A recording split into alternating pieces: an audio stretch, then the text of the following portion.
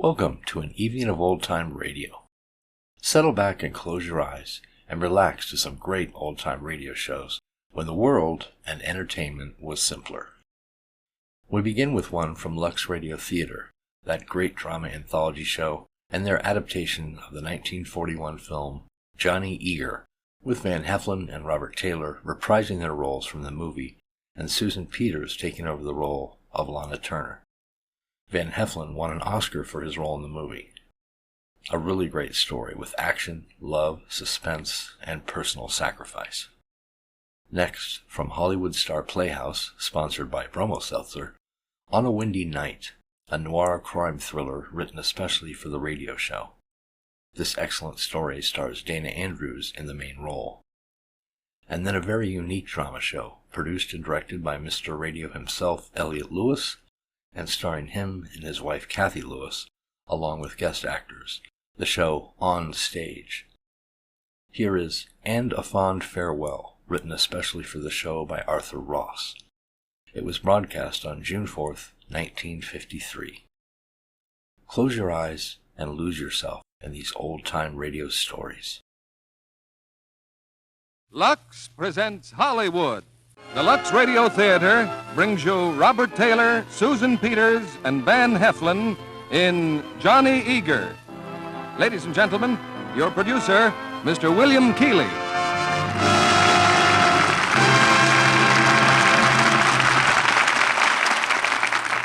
Greetings from Hollywood, ladies and gentlemen. Tonight we welcome back to the Lux Radio Theater two gentlemen who are appearing for the first time since returning from the service.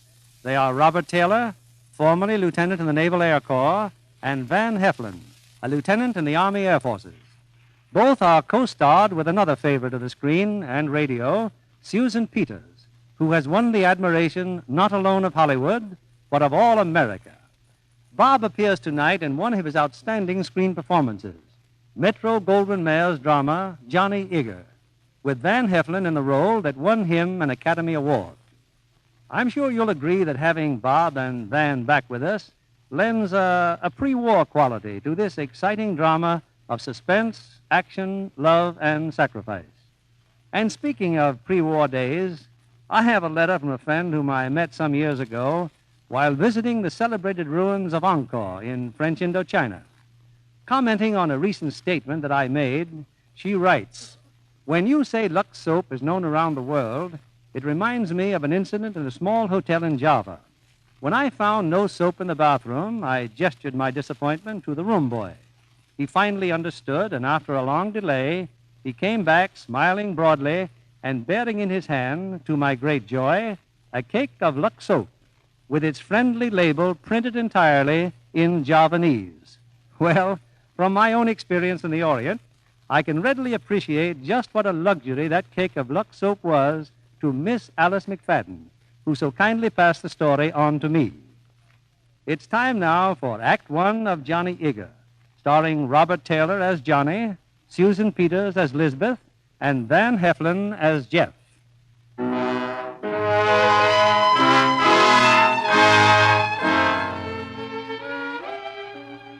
On the edge of one of our largest cities, a huge electric sign looms over a newly completed grandstand.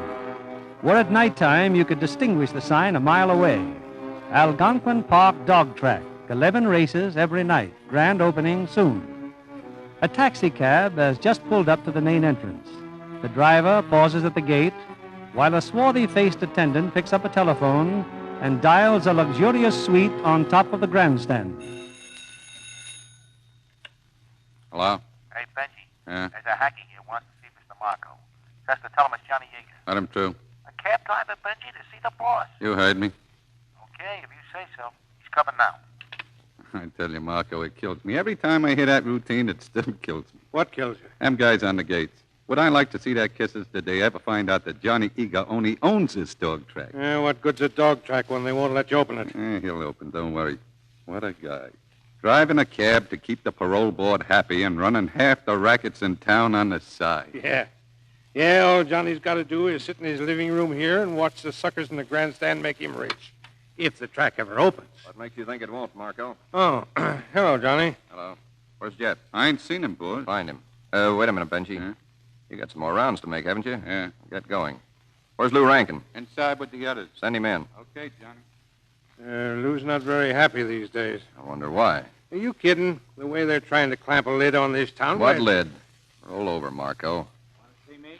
Yeah, you got anything for me, Lou? What's wrong? You think I'm holding out my collection? Nobody said you were.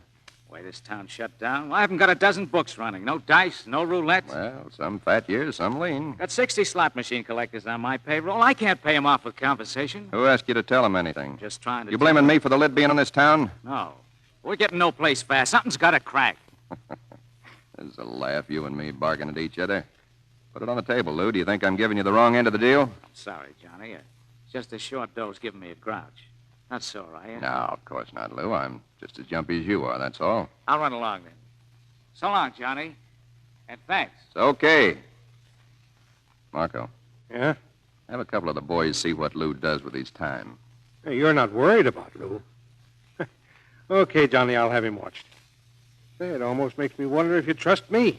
Silly question, huh, Marco? Now, look, I've got over $500,000 in this racetrack. We got to open, you understand? When are you going to get that injunction lifted?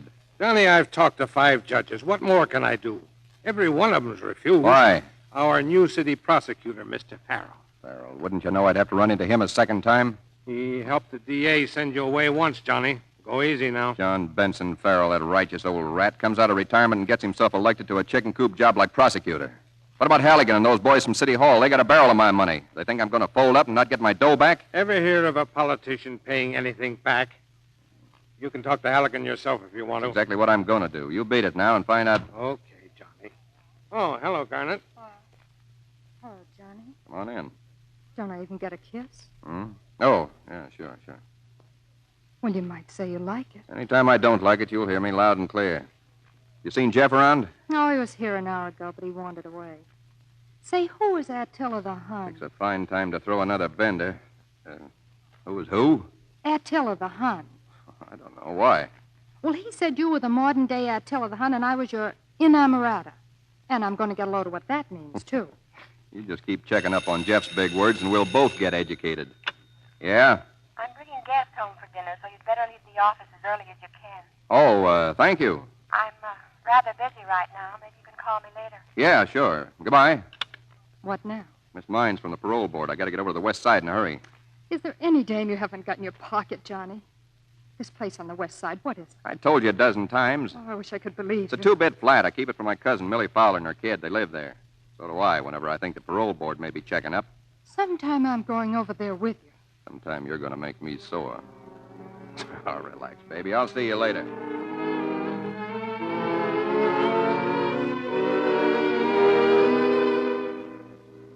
Oh, hello, Johnny. Somebody's coming? Yeah, from the parole board. Better put some tea on, Millie. Sure. You look good, Johnny. I'm okay. Bertie. Huh? Oh, hello, Uncle Johnny. Hiya. I bet the investigators would do. You wouldn't be coming near this rat trap. Stop being so fresh. If it wasn't for Uncle Johnny, where'd you think we'd be? He gets what he pays for. You ungrateful no. It's okay, Millie. Bertie's a good girl. She's got sense, haven't you, kid? Haven't you? Yeah, sure I have. And wipe that paint off your mouth and grab your school books. We're going to be doing your homework. Well, hello, Mr. Vern. Good to see you. Hello, Johnny. Glad to find you at home. Everything all right, Mr. Vern? Certainly, Johnny. This is just routine. Oh, Miss Sanford, Miss Bard, this is Mr. Eager. How do you do? Oh, and this is Mrs. Fowler and Miss Fowler. Hello. Well, isn't this nice? I hope you'll forgive us for coming here with Mr. Vern. It's okay. Won't you sit down? We were just going to have some tea. I'll bring it right in. Oh, please, we don't... No bother at all. You must be wondering what I'm doing here with 2 such good-looking girls, Johnny. I'm beginning to like the parole board better and better. Well, they're interested in sociology. I've been helping them with their field work. Sociology, huh? Let's see now. It's a study of social conditions, Mr. Eager. Seeing how the other half lives. Well, I mean, things like crime. What I mean... Yeah, sure. Except that I'm no criminal anymore. I wish they were all as straight as you, Johnny. Why, you're our model parolee. Well, yes, it's difficult to believe you were ever an offender, Mr. Mr. Vern can tell you, miss, one time or another I was indicted 38 times. Good grief. Johnny, don't you ever get hungry for the old days? Those $200 suits, that big bankroll, all the girlfriends you used to have? Here's your tea, ladies. Mr. Vern. Thank you. Yeah, sure I do. I'd be a chump not to admit it, but Then I think about that prison cell and how if I stubbed my toe just once more, I'd go back for the rest of those 5 years. Think about that, and I don't miss being a big shot at all. And you're satisfied driving a taxicab? Satisfied? Why, miss, I've never been so well off in my life. We were going to drop in on some of the other boys, Johnny, but when Miss Sanford saw your record, she particularly wanted to visit here. She did? Why? My name is Bard. She's Sanford. As a matter of fact, she didn't want to come at all, did you, Liz? Why not? Well, I think it's rather an imposition. I mean, it must be terribly embarrassing to have us come in this way. I'm very sorry. Oh, I'm glad you came. Where I've been, you can never get enough company. Thank you. Oh, Bertie, how's your schoolwork coming along? Oh, fine, Mr. Vern. Uncle Johnny's helping me with my homework. Oh? What is your homework? Oh, we got to write an essay on some famous character in fiction. We can't think of a good one. No, it's kind of tough.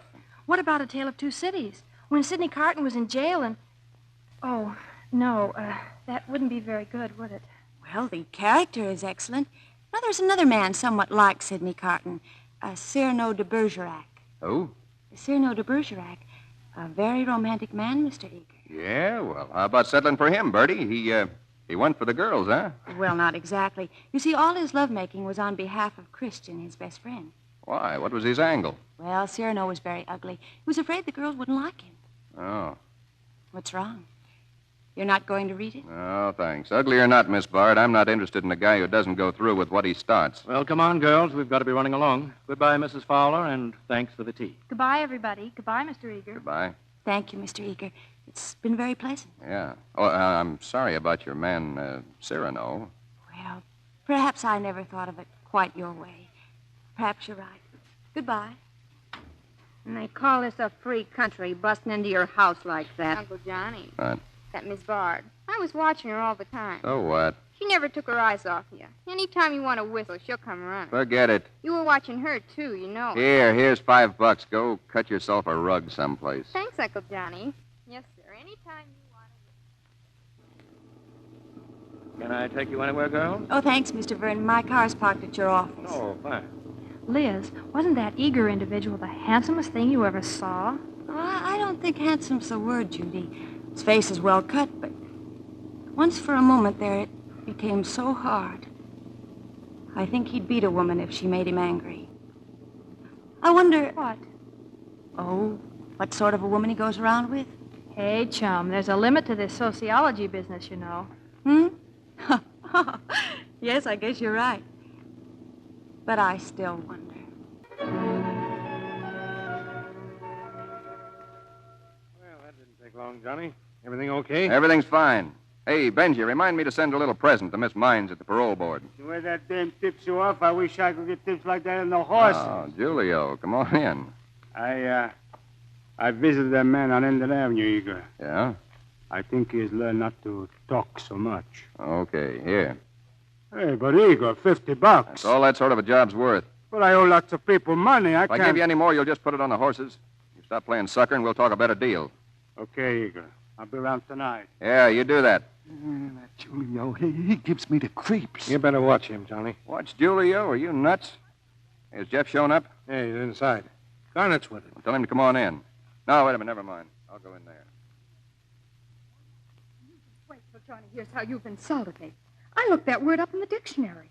Empress, I have incurred your displeasure. I shall fall on my sword at the first opportunity. You just wait. Beat it, honey. I want to talk to Jeff. Oh, Johnny. He called me an inamorata. I looked it up, and it says... Go on. It isn't smart to blow your topper that way. You. When I'm mad, I've got to show it. I can't hide it the way you do. Choose between us, Eager. Me or your beloved. You shut up. Either he apologizes or I walk right out of here. Suit yourself, sugar. Goodbye. I seem to have offended Garnett by using a polysyllabic word. You're drunk. Oh, no, Johnny, that's obvious.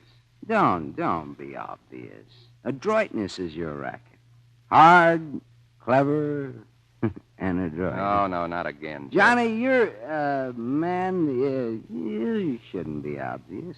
Observed, analyzed, and recorded for history because you're unique. Absolutely unique. Stop breaking my heart. You know, a lot of people think that I'm just a stooge for you. They don't know that I'm a modern Boswell recording for posterity the doings of a unique individual. The story of Johnny Eager. The next 40 generations will find that required reading along with Machiavelli. Hey, Johnny, what have you got? Something to sober you up? No, Johnny. Am I going to have to hold your nose and pour it down you? It'll make me sick. Go on, drink it. Feel better in a couple of minutes. But during those couple of minutes, I'll die 1,000 deaths. Here. You'd have let me walk right out on you, wouldn't you? That's the way you want it. Oh, Johnny, darling, you win, you win. When what? Were we betting? You're so cold-blooded. Sometimes I think I don't mean anything at all to you. This town's ready to explode on me any minute. I got 4 million things to think about, and you want to talk about love at 4 o'clock in the afternoon. Will I see you later? Well, I got to look around the town a little. I'll phone you or drop up to your place. All right, darling. I'll wait. Goodbye, Johnny. Goodbye. Does that young woman ever do anything besides make exits? You're going to wake up dead one of these days, Jeff. Well, everyone does sooner or later. Johnny, just a little short one? No. Why do you keep lapping up that stuff? I've told you, because every now and then I have to look in a mirror. Johnny? Well, I guess one won't hurt you. Say, Jeff, tell me, what do you hear about Lou Rankin suddenly getting the big head? Yeah, he's got a big head. That's why his brains rattle. Hear anything about Tony Luce running a wheel and 2 tables at the porthole? Yeah. I'm sorry. I forgot to check on that. Johnny, come on, give me that drink, please. Leaf's about to fall. Here you are. Now go and lie down. You got to snap out of this by tonight. We're calling on Mr. Luce. Oh? Say, Jeff. Sir? You know about these things. That guy, Serenota Bergerac or something, does a dame really fall for the type of chatter he dished out? Johnny, are you starting to encounter literate dames? Who said anything about dames? I can quote a few passages of Cyrano if you'd like. And what is a kiss when all is done? A promise given under deal, a vow taken before the shrine. Shut up. Go on to bed.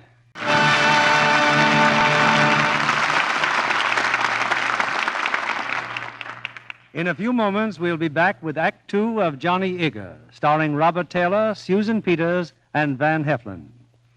Years ago, as a young actor, I toured the Southwest with a repertoire company. It was often rather rugged going, but we always looked forward to a town where we knew there was a Harvey restaurant. That was insurance of a really good meal, decently served. I still have a sentimental attachment to those eating places. And that's why I especially enjoyed seeing a preview of Metro-Goldwyn-Mayer's Technicolor musical, The Harvey Girls, starring Judy Garland and John Hodiak. Tonight, we have as our guest a hostess from one of these restaurants of the present day, Mrs. Laverne Stifler of Hollywood. As a hostess, Mrs. Stifler, you certainly will want to see what the original Harvey Girls looked like. Well, your picture opened here this week, Mr. Keeley. After waiting in line, I finally managed to squeeze in. I was so interested in what our waitresses were like in frontier days. I guess life was more colorful then, but I'll take the Southwest of today. Living is lots more comfortable, for one thing. Imagine it, Mrs. Stifler. Those girls of the 90s didn't have a single cake of Lux toilet soap. Poor things. I wonder how they managed. But seriously, Mr. Kennedy, I'm very grateful for that particular modern luxury. A restaurant hostess, you know, needs to be as careful of her complexion as a screen star. That's why I depend on Lux soap facials to keep my skin just the way I like it. Thanks, Mrs. Stifler, for that practical comment about Lux toilet soap. And looking at you, I'd say that in their presentation of the Harvey Girls, MGM didn't exaggerate the loveliness of those waitresses a bit. Busy, attractive women everywhere say Lux toilet soap is a beauty care that gets results. They like these quick, easy facials screen stars recommend. Here's all you do. Cover your face generously with the creamy active lather. Work it well in. Rinse with warm water, splash on cold. Then pat dry with a soft towel. Leave skin feeling so fresh and smooth. In recent tests of these Lux toilet soap facials by skin specialists, actually 3 out of 4 complexions improved in a short time. Why not see how effectively this gentle beauty soap will care for your own precious complexion? Mr. Keeley returns to the microphone. Act Two of Johnny Eager, starring Robert Taylor as Johnny, Susan Peters as Lisbeth, and Van Heflin as Jeff.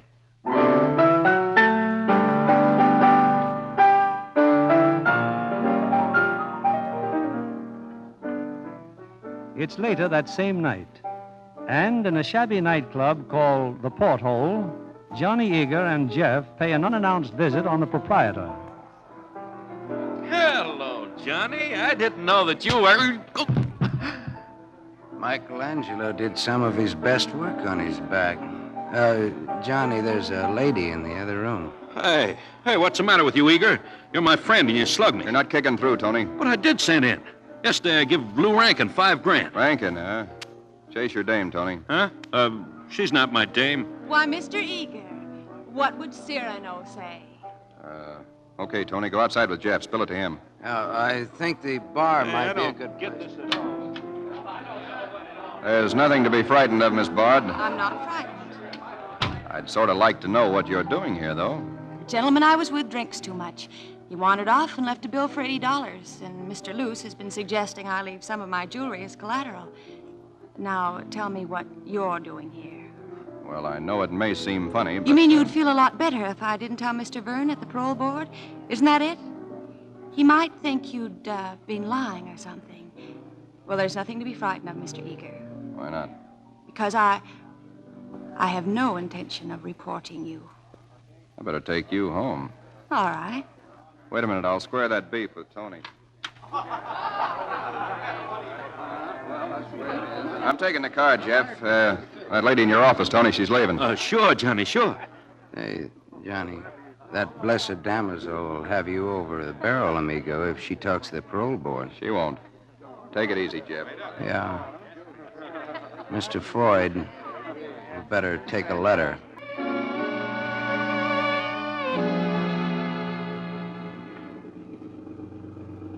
Look, we've been driving around for an hour. I like driving with you, Johnny. Let's stop all this Bush League nonsense. You don't want me to take you home, and you know it. Of course I don't. I just want to listen to you talk. Of course I don't want you to take me home. Johnny. Yeah? Does it bother you if a girl kisses you while you're driving?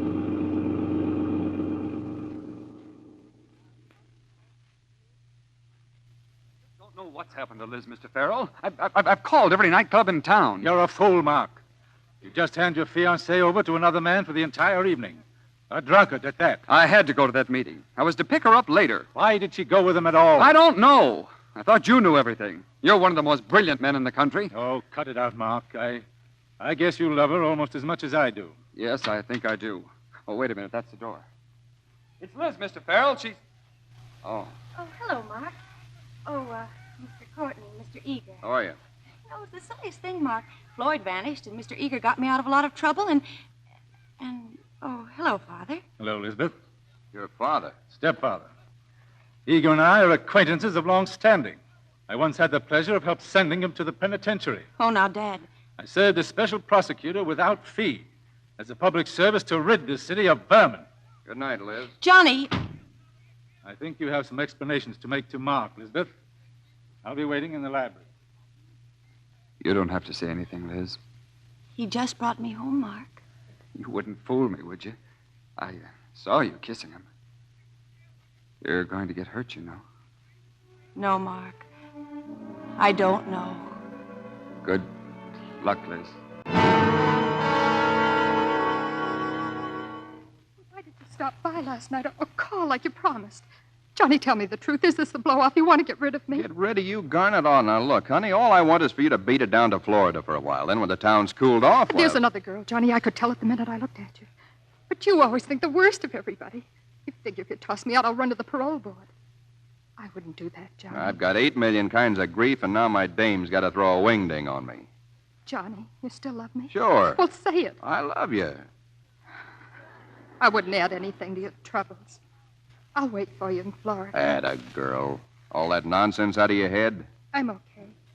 Kiss me goodbye. There's a train at noon, sugar. I'll get it. Goodbye, Johnny. And that's that, huh, Johnny? Why do dames always get so messy? Don't blow away the mist of love. Don't dust me from your list, my love. That's poetry, Johnny. I know another quotation. I can smile, and while I smile, cut your heart out with a bloody axe. That's from Shakespeare. I'll use an axe on you one of these days if you don't stop ribbing me. Johnny, why didn't you tell that poor kid the truth? I'm telling you once and for all, stop running me through the strainer. You're always telling me I don't understand something, brother. Well, you're the guy that doesn't understand because you're a sucker, and a sucker never understands a smart guy. You're a guy that has pals. Give a pal your last $50, wouldn't you?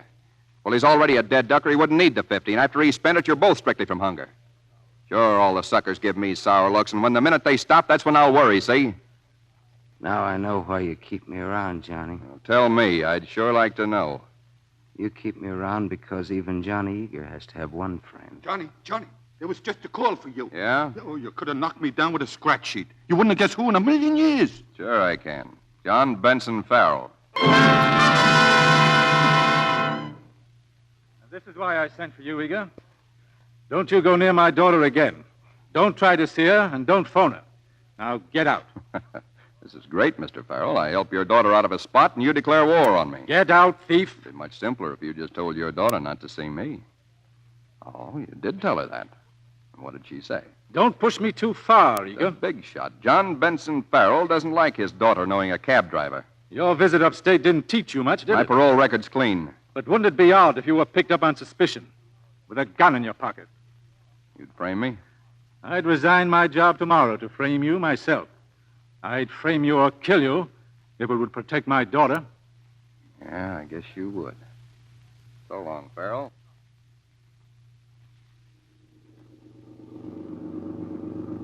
Well, what happened? He's just a little touchy about his daughter, but he hasn't got a leg to stand on, Marco. Johnny, it's not like you to blow your topper over a dame, especially when things are going haywire. The boy's tailed Rankin. He spent all morning with Halligan. Johnny, there's a big crossaroo on. Right now, I got something more important to think about. Farrell's daughter? That's right. As soon as we get back, find Julio for me. That dame's coming over tonight, and I got a little job for Julio.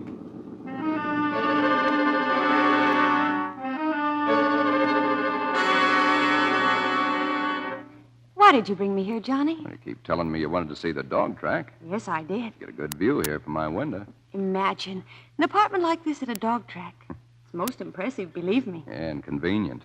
Oh, you must love dogs, Johnny, to put all this money into them. Well, I hope to get a lot more out of them. I'll tell you something, Sugar. I don't know anything about dogs. I never even owned one. Johnny, not even when you were a boy? Well, there were a million things I needed a lot worse than a dog. That sort of tells the story of Johnny Eager so completely. He never had a dog when he was a boy. You missed something, Johnny. That's why you're the way you are. Darling. Yeah?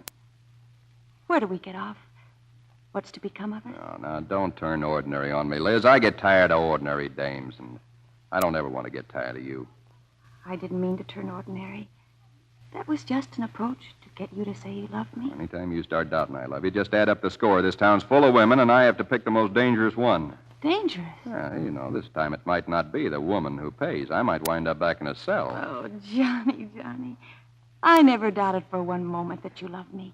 Never, darling. But don't talk about that horrible place. You're never going back there. Hey, if you don't mind, Benji, we'd just as soon be alone. It's not Benji, Eager. It's me, Julio. Johnny, he's got a gun. Blowing your top, Julio? You play me for a sucker, Eager, eh? Julio don't like that. Stand aside, sister. Put down that gun. No, Eager, no. This time you get yours. Johnny! His gun, Sugar. They're on the floor. Grab it, Liz. The gun, grab it. Johnny! Liz, the gun. Quick, he's got a knife. He's got... Thanks, Sugar. Johnny. That crazy heel. At least we got a break. It looks like nobody heard. Come on, you got to get out of here. We can't leave him like this. You want to stand trial for murder? I can't, Johnny. I can't run off. This is a fine time to unravel. You're putting yourself right in the grease, and you're putting me right back in the pen. No. No, I couldn't do that. I'll go, Johnny. I'll go. I'll put you in a cab. I'll have to get rid of that. Come on, buck up, baby. You'll be okay.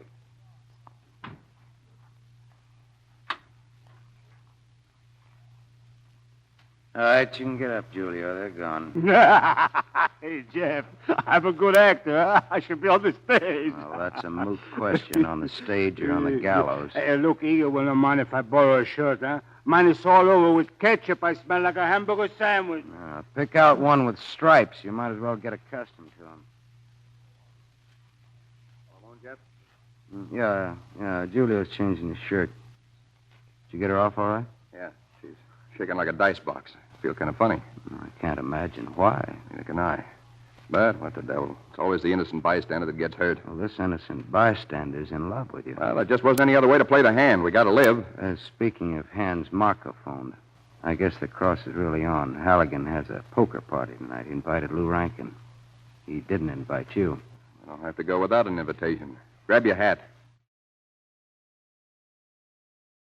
Hey, what are you doing with that bottle of bourbon? Taking it along. For me, Johnny? I'm touched. This one's for me. Between now and the time we reach Halligan's apartment, I'm getting oiled. At least Halligan's going to think so. At times, Johnny, you successfully challenged my keenest perception. Get Julio. I'll draw you both a diagram on the way over.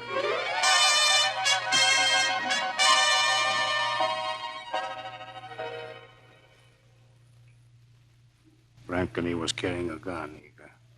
Here. Okay, Julio. Follow in my car. Well, Lou, a little late for the game, aren't you? Hello, Johnny. Waiting for you upstairs, Halligan, and the whole City Hall crowd. You been up? That's right, me and Jeff. As far as they're concerned, I'm still up there.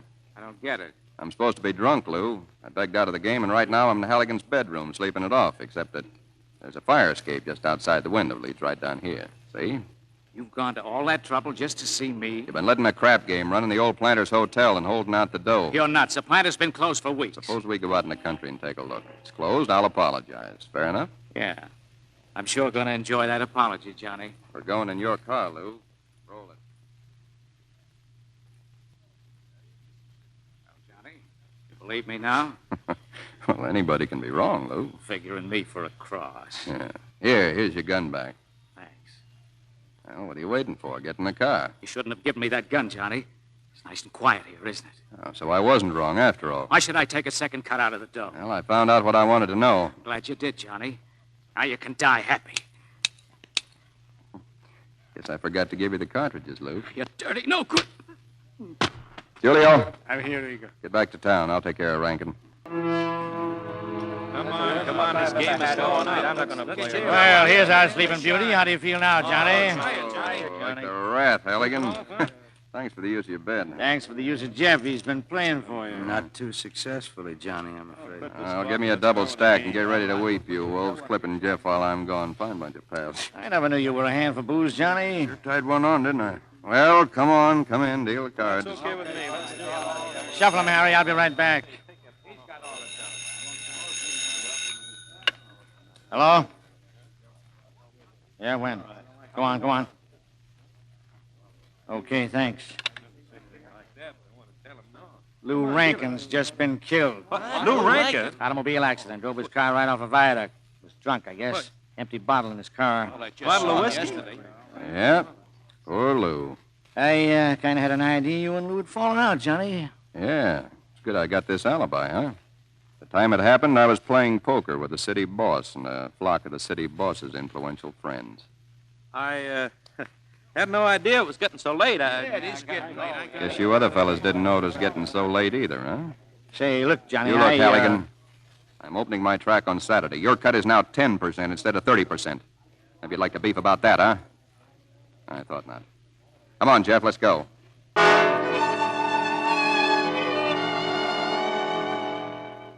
But, Johnny, it's Farrell. And he says you told him to come here. That's right, Benji. Send him in. He's in there, Mr. Farrell. Hey, how do you like these posters, Farrell? We're putting them up for the opening Saturday night. Oh, so that's it. This isn't Marco's track, it's yours. Why, you're a bigger thief than ever. You're in no spot to talk down to me, Farrell, so don't. We'll cover that later. What happened to my daughter last night? What did she say happened? I couldn't get a word out of her. She couldn't talk, or wouldn't. Eager, if you've done anything She'll that... be all right in a couple of days. I'm covering up for her. Covering up? Covering up what? Liz was up here last night. A thug busted in gunning for me. There was quite a battle. While he was trying to carve me up, Liz shot him in the back with his own gun. It isn't possible. Lisbeth. Well, she saved my hide. This man. What became of the body? Taken care of. Any witnesses? None I can't handle. I sent for you to tell you to sit tight. Tell Lisbeth to do the same. Where's the gun? Oh, I've got that safe with her fingerprints on it, just in case you might try to dream up some way of pinning it on me. I haven't any choice. I'll have to keep quiet. You'll do more than that, Farrell. You'll have the injunction on this track lifted. I'm opening Saturday night. Listen to me, thief. My love for my daughter can make me an accessory after the fact. but I'll cut my throat before I become an accomplice. I'll resign as prosecutor today. No, you won't. You told me you'd turn crooked to save Lisbeth. Well, you've never had a better chance. You mean you'd talk? Sure, I mean it. I'd blast the whole thing. You'd do that to her, to a girl who loved you enough to kill a man? I don't know from that love routine. This is business. Sure, I'm risking 5 more years in the can, but I'm betting you'll see things my way. And I think I'm betting on the favorite. All right. Go ahead. Open up Saturday night. Goodbye, Eager. Goodbye, Mr. John Benson Farrell. Oh, excuse me. Coming from his face to yours, I'd say you won. Don't you think you better start hoping that that's all bunk about Judgment Day? I feel generous, Jeff. Buy yourself a drink. I guess you didn't hear me. It doesn't matter, though. Jeff, from here on, we're in clover. Yeah, and high hats. Crawling into the belly of our favorite snake. Hmm? Go on, Jeff. Have a drink.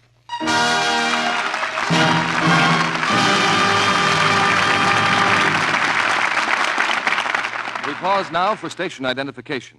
This is CBS, the Columbia Broadcasting System. In a moment, we'll bring you the third act of Johnny Eager, starring Robert Taylor, Susan Peters, and Van Heflin. Another of our guests tonight is the heroine of a success story, a story that might be called She Knew What She Wanted. Brown-eyed, auburn-haired Miss Roberta Jonet never had any doubts about what she wanted to do. At least not from the age of 7, Mr. Keeley, when I began my dancing lessons. From then on, I knew I wanted to be an actress-dancer. Did you have dramatic training, too? Yes, along with my high school diploma came a 2-year scholarship at the neighborhood Playhouse in New York. And after that, I had a chance to do solo dancing, and then came a year's tour of South America, Mexico, and Cuba. And then? Hollywood and a Paramount contract. That was 2 years ago. And since then, I know you've appeared in the picture Stork Club. Yes, and I have a part in the new picture, Miss Susie Slagles. Well, I understand you've been doing some directing, too, Miss Jonet. Yes, I've helped direct dance numbers in several Paramount productions. It's lots of hard work, but grand fun, too. Now, there's a real success story. And a story we take modest pride in because... Because I'm a Lux girl, Mr. Kennedy. Why wouldn't I be? So many famous stars have found Lux toilet soap works for them. It's the perfect complexion care, I think. But as a dancer, I value it especially because it's such a delightful bath soap, too. After a dance workout, the girls in my group and I make for the showers in a cake of Lux toilet soap. My, that creamy lather is refreshing. Makes you feel like new again. Thank you, Miss Roberta Jonet. 9 out of 10 screen stars, lovely women everywhere, find that Lux toilet soap makes a wonderful beauty bath, too. Here's what they say. When I step from my Lux soap bath, my skin is fresh, really sweet, perfumed with a delightful clinging fragrance. This daily beauty bath makes daintiness sure. Why not get fragrant white Lux toilet soap tomorrow? It's thrifty. Each satin-smooth cake can be used to the last thin sliver. Yet Lux toilet soap is as luxurious as only the finest ingredients can make it. Here's your producer, Mr. William Keeley. Act 3 of Johnny Eager, starring Robert Taylor as Johnny, Susan Peters as Lisbeth, and Van Heflin as Jeff. It's opening night at the Algonquin Park dog track. Thousands of people are betting on the races, and thousands of dollars are rolling into Johnny Eager's pocket. But now in his office, Johnny has a visitor, Lisbeth's friend, Mark Courtney. What's your beef, Courtney? Losing too much dough out there? Where can we talk alone? This is about Lisbeth. No, don't go, Jeff. This is an uptown character. He likes an audience. What about Lisbeth? Eager, you haven't seen her in 5 days. She's in awful shape. I don't think she's eaten in all that time. I don't think she's even slept. Just staying awake with some awful sort of driving hysteria. I don't get it. Neither do I. But whatever it is, it's mixed up with you, isn't it? And I thought perhaps if you had enough money, you'd consider breaking your parole and going somewhere else. How much money? $300,000. You're only halfway to the boat, pal. I got $500,000 tied up in this track. All right, I think I can borrow the difference. Hey, what racket got you $300,000? Hold on to your hat. My grandfather left it to me for not taking a drink till I was 21. Mr. Courtney, if you wish to make up for lost time, I'd be honored to buy you drinks from here to the grave. I'd forgotten about characters like you. How about it, Eager? How do you know after you give me the dough I won't take Lisbeth with me? But I mean you to take her with you, naturally. Why? Because she's in love with you. It never can be said you don't make interesting talk. I'll think it over. Let me know as soon as you can, please. What's his angle, Jeff? What's his angle? You don't know? No, do you? Yes. Yes, I know, Johnny. But nobody born to woman could explain it to you. Why not? Go on, why not? Because it's unselfish.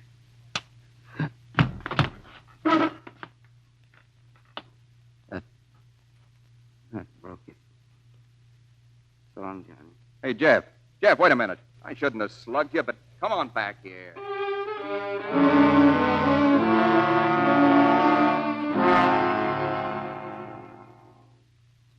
Oh, Johnny. Hi, Jeff. Where you been? Like Garnet. Johnny, I came back for my purse. Oh, I didn't mean to dust you, but you shouldn't needle me all the time. The needle shall be proportionately dull from now on. Fine thing, walking out on me. Where would you go? You want to know, Johnny? Down to the district attorney's office. I was going to sing, Johnny, about poor old Lou Rankin and those two impetuous Maletti brothers. Their souls rest in cement. And then what? Then I was going to blow out my brains. You do that to me? Yeah. Johnny, I thought about you, and I thought about that girl, and I said to myself, well, somebody's got to do it. But you know something? You stopped me. I stopped you? Yeah. She'd only eat her heart out a little slower with you in the death cell, and besides, I hadn't got the nerve to blow out my brain. No, it's just like you said, you're the boss, Johnny. You got everybody over a barrel. Oh, cut it out, will you?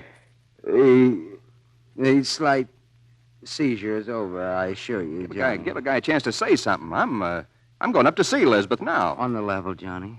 Listen, you do feel a little different there, don't you? What are you talking about? She's just a kid who thinks she's carrying a torch. I'll throw her a couple of laughs and snap her out of it. And I'm doing it for you as much as anybody. Thanks, Johnny.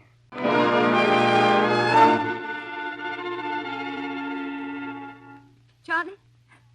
Oh, Johnny. Darling, darling. Oh, but you shouldn't have come. There might be someone who... Oh, now, don't be scared, sugar. I saw your father downstairs. He said I could come on up. Look, honey, I don't like this. You look bad. It's just that I haven't slept much, I guess. I've been afraid to. I thought I might talk about it in my sleep and they'd be listening. Johnny, that man, did he have any family? A wife, children? Because if he did, No, not a soul. Oh, thank goodness for that. It's been on my mind so that... Wait a minute. You got to be just as tough about this as he would have been. Darling, I am. I will be. Johnny, they couldn't take you back just for being present or anything like that. Could they? Could they, Johnny? No, of course not, but... Oh, I can wait. A year isn't so much. What are you getting at? They'll never get a word out of me until then. Oh, Johnny, it'll be such a relief to tell. You'll tell who? The police. Just as soon as it won't get you into any trouble. Oh, Johnny, it's only the thought of them taking you back that gives me the strength to hold out that long. Don't you see? Liz, now, wait a minute. It's all right, darling. It's all right. Now, you listen for a minute. First off, I'm telling you that I love you. You hear that? I've known that all the time. Sure, but I've told it to other women, see? Only to you, I mean it, and always. Now you can get yourself set to start hating me. I used you understand? You never killed anybody. Johnny... That guy you think you killed works for me. The gun was full of blanks, and I framed the whole deal so you'd think you were in a jam. Liz, I used the whole thing as an angle on your old man. That's why my dog track opened tonight. He's afraid I'd start spilling about you, but that guy's no more dead than we are. Oh, Johnny, my darling. To think of such a lie. Such a wonderful, fantastic lie. Yes, but you've got to believe me. Johnny, you're sweet. But suddenly I'm so tired. I want to lie down, please. Sure, but remember, Liz, you can walk out of here and forget the whole thing. You never killed anybody. Hold my hand, darling. I just want to go to sleep. Hold my hand until I go to sleep. And come back soon, Johnny. I'm not afraid of talking now. I'll sleep so quietly, Johnny. I won't talk. I know I won't. Well, Johnny, what? She's got Julio on her mind. It's supposed to driving her crazy.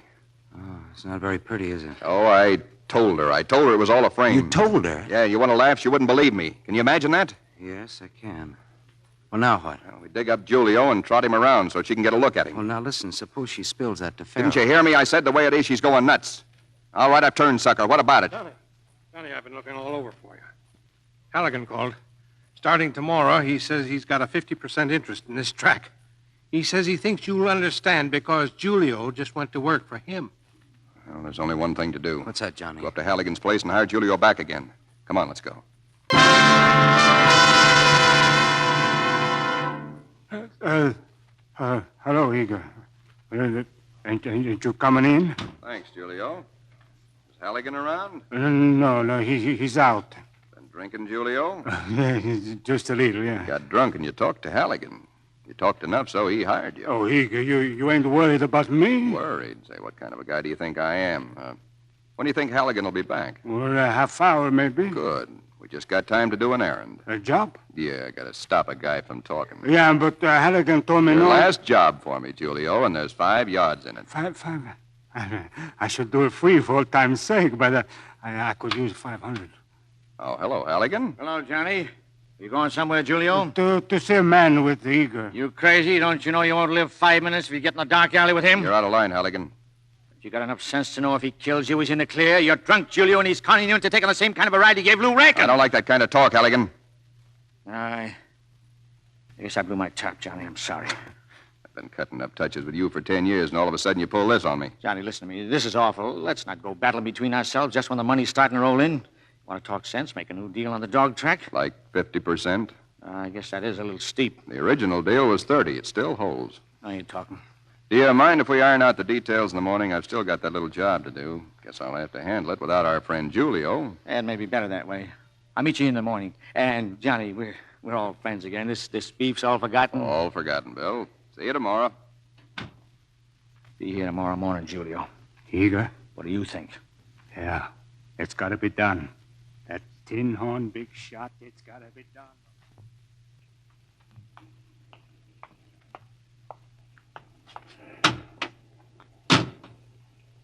I'd say that you didn't get what you wanted. Not yet. Halligan wouldn't turn Julio loose. What are you looking for? There's a gun in this glove compartment. I may be needing it. Oh, it's going to be like that. As long as I'm a sucker, I might as well go the whole way. Where are we going? Only the corner. I want to make a phone call. You sit tight and keep your eye glued on this building. Watch for Julio.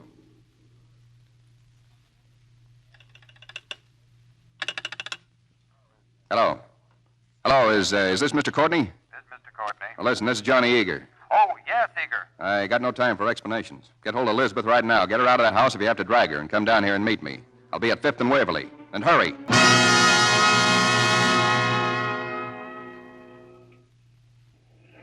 No sign of Julio, Johnny. Okay. Take the car, Jeff. We're separating. Look, is there anything you want me to do? No, just get going. Yeah, sure. So long, Johnny. Johnny. Yeah?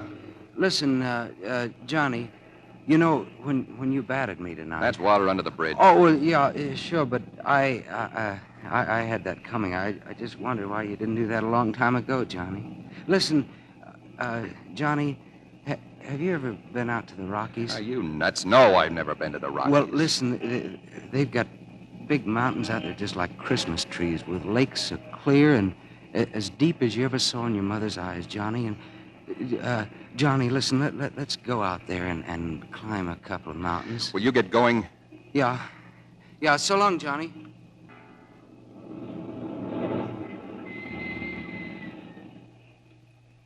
It's about time, Courtney. Turn off your lights. They're off. Johnny, what is all this? Mark said you called Listen him. to me. Any minute now, one guy or 2 guys are going to come walking out of that apartment house up there, and one of them will be the guy you think you knocked off. And I'm going to bring him over here and show him to you. Full of life, just like I said. Darling, I told you before Hey, that I... what do you think your boyfriend here did? Had himself a big moment. Thought I was short on dough, so he offered me all his cash if I'd get out of town and take you with me. Now, wait a minute, Eager. So I guess when you and I split up, you could be halfway happy with a guy like that, huh? Split up, Johnny? Yeah, you know people like you and me. We break as quick as we hit. Johnny, don't joke anymore. You said it tonight. You said I was the only one. Oh, sure, that. Well, you were in a wingding. You got to say a few phony words if it's going to help a pal out of a wingding. You don't mean that, Johnny. You don't. Cut it. Here he comes. Is that your man? Yeah, stay in the car, both of you. I'll duck around and back.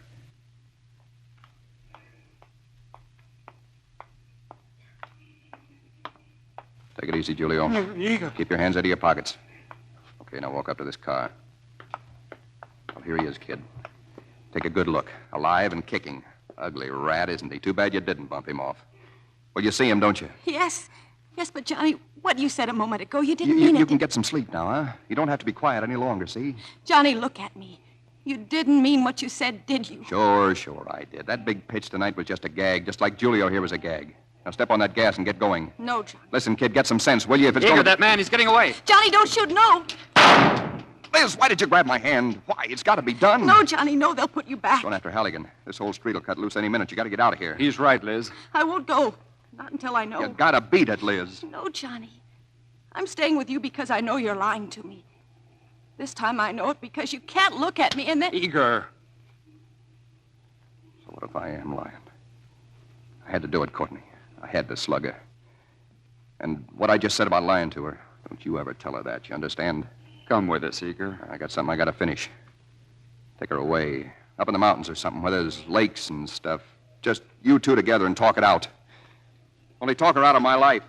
Talk her out of my life. So long, Eager.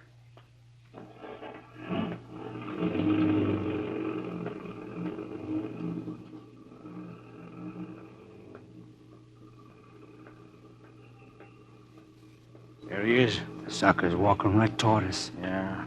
All right, Julio. Let him have it.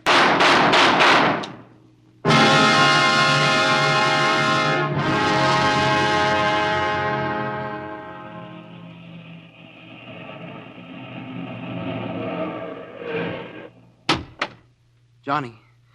Johnny. Oh, Jeff. Hello, Johnny. Jeff. What's the highest mountain we're going? What? Johnny? Johnny. Stand aside, buddy. Who shot him? I don't know. I think it came by that building, Mac. All right, what'd he say? You were just talking to him, buddy. Hey, he's dead. Yes. Yes, he's dead. Well, he just asked about a mountain. What mountain? Did you know this guy? Know him? It says in the Bible, there be 3 things which are too wonderful for me. Yea, 4 which I know not. What are you talking about? The way of an eagle in the air, the way of a serpent upon a rock, the way of a ship in the midst of the sea, and the way of a man with a maid.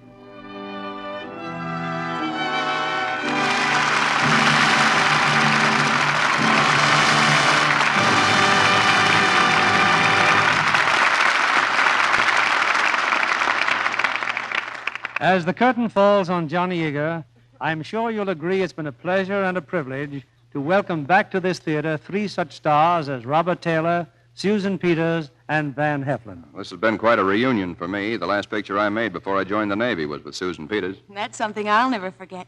Playing opposite Robert Taylor was a great pleasure. And now that Bob's back, I imagine plenty of other feminine stars are looking forward to the same chance. Weren't you and Colonel Keeley together in the Air Force's van? Well, as close as a lieutenant and a colonel ever get. Actually, this is the first time I've seen Van since he left on his overseas assignment. You did a great job, Van. Well, if you don't mind my saying so, Colonel, I think you did a splendid job on your Army picture target for today. I just wish the public could have seen that. I imagine war experience will be a great help in making pictures for the public. Well, a monumental example of that is Metro-Goldwyn-Mayer's current picture, They Were Expendable. There you have Bob Montgomery back from active duty as the star, and Captain John Ford, also from the Navy, as director. Yes, and as a Navy man, I can say the result is mighty authentic and mighty convincing. Susan, I understand you're taking up a new career in the literary field.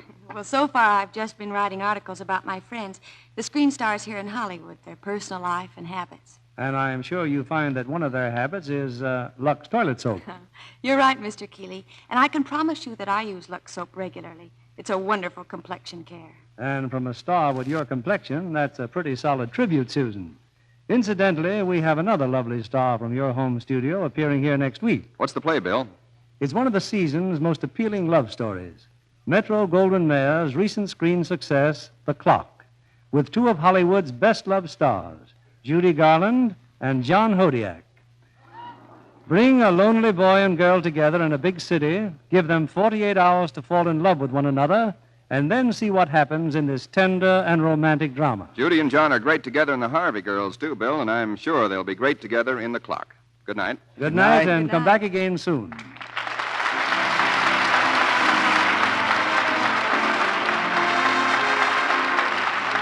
Our sponsors, the makers of Lux Toilet Soap, join me in inviting you to be with us again next Monday evening when the Lux Radio Theater presents Judy Garland and John Hodiak in The Clock. This is William Keeley saying good night to you from Hollywood.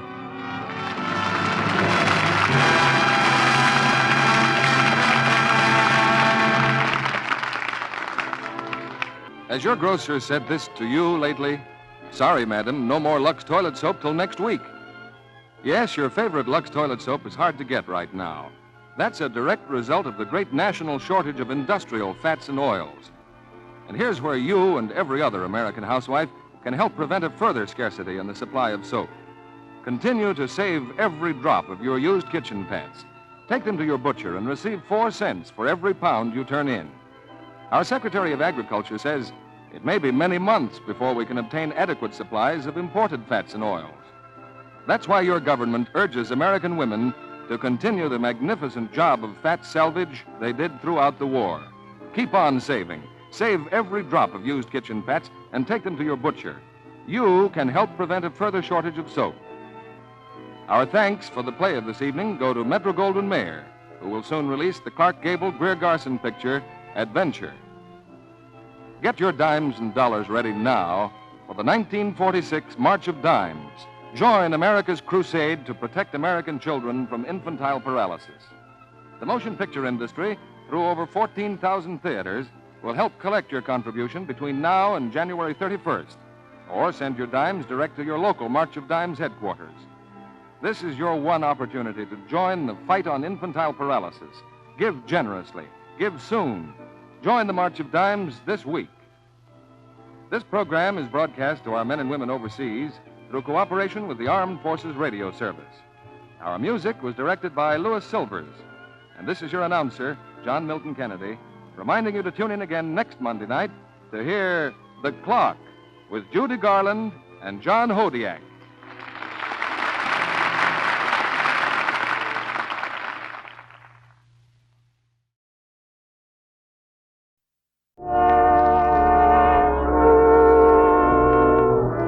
Seltzer presents Hollywood Star Playhouse. Tales of suspense, thrills, adventure by Hollywood's finest writers with Hollywood's top stars.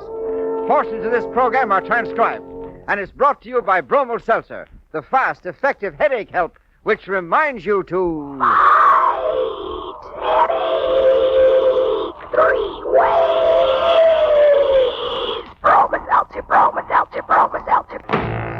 Good evening, ladies and gentlemen. This is Herbert Rawlinson. Welcome to the Bromo Seltzer Hollywood Star Playhouse. Murder will out. It was Chaucer who first said that 600 years ago. But it was true then, and it is still true, that sometimes murder will out too late. Consider this stark reality as Mr. Dana Andrews creates for you now the extraordinary role of Professor Everett Grover in the story called On a Windy Night.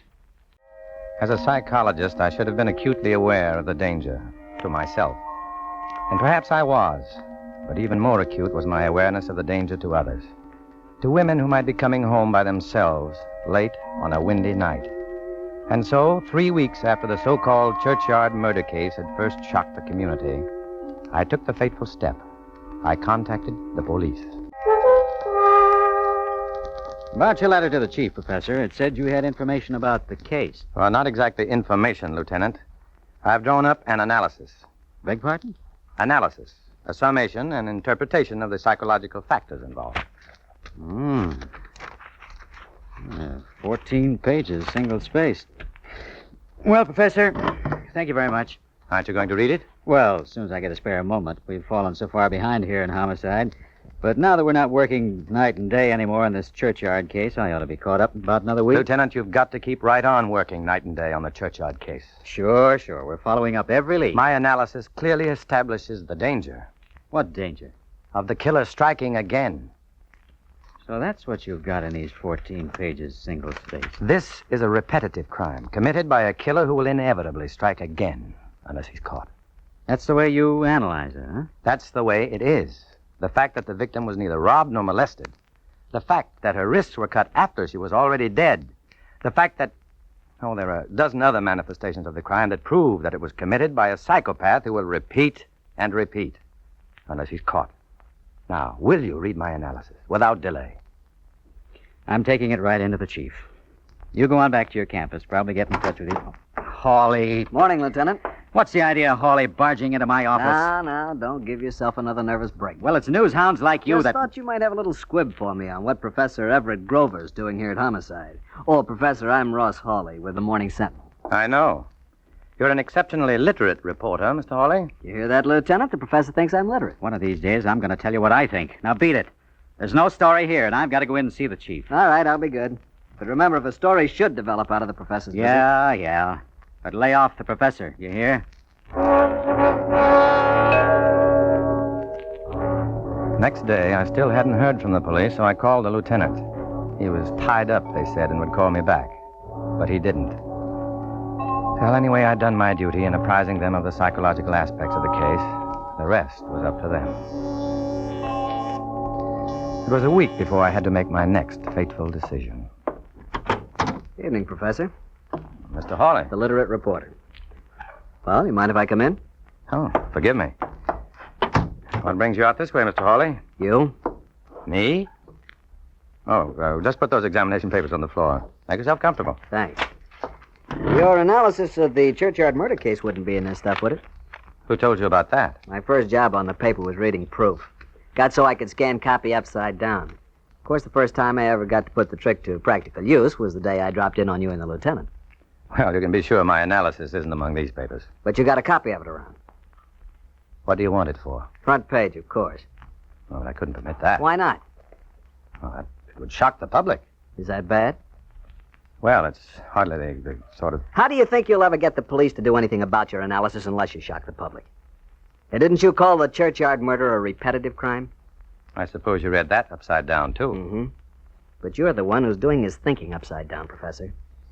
If you're really so sure of your conclusions... Of course I am. Then it's your responsibility to do everything you can to prevent murder number 2. And number 3. Who are you to speak of responsibility? All you care about is getting a sensational story. Suit yourself. How are you going to feel, Professor, when you read the sensational story of murder number 2? Wait. Yeah? You know, you're quite a psychologist yourself, Mr. Hawley. Get out your pencil and plenty of paper. It would be an understatement to say that the story which Rose Hawley had on page 1 next morning was only a sensation. Even inside my classroom, it proved impossible to maintain a discussion on any other topic. And the second period had hardly begun when I received a summons to the office of Miss Wilton, the dean. Oh, here he is now. Come in, Professor. Oh, Dean, I hope I haven't... I assume you've already met our chief of police, Mr. Marsh. Oh. Well, not because I didn't try. Now, you listen to me, Grover. Please, won't you both be seated? Thank you. Professor, Mr. Marsh seems to think that this morning's newspaper story was unfortunate. Unfortunate. Why, the women in this town are scared half to death. They're driving us crazy down at headquarters, demanding that we rush right out and capture this repetitive killer. Believe me, Chief, I can appreciate your situation, but... Can you? Yet you couldn't resist playing into Ross Hawley's hands, couldn't resist getting your name in the headlines. I felt it my duty to let the facts be known, after you had seen fit to ignore... Facts? What facts? Now, you look here, Professor. How many murders have you ever known, talked to, trapped? Professor Grover is the author of The Psychopathological Killer, considered one of the most definitive works on the subject. That's not what I asked. I want to know how many murders has my... Personally, I've known but a few, and trapped none. Chief Marsh, But vicariously, I've known hundreds, thousands. Known them so intimately that I can instantly recognize a pattern of psychopathological behavior. Psychopathological?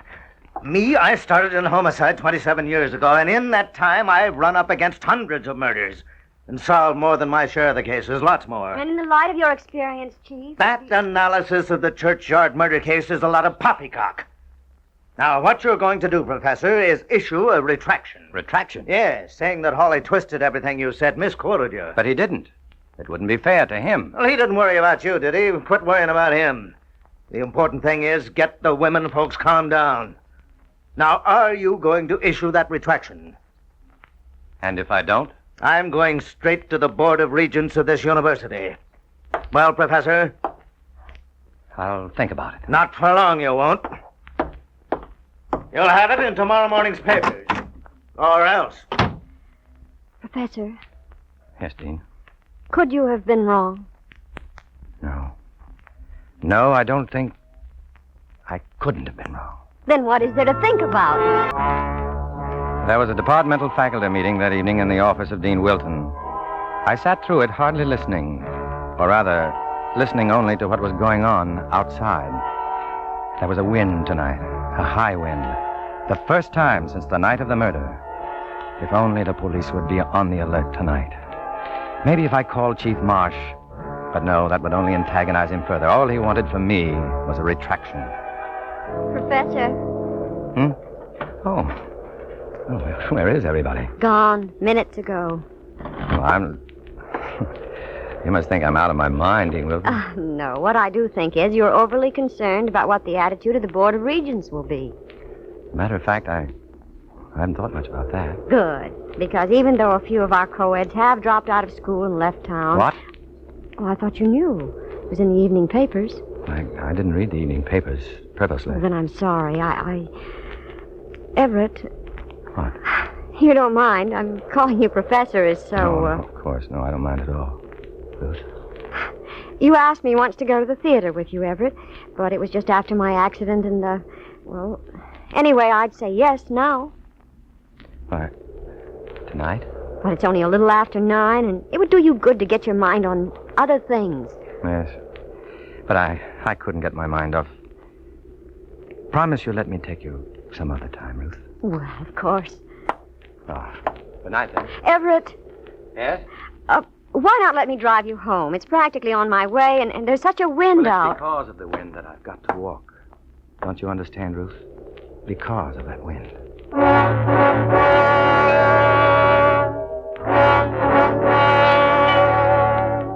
I don't know how long I walked or where.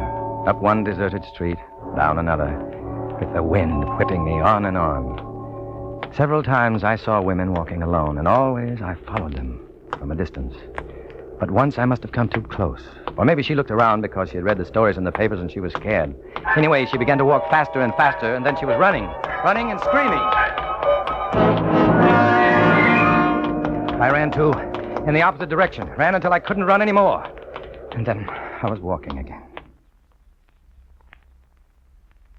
And then I found myself in my own bed, in my own apartment, and someone was frantically ringing my doorbell. Right? All right. I'm coming.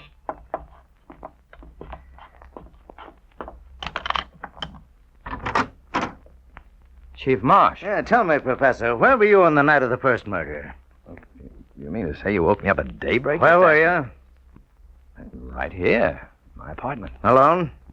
Of course. You said first murder. Yeah. You were so right, Professor, about it being a repetitive crime. Last night. Practically a carbon copy. So if you'll get dressed, I'll take you down to headquarters to dictate your statement. Statement?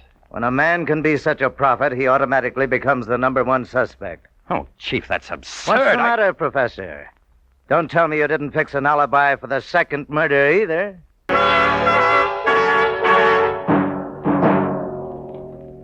Bromo Seltzer, the fastest effervescent in the headache field, is bringing you Hollywood Star Playhouse.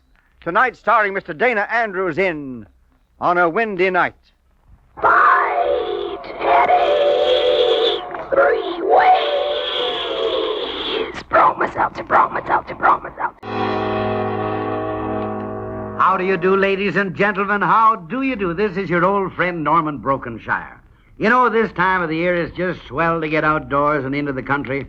But how often a headache can crop up and spoil your enjoyment of the day. But it needn't, neighbors, not if you keep Bromo Seltzer handy, because Bromo Seltzer fights a headache fast and effectively all 3 ways. Now, let me explain Bromo Seltzer's 3-way help. Most headaches are caused by an upset stomach, excess stomach acidity, and when this happens, your nerves become jumpy too. Well, Bromo Seltzer gives you speedy relief from the pain of that headache. Bromo Seltzer soothes your upset stomach by neutralizing the excess stomach acidity, and it calms those jittery, jangled nerves. As for speed, just compare the speed of Bromo Seltzer's effervescence with that of any tablet product you've ever tried. Yes, compare it. You'll be amazed. For best results, use cold water, follow the label, avoid excessive use. Don't let a headache spoil your fun outdoors or indoors. Get fast, effective, 3-way help for that headache by taking Bromo Seltzer, Bromo Seltzer, Bromo Seltzer. Now, Act 2 of On a Windy Night, starring Mr. Dana Andrews. I had been right in pronouncing the so-called churchyard murder case a repetitive crime. Yes, I'd been right, to my utter folly. For as soon as my prediction came true, and the murder repeated itself in all its peculiarities, it was I, Everett Grover, A.B., A.M., Ph.D., Professor of Clinical Psychology, who fell under suspicion. Within a few hours of the time the Chief of Police, Lawrence Marsh, had awakened me with the news of the second murder, I was being herded onto the stage of the show-up room. All right, hold it right where you are. Don't move, any of you. Now then, you people out here in the audience. Take a good look at these 12 men up on the stage. You think you recognize any of them in connection with any crime? Yes, the man on this end. Now, what about the man on this end? Last night, he's the one. I seen his face as he passed a lamppost. He's the one who ran after me. I didn't run after her. I ran in the opposite direction. If you'll only listen to me, I can explain. Quiet, everyone. All right, take him out, Lieutenant. All but the professor. The professor is going to explain.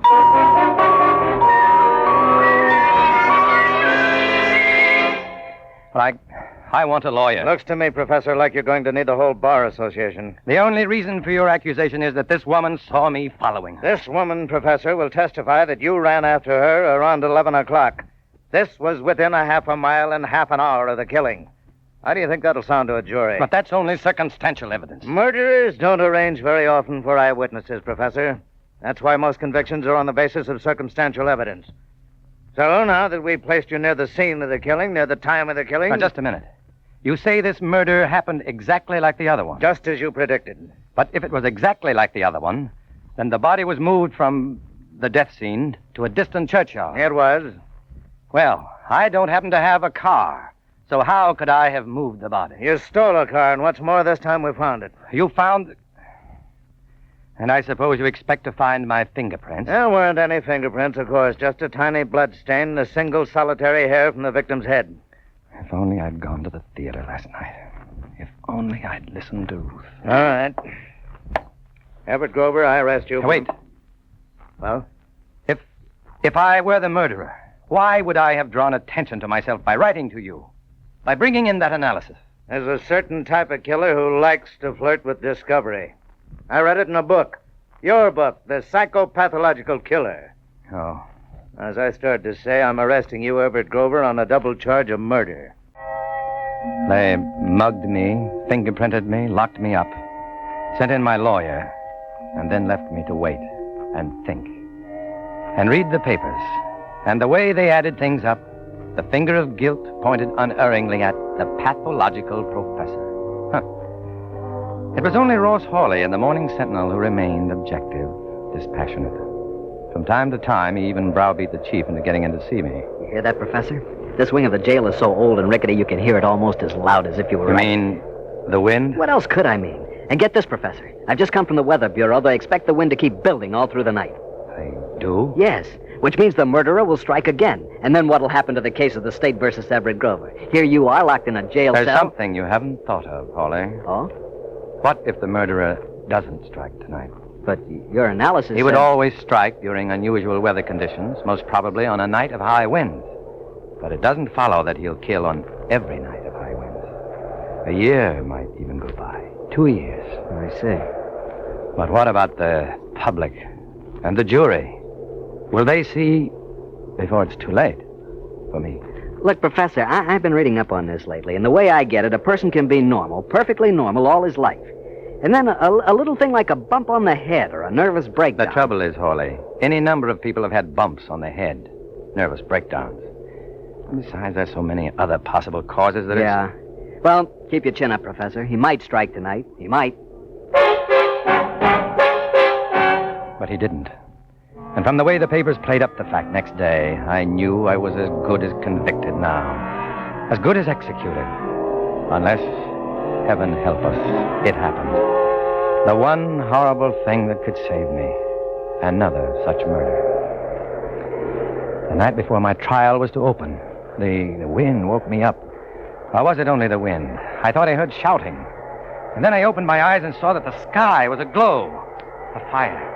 The jail was on fire on a night of high winds. Professor, come on, I've got the keys. Hawley, Ross Hawley. Follow me, Professor, follow me. And so I followed him. A dozen times we seemed trapped, cut off by the flames. But somehow he brought me through. You feeling all right, Professor? Huh? Oh, yeah, I'm all right, Hawley. Well, where's the chief? I brought you out on the far side. Don't you get it? Get what? Nobody knows I was able to let you out. Hawley. Yeah. I'll tell them I wasn't able to get through to you. But when the fire dies down and they aren't able to find my body... They'll say you got out somehow by yourself. Here, put on my overcoat. You'll find a roll of bills in the left pocket. Well, listen, man. Shut up and scram before somebody sees you. And don't stop until you're 1,000 miles away. But I don't understand I helped get why... you into this jam, didn't I? Well, the least I can do... Professor, will you get out of here? Maybe I could make it. Yes, maybe I could get away, far, far away, where they wouldn't find me. And then maybe someday the real killer would be caught, and I'd be able to come back again. And by that time, they might even think that I'd been burned to death in the fire. But what about her? I didn't want her to think that. Well, I'd write to her and... No, that would be too risky. They knew how she'd stuck by me, how she'd raised all that money for my legal defense. Yes, they'd be watching her mail, expecting me to write to her. The thing to do was to stop and tell her now. It would only take a few minutes. No, Everett, no, you can't run away. They'll surely think you're guilty. I know, Ruth, but it's my last, my only chance. Yes, your last, your only chance to catch the killer, if you do what I say. Can't you see, Everett? It's a windy night. That might explain the fire. That might explain everything. How could I argue when I couldn't even think anymore? I did what she said, exactly what she said. I took the gun she gave me, and I let her walk ahead of me, far ahead of me, up one windy street and down another. There was no one about now. No one. We were all asleep, except for those who were at the fire. The sky on the other side of town turned from red to pink, and still we walked, up one street and down another. And the cadence of my footsteps seemed to say, how do you really know you're not looking for yourself? How do you really know you didn't do it? How do you really know you won't do it again? Tonight. Now. Up ahead now, there were two silhouettes struggling. I ran, but could I run fast enough? I dropped so far behind.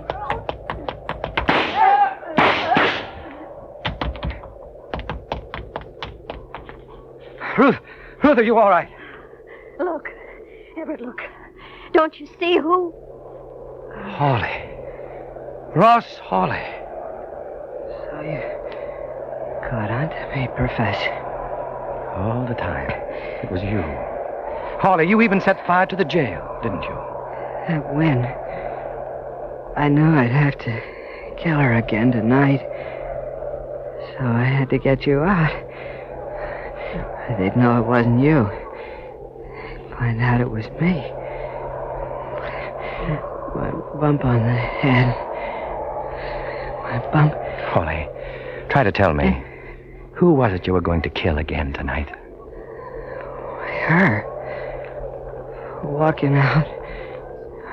Us kids. Her. Your mother. Is she the one, Hawley? Is she the one you had to kill again and again? Yeah. Leaving us kids.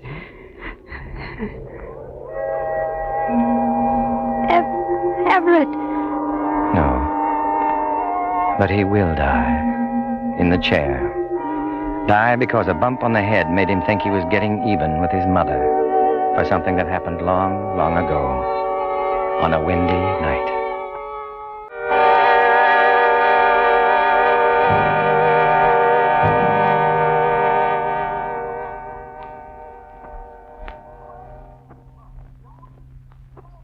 Dana, a great story with a great twist.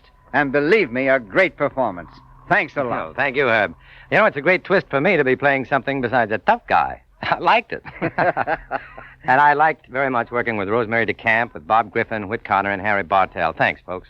Thanks again, Dana. In just a moment, I'm going to introduce Mr. Robert Young, the star of next week's play. And now, here is Norman Brokenshire. Thank you, Herb. You know, neighbors, every now and then you come across something so good you just have to tell your friends all about it. Well, now, that's the way I feel about Bromo Seltzer. Here's a product that helps a headache fast. Why, it's the fastest effervescent in the headache field. And Bromo Seltzer is effective, too. Tackles a headache 3 ways. You see, neighbors, most times when you're suffering with a headache, you also have an upset stomach due to excess stomach acidity, and your nerves become jittery and jangled, too. Well, now, you can check this for yourself. Take Bromo Seltzer and watch how fast it helps the pain of that headache. Bromo Seltzer soothes your upset stomach by neutralizing the excess acid in your stomach, and it calms those jittery, jangled nerves. Yes, sir, Bromo Seltzer gives you fast, effective headache help all 3 ways. And you'll like the pleasant taste of Bromo Seltzer, so sparkling and refreshing. Bromo Seltzer is on sale at all drugstore counters and fountains. Keep a bottle handy at home and another bottle where you work. Be ready at all times. Fight headache 3 ways. Bromo Seltzer, Bromo Seltzer, Bromo Seltzer. Dana Andrews has appeared through the courtesy of Samuel Goldwyn, for whom he is now starring in I Want You. Tonight's play was written especially for Mr. Andrews by Maurice Zim, with music composed and conducted by Jeff Alexander. The entire production is under the direction of Jack Johnstone. And now here is the star of next week's thrilling story on Hollywood Star Playhouse, Mr. Robert Young. It's a horrible thing to face. A blank spot in your memory. A dark void you can't reach into. I know, because I have one. It starts on a certain midnight and lasts until morning. All I know about it is what they've told me, and I keep trying desperately to remember, because the things they've told me add up to hate and terror and murder. And Blackout is the title of next week's story. Thanks, Bob.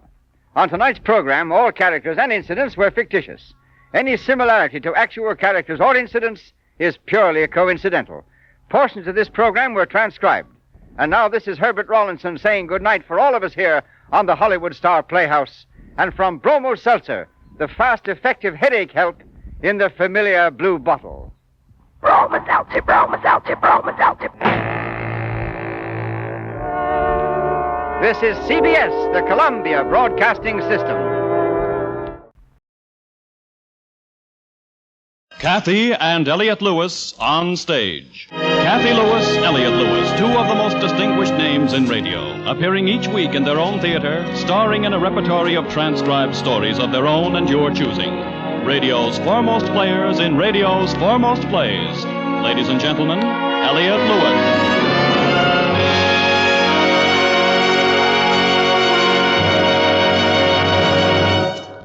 Good evening. May I present my wife, Kathy? Good evening. We're privileged tonight to welcome a writer new to our on-stage series. His name is Arthur Ross. His credits are formidable, and I'm sure that his name is familiar to many of you listening. Arthur very successfully, we feel, accomplished the nearly impossible. He wrote a play about 3 people that has a new premise. The play is called And a Fond Farewell. And we're going to do it right now. I'm Lisa Jensen, and if I told you my husband was probably the most attractive professor at Wilton University, you would raise an eyebrow. Either you would raise it out of doubt or just jealousy. I consider myself quite a lucky woman. Not that Robert doesn't look at other women. He'd have to, just to keep from tripping over them when they throw themselves at his feet. Isn't Lisa beautiful? If I told you my wife was probably the most beautiful professor's wife at Wilton University, you would raise an eyebrow. Either you would raise it out of doubt or just plain jealousy, especially during the summer. Why? Well, don't you know? Didn't you ever notice what summer dresses can do for a woman? They make the plain woman attractive, the attractive woman pretty, the pretty woman beautiful, and the beautiful, that's Lisa. Move over. Let me sit on the edge. I always thought a man's patio was his castle. Lying in the sun is everybody's castle. Move over. Your voice has that frightening note of a woman who has just proven her husband wrong. Doesn't happen every day, at least not to me. Not with a husband who's a professor and knows everything. Who thinks he knows everything. If I knew everything, you wouldn't stay married to me for 3 minutes. You mean happiness in our 20 years of marriage has increased as our intelligence diminished? Oh, dear. I don't know much about inverse ratios. That belongs to the mathematics department, and I'm only a drama professor. Since when have you demoted yourself from dean of the drama school to professor? Since you walked out with that album of photographs, I was absolutely positive had been destroyed at least 15 years ago. Wait till you see some of them. Oh, wait, just a minute. Don't flip through them so fast.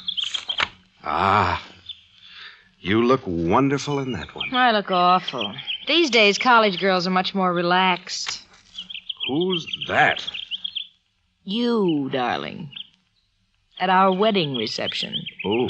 Isn't that funny how 20 years can obscure one's memory? I didn't remember that picture being taken. You didn't even remember it was taken at the moment it was taken. Champagne, you know. Yes. Champagne. Oh, and there we are. The happy trio. Oh? What's wrong? You and I look happy. We were the bridegroom and bride, but I don't think Eric looks particularly pleased. He doesn't. Well, I mean, he was in love with me, wasn't he? Well, he was. He was. And I won you away. I stole your heart from under his very eyes. I don't know what's so funny. Poor Eric left town 2 days later, hasn't been back since. Poor Eric? Yes, poor Eric. Poor indeed. One of the richest actors and directors on Broadway today, surrounded by luxury and famous people and trips abroad every year. I hardly think you can call him poor Eric. You needn't get angry about it. No, I wasn't angry, honest. But you are. Well, come back here, honey. It's comfortable right here, thank you. The sun's too warm. Would Eric have left as he did? Would he go off like that if he hadn't been miserable? Well, I'd say he didn't exactly go off clicking his heels and clapping his hands. And then what about his not writing to us for years and years? The lack of punctual correspondence is a failing common to 90% of mankind. But that doesn't mean they're broken up over our marriage. And yet he immediately accepted your invitation to give a lecture at our summer drama festival. Does all this add up to a man who's forgotten, a hurt? But we saw him in New York once or twice. All right, then. He was delighted to be rid of me. He was glad to have you take me away. And it really wasn't much of an achievement on your part at all. I wouldn't go so far as to say that. How far would you go to say what? He does look rather unhappy, now that you've brought it up. I might have been mistaken. I don't impress men very much. Oh, no, darling. You do. And he looks very unhappy. The more I look at the photograph, the more miserable. As a matter of fact, his face is absolutely unbearable. You'll have to bear it. His train is due in an hour. No, wait, honey. No. You really believe he feels that way? After all these years? We'll know very soon, won't we? How do you mean that? I wish I knew.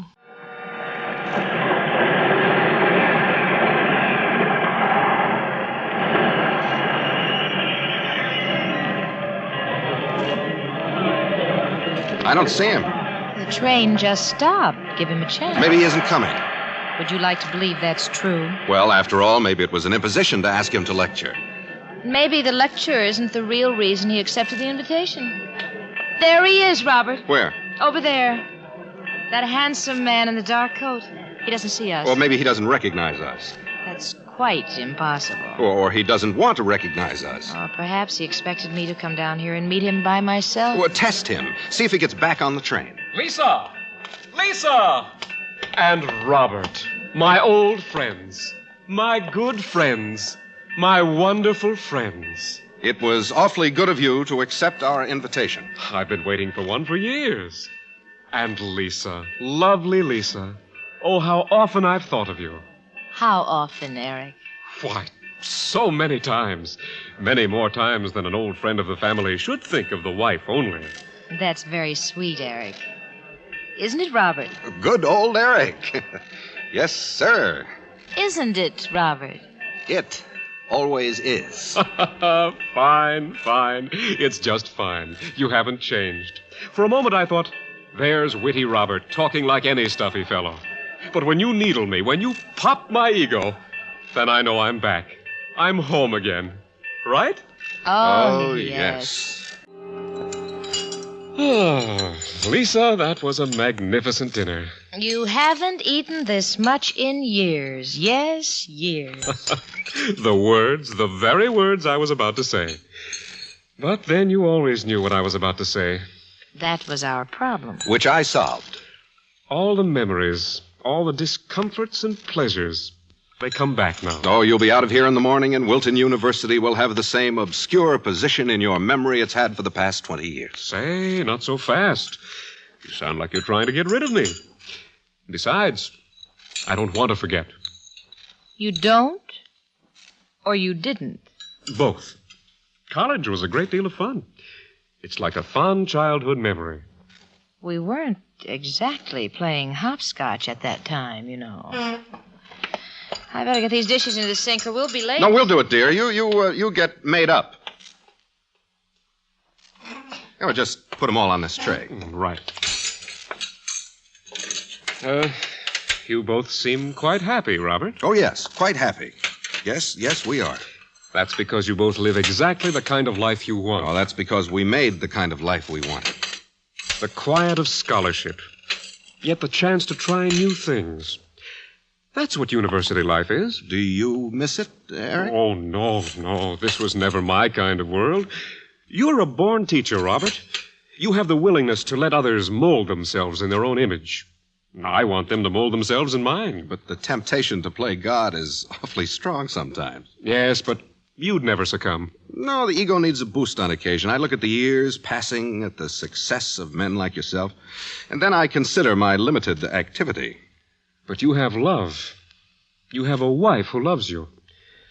There's satisfaction here for you. Was satisfaction. Oh, you and Lisa aren't... Oh, no, not that. She does love me. I'm positive of that, completely. Oh.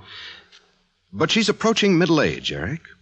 You'd only have cause to worry if, after this length of time, she wasn't approaching. Well, it isn't her love for me she doubts. It's my love for her. Not another woman? No, of course not. You see, she's worried about whether or not she's still attractive to me. That 40-year-old anxiety. Exactly. We all have it to a degree, all of us who are married, that is. But Lisa is beautiful. Truly beautiful. Well, you can't explain away a woman's fear about that. It has nothing to do with logic. She afraid of losing you? But not if her self-confidence had a pickup. Well, it isn't quite as simple as taking a vitamin pill for a physiological deficiency. Well, it's a time in life when they rely on memory and remembrance of things past. Here, I'll carry the tray. Quite true. No, I'll carry it. Sometimes they think a man in their past is still in love with them. It's happened often. Especially if it's a man who became famous, who is desired by many women. French literature has recorded such events for centuries. The way Lisa thinks you're in love with her. I beg your pardon? Well, of course it's absurd. It is absurd, isn't it? To my knowledge, it isn't quite accurate. Had me jumping for a moment. You're sure? Oh, no need to be concerned. No need at all. Not at all. No, of course. We're both old friends. And getting older by the minute. We understand each other. Perfectly. I haven't lifted a tray since hazing days, remember? Oh, yes. And we understand Lisa from different viewpoints, but we understand her needs. Oh, yes. Then, you wouldn't mind sometime during your visit here to say, imply, that you still have perhaps too intense a memory of your youthful love for her. Oh, no, it's nothing. It's cheap pottery dishes. What happened? Robert? Robert, are you all right? Fine, dear. Everything is fine. I'll be down in a minute. You must admit it's rather an unusual request. Oh, yes, indeed. But then you always were an unusual man. Well, not always. It's a development of recent years, the direct result of being married to Lisa. There must have been an easier way to keep from washing them. Well, I always smash dishes before I give a lecture. It's a habit. I thought he'd broken himself of it. Just put away the perishables. We'll pick up the pieces later. Yes, right. Eric, Yes, Lisa. do you realize this is our first date in 21 years?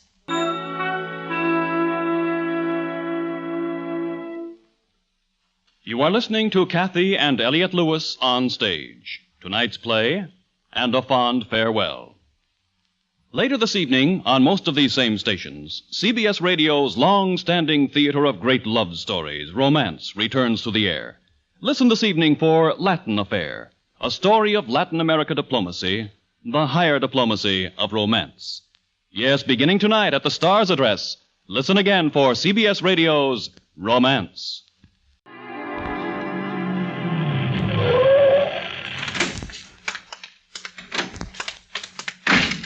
Well, how do you think they liked it? Just fine. Several people congratulated me just for having known you. You looked as if you were suffering from an acute attack of stage fright. Well, I was.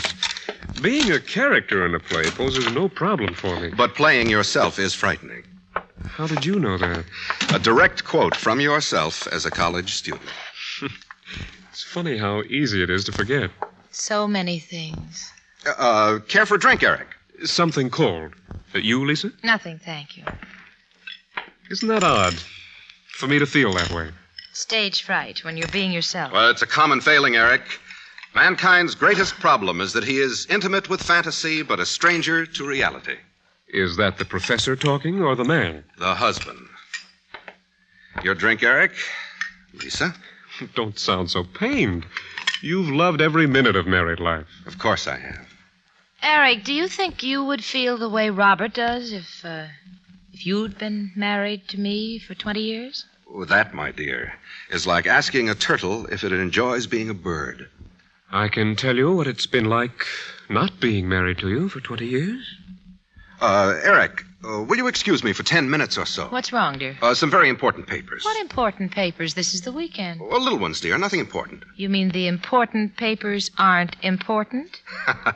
Very good, dear. Yes, fine. Help yourself to the bar. If you need anything, just call. Robert seems to be getting more erratic. Oh, not really. He was always erratic. I mean, most people thought he was Gibraltar or an unreasonable facsimile. Now that you mention it, he always has seemed a bit erratic. For two people who consider themselves fair conversationalists, we're beginning to sound like cliché experts. Your point. Well, I didn't mean it as a contest. There just seems to be an uncommon strain for such two old friends. You weren't very friendly the last time we had a conversation alone. Well, should I have? I just asked you to marry me, and what was your response?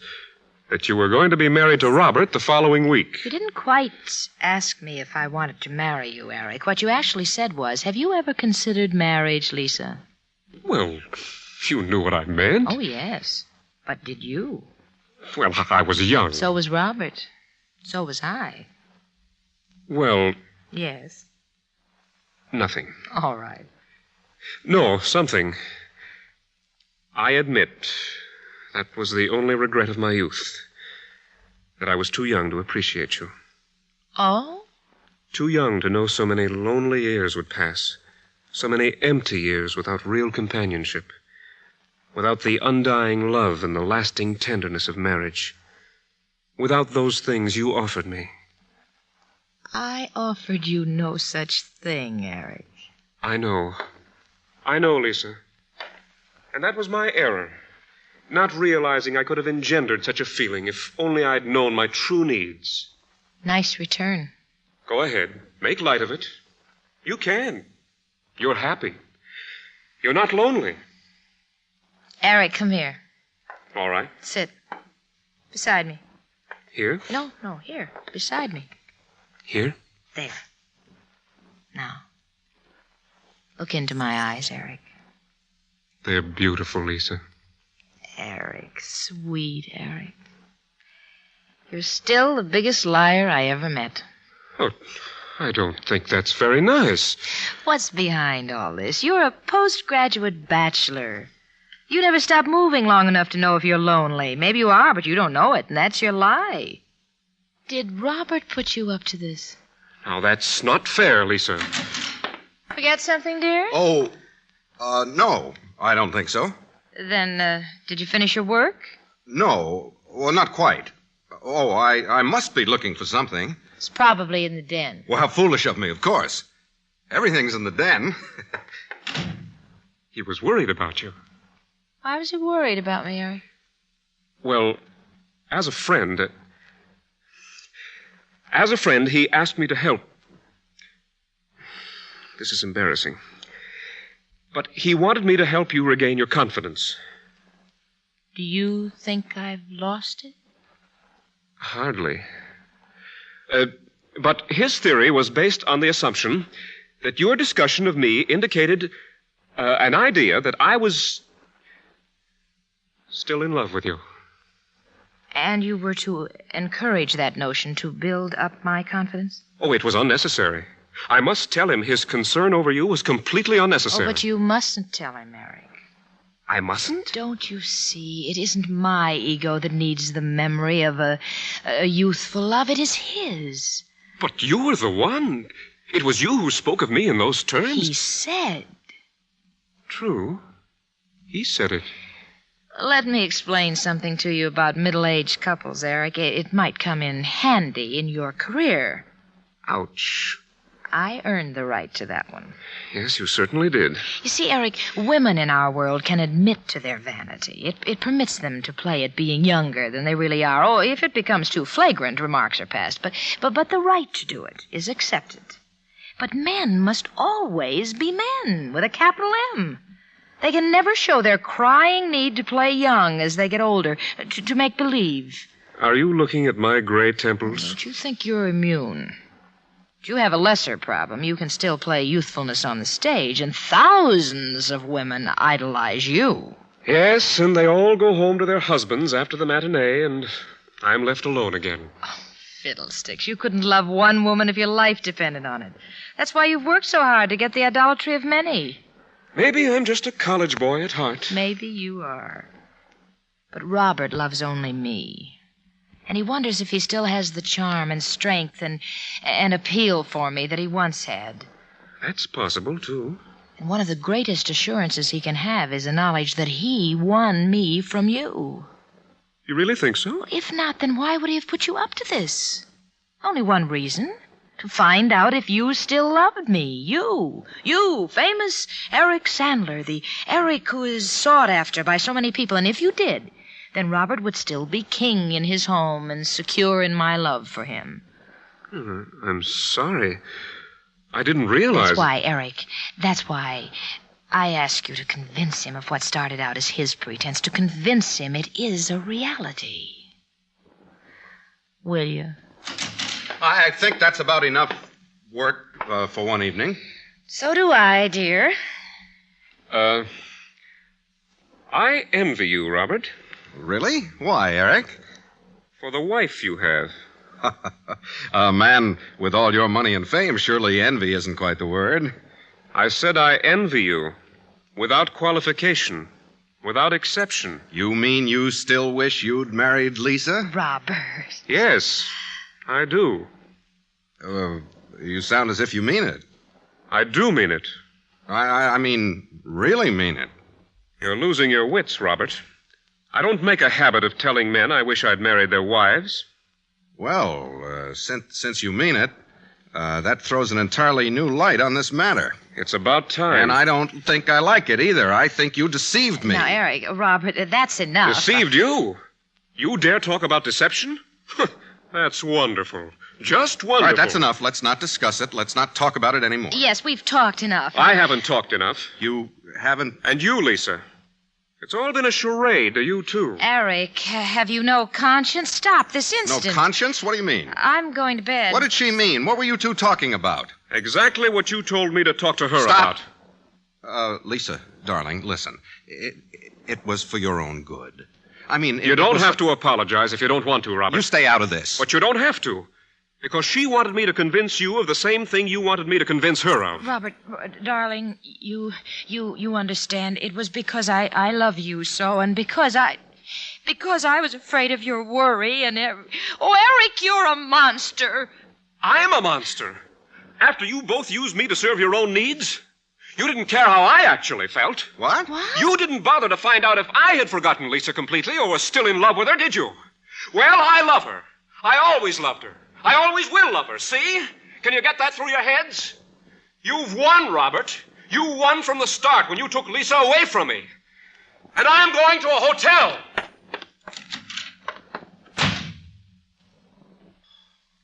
I never realized... Neither did I. I should go after him. In the morning. But we've lost a friend. Gained a friend. Oh, you mean now that he has it off his chest? Darling. No, you're right. Darling. Your kisses were never more sweet. Neither were yours. Yes, indeed. It's late, darling. Oh, isn't it? Robert. Yes, sweetheart. He'll get over it, won't he? Eric? Oh, sure. He was terribly disturbed. Wasn't he? He used to get worked up like that when we were in school. Like an explosion. Acting was good for him. Sure, it gave him a chance to let off a lot of energy. Well, it's probably what made him such an excellent actor. Used to lose himself in it entirely. You would have thought they were the same people, Eric and the role he was playing. He used to do that just at parties, pretend to be something. Incredible. Even had me fooled sometimes. Had me fooled often. Do you think... What he just said was real?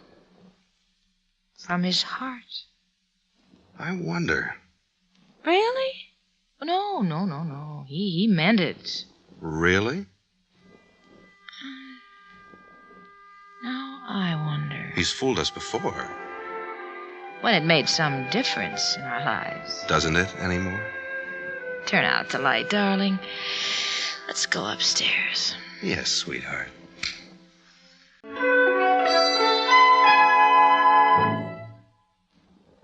And A Fond Farewell, starring Kathy and Elliott Lewis on stage. In a moment, Mr. and Mrs. Lewis will tell you about next week's play. With the arrival of warm weather, people tend to forget their troubles, and other people's troubles, too. We go off for the pleasures of the beach, the forests, and the countryside. By all means, let's get the most that life has to give. But let's keep the need of the Red Cross, the continuing need for blood, somewhere in our minds, at least once this summer. Give a pint of blood through your local chapter. Don't forget, disaster waits on no season. Give blood during the summer, too. And now, once again, Kathy and Elliott Lewis. Arthur Ross, dramatic conversation, and A Fond Farewell. We'll do some more of his plays during this series. Byron Kane finally got a chance to play a decent part tonight, and was Eric. People who live in the same town or went to the same school or who are in the same business have jokes that they alone understand. We in show business are no exception. For example, go ahead, dear. Next week, what? Ladies and gentlemen, next week, East Lynne. Only we're not joking about it.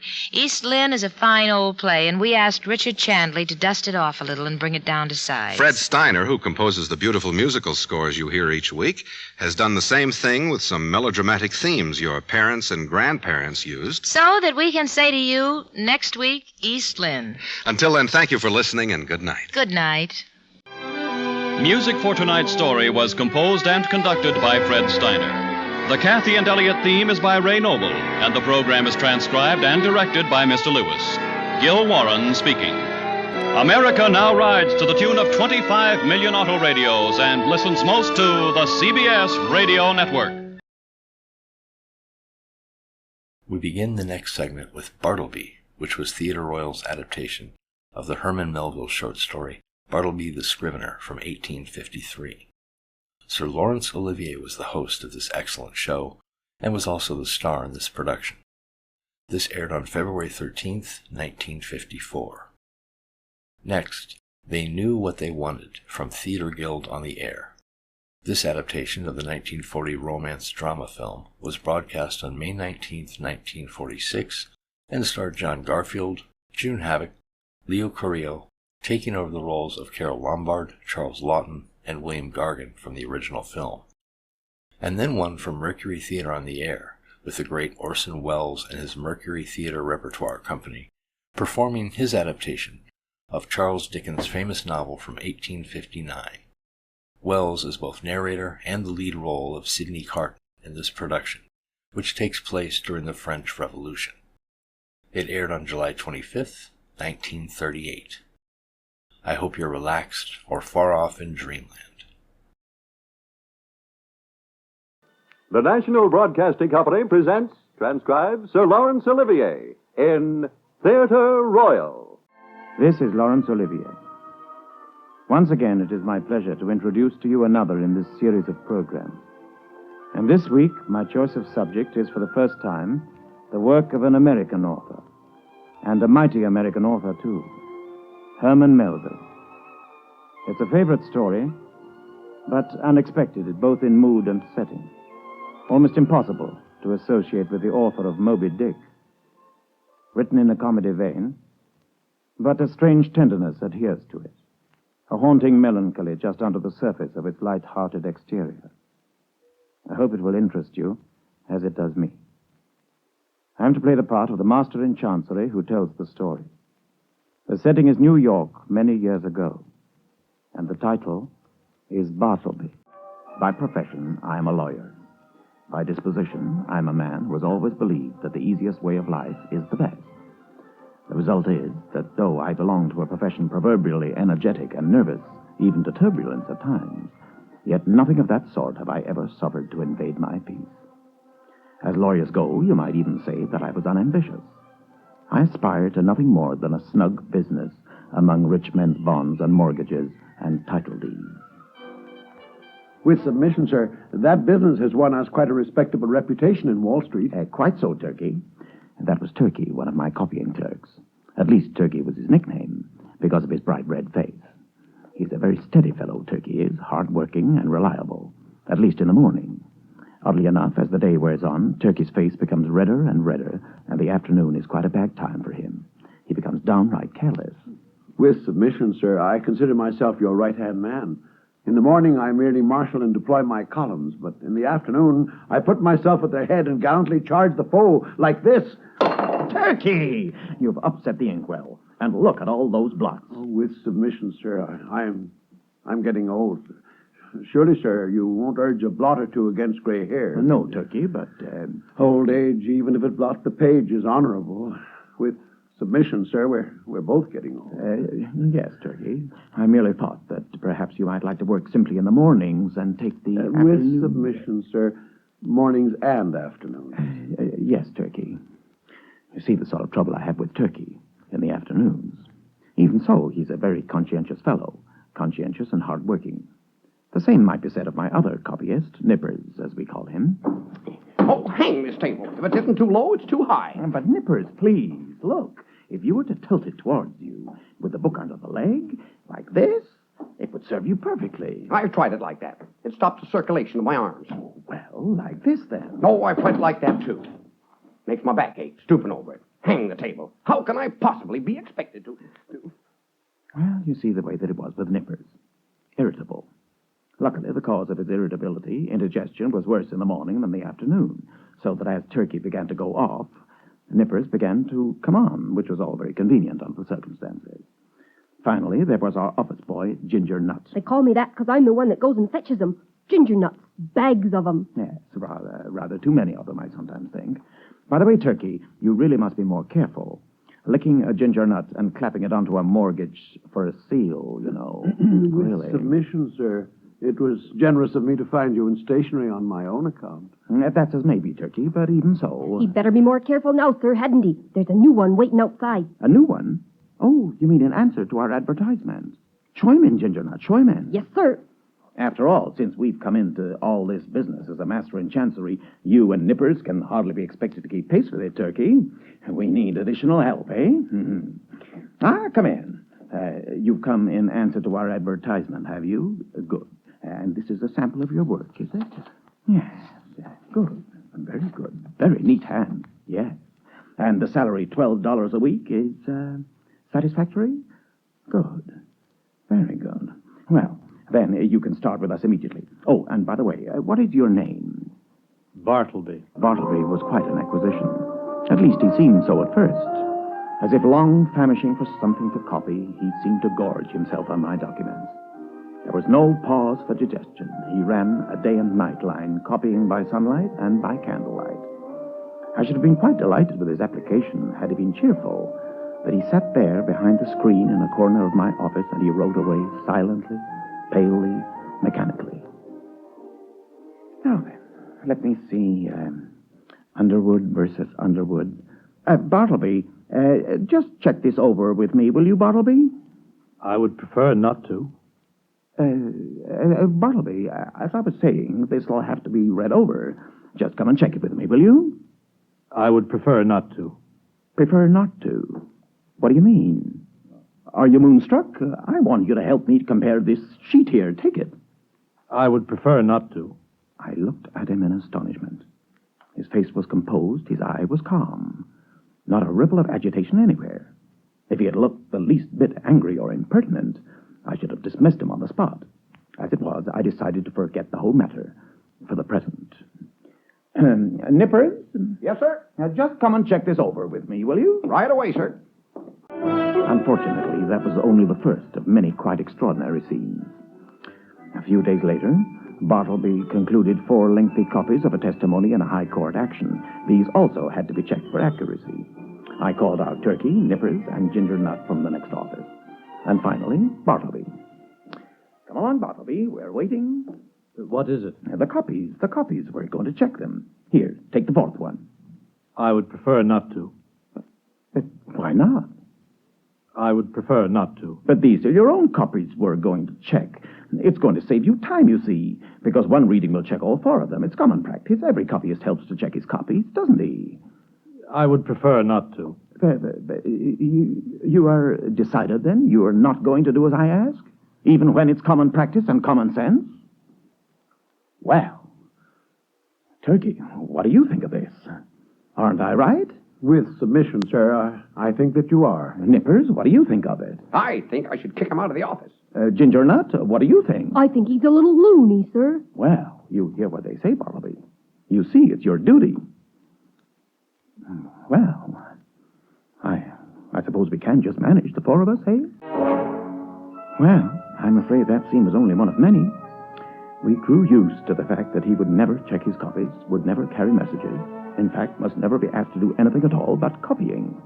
Otherwise, he was most diligent. He always was there when I arrived in the morning and still there when the last of us left at night. In fact, I gave him his own key to the office. Now, one Sunday morning, I had occasion to go back to my chambers for something I'd forgotten. That's queer. There seems to be a key in the lock already, on the inside. Goodness gracious, Bartleby, what are you doing here on a Sunday morning? I'm sorry, but I'm busy. Busy, but you're only half-dressed, man. I'm sorry. I'm busy. You'll have to come back later. If you walk around the block 2 or 3 times, I shall probably have finished. Yes, of course, Bartleby.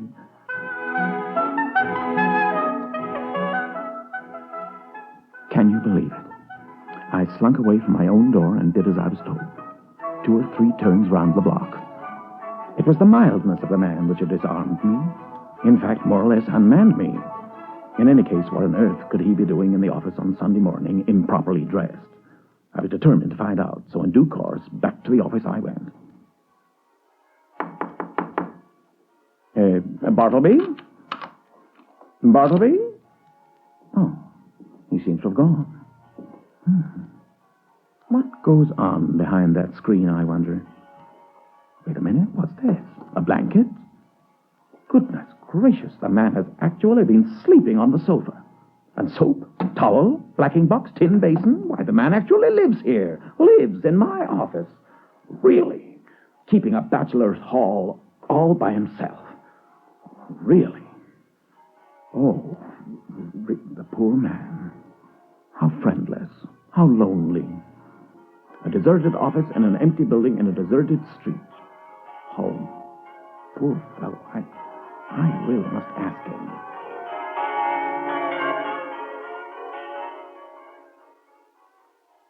Good morning, Turkey. Here we are. Hoggleford versus Hoggleford. In triplicate, please, Turkey. Very good, sir. Bartleby? Bartleby, come here. Now, I'm not going to ask you to do anything you would prefer not to. I simply wish to speak to you. Where were you born, Bartleby? Will you tell me? I would prefer not to. Well, will you tell me anything about yourself? I would prefer not to. But what reasonable objection can you have to me? I feel friendly towards you. Well. At present, I prefer to give no answer. Prefer not, huh? I'd prefer him if I were you, sir. I'd give him his preferences, the stubborn mule. Mr. Nippers, I prefer that you withdrew for the present. Oh, all right. You see, Bartleby, this is unreasonable. With submission, sir, I was thinking if Bartleby here would simply prefer to take a quart of ale every day, it would do much toward mending it. So you've got the word too, Turkey. With submission, what word, sir? If you don't mind, I would prefer to be left alone. And that's the word, Turkey. That's it. Oh, prefer. Yes. Oh, yes, it's a queer word. I never use it myself. But, sir, as I was saying, if he would prefer... Turkey, would you leave us alone, please? Oh, certainly, sir, if you prefer it, then. Should. Look, sir, would you prefer this copied on blue paper Go or away, white? Nippers. I don't prefer anything ever. Very well. Obviously, the man was driving us all mad. There was only one thing to do about him.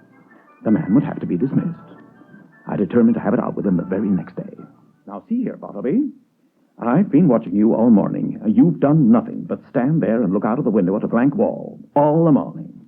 Now, you're not employed to stand there doing nothing, Bartleby. You're employed to sit there and get on with your copying. I've decided not to do any more. What's this? Do no more copying? No more. But why not? What's the reason? Don't you see the reason for yourself? Don't I? Oh, you mean your eyesight? Yes, the light is rather bad in that corner. Yes, you mean you've strained your eye? Yes. Well, perhaps for a few days it would be a good idea if you stopped and rested. I've given up copying permanently. Well, that was that. He stayed on a fixture. In fact, he became even more of a fixture than before, if that was possible. Now he would do absolutely nothing in the office. Absolutely nothing at all. Obviously, there was only one thing to be done, however sorry I might feel for him. After all, it was a business that I was running.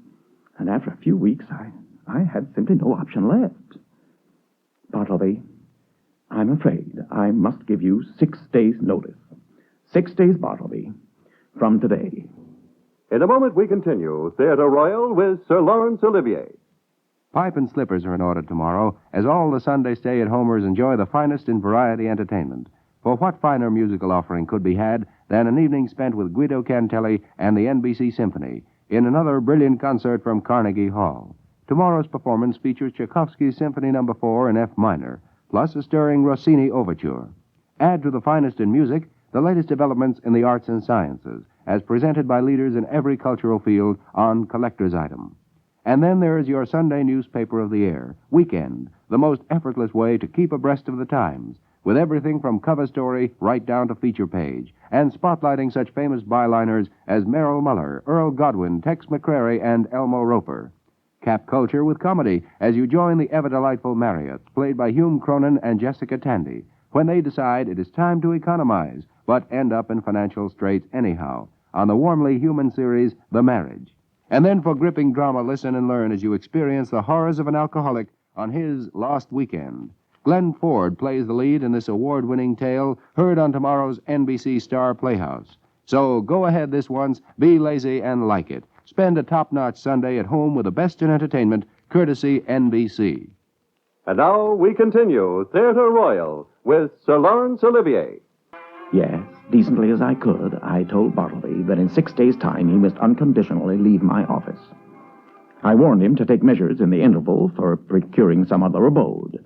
I even offered to assist him in the task if he himself would take the first step. And, of course, I told him that when he left, he would not go entirely unprovided. At last, the 6th day came to an end. Bartleby, the time has come. You must leave. I'm sorry for you. Here's your money, but you must go. I would prefer not to. But you must. Bartleby, I owe you $12 on account. Here are 32. The odd 20 are yours. Will you take them? Very well. I will leave them here on the table. I really can't wait any longer. After you've removed your things from the office, Bartleby, you must lock up after you and leave the key under the mat. I shan't see you again, so goodbye to you. If I can be of any service to you, after you've found a new home, please do let me know. Goodbye, Bartleby, and good luck.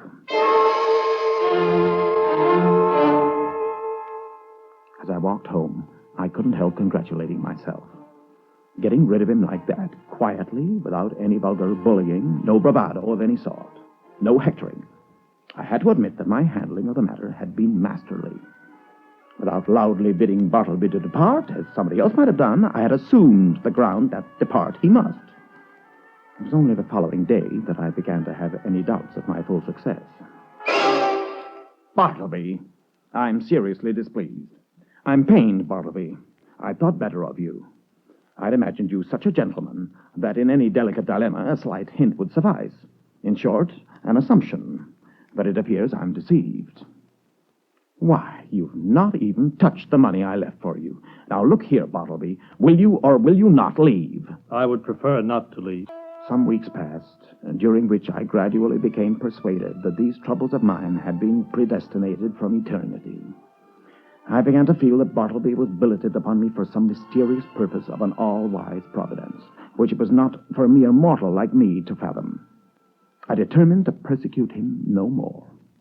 He was harmless and noiseless as the furniture, standing there behind his screen, looking out of the window at a blank brick wall.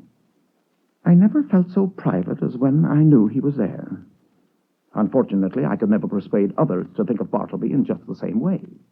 With submission, sir, I think you're being imposed upon. But why, Turkey? Why? With submission, sir, I think something ought to be done about him. About Bartleby, you mean? Well, but what can be done about him? With submission, sir, couldn't we call a police officer? What, Turkey? What did you say? A police officer? On what grounds could we have him removed? With submission, sir, vagrancy. What? Bartleby, a vagrant? A wanderer when he refuses to budge? It's precisely because he isn't a vagrant that he's still with us. Then may I suggest no visible means of support? No, Turkey. He does support himself. I don't know how, I'm sure, but he certainly does. And no man can produce a better proof of his power to support himself than by doing so. No, that won't do. With submission, sir, he's getting us talked about. I've had it from Mr. Winterbottom's clerk. He called here when we were out to lunch, all except Bartleby. So up goes the clerk to ask him when you were expected back, sir. But he says not a single word. He stands there silent in the middle of the room. Like the last column of some ruined temple. Yeah. The man must certainly have been put out. I know who'd be put out if I had my way. I said I know who'd be put out. Yes. Nippers, please mind your own business. With submission, sir, something ought to be done.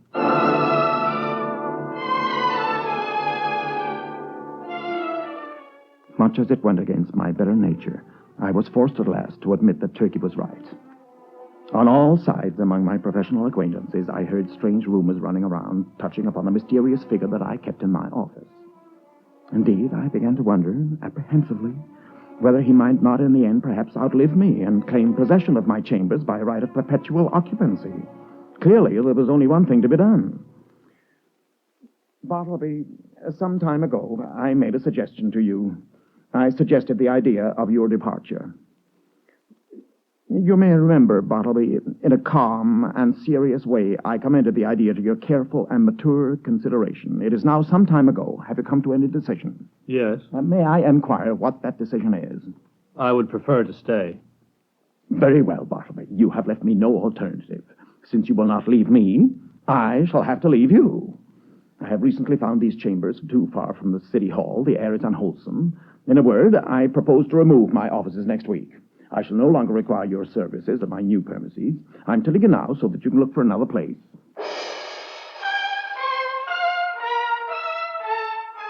Yes, that's how it was done. On the appointed day, I engaged carts and men, proceeded to my chambers, and having but little furniture, everything was removed in a few hours. Everything but Bartleby.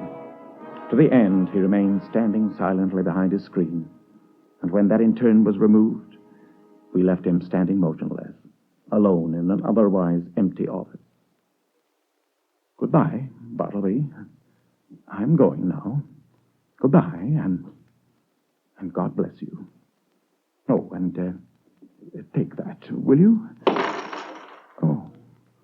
Oh dear. Well, goodbye, Bartleby. Safely set up in my new quarters, I must admit that for the first few days I kept the door locked and started at every footfall in the passage. When I returned to my rooms after a little absence, I would pause at the threshold for an instant and attentively listen before I used my key. But the fears were needless. Bartleby never came nigh me. Even so, it wasn't very long before I heard news of him. With submission, sir, there's a man here from our old offices. Not Bartleby. No, sir. The lawyer who took our offices over from us. Oh, dear. He says you are responsible for Bartleby and that you left him there. And that he refuses to do any copying or anything at all, as he prefers not to. And that he refuses to quit the premises. Exactly, sir. He absolutely refuses to quit the premises. I'm very sorry, sir, but really, the man you allude to is nothing to me. He's no relation or apprentice of mine. Very well. I shall settle him then. Good morning, sir.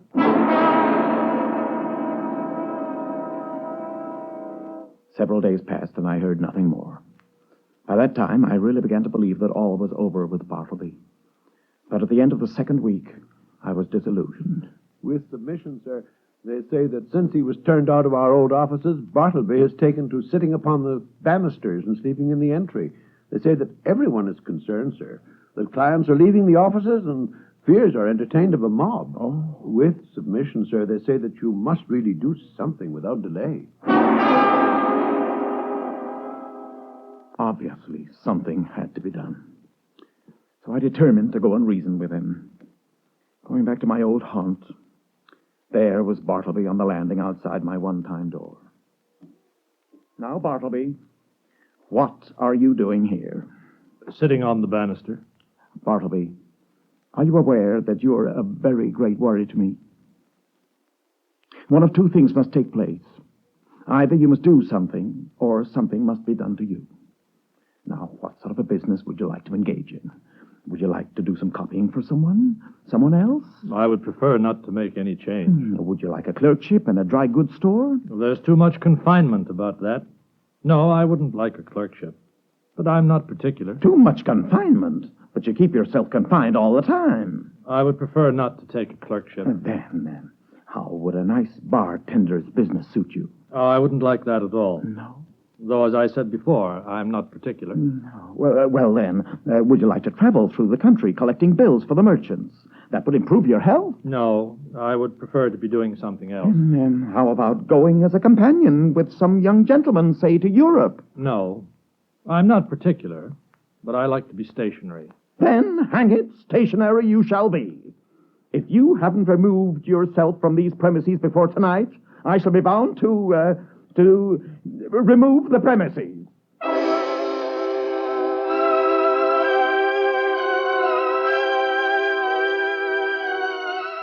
There was no help for it. I had myself to leave town. And for the next few days, I drove about the upper part of Manhattan in my Rockaway, crossed over to Jersey City and Hoboken, and paid fugitive visits to Manhattanville and Astoria. In fact, I'd almost lived in my Rockaway for a time. So fearful was I of being hunted out by an enraged Wall Street landlord that I only paid fleeting visits to my desk. But it was on one of these that I heard the news. With submission, sir, Bartleby is no more. He was arrested and taken to the tombs, the halls of justice, I should say. They say that he offered no resistance, but that under arrest he refused all food and was found dead 2 days ago in the prison yard. Dead? Bartleby dead? Oh, no. Oh, poor Bartleby. His identity, sir, has now been established by the proper authorities. It has? With submission, sir. They say that Bartleby was a subordinate clerk in the dead letter office at Washington. He lost the post by a change in the administration. Dead letters. Does it not sound like dead men? Conceive a man by nature in misfortune, prone to a pallid hopelessness. Can any business seem more fitted to heighten it than that of continually handling dead letters and assorting them for the flames? For by the cartload they are annually burned.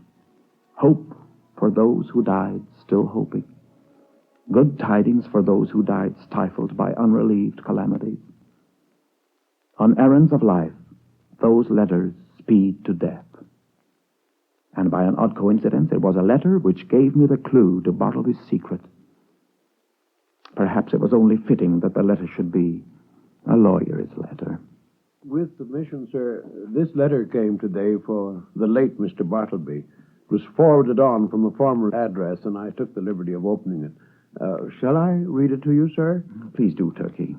The letter, sir, reads as follows.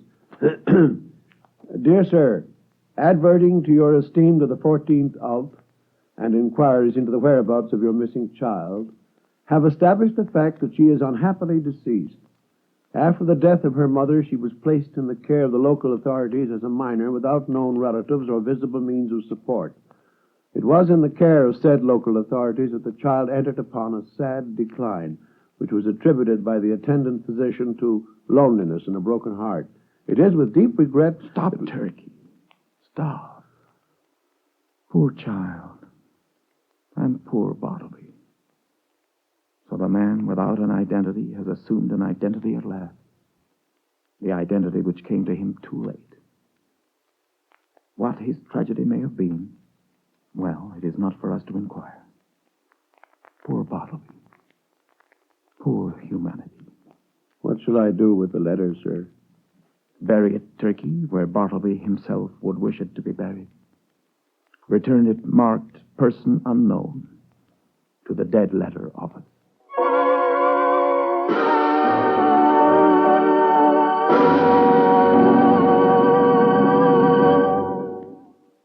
This is Laurence Olivier again.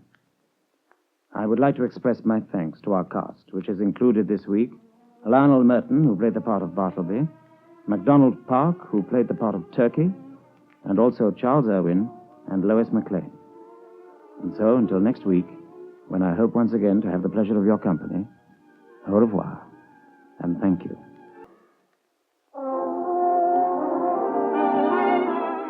Sir Laurence Olivier starred in today's transcribed program. The script was by Derek Patmore. The music was under the direction of Sidney Torch. Theatre Royal is an NBC presentation, produced and directed by Harry Allen Towers.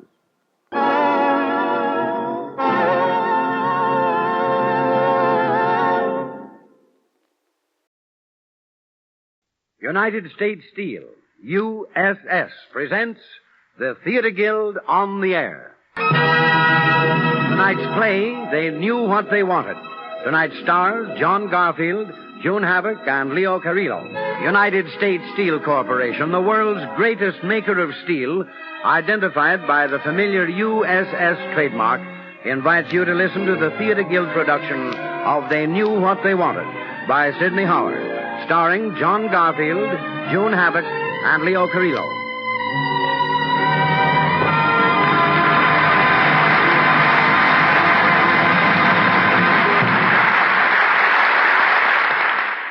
And now Lawrence Langner, co-director with Teresa Halburn of the Theatre Guild, one of America's foremost theatrical producers, will introduce the play.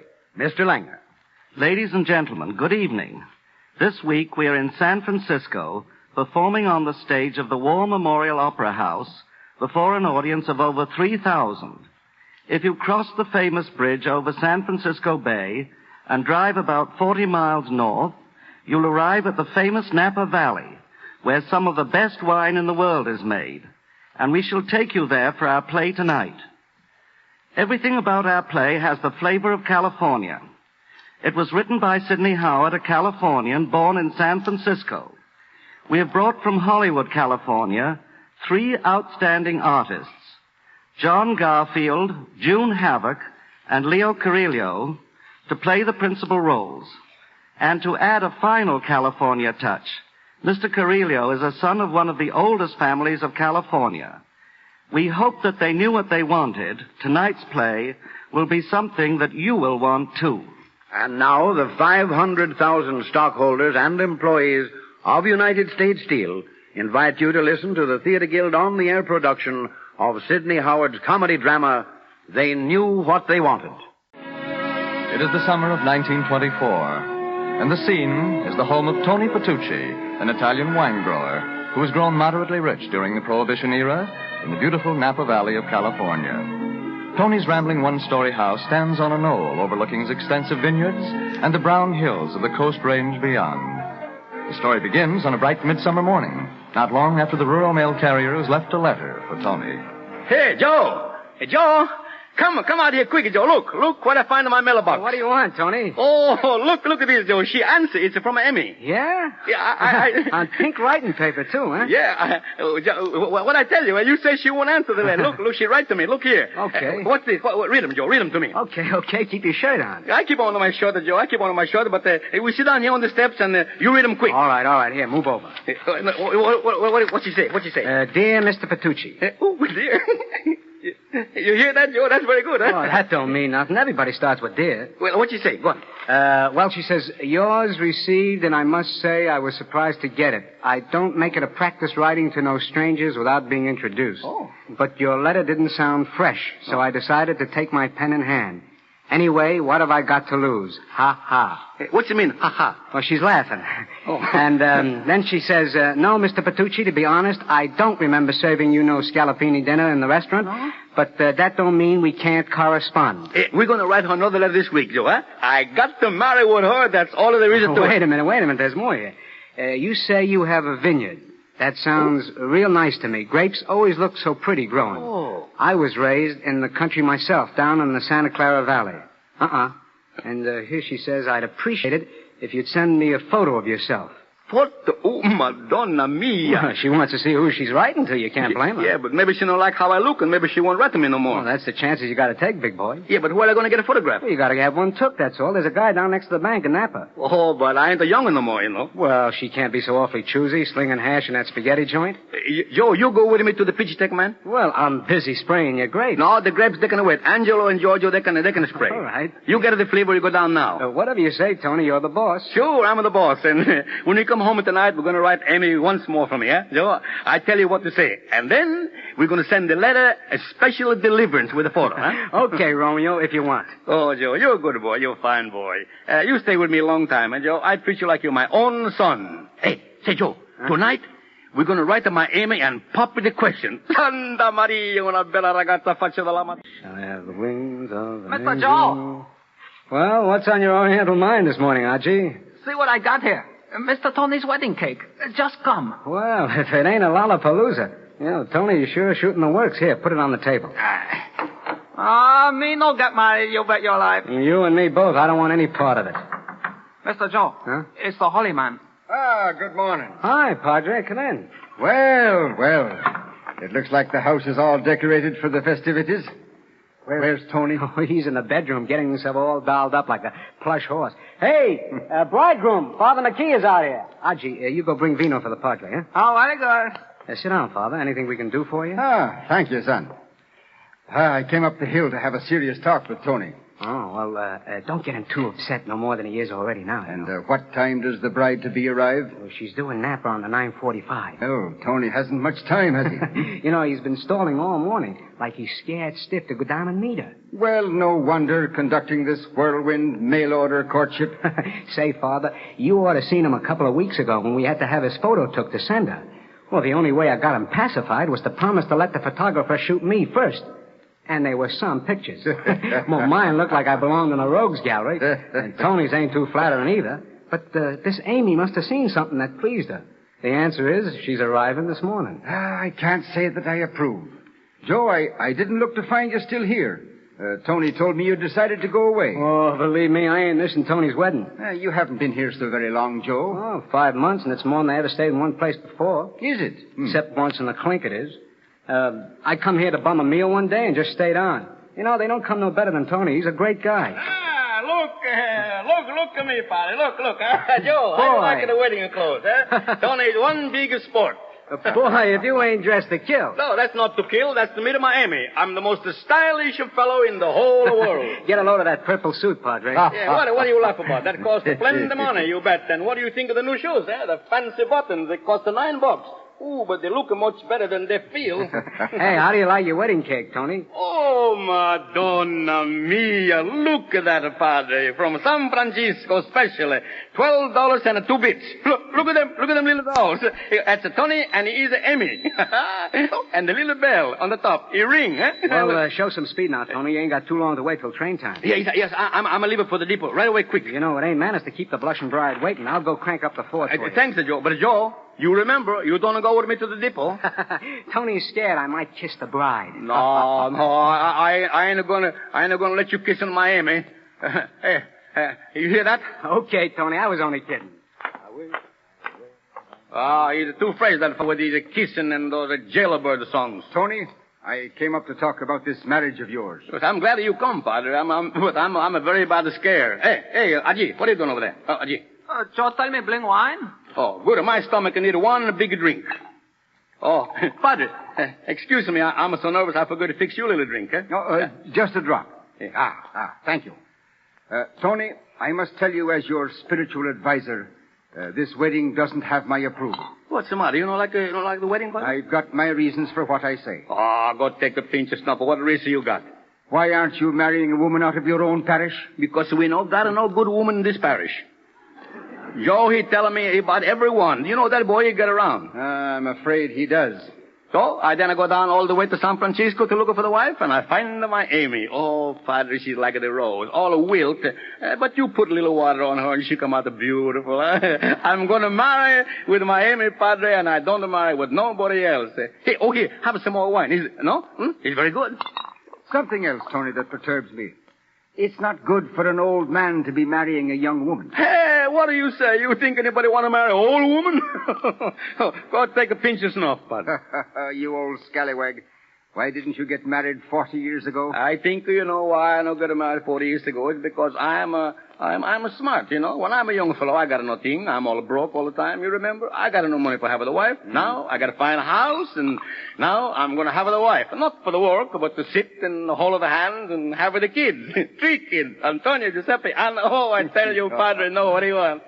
Tony, aren't you pretty old to start raising children? Hey, Dieter, what do you say? Tony is too old. I tell you, Tony will have the kids when he's 100 years old. From the sole of his boots to the top of his hat, Tony is a first-class pop. Say, Padre, Dio, mio, my Amy is coming on that train, and here I am. You keep me sitting and talking. Well, you irreverent old lunatic, if you're bent on marrying, I'll marry you. I've tried to do me duty. For Pete's sakes, Tony, don't say. Didn't you hear that whistle? I go.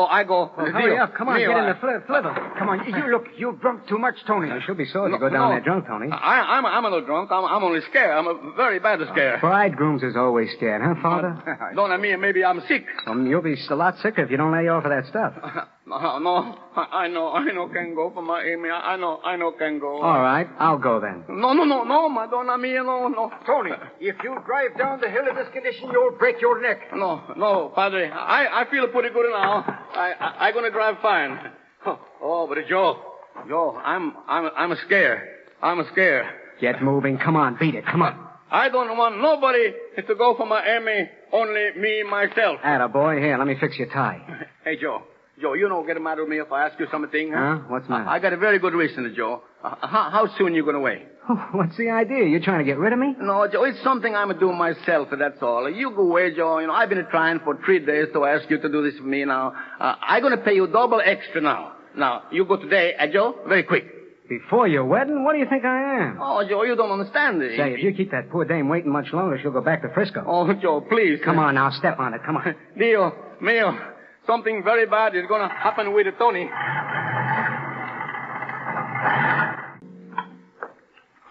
Yes, miss? Pardon me, Mr. Station Agent, but This here's surely Napa, ain't it? Yep, it's Napa, all right. You think the conductor put you up at the wrong place? I've been noticing you sitting over there looking kind of jumpy ever since you got off the train. You, lost? Oh, no. I'm just waiting for a certain party that was supposed to meet me. Well, help yourself. This here's the waiting room. Maybe you might know the party. Mr. Tony Petrucci. Petrucci? Yeah. Raises grapes up the valley? Yeah, that's the one. Say, is there any way I could get in touch with him? Well, now, they don't have a telephone line out there yet. I'll tell you. The mailman ought to be along here any minute now to pick up the mail. Maybe he'll ride you up there in his buckboard. Well... Oh, I guess he wouldn't mind to have a good-looking girl for company. Oh, that'd be more than kind of him. Well, you just go and wait there on the bench. When Fred comes, I'll ask him. Say, it's none of my beeswax, but you look like you've been crying. Oh, me? Oh, no. I must have got a cinder in my eye. Well, that's what I get, I guess, for sticking my head out of that car window, gawking at the scenery.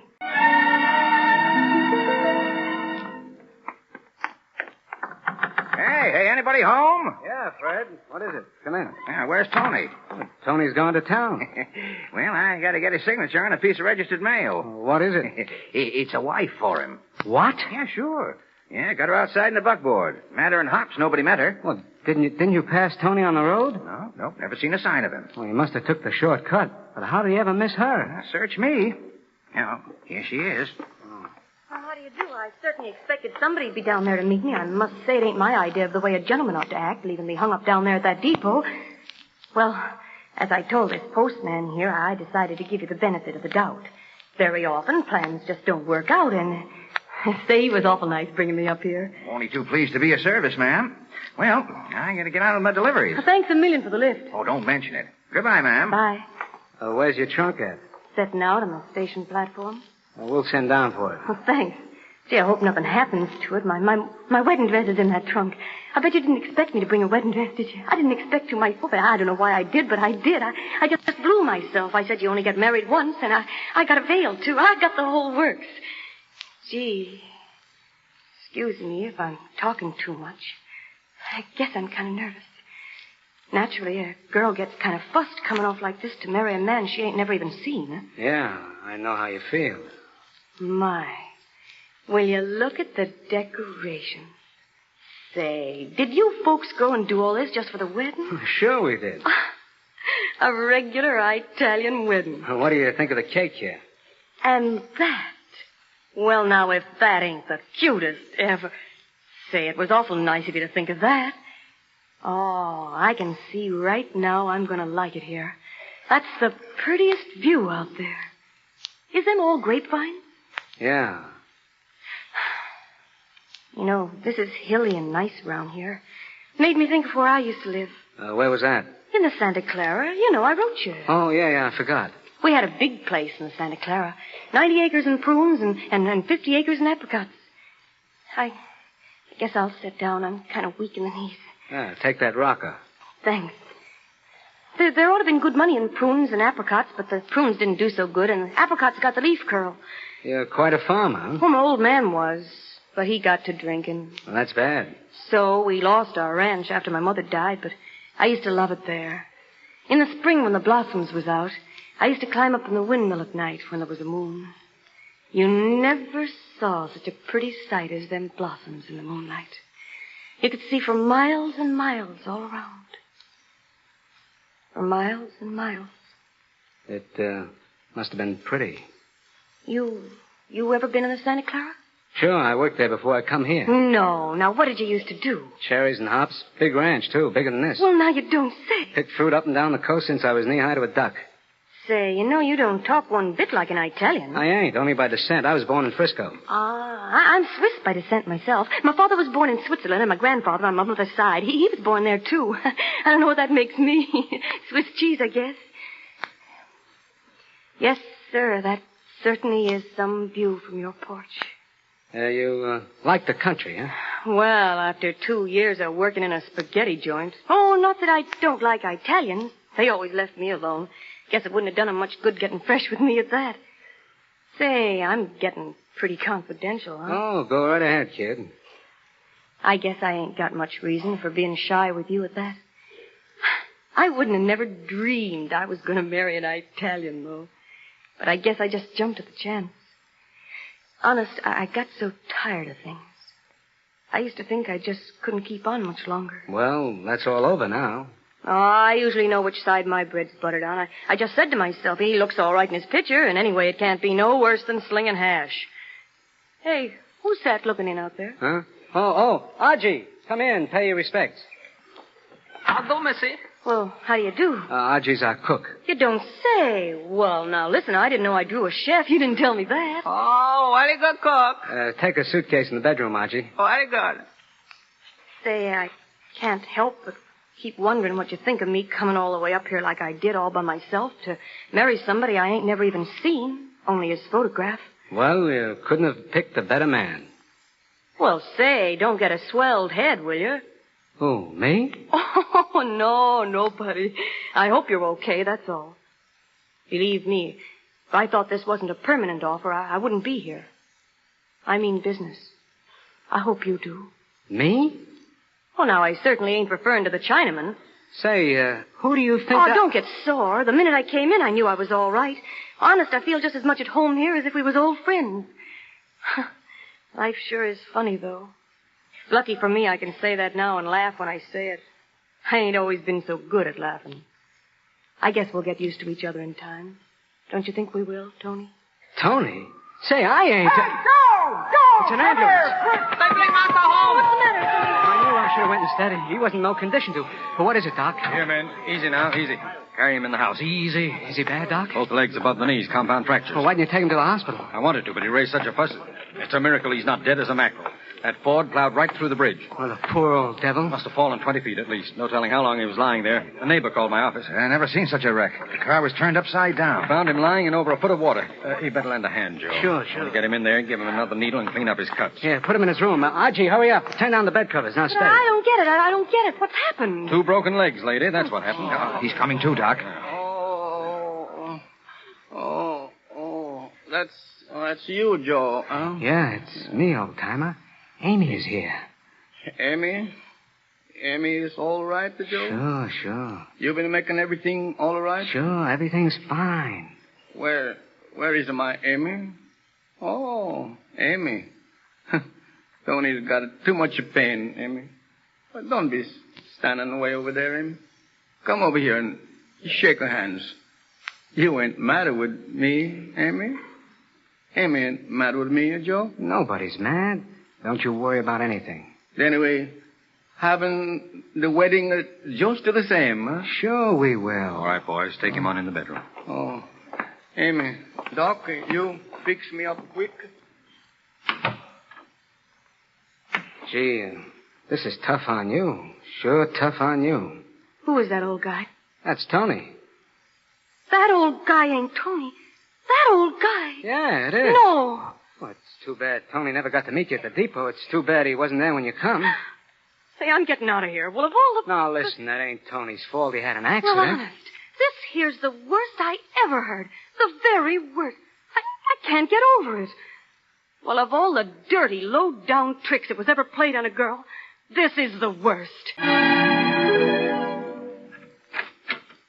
Well, what are you doing sitting out there like you had a ramrod in your back? I'm waiting for someone to take me back to the depot. Come on, I'll take you if you're so hipped on running out on a poor guy that's just been banged up. Say, you got some nerve being sore at me. Come on, what's your squawk? All right. I'll show you what my squawk is. Is this here a photo of you, or ain't it? Wait a minute. Where'd you get that? It come to Frisco in the mail to me, that's where. Say, Tony didn't send you this picture of me, did he? Tell me, did Tony send you this? Ain't I just told you? Well, you must have been plumb crazy. He was so dead gone on you, he was afraid you wouldn't have nothing to do with it, an old man like him. And I suppose you never knew nothing about it. Oh, honest, Amy, it's the God's truth. I admit I wrote them letters for Tony, but it was only because he didn't write English as good as I. Oh, that ain't no excuse. Well, you're right. It's a dirty trick, the dirtiest trick I'd ever heard. And he's crazy to think he can get away with it. Only Tony never meant no harm. He ain't nothing but a big-hearted kid. Look, I'll do everything I can to square it. And you can go back to Frisco Oh, can I? And what do you expect me to do when I get there? Ain't I thrown up my job? Do you think jobs is easy for a girl to get?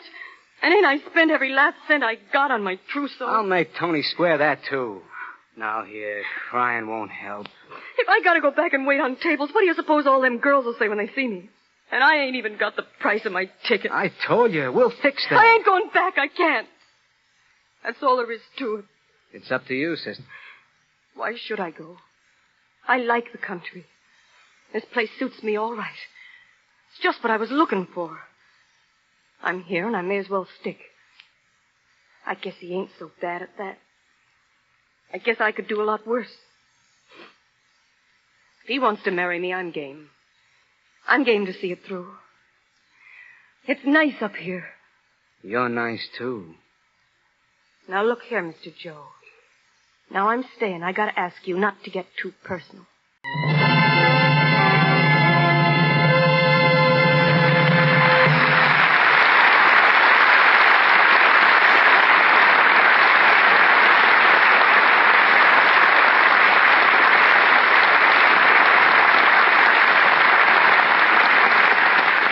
In a moment, we will continue with the second act of They Knew What They Wanted, produced by the Theater Guild on the Air and sponsored by the United States Steel Corporation.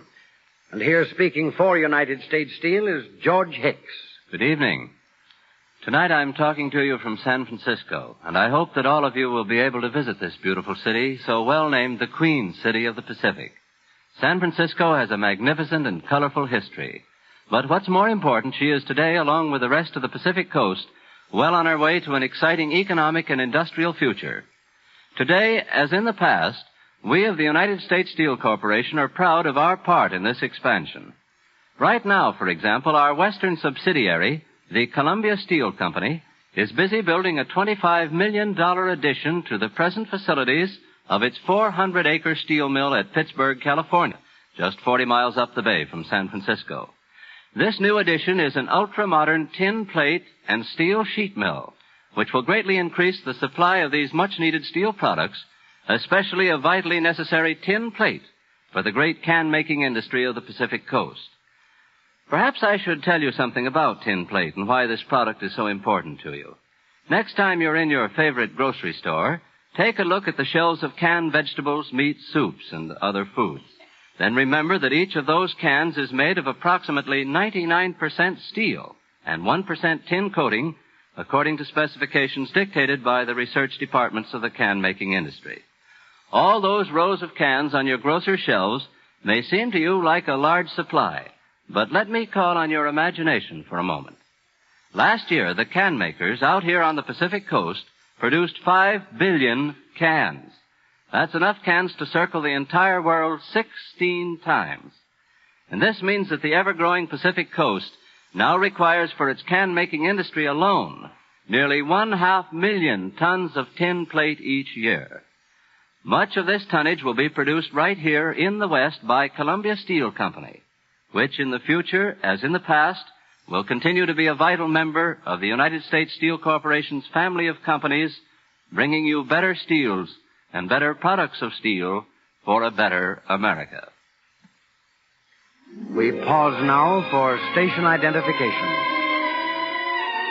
Your station is KECA, Los Angeles. You are listening to the Theater Guild on the Air, sponsored by the industrial family that serves the nation, United States Steel. Tonight's play, Sidney Howard's powerful comedy drama, They Knew What They Wanted, stars John Garfield, June Havoc, and Leo Carrillo. And now the curtain rises on the second act. That same night, under a brilliant California moon, the festa, the feast before the wedding, which Joe had planned for his boss, is in full swing. But poor Tony himself lies on a cot in the living room of his ranch house, his legs encased in plaster casts. The doctor sits beside him. Doc, the most beautiful sound in this world is laughing people. Everybody having a big time at Tony's festa. But Tony, you think Miami like it, Doc? You think she have fun? No, Donna Mia, but I want us to go out there so bad. Now, look here, Tony. If you don't lie quiet, I'll ship you off to the hospital where you belong. Half of what you went through this morning would have killed an ordinary man. Oh, that's all right. Tony's very sick, very sick.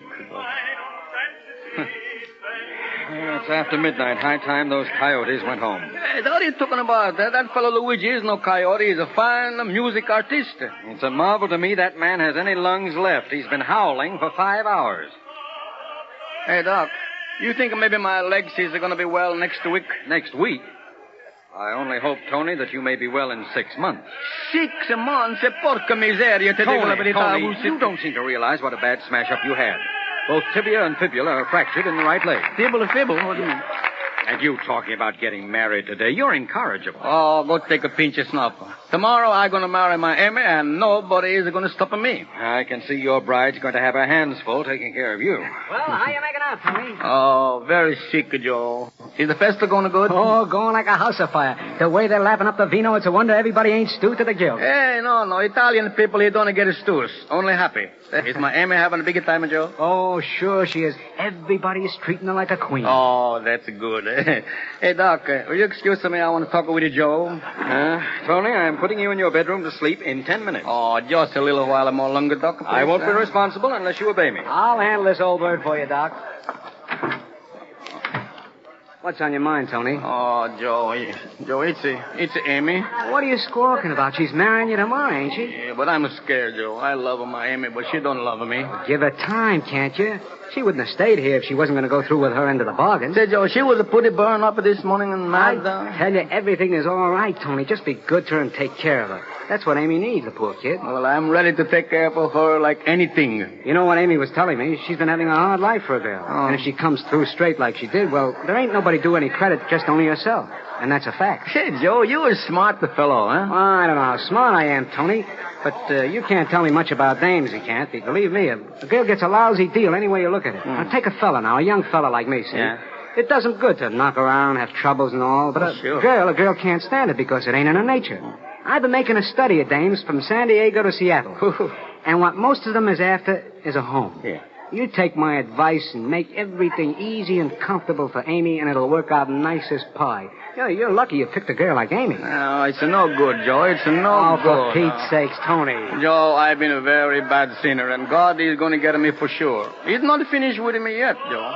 Just for playing that dirty trick with that picture on Amy. What do you think make me do such a thing, Joe? Search me, he always was crazy. God is going to fix me plenty. That's all right. I seen God let a lot of worse guys than you get by. You think, Joe? Oh, look, Joe, look what I got. Boy, them's what I call regular earrings. Those are real diamonds. They cost $400. I guess my Amy's going to like them pretty good, huh? You go call her, Joe. I give them her right away. Oh, boy, those will make her sit up and beg. I'll be right back. Oh, here you are, beautiful. Listen, if you can't speak to me proper... You needn't be so hard-nosed. I'm only trying to be friendly. Well, maybe you are. But I don't believe in letting a fella get familiar. When I only met up with him this morning.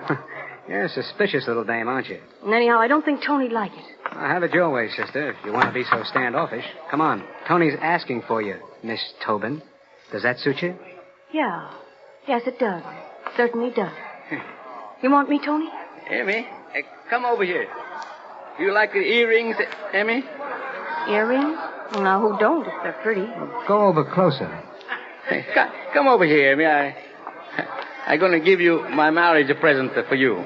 For me? Honest? Well, gee, ain't that nice and thoughtful of you. Look, Amy. That's for making you happy. Oh. Yep. Lay back 400 smackers. Oh, you didn't need to go and do that. Oh, gee, real diamonds. Hey, don't cry. That's enough for making you cry, the earrings. Oh, say, ain't they beautiful? Oh, I never dreamed of ever owning anything so gorgeous. Hey, Amy, you ain't going to be mad with it, Tony, for being so crazy, wild with love. My Amy's so good, so pretty. My Amy, Nothing. I ain't mad. You see, Tony, everything's hunky-dory. Say, what's the idea? What do you got to do with this? You're always butting in. And come to think of it, I don't like your picture lying here on this table. Here, take it. Santa Maria, she got a temper, Joe. Take it, I tell you. I don't want it around. Tear up the picture, Joe. Tear him up. Is it better? No, give it to me. I'll tear it up. Now, we don't ever have to think of that again. Madonna, that's very good, eh? There ain't no use of keeping things around to remind you of what you want to forget. Start in over again, new and fresh. That's my way. No memories for me. No hard feelings. It's a great life if you don't weaken. Well, Tony, I guess you don't need to worry no more after that. Hey, now you know why I've been wanting you to go away, Joe? That picture photograph. But everything is fixed now, and you don't have to go. Well, you don't need me around. You got Amy to take care of you. Oh, dear me, that's no good. You go away and leave nobody for boss of the boys in the vineyard. You don't let him go, Amy. I got nothing to say about it. I gotta leave, Tony. Oh, you got them itchy feet. You tell Joe stay here, Amy. It must be pretty swell being free and independent and beating it around the country just however you feel like. Calling in at a farmhouse for a plate of cold stew and a slab of last Sunday's pie. I guess it's a fine life if you like it. Only I never had much use for hobos myself. Sure. I'm a hobo, and I'm proud of it. I bet when Amy lived down in the Santa Clara, she used to keep a dog for fellas like me. Ah, Joe, go take a pinch of snuff. All right, you two, go on out of here. Tony must get some sleep now. Oh, my leg is paying too much, Doc. Well, I've got something that'll make you sleep. Here, take this. I no can drink water, Doc. I don't think water will kill you. Yeah. Oh, hey, all right, Doc.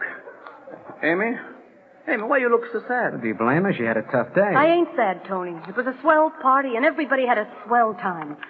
And when Tony's good and strong, Doctor, and don't have to be in bed all the time, we'll have that Chinaman carry him out in the sun, and I'll sit beside him and read the paper out loud, and we'll look at the view and feel that nice wind and enjoy ourselves. And if Joe goes away, why, he goes away, that's all. Don't nobody fret about little Amy.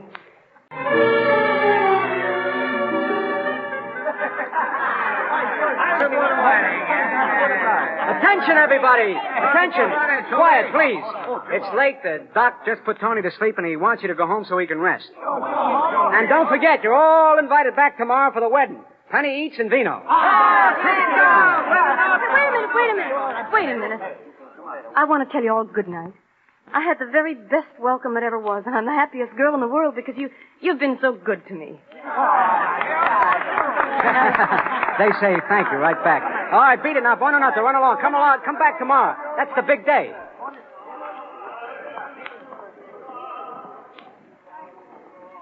It's all just like in the movies, ain't it? It's late. You better go in and get some sleep yourself. All right. Well, good night. Good night. Just keep a stiff upper lip. Everything's going to turn out okay for you. You certainly think you know everything, don't you? Well, what's got up your back now? I'll let go. I guess I just don't feel so good. This cool air ought to help. Well, maybe it's the vino. You know, I don't agree with some folks. No, I guess I'm just nervous. Well, no wonder taking a big and important step like getting married. Well, everything's so new and different. But I wouldn't let it get me down if I were you. Don't you worry none about me, Mr. Joe. That's the spirit. Good night. Good night. Say, look here, Amy. I don't remember giving you leave to use my Christian name. It's a pretty name. Are you ashamed of it? No, I'm not ashamed. Amy. That's French for beloved. Beloved. Listen, kid, there's something I want to ask you before I go. I'm pulling out in the morning right after the ceremony. Where do you think of going? Well, I ain't decided yet. It don't matter, north or south. It's all the same to me. I've been here too long as it is. What do you have to ask me? You like Tony all right, don't you? I let him get jewelry, didn't I? A self-respecting girl don't accept jewelry from a man unless she's going to marry him. Not real jewelry. I know that, only it just ain't what I mean, because, well, Tony, he's a funny guy and all that, but Tony is the salt of the earth, he is. And I wouldn't like to see him unhappy or getting his feelings hurt or anything in that line. Oh, you wouldn't? No. And it's all up to you now. I ain't been complaining about him that I remember. Well, don't get sore. Who's sore? I know what I'm about, see. I want a home, see. Well, I got a home, ain't I? Go on, be on your way and mind your own business. You needn't get so huffy. I'm satisfied. I didn't come up here like I did looking for love or nothing like that. Well, I'm glad you got so much sense. I don't know what kind of a girl you take me for. You're a great girl, Amy, and I'm all for you. Yeah, and I can get along without your patting me on the shoulder, too. Don't be so touchy. That guy will be singing all night. Moonlight sure makes him crazy. Joe. What? There's something I gotta ask you. Shoot. You gotta tell me the truth this time. You just got to. You really didn't know nothing about him sending me that photo of you instead of his own, did you? You didn't know nothing at all about that. Honest, I didn't. I swear it. On your sacred word of honor? Honest. I'm glad. And I want to apologize for what I said. How about your being a common hobo and all? I'm sorry, Joe. Will you forgive me? Forget it. I wouldn't want you to go away tomorrow thinking what a mean character I got. Oh, nothing like that. You mean it? Sure I do. Well, you're crying. What's the matter, kid? Nothing, none. Nothing, I'm all right. Come on, don't let it lick you. Just make the best of things. I'm trying to. Honest, I'm trying to. You're marrying a good man. I know it's no picnic with Tony smashed up and all. But just hang on. It'll work out. You'll see. I bet you all those people are laughing at me. And I bet you're laughing at me, too. I ain't, Amy. I'm sorry. On the level, I am. Well, you're shaking. No, don't. Please don't touch me. Say, you're all right, Amy. You're plumb all right. I always was, till I come up here. Come on, buck up. I wish I was dead, Joe. I wish I was dead. Oh, don't talk that way, Amy. Honey, don't cry. Gee, you're sweet. Oh, Joe, don't say that. You mustn't. No, you mustn't. I can't help it. Gee, you're sweet. Oh, Joe. Hold me tight, Joe. Hold me tight.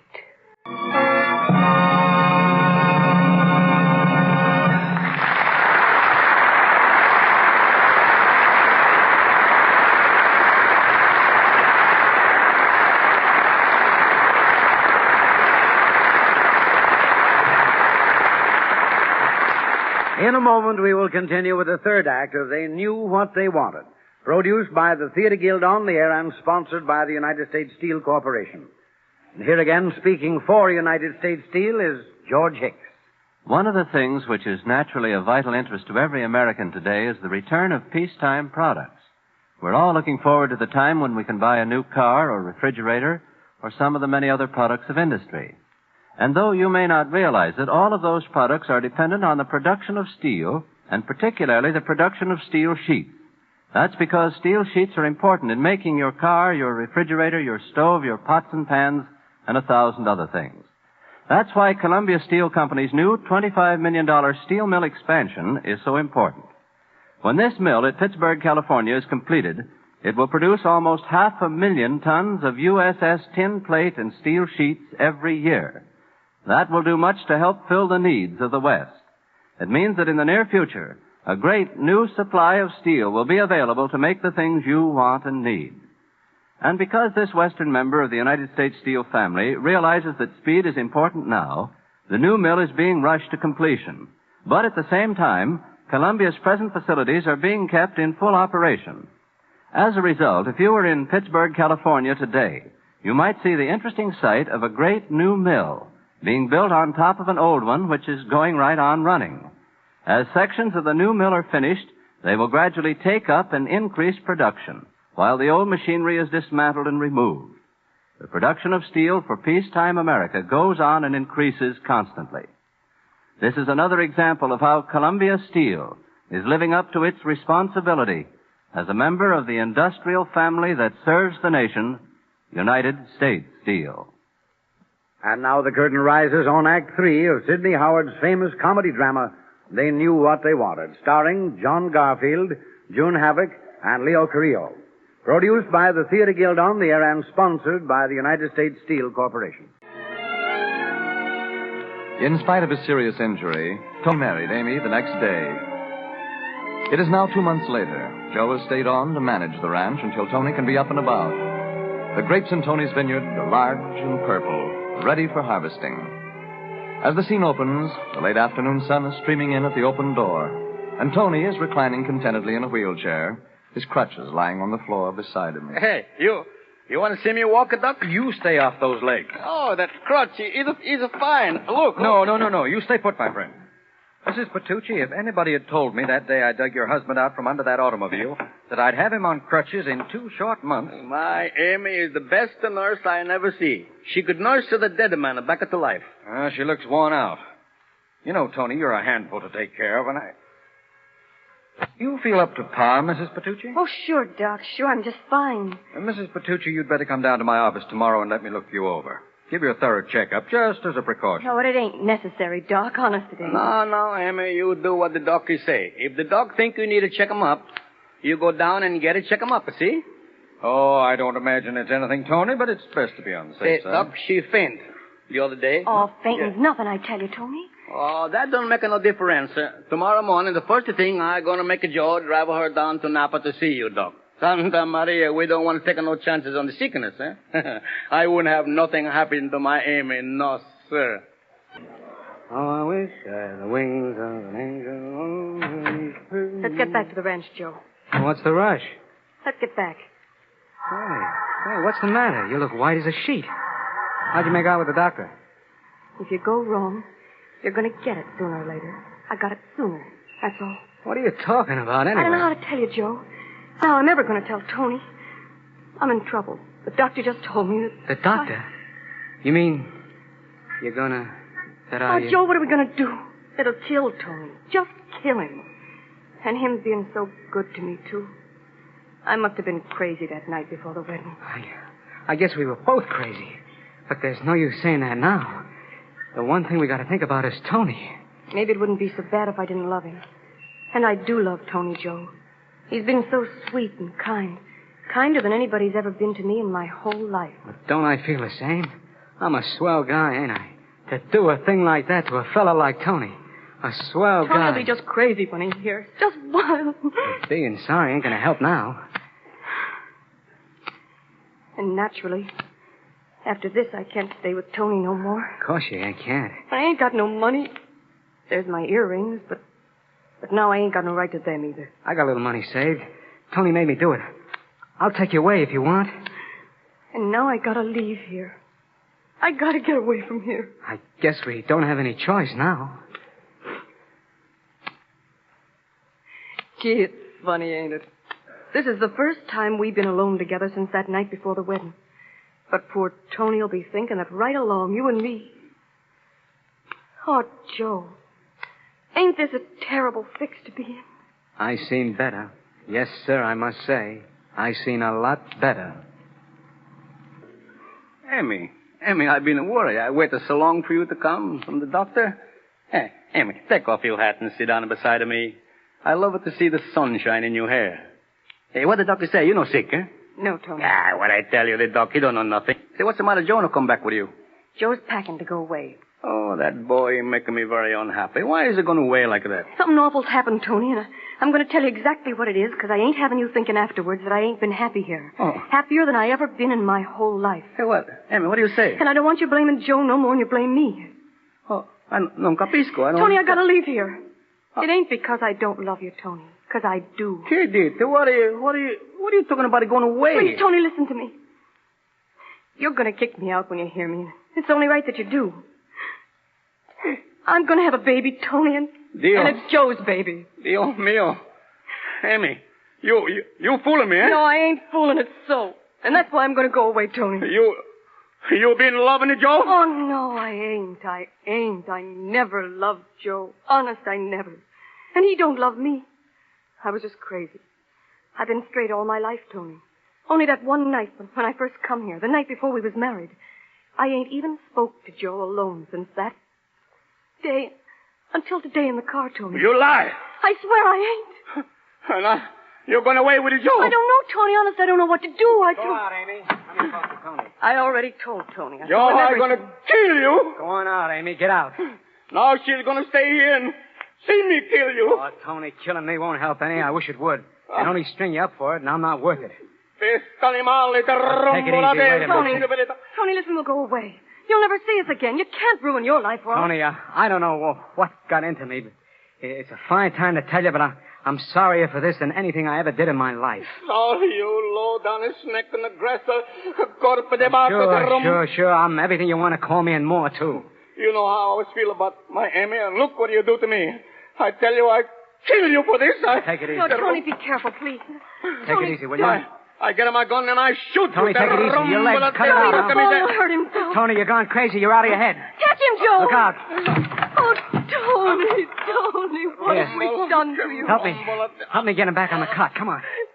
Joe, we got to get the doctor. We got to get him right away. Poor old devil. Is Tony all right? Dios mío.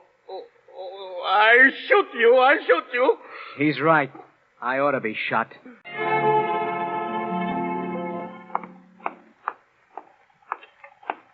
Two tickets for Frisco, one way. That'll be $3.61. Train on time? Yep, as far as I know, she'll be pulling in about 7:10. Yeah, much obliged. Well, here's the tickets, Amy. Move my suitcase if you want to sit down, Joe. You got anywhere to go in Frisco? Yeah. Thanks, anyway. Okay. You couldn't blame Tony for taking it the way he did. You know the trouble with me? I never learned to use my head. I'm just like some half-baked kid that sees a sack of candy and grabs it no matter who it belongs to. Well, I got my licking this time. What'll you do in Frisco, Joe? Well, I can always try the docks. If that won't work, I'll go south for orange picking, maybe down the Imperial Valley. It don't make any difference. I can get a job myself. For a while. Don't you worry, Amy, about that. I'll take care of the dough. I'll do the right thing if it kills me. Now, try to calm yourself, Tony. I know what you've been through, and it's a great deal, but you've got to take it easy. What I'm going to do now, Doc? Amy, she's left me. Well, now, you can't say she left you when you practically turned her out. No, I not turned her out. Understand, I don't blame you. It's a hard thing for any man to forgive. And me treating Joe all the time like he's my own son. Oh, Madonna mia. You think that Joe is going to take care of my Amy, Doc, like he said? No, I don't. How much money has Amy got with her? She don't got nothing, Doc, nothing. Only them diamond earrings I give her. I guess she's get plenty for them in the pawn hook shop, huh? She might, if she'd taken them with her. What do you say? There are your earrings on the corner of that table. Oh, Madonna mia, she don't got no sense at all. Why she don't take them with her? Well, the way things ended, I suppose she thought she wasn't entitled to them. Oh, she got no right or not about taking my present, Doc. How's she going to live? What's she going to do for the cash? It won't be easy to get a job with the baby coming. Doc, that Frisco train, he don't go yet. Look at the clock. It's an even 7. How about you riding me down to the depot and I give Emmy my cash money? I got plenty of money. You can't go anywhere in a car. Sure. Look, Doc. Look. What the clutch is for? Sit down. You want to fall again? No, the clutch, he holding me up good. Well, you take the cake. Well, we'll make it, Doc. You drive like the devil and we take the shortcut. And we get to the depot before the Frisco train. It's just as sure as a shoot. Look, Tony. There they are on the platform. Joe, come here to the car. Bring Amy. Doc, you brought Tony down here, huh? I hadn't brought him. He'd have walked. Emmy, here's some money. You take the earrings, eh? You don't take those earrings. Look, I got it. No, Tony, no. I can't take your money. You're going to have a baby. How are you going to get along with no money? Tell me that. I got money. Yo, Santa Maria, oh boy, got nothing. Emmy, pretty quick. Joe is leaving you. I swear I'll see her through, Tony. Oh, it's no good. Joe is no good for looking after the woman. Emmy, you ain't going to have an old baby in the street. No, sir. Tony, don't let you. Oh, Tony, you mustn't worry about me. I just ain't no good. You ain't, Emmy. You ain't going. You're staying right here with the Tony like nothing happened. I can't do that, Tony. It ain't fair for you. Yes, that's a good sense. That's what everybody's wanting. You and Joe and me. Hey, Joe, you want to go free? All right, then. Amy, what she wants? Staying as nice and as safe in a fine house with a Tony. Look at Tony. Dio mio. Ask him what he want. Hey, don't he want a little baby, but huh? Not this baby, Tony. What I care? What I care what the people say? I'm going to tell everybody he's a Tony's kid. Then everybody going to say, look, Tony's so young and strong. He'll break both his legs and have a baby just the same. Right, You know, Tony, you wouldn't mean it later. It ain't human. It's human. I got nobody to give my property to when I'm a die. That's for why I want this baby, Emmy. You ain't kidding, are you? You're serious, ain't you, Tony? You won't change afterwards, will you? No, Emmy, what do you do, Emmy? That was just a mistake of the head, not the heart. And a mistake of the head, that don't matter. Joe, I guess maybe you better get on that train alone. Yeah? You're not going? You mean that? You sure? She mean it. Did you hear her, Joe? Okay. Well, you know what you want. If that's the way you want it, I'm satisfied. I guess there ain't none of us got any kick coming at that. No real kick. And that's a fact. Well, so long.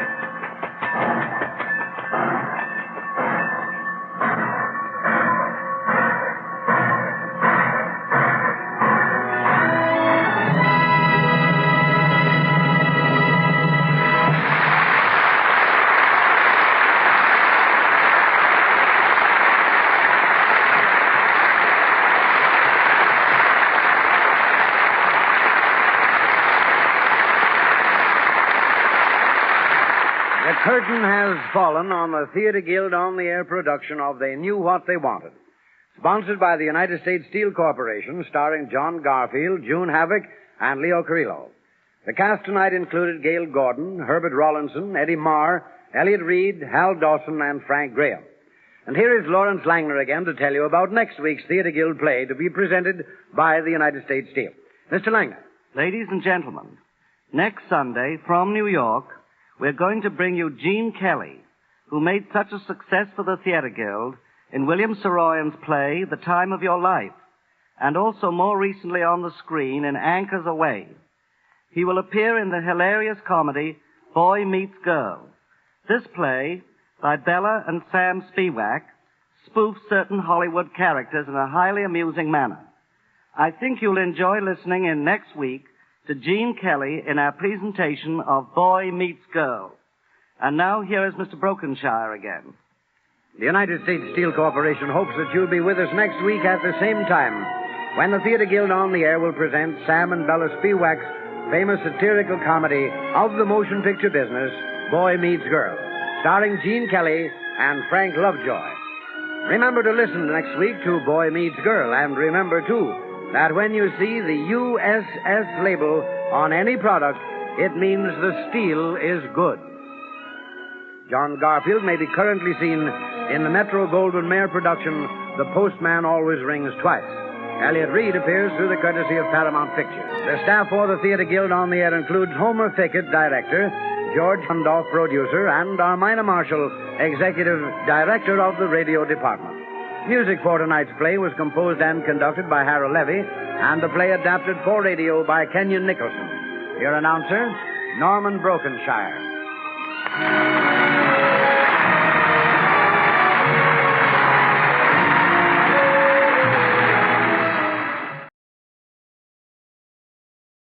The Columbia Network takes pride in presenting Orson Welles and the Mercury Theater on the Air in the third broadcast of a unique new series dramatizing famous narratives by great authors. This is the first time that a complete theatrical producing company has been brought to radio, and the Columbia Network again welcomes Mr. Welles and his associates to its own stations and to the stations of the Canadian Broadcasting Corporation coast to coast.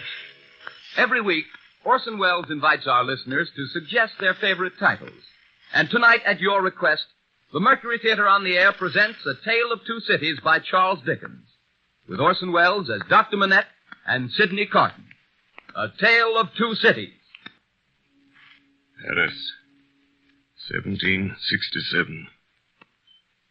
I, Alexander Manette, unfortunate physician, write this melancholy paper in my doleful cell in the Bastille. Hope has quite departed from my breast.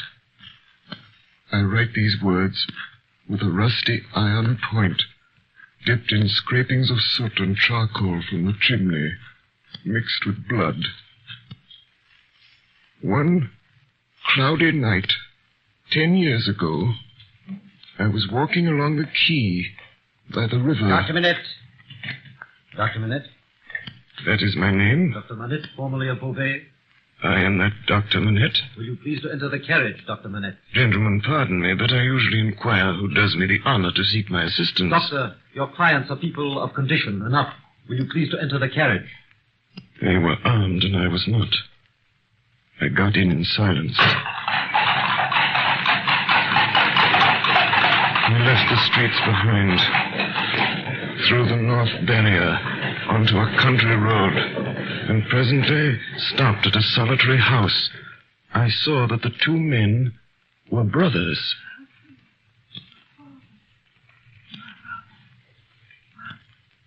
In an upper room, I found a patient in a high fever of the brain lying on a bed. She was a woman of great beauty and young, certainly not past 20. Her hair was torn and ragged, and her arms were bound to her side. My husband, my father, my brother. 1, 2, 3. How long has she lasted? It's about this hour last night. She has a husband, a father, and a brother? A brother. You are not her brother? I am not. My brother. 1, 2, 3, 4, 5. There is another patient you had better see. Come. 7, 8. In a back room on some hay on the ground lay a handsome boy of not more than 17.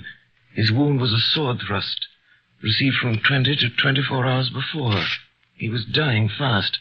How was this done, monsieur? Crazed young common dog, a peasant, forced my brother to draw on him, and has fallen by my brother's sword, almost like a gentleman. The boy's eyes moved slowly towards me. You've seen her, Doctor? I have seen her. She is my sister, Doctor. She was a good girl, married to a good young man, too. One of his tenants. We are all tenants of his. But the Marquis of St. Obermann saw her, and what do you think they did? He and his brother. You know, Doctor, it is among the rights of these nobles to harness us common dogs to carts and drive us. They so harnessed my sister's husband and drove him all day, and all night kept him on the grounds in the unwholesome nights, quieting the frogs so that their noble sleep might not be disturbed. And then back in the harness in the day. Taken out of harness one day at noon to feed, if he could find food. He sobbed 12 times, once for every stroke of the bell, and died on her bosom. And then, when her husband was dead, that man took her away. I saw her pass on the road. I tracked him here, and last night I climbed in. A common dog, but a sword in my hand. I made him draw and fight with me, common dog though I am. Where is he? He is not here. Marquis of St. Obermann, in the days when all these things are to be answered for, I summon you and yours to the last of your bad race to answer for them. I mark this cross of blood upon you as a sign that I do it. He put his hand to the wound in his breast, and with his forefinger drew a cross in the air. He stood for an instant with a finger yet raised, and as it dropped, he dropped with it, and I laid him down, dead. I returned to the bedside of the girl. The sound of her voice never ceased. She lingered on for a week. Then, on the 8th day... Well, she is dead? She is dead. I congratulate you, my brother. 5 nights later, toward 9 o'clock, a man in a black dress rang at my gate, demanded to see me, and softly followed my servant, Ernest Defarge, upstairs, into the room where I sat with my young wife. An urgent case, Doctor. Won't detain you long. I have a coach waiting. When I was clear of the house, a black muffler was drawn tightly over my mouth from behind, and my arms were pinioned. The 2 brothers crossed the road from a dark corner and identified me. Not a word was spoken. That coach brought me here to the Bastille. It brought me to my grave. If it had pleased God to put it in the hard heart of either of the brothers, in all these frightful years, to grant me any tidings of my dearest wife and my child, so much as to let me know by a word whether they are alive or dead, I might have thought that he had not quite abandoned them. But now I believe that the mark of the Red Cross is fatal to them, and that they have no part in his mercies. And then, in their descendants, to the last of their race, I, Alexandre Minette, unhappy prisoner, do, this last night of the year 1767, in my unbearable agony, denounce them to heaven and to earth. The words are written in scrapings of soot mixed with blood on scraps of crumbling paper. There they lie hidden away in the solid stone, year after year. Now in the North Tower, cell number 105 is heard all day a low, hammering sound. The sound of an old man making shoes in the dark.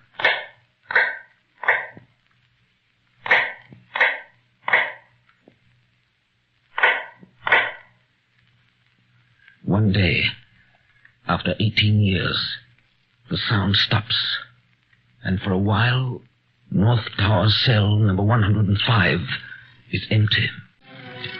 My name is Jarvis Lorry. Most of the characters in this history are people whom I first encountered in the course of business on behalf of Tellson's Bank, London and Paris, of which I have been for many years a partner. This is a history of events that took place in London and across the Channel in France in the terrible years immediately preceding and during the Great French Revolution.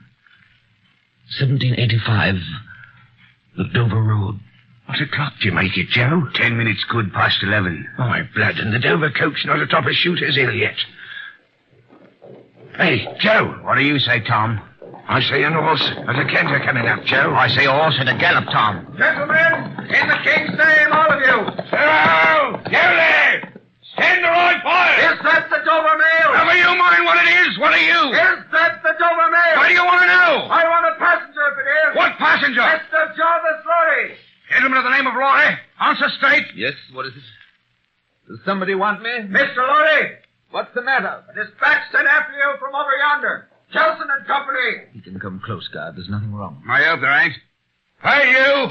Come in at a foot pace. Let's have the dispatch. Here it is, Mr. Lorry. Joe? Guard, there's nothing to be afraid of. I belong to Tellson's Bank in London. I'm going to Paris on business. Now read this. If so be as you're quick, sir.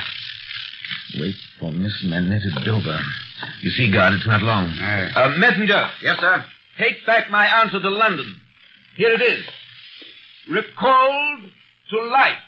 Recalled to life? Yes, Mr. Lorry. Good night.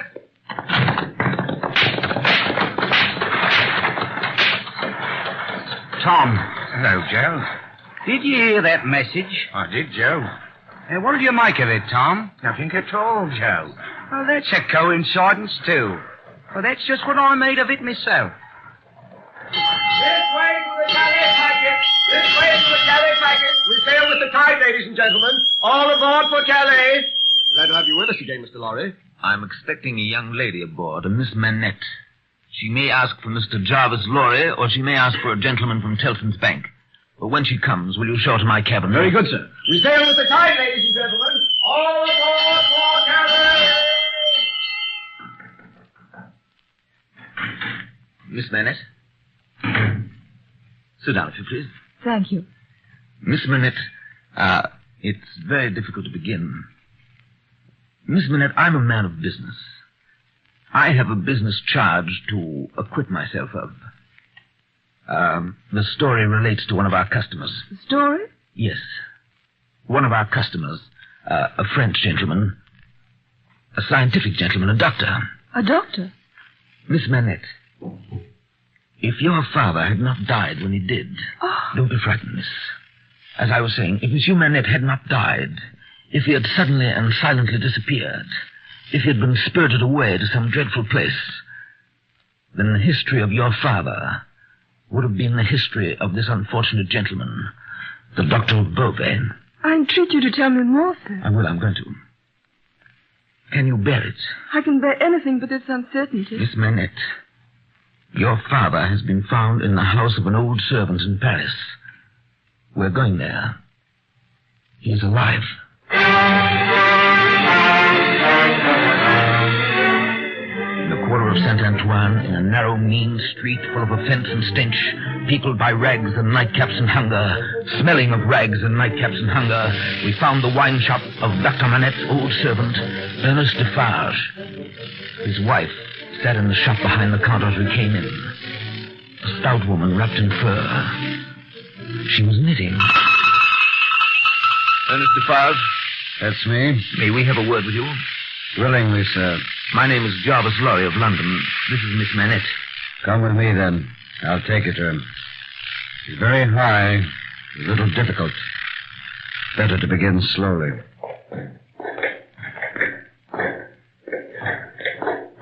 Is he always alone, then? Yes, His own desire? of necessity. He is greatly changed? Changed?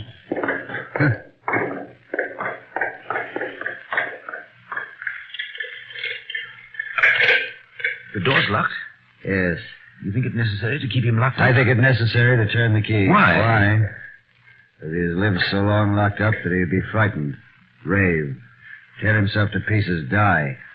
His door was left open. Is it possible? Is it possible? Yes, it is possible in this fine world we live in. Not only possible, but done. Done, see you, under that sky there every day. Will continue being done until the last of that accursed race has perished from the face of the earth.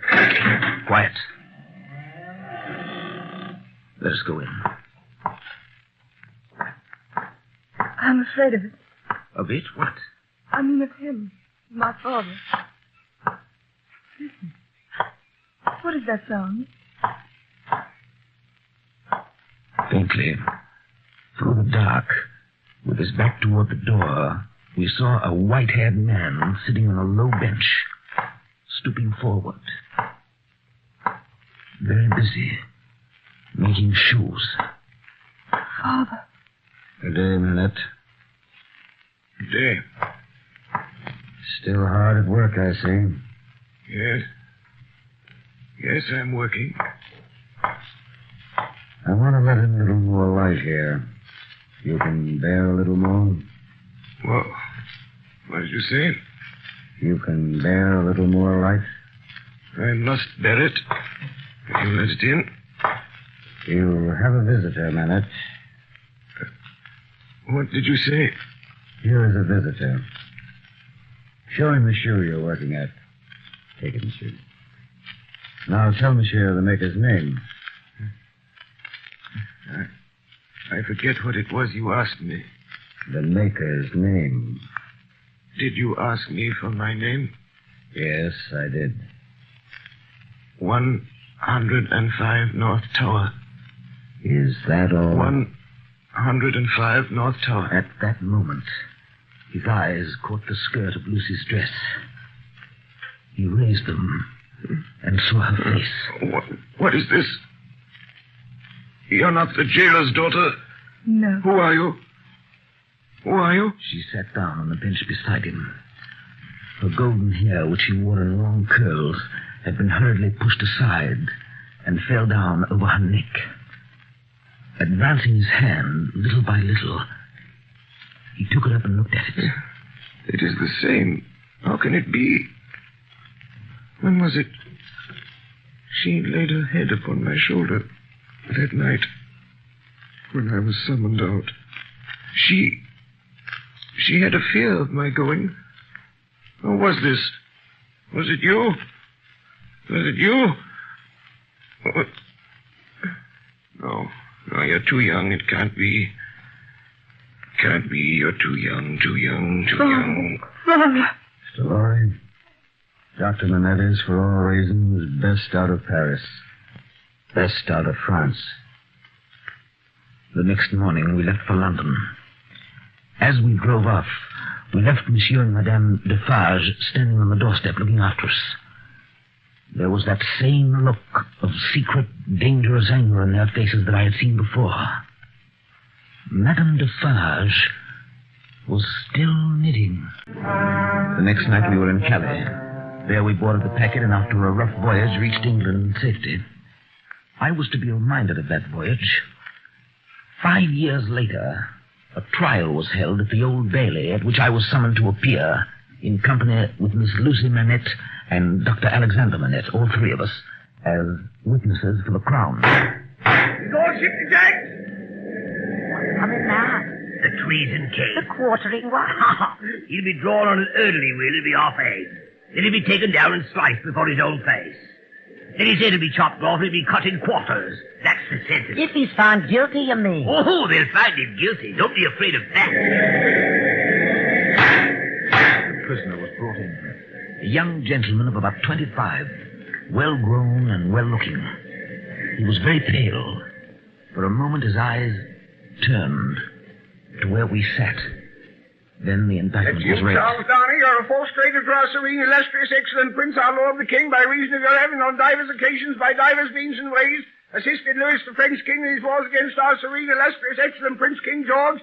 That is to say, by coming and going between the dominions of our said serene, illustrious, excellent Prince, those the said French Louis, and wickedly, falsely, treacherously. Prisoner, do you plead guilty or not guilty? Not guilty. I shall now prove, my lord, to the satisfaction of yourself and this jury, that the prisoner Charles Darnay, though young in years, is old to these treasonable practices which today claim forfeit of his life. That this correspondence with our national enemy is not a correspondence of today, nor of yesterday, nor even of last year or the year before that. That as long as 5 years ago... First witness for the Crown, Mr. Jarvis Lorry. Jarvis Lorry? Mr. Lorry, are you a partner of Tellson's Bank? I am. On a certain night in November, 1775, did business occasion you to travel between Calais and Dover by the packet ship? It did. Mr. Lorry, look upon the prisoner. Have you seen him to your certain knowledge before? I have. When? At Calais that night, the prisoner came aboard the packet and made the voyage with me. At what hour did he come aboard? A little after midnight. In the dead of night, eh?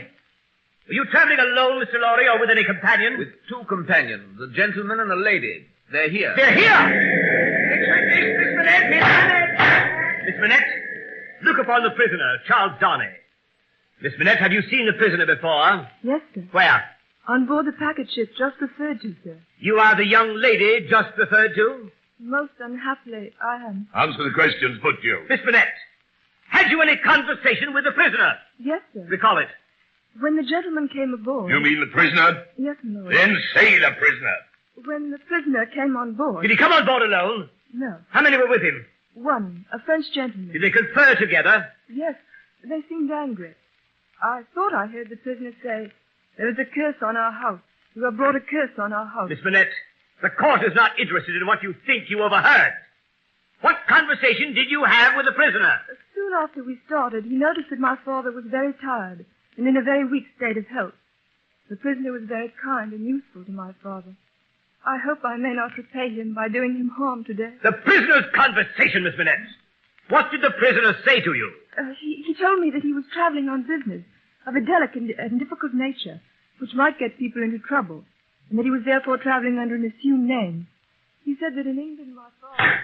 Alexander Manette! Dr. Alexander Manette! Dr. Manette! Dr. Manette! Look upon the prisoner. As the old man looked at Darnay, his face for an instant became frozen, as it were. It was a curious look, very intent, deepening into a frown of dislike and distrust, not even unmixed with fear. It passed so quickly that few could have noticed it. Dr. Manette, have you ever seen this prisoner before? Once when he called on us at my lodgings, some 3 years ago. Can you identify him as your fellow passenger aboard the packet ship, or recall his conversation with your daughter? Sir, I can do neither. Is there any particular and special reason for your being unable to do either? There is. Has it been your misfortune to undergo a long imprisonment without trial in your native country? Dr. Manette? A long imprisonment. Were you newly released on that occasion? They tell me so. Have you no remembrance of the occasion? None. My mind is a blank. From some time, I cannot even say what time, when I was employed in making shoes. That was in my captivity, too. Excuse me, sir, to the time when I found myself living in London with my dear daughter here. I have no remembrance, no remembrance.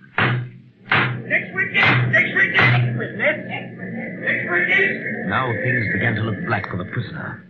The prosecution held that previous to that Friday night in November 5 years ago, Charles Darnay had visited a dockyard town on the south coast of England, and there collected information which he later delivered to the French authorities in Calais. In proof of this, the star witness, who had every appearance of being himself a paid spy, now took the stand and identified Charles Darnay as having been at the precise time required in the coffee room of a hotel in that dockyard town, waiting for another person. On this point, counsel for the prisoner tried in vain to shake him. And that is the only time you ever saw this prisoner? Yes, Your Honor. You never saw him before or since? No, Your Honor. No. Now, a curious thing happened. A gentleman who had been sitting off by himself all this time, staring up at the ceiling of the court, suddenly came to life, removed his wig, wrote a word or two on a little piece of paper, and tossed it to the prisoner's counsel, who opened it, and then looked with great attention and curiosity at the prisoner. You say again you are quite sure that it was the prisoner? Oh, quite sure, Your Honor. Did you ever see anybody very like the prisoner? Oh, no, Your Honor. Do you think there could be anybody so like the prisoner that you could be mistaken? Oh, no, Your Honor. But if there were, you could be mistaken. Oh, no, Your Honor. But if there were, you would then admit that you might have been mistaken. Huh? Oh, yes, Your Honor. Very well. Look upon Mr. Sidney Carton, my learned friend there, without his wig, and then look well upon the prisoner. How say you? Are they not very like each other? God, like as two peas in a pod. Two peas. It ain't natural. Gentlemen of the jury, do you find the prisoner Charles Downey guilty or not guilty? Not guilty.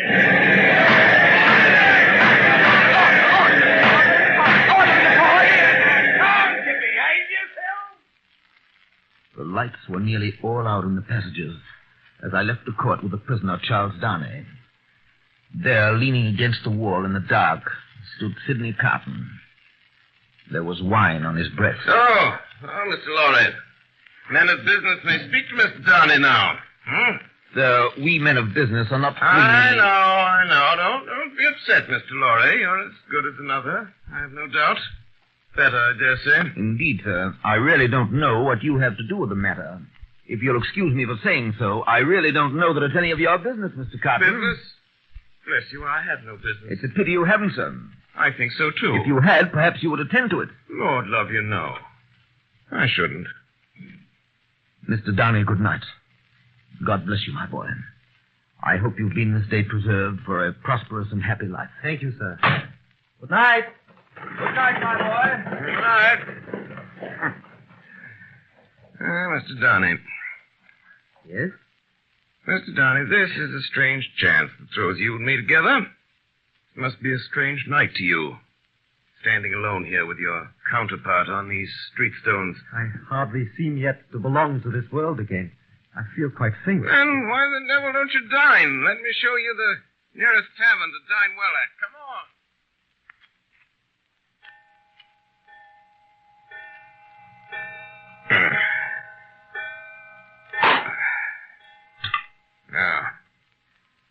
Now, Mr. Downey, now that you've eaten, do you feel that you belong to this terrestrial scheme again? It must be an immense satisfaction for you. Waiter! Another bottle of wine. To me, the greatest desire I have is to forget that I belong to it. There's no good in it for me. That wine like this. All right, for it. So we're not much alike in that particular, Mr. Downey. Indeed, I begin to think we're not much alike in any particular. You and I. Except that we look alike. Now your dinner's done. Why don't you call a health, Mr. Downey? Why don't you give you a toast? What health? What toast? Why, on the tip of your tongue. It ought to be. It must be. Swear it's there. Well, Miss Manette, then. Miss Manette, then. Miss Manette, that's a fair young lady. A coach in the dark. Yes. That's a young lady to be pitied by and wept for by. Huh? How's it feel? Is it worth being tried for one's life to be the object of such sympathy and compassion, Mr. Downey? Mr. Carton, you saved my life today. I have not thanked you. I neither want any thanks or merit in it. It was nothing to do in the first place, and I don't know why I did it in the second. Mr. Downey, let me ask you a question. Willingly. Do you think I particularly like you? Really, Mr. Carton, I have not asked myself the question. Ask yourself the question now. You have acted as if you do, but I don't think you do. I don't think I do. Nevertheless, there is nothing in that, I hope, Mr. Carton, to prevent my calling the reckoning and our parting without ill blood on either side. Oh, nothing in life. Oh, you pay the whole reckoning, Mr. Downey. Then, bring me another pint of this same wine drawer and come and wake me at 10. Last word, Mr. Downey. You think I'm drunk? I think you have been drinking, Mr. Carton. Think you know I've been drinking. Since I must say so, yes, I know it. Then you shall likewise know why. I am a disappointed drudge, sir. I care for no man on earth, and no man on earth cares for me. That is very much to be regretted, Mr. Carton. You might have used your talents better. Maybe so, Mr. Downey. Maybe soon, maybe not, but don't let your sober face elate you, however. You don't know what it may come to. Good night, Mr. Donny. Door! Door! Where's that bottle of wine?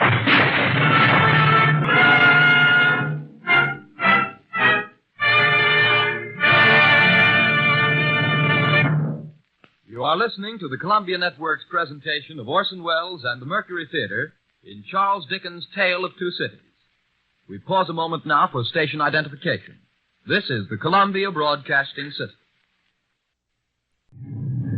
Now the darkness is closing in, with the church bells will be melted into thunder cannon, when the drums shall be beating to drown a wretched voice.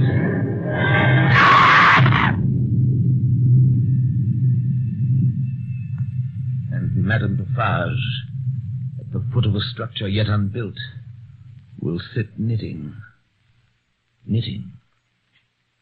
counting dropping heads. London, 1789. Never did I see two people more united than Dr. Manette and his daughter in the weeks before Lucy's marriage to Charles Darnay. Are you happy, my dear father? My child, I never thought I should live to know such happiness.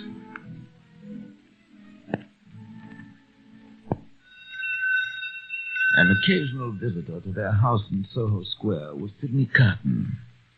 He was not improved in habits, or in looks, or in manner. His air of debauchery was as if, even more pronounced, and it seemed to me that he was behaving with even less delicacy than usual when he presented himself one afternoon, only a few days before Lucy's marriage, and asked to see Miss Manette alone. He was shown upstairs. Miss Manette, will you hear me? Yes, Mr. Carlton. Miss Manette, I know very well that you can have no tenderness for me. I ask for none.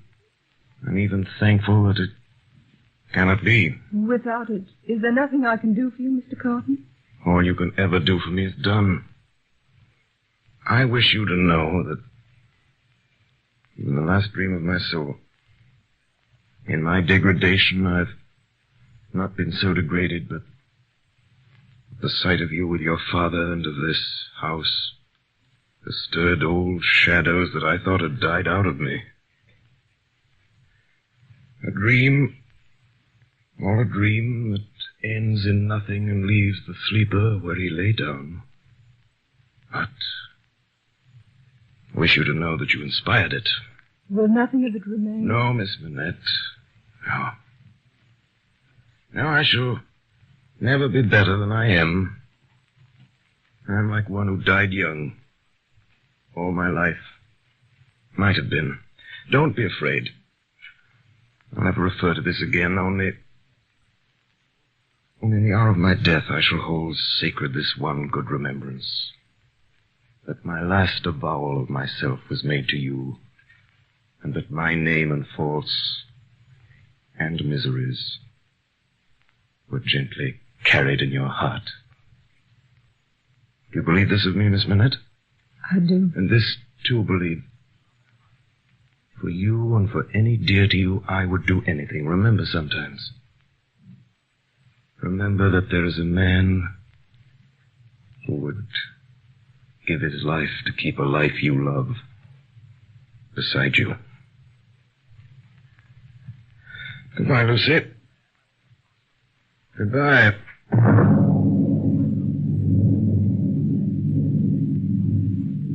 Paris, 1789, July 14. In the quarter of Saint Antoine, something is happening. In the narrow, mean streets, smelling of rags and nightcaps and hunger, all-night crowds have been stirring. Soon after dawn, Madame Defarge puts down her knitting. Defarge, at last it has come. Yes, our day has come.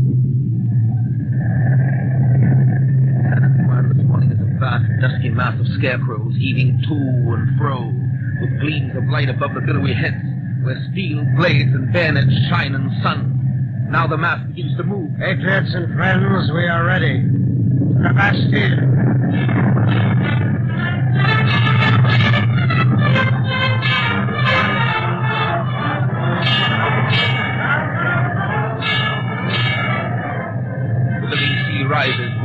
wave, depth upon depth overflowing the city.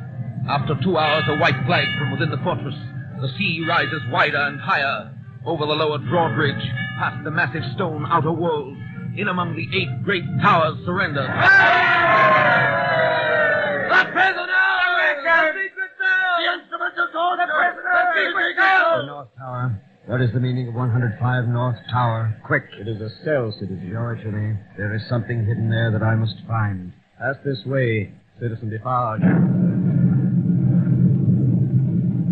3 years go by. The King of France and the Queen of France have paid with their lives for the suffering of the people. Day after day, fresh victims are driven through the streets of Paris to feed this new monster which lives on human blood, the guillotine. And at its foot, day after day, sit the women, knitting. London, 1792. The headquarters and the great gathering place of those who fled from France in those troubled years was Tellson's Bank. Letter for Marquis de Saint-Aubin. Here. Vicomte de Lille. Vicomte de Lille. Arrested at Calais. Executed. Baron de Neuville. Arrested. Executed. Marquis de Saint-Evremont. Marquis de Saint-Evremont. Here. Mr. Darnay. I'll take it. Charles Darnay. I didn't know that you were familiar I'll take charge of the letter, Mr. Lorry. You know where to deliver it? I do. If there's any answer, I'll let you know. Monsieur, heretofore the Marquis Charles de Saint-Evremont. I have been seized and brought to Paris. The crime for which I am to lose my life is, they tell me, treason against the majesty of the people, in that I have acted against them for an emigrant. You are that emigrant.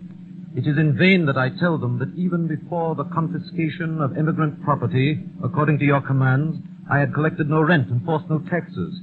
Their only answer is that I have acted for an emigrant. Where is that emigrant? I beg you, Monsieur heretofore the Marquis, to come to my rescue and release me. I pray you, be true to me, your poor servant. Yes, Darnay? I have the answer to that letter. So soon? It is to a prisoner in the La Force prison in Paris. And what is the message? Simply that he has received the letter and will come. 3 days later, a few leagues out of Calais, on the Paris road, Charles Darnay was arrested. Citizen, I beg you to observe that I came here of my own free will, in answer to that written appeal that lies before you. Is that not my right? Right. Immigrants have no rights. You're consigned, Evremont, to the prison of La Conciergerie. Just heaven, under what law? For what offense? You have new laws, aristocrat, and new offenses since you were here. News reached London through a secret agent of Tellson's Bank that Charles Darnay was in prison, in danger of death. 3 days later, we were in Paris. Lucy with her child and Dr. Manette. Come in. Good evening, citizen. You know me? I've seen you somewhere. Perhaps at my wine shop. I noticed standing in the door a heavily built woman, silently knitting. Madame Defarge? Yes. That she may be able to recognize the faces and know the person. It is for their safety. Mr. Lorry. Lucy, this man has a letter for you from Charles. Oh, thank you. Dearest, take courage. I am well, and your father has influence around me. You cannot answer this. Kiss our child for me. Is that his child? Yes, madam. This is the prisoner's little child. It is enough, my husband. I have seen them. We may go. Oh, Madame. Yes, aristocrat. Madame, you will be good to my husband. You will help him to see him if you can. What is it that your husband says in that little letter? Influence, no. He says something about influence. He says... Perhaps it will release him. As a wife and a mother, I implore you to have pity on us. My husband is innocent. The wives and mothers we have been used to see have not been greatly pitied. All our lives we have seen our women suffer. Poverty, hunger, thirst, sickness, misery. We have seen nothing else. We have borne this a long time. Is it likely the trouble of one wife and mother would be much to us now? Goodbye, aristocrat. Charles Evremont! Call Donny! Prisoner, is it true that you have lived many years in England? That is true. Then you are an immigrant? No, citizen judge.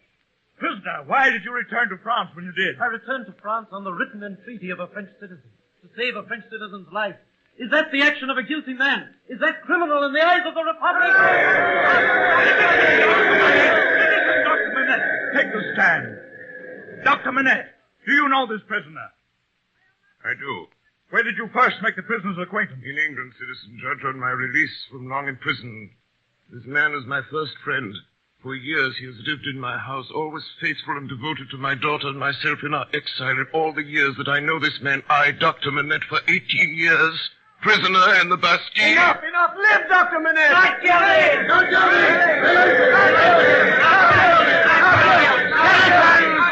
Citizens! Wait! This prisoner has been denounced for a crime against the Republic. Before this prisoner is released, I demand in the name of the Republic that this denunciation be read aloud. Why wait? Charles Everyman called Darnay. Suspected and denounced enemy of the Republic. Aristocrat. One of a family of tyrants. One of a race proscribed. Charles Everyman called Darnay. In right of such prescription, doomed to die. Was the accused denounced openly or secretly? Openly, President. By who? 3 voices. First, Ernest Defarge, wine vendor, a San Antoine. Good. Second, Harry Defarge, his wife. Good. Third, Alexander Manette, physician. I protest this is a forgery and a fraud. The accused is the husband of my daughter, who says that I denounced the husband of my child. Citizen Manette, be still. If the Republic should demand of you the sacrifice of your child, you would have no duty but to sacrifice her. Be silent! On the 14th of July, 1789, at the taking of the Bastille, a paper was found by citizen Ernest Defarge, concealed between 2 stones in the chimney of a cell known as 105 North Tower. The writing is the writing of Dr. Manette. I, Alexander Manette. Let it be read! I, Alexander Manette, unfortunate physician, write this melancholy paper in my doleful cell in the Bastille. Hope is quite departed from my heart. I go down. And to the last of their race, I, Alexander Manette, unhappy prisoner, do this last night of the year, 1767, in my unbearable agony, denounce to the times when all those things shall be answered for. I denounce them to heaven and earth. Death!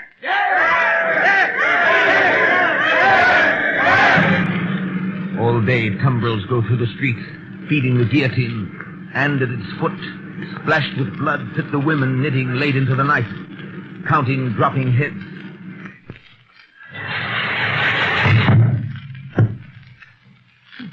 Don't be alarmed, Mr. Lorry.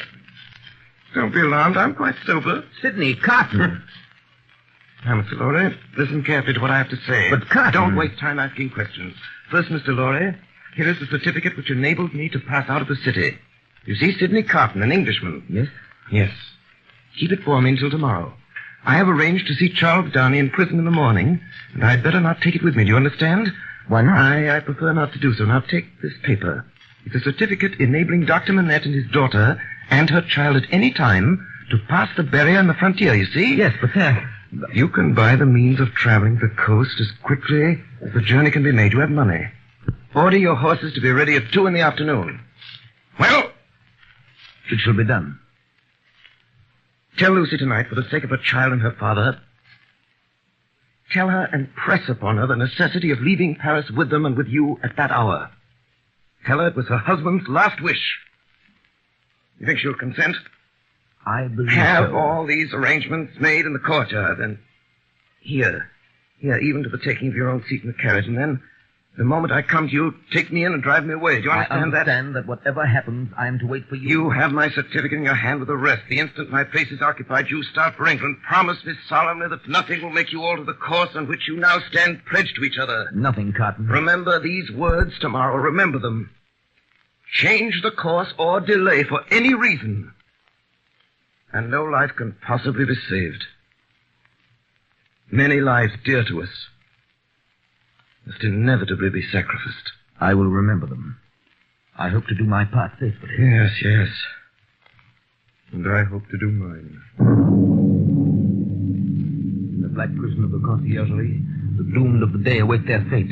They are 52. Even before their cells are quit of them, new occupants have been appointed. Before their blood runs into the blood spilled yesterday, the blood that is to mingle with theirs tomorrow is already set apart.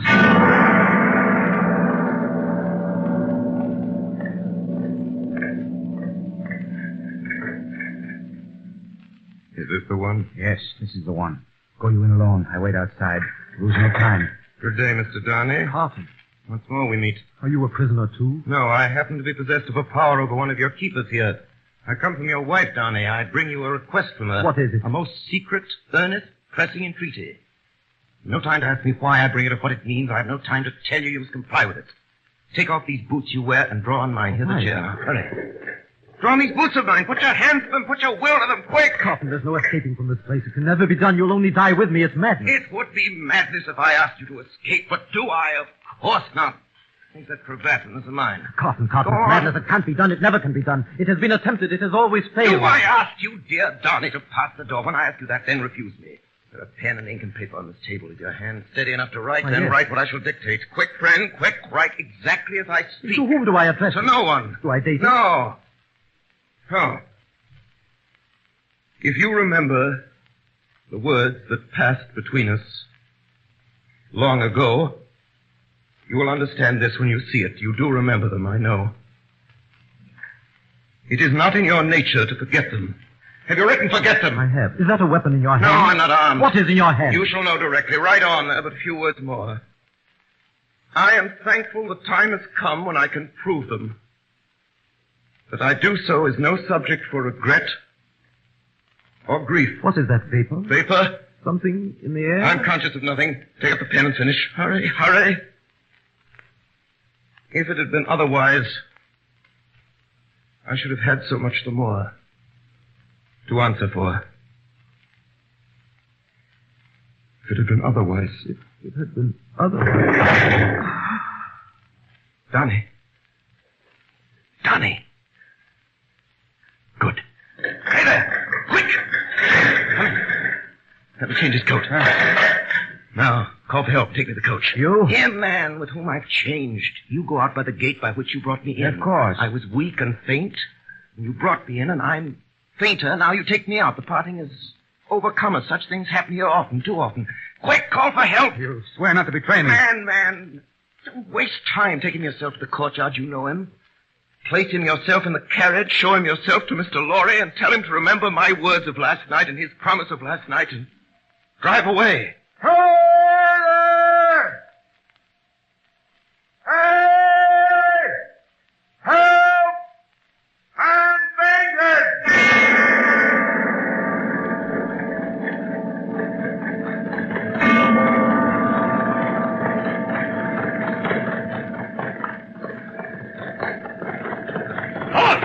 Who goes there? Who's inside? Papers?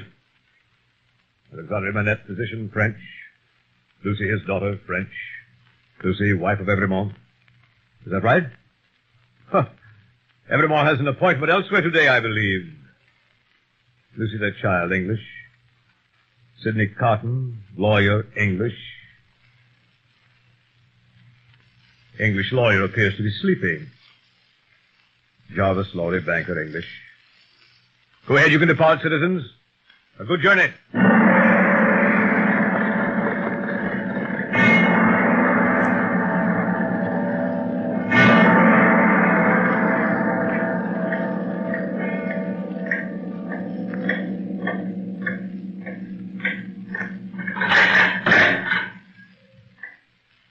Follow me, Evermore. I'm ready. Down, Abramo! Down, everyone! Witches, Abramo! Stand the back there, next to the girl! Down, everyone! Let's get to the guillotine!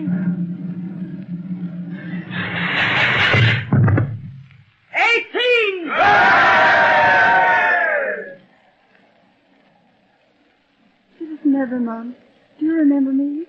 I'm a poor little seamstress who was with you in the prison. Huh?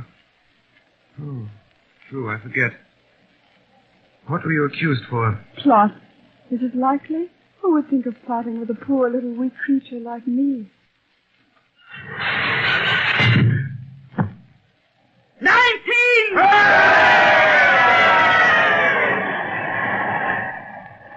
I'm not afraid to die, but I've done nothing. Citizen Evermont, will you let me hold your hand? I'm not afraid, but I'm little and weak. It will give me more courage. 20!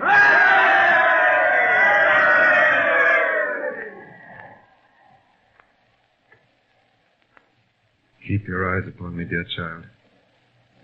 Keep your eyes on me. Mind nothing else. I mind nothing while I hold your hand. I shall mind nothing when I let it go. But they are quick. They'll be quick. Never fear. 21!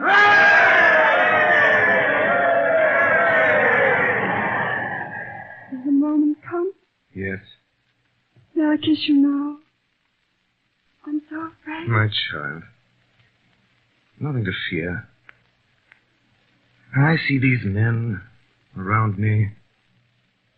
Long ranks of the new oppressors who've risen on the destruction of the old, perishing by this same instrument of retribution before it shall cease out of its present use.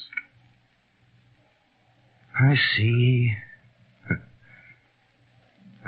see the lives for which I laid down my life. Peaceful, useful, prosperous, and happy in that England which I shall see no more. You know, I see her father restored and faithful to all men in his healing office and at peace. I see her at this moment with a child upon her bosom who bears my name. And I hear her tell the child my story with a tender and a faltering voice. Number 22. Goodbye, little one.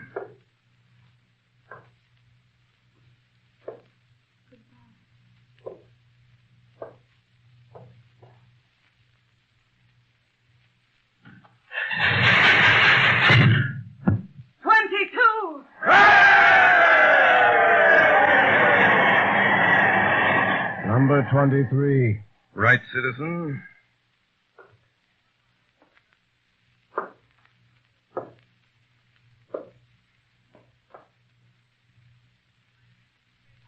It is a far, far better thing that I do than I've ever done. It is a far, far better rest that I go to than I have ever known.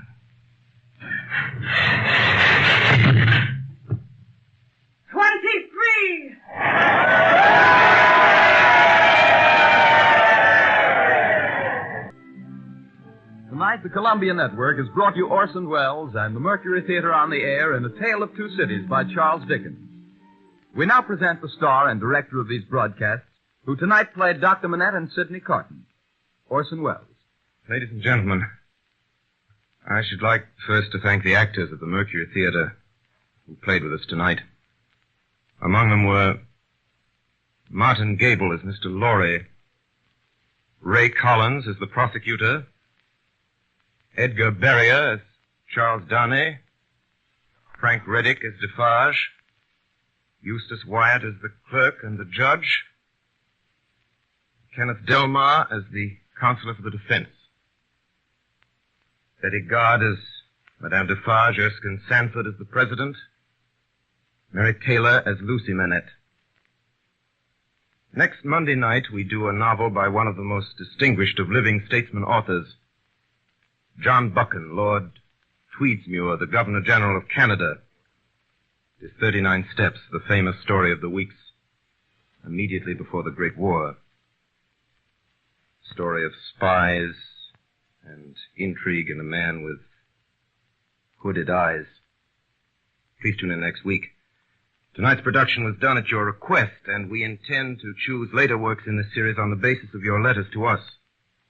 We're reading all the letters with the greatest of interest, and we thank you for your valuable suggestions. And now, good night, ladies and gentlemen. Until next Monday at the same time.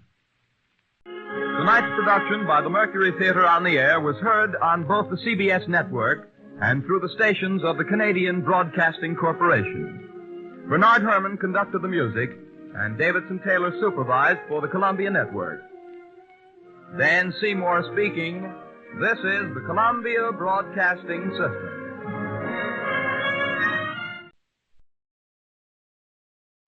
Welcome back. I hope the radio shows are providing a nice backdrop to your dreams. We begin the next segment with another one from Lux Radio Theater, Love Letters, based on the 1945 romantic noir film. Joseph Cotten reprises his role from the movie, with Loretta Young taking over the role of Jennifer Jones. It was broadcast on April 22, 1946. Next, from Studio One, that drama anthology show, here is To Marry with Love, their amazing adaptation of the 1936 drama film, broadcast on December 8, 1947. It starred Gene Kelly, Mercedes McCambridge, and Everett Sloane, taking over the film's roles of Warner Baxter, Myrna Loy, and Ian Hunter. And the last show from this group, Hollywood Sound Stage's excellent adaptation of the famous Alfred Hitchcock 1943 thriller, Shadow of a Doubt, starring Jeff Chandler and Ann Blythe, taking over the roles that Joseph Cotten and Teresa Wright made famous on the screen. It aired on January 10th, 1952. Now settle deeper into your pillows and blankets and relax.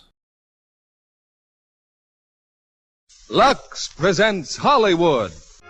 The Lux Radio Theater brings you Loretta Young and Joseph Cotten in Love Letters. Ladies and gentlemen, your producer, Mr. William Keighley.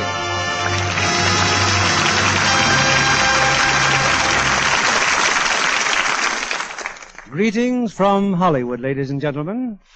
Our play tonight is the work of a producer with whom I was closely associated in the past, and whose contributions to the screen I have always admired, Mr. Hal Wallace, whose pictures have won 27 awards for excellence, who is the only holder of 2 of the coveted Irving Thalberg Awards, and who has more than maintained that high standard in tonight's screen hit released by Paramount, Love Letters. In our cast are Joseph Cotten, playing his original screen role, co-starred with Loretta Young in her 18th appearance on this stage, a record that has contributed much to your enjoyment. Love Letters gives a fresh, unusual treatment to an almost classic theme in the theater, the story of one man who pleads another's love and finds himself deeply involved in romance with the girl in question. Love Letters rather makes me think of Lux Letters, those hundreds of letters we receive each week expressing thanks for the product that make these Monday night productions possible.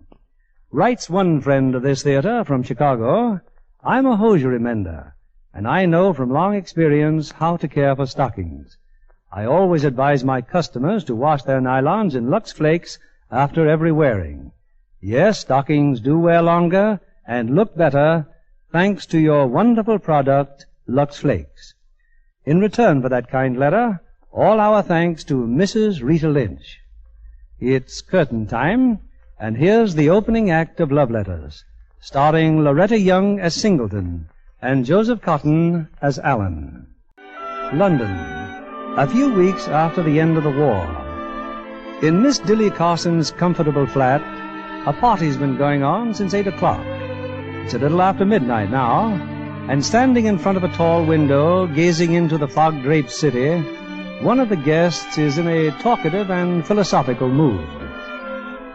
Yes, my friends, we commit unspeakable crimes. We go to war, blast our cities, blast all sense out of our brains, and yet always there before our eyes is that vision of beauty, A beauty we've never seen, but which makes everything we do seem unbearable. A few months ago, behind the front in Italy, Hey, what's happened? Where is everybody? They've all gone, Alan. Gone? Sneaked out behind my back? Literally. Here's some nice black coffee. Oh. Thanks. You mean I've been standing here talking to myself? I'm crushed. You're also a little under the weather. I've been drinking. Yes. That's bad. Dilly, what have I been talking about? A girl, mostly. I'm ashamed. Alan, who is Victoria? I've been talking about Victoria. Who is she? I don't know. I've never seen her, but I've thought about her considerably. I wrote letters to Victoria. Love letters. That doesn't make much sense. Well, I wrote them for a fellow I knew in the army. He thought he was in love with her, I guess. Who? His name was Roger Moreland. He married her. I was still in Italy when I learned that Moreland had died. I never did find out just what happened. You wrote letters to Victoria for a man called Roger Moreland. I started doing it as a joke. I don't think it was very funny. I think it was tragic. But Roger was a man of action. He hated writing letters. The girl never suspected. She married him, didn't she? Why are you so interested? You've put me on the track of something. What? Never mind. You always this mysterious? I wish very much I'd met you before tonight. Then remember tonight. When you're down at this new place of yours in Beltmarsh, remember how mysterious I was. You'd think a murder had been committed. There has. An old murder. What are you... And don't ask questions. You talk about a murder and then say don't ask questions? Come on, I'll see you to the station. Alan, why are you going to Beltmarsh? Well, because an old aunt of mine died and left it to me, her home, her goods, and a man named Mac who looks after things. During your discourse, you mentioned that Victoria lived in Essex, too. Victoria Remington, Meadow Farm, Longreach, Essex. What kind of a man was this Roger Moreland? He's dead, Deli, and I'm trying to forget that I made a girl fall in love with him. You're conscience-stricken. Deeply. Well, after you've been at Beltmarsh a while, you'll be able to cope with things much better. How do you know? Because I know things about you. Things that may happen to you that you don't know. Nice things, I trust. Things that'll put a little kick into life. Come along. You've a train to catch. Well, Mr. Allen, so you like the house, do you? You know, it's 15 years since you've been here. Oh, I was so sure it would be changed, Mac. I never found good things to be anything like the way we remember them. Your aunt wanted it kept just like she had it. She thought you'd appreciate the loneliness and quiet and this coming to rest. I like that, Mac. Coming to rest. Which reminds me that I could use about 8 hours of it right now. What time breakfast, sir? Not too early. I want to take a walk before breakfast. This is for you, Mr. Allen, this envelope. What is it? 10 golden sovereigns. Your aunt left them for the girl you chose for yourself. For the girl I choose? You haven't chosen. No, I haven't chosen. Good night, Mr. Allen. Good night, Mac. Well, did you have a good walk, sir? I went down the road as far as the turn that goes to Longreach. Have you been to Longreach lately, Mac? Oh, no, not since before the war, sir. Do you happen to know anyone there named Remington? Remington? No, I can't recall. Wait, though. Remington. Strange. Something I heard. What? It was not good. What? I don't know. I'm going to Longreach this afternoon. I want to visit the widow of a man I knew. Can you hire a trap in the village? I think so, sir. Mac, if something bothers you for a long time and you know it can't possibly be what you're thinking, isn't it better to find out about it and be disappointed once and for all? Why are you so sure you'll be disappointed? I want to be. I want to get rid of it and forget it. Why? She's free. She's a widow now, you said. Mac, you're entirely too shrewd. I hope I'm going to continue to like you. Oh, you will, Mr. Allen. I'm a fine old man. You'll wonder how you ever got along without me. Now, where's breakfast? I'm starved. This is Meadow Farm, Mr. Quinton. That'll be the cottage, all right. You're the first person who's asked for Meadow Farm in years. Before you said it's well known. Oh, everybody knows it, but knowing a place, it's not the same as visiting a place. Wait for me here. I won't be long.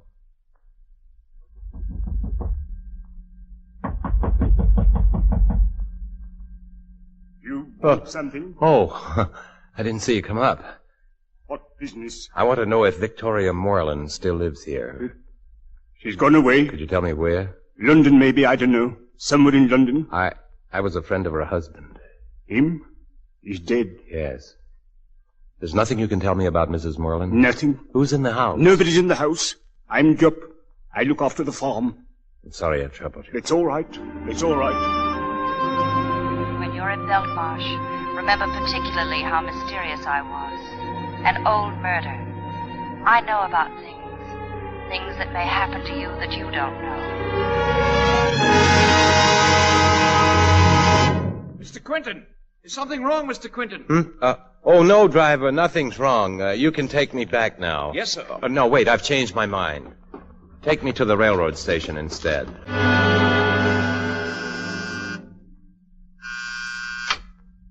Yes?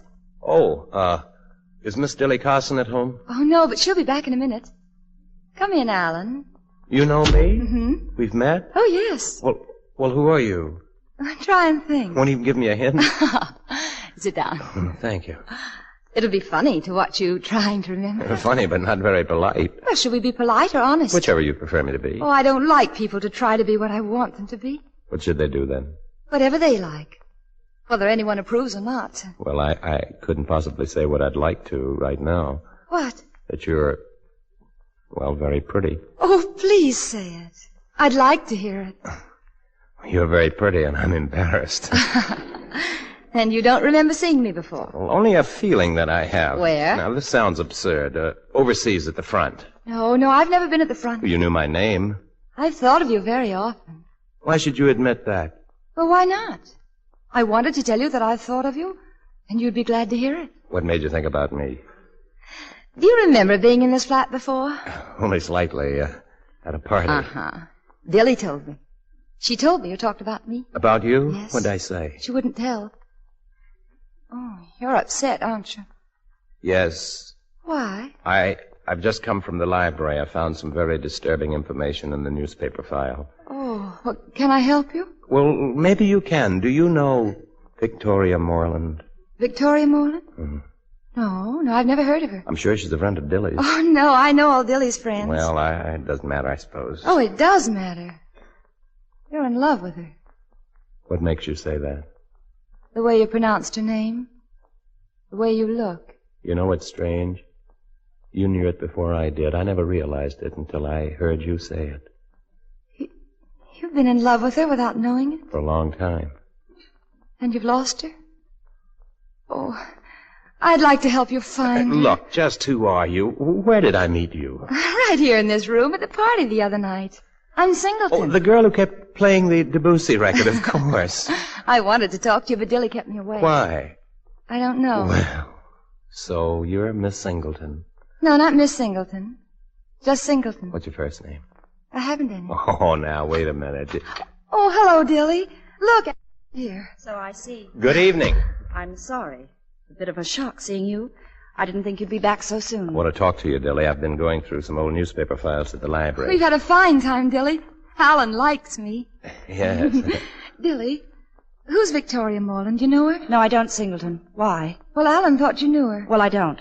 We must try to help him find her. Why? Because I don't want Alan to be unhappy. Bother. Here I am with a basket full of groceries, and the thing I wanted most I forgot. Why, Dilly. Darling, run down to the store before it closes. Oh, of course. A large package of Pearson's Oats. We haven't a thing for breakfast. Yes, Pearson's Oats. Oh, and don't let Alan get away before I come back now.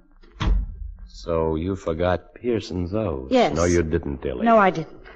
But I had to get her out of it. You don't have to explain. I came here only to ask you one question, and you know the answer. Where is Victoria Moreland? Victoria Moreland just walked out of that door. Singleton? Yes. I don't believe it. The name meant nothing to her, and she wasn't putting on an act. What were you doing at the library? Looking for an account of a murder. Did you find it? Yes. You can't make me believe that Singleton is a murderess. Not Singleton. Victoria Moreland. Alan, how much do you know about Victoria's past? Nothing. Well, she was a foundling. Brought up in an orphanage in Canada. They gave her a name there, Victoria Singleton. When she was 12, Beatrice Remington brought her to England. Who's Beatrice Remington? A lonely old maid who owns Meadow Farm. She adopted Singleton, brought her up as a kind of goddess, guarded her ferociously. She was determined that no one would ever hurt Singleton in any way. How did you come to know her? I came from Long Reach, too. I was Singleton's only friend. Did you know Roger Moreland? We met him together at an officer's dance. When he went away, he started writing her. She fell in love. She fell in love with his letters. Your letters, Alan. I know. Beatrice didn't trust Roger. But nothing would stop Singleton. She married him 3 days after his return. I don't know what happened, only that Singleton changed. She grew silent, withdrawn in a strange sort of way. And then one night, I was home on a visit. Jupp rushed in, Beatrice Remington's farmer. He begged me to come. When I entered the cottage, Roger was lying on the floor, dead. There was a large knife beside him. Singleton was sitting by the fireplace. She was wearing a white dress. There were dark red stains all over it. A few weeks later, she stood trial for the murder of her husband. I was called as a witness.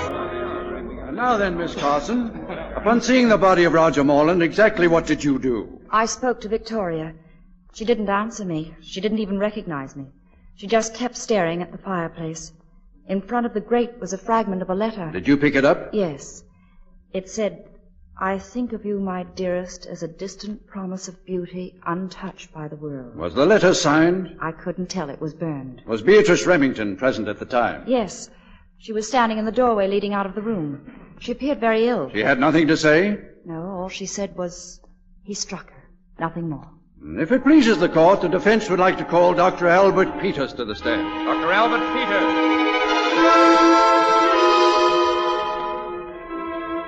Dr. Peters, on the night of Mr. Morland's death, you attended Beatrice Remington? I did. I found Miss Remington in a comatose condition. She had suffered a stroke of apoplexy, doubtlessly induced by shock. She was unable to speak or to move. Thus obviating the possibility of her even writing down what she might have witnessed? That is correct. Miss Remington is still in a hospital, still unable to speak or use her hands to write. Dr. Adams and Dr. Wiley have concurred in the findings of my signed statement to this effect. That is all, Dr. Peters. If it pleases the court, I should like to recall Mrs. Roger Morland to the stand. Mrs. Roger Morland, please. Mrs. Morland, do you remember your husband striking you? Who was my husband? Oh, please, Mrs. Morland, please try to think. You do realize you're on trial for the murder of your husband? Yes, I understand that. But to tell the truth, I simply do not remember that I had a husband. Don't you want to remember? No. I don't know what happened that night. As long as I don't know, it never happened. Not really, not to me. Of course, you can't consider that. You must do what you must. You know it happened. I don't. Try to think of Roger Morland before you married him, of the time when you loved him. I never loved him. Well, how do you know that if you don't remember? Because I remember the man I loved. Who was it? Well, it seems a very long time ago. He wrote to me. I remember his letters. I love that man. I still love him.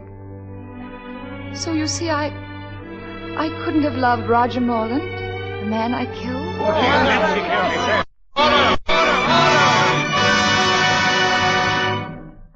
She was found guilty of manslaughter. The fact that Roger had struck her was the mitigating circumstance. Several doctors examined her. She was perfectly sane. She'd lost her memory, but not her mind. Amnesia victims are not insane, you know. She was sentenced to a year imprisonment. They sent her to jail? Oh, I don't believe she suffered. I don't believe she knew where she was. She must have known. If she did, she's forgotten it now. Forgotten everything? Everything. Even her own name. The only thing she remembers is her childhood in the orphanage and the name they gave her there. Singleton. She remembers you? Only because I visited her regularly. What about Beatrice Remington? Singleton has no recollection of her. Where is Beatrice now? Here in London, at a nursing home. She's getting better. She can speak again. Will Singleton ever recover? What did the doctors say? They've warned me never to speak to her about her past. If anyone told her about her past now, the shock could be so terrible she might easily lose her mind. Don't you see why I was so terrified just now when I found you questioning her about Victoria Morland? Dilly, that party here the other night. Why was I invited? Roger had spoken about you. Then when the war was over and you came home, well, I wanted someone to help me, someone I could trust. Now I'm not so sure I did right. Anyway, that's the whole story. Except you haven't told the worst of it. You know who the real criminal in the story is, don't you? I didn't until you started talking the night of the party. I'm the guilty one. I made her a murderess. You're the man she loved. You're the man she thought she married, but she doesn't know it and you can never tell her. Does she remember my letters? No, I don't know. If she does, she's still in love with me. If she finds that out, she'll despise me. And you? What do you feel for her? Hopeless, isn't it? Yes. But you couldn't be happy with a ghost, and you won't be able to face the day when she ceases to be a ghost. Dilly, I'd better leave now while she's still out. What will you tell her when she comes back? Oh, I'll think of something. Tell her I left. Tell her I left because I'm in love with Victoria Moreland. Yes? Alan, this is Dilly. Hello, Dilly. Alan Singleton has disappeared. Disappeared? She went out this morning without saying a word, and she hasn't come back. Is she at your house by any chance? Well, Mac and I've been out all morning, but... Well, no, of course, she isn't here. Alan. Look, I'll come right into London. There's a train in about an hour. Oh, I'll wait here, Alan. Thank you.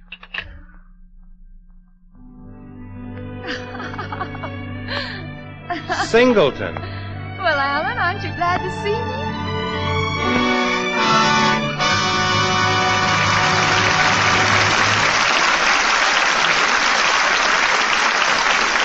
In just a moment, we'll return with Act Two of Love Letters, starring Joseph Cotton and Loretta Young. Here's Mr. Keeley at the microphone. We continue with Act Two of Love Letters, starring Joseph Cotton as Alan and Loretta Young as Singleton. Following Dilly Carson's frantic phone call that Singleton has disappeared, Alan hangs up the receiver, only to find that Singleton is standing in his doorway, quite amused over his obvious concern.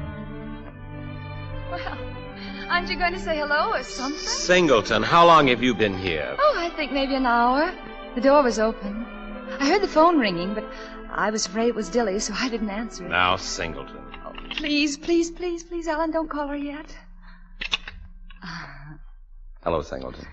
Hello, Alan. Why did you come here? Oh, I was afraid you decided never to see me again. Why would I decide that? Then it is all right for me to be here, and you shouldn't get so embarrassed and shocked. Singleton, one just doesn't do these things. Oh, I know. I know it looks as if I'm running after you, but I know you're in love with someone else. Victoria Moreland, you told me that. So you can't suspect me of What? anything personal? Oh, you just came here impersonally. I see. Not exactly. I wanted to see you. Now, look, Singleton, Dilly's worried sick. I'll have to call her. You sit down and behave yourself while I telephone. The train in an hour. I told Dilly we'd be on it. Alan, please. All right, there's a train in 2 hours. You're annoyed with me? Singleton. No? No. Oh, good. Now, incidentally, how did you get my address? Oh, you mentioned it at Dilly's party. Well, you have a good memory. It's no secret, Alan. I know I have no real memory. Dilly told you about it? Yes. Is that why you're afraid of me? I'm not. Oh, yes, you are, and you mustn't be. 'Cause since I have no past, I have no future, only the moment. Only now. So you see, Alan, we can enjoy it without any obligations or regrets. Singleton, ever since I came back from the war, I've wanted to be alone. I've been miserable with other people. Oh. You're the first one with whom I feel at peace. Oh, that's 'cause you're all broken up inside, almost the same as I am. You've been through the war and you can't bear to look back. I've forgotten and you don't want to remember. That's the only difference between us. But you're so calm about everything. I'll tell you my secret. What? Well, they're just 2 words. Be yourself. Oh, you... There, you see, you're afraid of it, and so is everybody else. But I have no choice. I can't be anything but myself. What are you laughing at? I thought you needed protection. Oh. We can be good friends, can't we, Alan? You're in love with Victoria Moreland, and I... Well, tell me about Victoria. I'd rather not. You love her very much? You mustn't think of her. Well, someday you'll be happy with her. But I don't mind. 'Cause right now you're happy with me, aren't you? Mm-hmm. Alan, you'll come to London once in a while to see me? Of course I will. But don't write. Just come. It frightens me to get letters. Why? I don't know. Maybe it's because I can't write. I can read, but I've forgotten how to make handwritten letters. Dilly wanted to teach me once, but I didn't want to learn again. I'm afraid of it. And I promise never to write you. Good. Well, why are you looking at me like that? Oh, I'm sorry. Well, aren't you going to show me your house? Can't we even walk around your grounds? I'll be very happy to show them to you, Singleton. Oh, Mac, will you call the village? We'll be needing transportation to the station.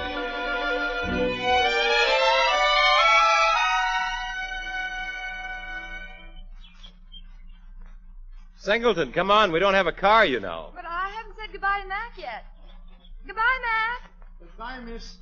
Come again. Oh, I will. Don't you give her ideas, Mac. Oh, Alan, I think it's wonderful to ride to the station in the cart. Oh, what's the matter? Oh, it's my shoe. I've broken my heel. All right, then I'll carry you. Oh, Alan! Going to get that train. This is wonderful. I like being carried. Hmm. And when we get to London, you can carry me all the way to Dilly's. That's what I'd like second best. All right, driver, we're in. Hi up there. Oh, what's first best, Alan? Not to go to London at all. But most definitely we are going. Singleton, look at me. Yes, Alan. Oh, thank you for kissing me. Alan, you know another difference between us? You're unhappy because that can never happen again. And I'm happy because it happened once.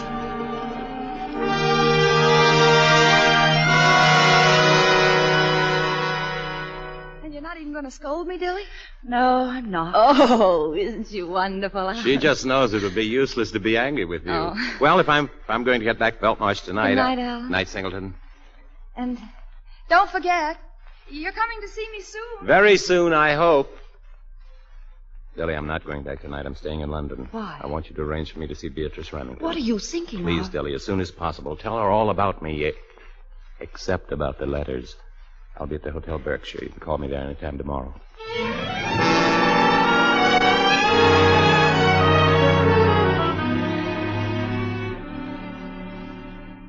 That's your visitor by the window, Miss Remington. You can have a nice chat here in the solarium. That will be all, nurse. I can wheel myself over. Well, young man, Oh, how do you do? I'm Beatrice Remington. I'm Alan Quinton. I was a friend of Roger Moreland. I'm not concerned with the past. Please get to the point. Why did you wish to see me? I want to marry Singleton. I expect you realize what you're saying. Fully. The girl you call Singleton is not well. She's not herself. She may never be. May I ask how you're prepared to face this? We love each other. If we try to escape it, it'll be worse for both of us. The prospect of a lifetime with a woman in that condition is not an easy one, is it? But what if she were to regain her health? Mightn't that also be worse for you? Much worse. You are proposing to marry two different women at once. Singleton and Victoria Morland. Only one of them can give you her consent. Would Singleton's consent be binding on Victoria? If and when Victoria comes back to life, Singleton will cease to exist. How will Victoria look at you? What will her feeling be toward you? I have every reason to believe that she'll hate me. It's just part of the chance I must take. Has Singleton consented to marry you? I thought I should speak to you first. Of course, you don't know me, but I know a great deal about you. I made it my business to inquire. Then your answer. I don't want to interfere again. I did once. I lived to regret it. Have you obtained the permission of the church? Would such a marriage be solemnized? The bishop wants to see Singleton before he gives a decision. Do you know that I loved my ward very much? Yes. I wanted her to be happy. Then, for her sake, won't you tell me what happened that night? Have you read the accounts of the trial? Yes. Then that's all you have to know. I'll abide by the decision of the bishop. If you get his permission, you have my consent. Good day, Mr. Quinton.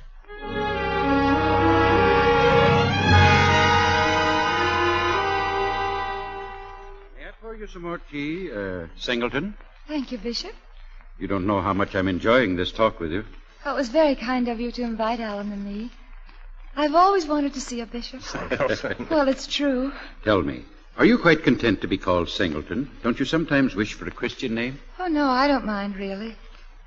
Lots of people in the Bible get along with one name, and some others not so well with two. You read your Bible? Oh, yes, I do. I particularly like one sentence. What shall it profit a man if he shall gain the whole world and lose his own soul? I always feel as if it were written for me. Why? Well, because, as you must know, I've lost the whole world and gained my own soul. You see, now I can look at the whole world through my own eyes, as if it were a new world, seen for the first time, and I love it. I love everything, especially the countryside. I've never lived in a country that's so full of surprises. Like your garden out there must be. Would you like to see my garden? Oh, very much. Mary, this is your department. She will show you through, my dear. Oh, thank you. Aren't you coming, Alan? No, I'll wait here. Have you come to a decision? Her mind is clear and her soul's innocent. Both of you have a great deal of courage. I feel safe in entrusting Singleton to your care. I shall permit your marriage. The bishop was very nice, wasn't he, Alan? Yes. Singleton, hadn't we better get a cab? Oh, no, don't let's hurry. Couldn't we just sit here in the park? If you like.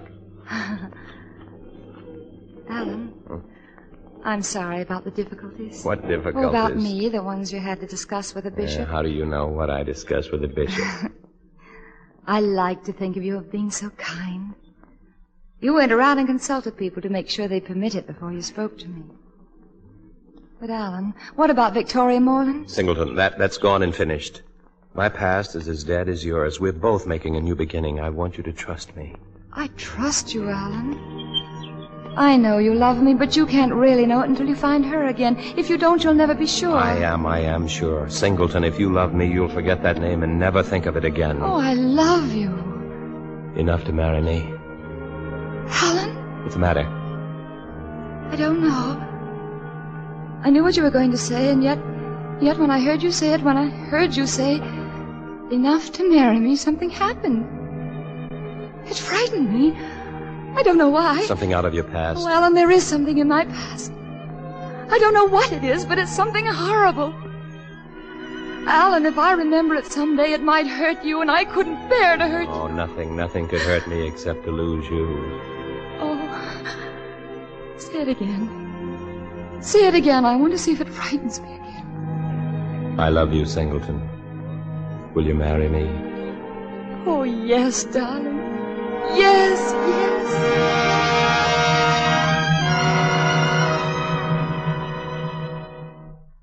Well, Mrs. Quinton, how do you like your house? My house? Oh, it sounds wonderful, Alan. My house. Oh, it's beautiful, darling, and I love it. Now that we're married, it's time for me to give you Aunt Dagmar's present. Oh? Dear darling. Oh, gold sovereigns. 10 gold sovereigns. She left them for the girl I would choose. For you. Well, she wrote something on the envelope, Alan. Yes. Be sure she is as solid and true as these coins of pure gold. Alan. Oh, if she could see you, she'd be very happy, Singleton. Oh, I'll take only 5 sovereigns now. The rest when I'm awake. When you're awake? Well, it's true, isn't it? I'm only half a person now. Singleton, do you think it would make any difference to you or me if you did remember the past? Darling, there's no answer to that question. I love you, and I think I'll always love you. But I must try to remember. Don't you want me to? Oh, I do very much, but you mustn't force your way into the past. Let it return or not just as it will. Well, I didn't care before. But I do now. I want to be your wife, a real wife, completely. Alan, I must tell you something. Yes, darling. Well, this morning, in the church, when the vicar told me to repeat after him, I, Singleton, take thee, Alan. Take thee, Alan. There was another name in my mind. It wasn't yours. Roger. The name Roger. I almost said it, Alan. Oh, you were nervous. That's all. So was I. Yes, but why Roger? I don't know anybody by the name of It's Roger. not an unusual name. It was just the first one you thought of. It could have been Jack or Tom or... I don't know how I happened to come to think of it. Helen, was there someone in my past named Roger? Don't you worry about that.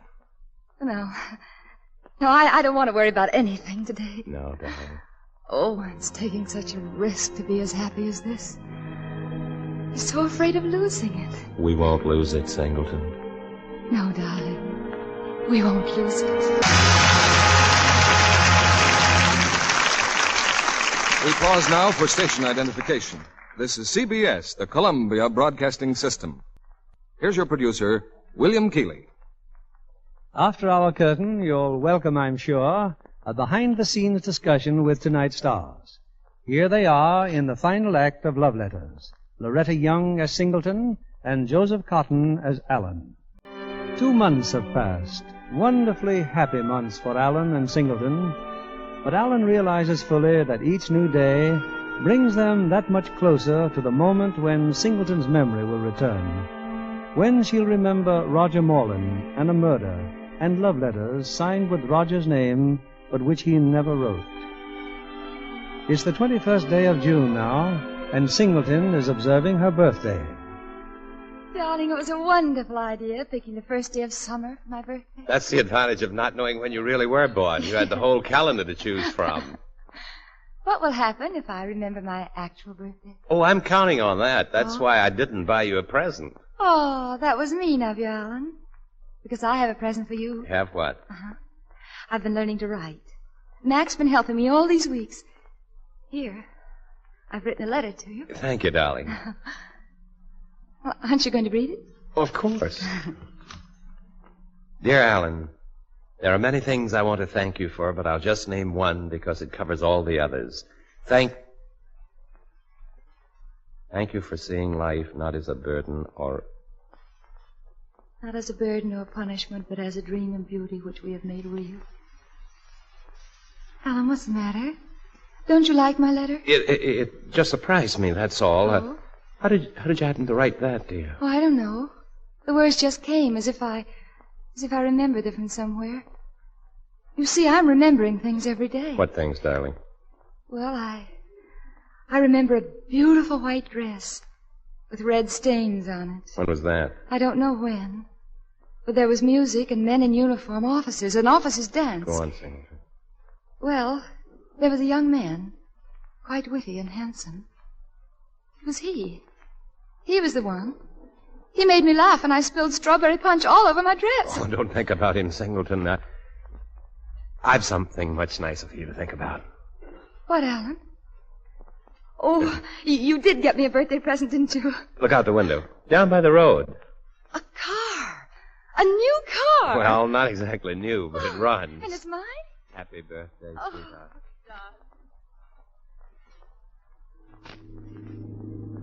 Driving for an hour, dear. Don't you think it's time to turn back? Oh, no, not yet, Alan. Oh, look, there's that sign again. It says Longreach. But I told you it's not a good road. But how do you know? Have you been on it? Well, you can see the road is... There's something down that road you don't want me to see, Alan? Of course not. Well, then let's go to Longreach, wherever that is. We'll have to see everything sooner or later. All right, Singleton, we'll go to Longreach.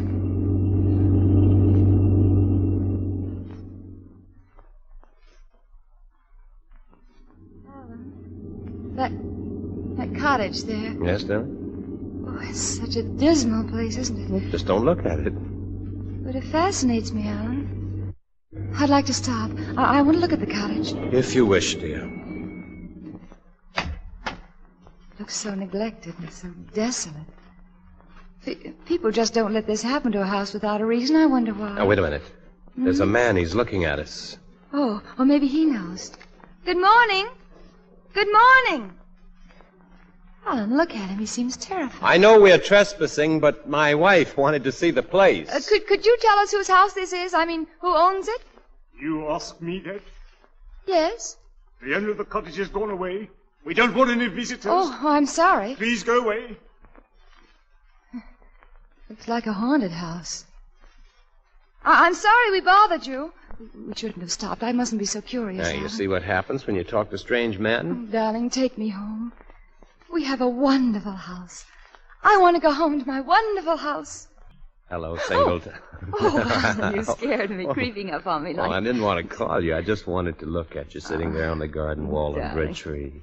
You're beautiful and safe, and nothing in the world can ever touch you. Nothing in the world can... I think of you, my dearest, as a distant promise of beauty untouched by the world. Roger wrote that to me. His name was Roger. Singleton. I don't remember his face, but he had a strange handwriting. I loved him. Oh, Alan. Alan, I loved him, and I don't know who he was. I don't know how I lost him, but his letters... Oh, his letters meant so much to me. Nothing can ever be like that again. Singleton. No, that's not what he called me. I don't remember what he called me. Oh, Alan, what am I doing It's to all right, you? it's all right, dear. I understand. I love you, Alan. I love you, and I don't want to leave you. Don't let me, will you? I'm so afraid. I don't understand myself anymore, Alan. I love you, and I have no right to say You it. have every right, but you mustn't think about it now. You must rest and think of it calmly and get used to it. It's only a memory. It's past. Yes. It can't change anything. Don't be afraid. You'll forget him. As you forgot Victoria Morland. Yes, as I forgot Victoria Morland. But you haven't forgotten her. Victoria, you love her, Alan. You still love her. I know Singleton. you do. Singleton. Now, Max said you came out here to pick some berries. Can I help you? The bushes are loaded with them. Oh, Alan. Alan, I'm sorry. Oh, darling, please, now. Where's the basket? It's here. It's here, Alan. Oh, poor Dilly. She has to buy berries in the market. Alan, couldn't we send her some of these? Of course. Oh, they're so big and sweet and... Alan, my hands. It's blood. It's blood, Alan. Darling, that's just fruit stinging, that's all. No, it's blood. It's on my hands. I had a knife in my hand. There was a fire burning. He was on the floor by the fire. There were red spots on my white dress. What happened? What did I do, Alan? No, I don't want to see Aunt Beatrice. Please, Alan, put me down. Aunt Beatrice isn't here, darling. I'm just carrying you into the house, and you're going to rest. Yes. And it was another house, though, wasn't it? It was night. What happened there, Alan? What did I do? Who was there who could tell me, Alan? I'm afraid. Alan, I'm afraid.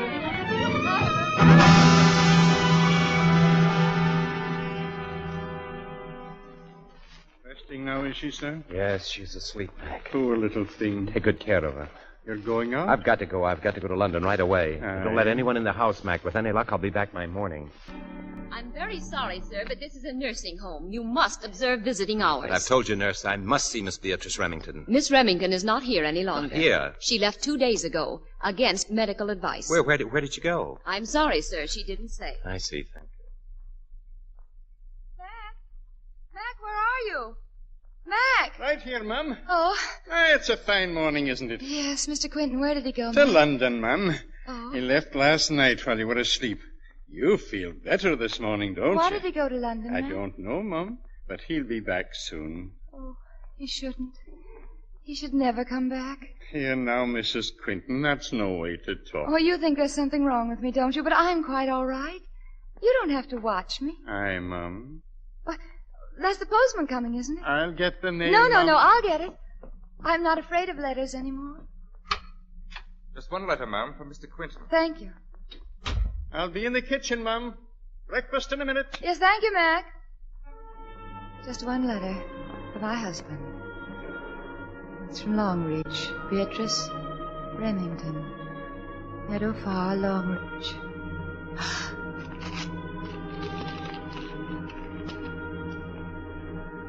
I have come back to Meadow Farm because I know my time is short. I want to be near Victoria. Victoria. I saw her yesterday. I must see you about her. I know that you love her as deeply as I do. I know that you love her. I know that you love her.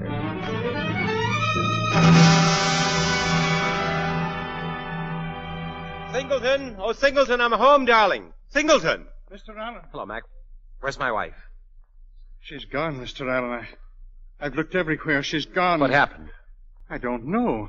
I kept watching her, but she seemed to take offense. I left her alone. I'll phone Dilly Carson. Maybe she... Mac, this letter, what is it? It came this morning. Mrs. Quinton opened it. It's from Beatrice Remington. She read it. How could she understand? She thinks Mr. Allen. I'm going to Meadow Farm. She's Miss Remington. Mrs. Morland. She wants to see you. Let her in, Joe. You can come in. Thank you. Why do you come here? Oh, please forgive me. I'm Mrs. Allen Quinton, and I need your help. I must find Victoria Morland. I don't know Victoria Morland. Oh, but you do. I read your letter. You know where she is. Why do you want to find her? Because my husband loves her. Then it's jealousy that brings you here. Oh, no. I want to give him up. I want to bring Victoria Morland back to him. She'll forgive him. He'll find a new happiness with her because I can't stay with him anymore. You don't love him? Oh, yes. Yes, I love him very much. But I have no right to remain with him. Why? Oh, don't ask me why. I don't know. I can't explain it. I don't remember. But I do remember a knife. The white dress in a courtroom. They say I killed my husband. Oh, I don't want Alan to know that. Please, please help me save him. Let me find Victoria again. Then he'll forget me and it won't hurt him so much. Yes. Yes, I can help you find Victoria Morland. You will? Yes, she was my adopted daughter. All my life I had nothing until I found her. She made up for all the empty years. You loved her too? Yes. You must never forget that. I tried to give her all the happiness I had missed. I tried to protect her. But I couldn't save her from Roger Morland. Roger Morland? Roger Morland wrote letters? Yes. Victoria thought she loved him. I was against their marriage. But they were married anyway. He wasn't like his letters. No. She soon discovered that. Night after night I would hear her in her room sobbing. And then she'd sit for hours, never moving. I couldn't stand to see it. And then one night they had a quarrel. It was in this room. They didn't hear me come in. A white dress. I was wearing a white dress. I was sitting there by the fireplace reading my letters. And Roger was there at a table, drinking. I asked him to stop.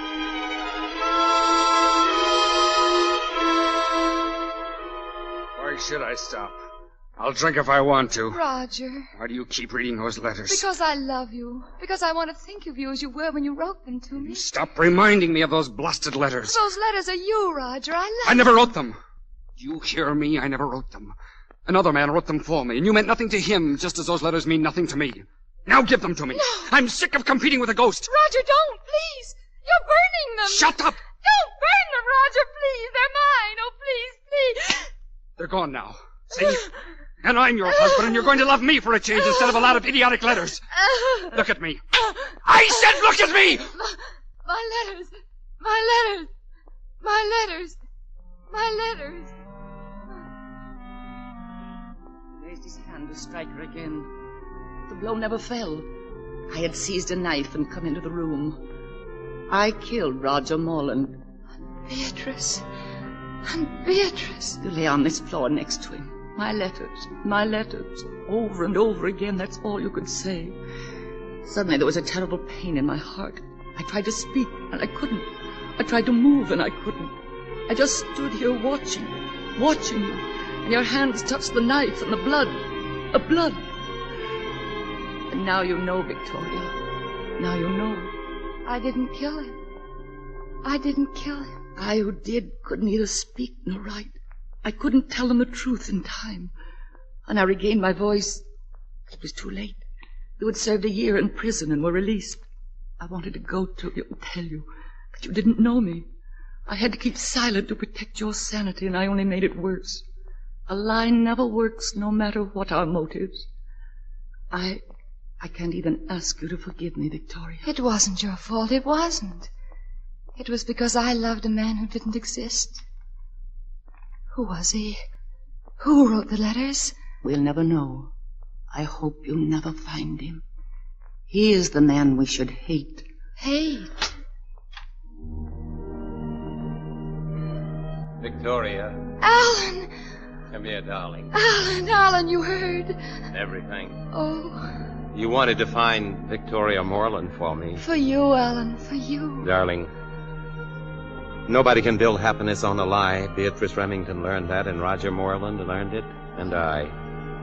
Tell me, if you found the man who wrote the letters, would you hate him? I don't know. I think of you, my dearest, as the distant promise of beauty untouched by the world. Alan. Do you think you can forgive me? It was you. You wrote them. Yes, Victoria. Oh, darling. You forget what else you wrote, do you? I don't want to remember. Oh, but I do. I'll remember forever now. It was terrible waiting for you. The finding you was such a great miracle that everything I suffered seemed only a small payment in return.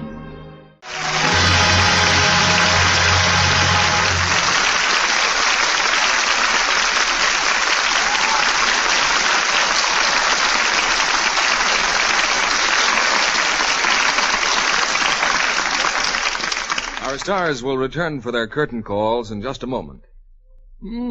That's a snazzy number you're wearing, Sally. New, isn't it? Oh, no, I've luxed it lots of times.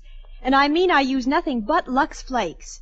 Materials are so hard to get now, you don't catch me taking chances with a nice cotton like this. Cotton in April? Oh, cotton weather has already started in lots of places. In just 2 weeks, Memphis will be having its famous Cotton Carnival. You mean like Mardi Gras in New Orleans? Yes, hundreds of thousands of people flock to Memphis for what's practically a week-long holiday. With King Cotton in person? Oh, of course. And the maid of Cotton, too, his goodwill ambassador. This year she's Miss Gwyn Barnwell of Greenwood, Mississippi. Blonde and brown-eyed and pretty as a picture. The competition for that title was terrific when the contest was held last January. What has she been doing since then? Touring the country as the star model in an all-cotton fashion show called Night and Day It's Luxable Cottons. All the clothes can be made at home from McCall Patterns, and all the fabrics are Lux-tested for washability. Thrifty to make, thrifty to care for. Yes, that's why women are so crazy about these Luxable clothes, wherever they're shown. Lux is such safe care, it's long been America's favorite for all nice washables. Rayons, nice cottons and linens, as well as pre-war silks and woolens. Nowadays especially, when nice fabrics are hard to get, it's foolish to take chances with strong soap, hot water, or handling nice things roughly. Gentle Lux Care keeps colors lovely ever so long. You know it's safe for anything safe in water alone. If I can't get Lux the first time I ask, I always try again. Lux Flakes are worth waiting for. Back now to Mr. William Keeley. 2 talented stars, 2 delightful people, gave us a thrilling evening on the Lux Radio Theater. And here they are, Joseph Cotton and Loretta Young. Loretta, we're most grateful to you for interrupting an Easter vacation in New York to join us. Well, I've always had a soft spot in my heart for the Lux Theater, Bill. Must be happy to have your husband out of the Army, Loretta. Oh, I am. Your family together again. In fact, I'd say your family life is pretty well described by the title of your next production for Hal Wallace, The Perfect Marriage. Well, except, Bill, that in the picture, everything isn't entirely domestic bliss. You mean David Niven is up to his practical jokes again? That's what I mean. While we were shooting, there was a scene in which I had to slap him. And it was really quite unnerving. Because after I slapped him, he looked at me reproachfully and started spitting out his teeth. Spitting out his teeth? Well, Loretta, you must pack quite a wallop. Well, that's what I thought. Until he confessed to hiding half a dozen false teeth in his mouth before the take. I can see what you mean by an unnerving experience. What have you been doing, Joe, since you finished making David O. Selznick's Duel in the Sun? I have been sitting in a barber's chair, Bill, getting my hair cut. All this time getting a haircut? Well, in the picture, I'd been wearing it so long, for so long, that I... The barber couldn't make it in one operation? No, not without making me more lightheaded than I am already, Bill. Well, Loretta and Joe, I'm glad to hear that you'll both be co-starred in a picture shortly. And I hope we'll have you together again on Lux before long. Oh, thank you, Bill. Now, what's on the schedule for next week? Next Monday night, we're proud to be able to bring our audience one of the most exciting pictures of recent years, with its original superb cast. It's Metro-Goldwyn-Mayer screen hit, Gaslight, starring Ingrid Bergman and Charles Boyer. I can see your audience approves that. That's a great play and a great cast. Yes, the role in which Ingrid won the Academy Award. Gaslight is more than a fascinating mystery. It's the brilliant psychological study of a woman and 2 men, one seeking to destroy and the other to save her. A story of mounting drama and suspense that gives our stars full scope for their outstanding talents. Well, Gaslight should pack the house, Bill. Congratulations. Good night. Good night. Good night, and all our thanks for the superb performance.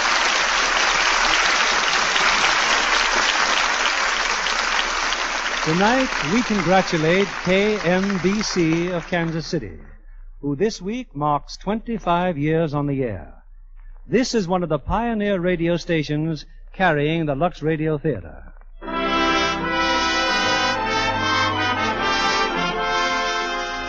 Our sponsors, the makers of Lux Flakes, join me in inviting you to be with us again next Monday evening when the Lux Radio Theater presents Ingrid Bergman and Charles Boyer in Gaslight.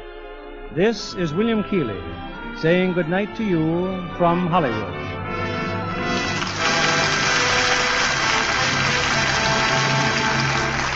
Working to save American lives, the motion picture industry has mobilized its many powerful resources to contribute to the drive on cancer. This week, collections will be taken up in every motion picture studio and theater to help check this dread affliction. You are asked to do your part by contributing to this vitally important drive promoted throughout the theaters of America by the Hollywood motion picture industry. Our music was directed by Louis Silvers.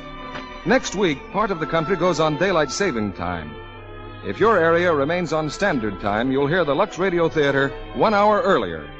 This is your announcer, John Milton Kennedy, reminding you to tune in again next Monday night to hear Gaslight with Ingrid Bergman and Charles Boyer.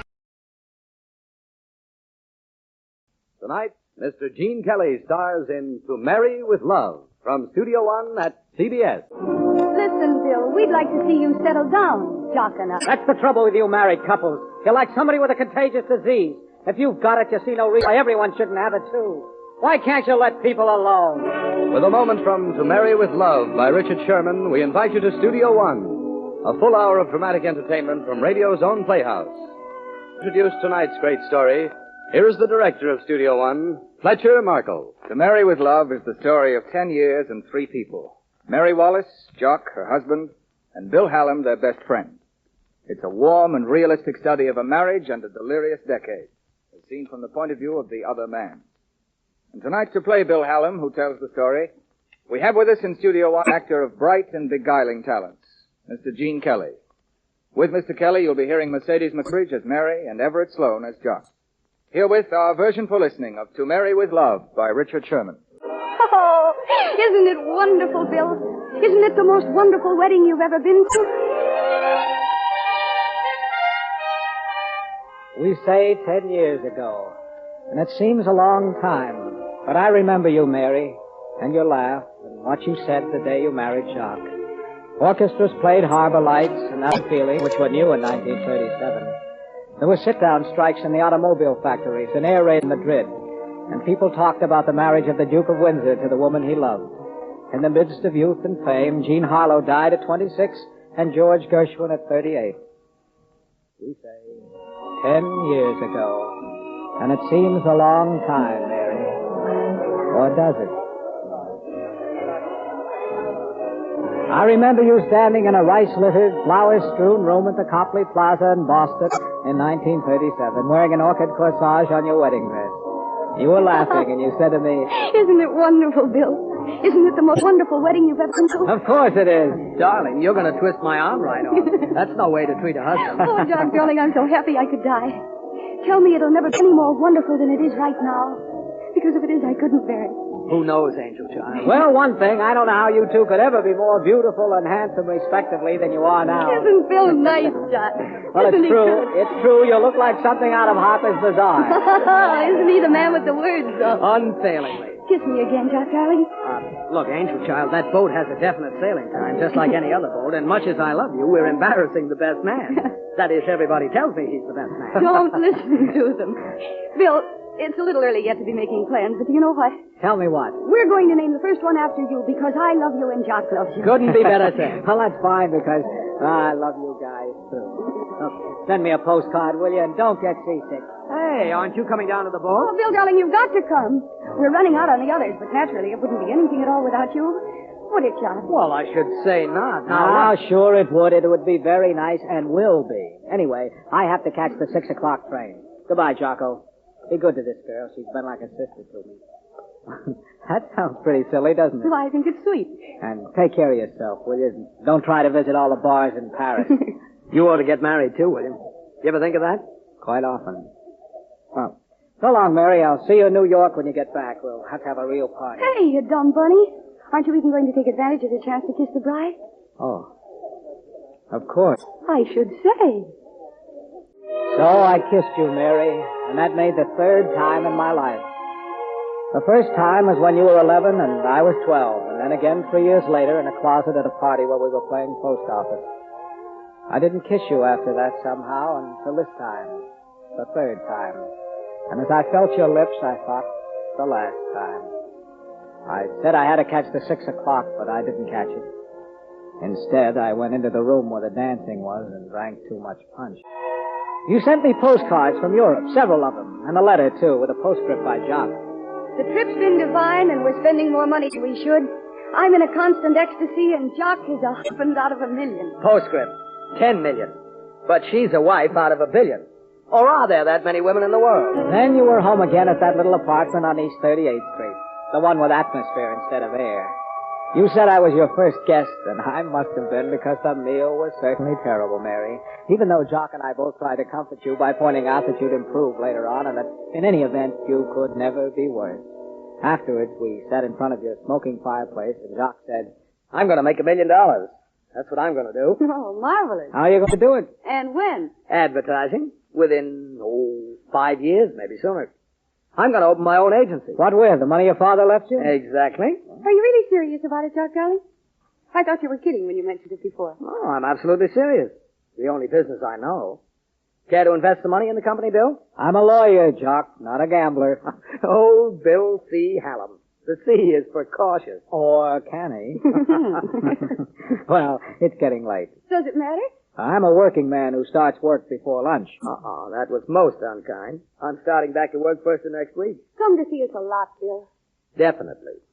You know, it can't be very nice, you living in a hotel. And bring your current passions, whoever they may be. We'll arrange it so you can have the parlor on alternate Fridays, with bundling privileges.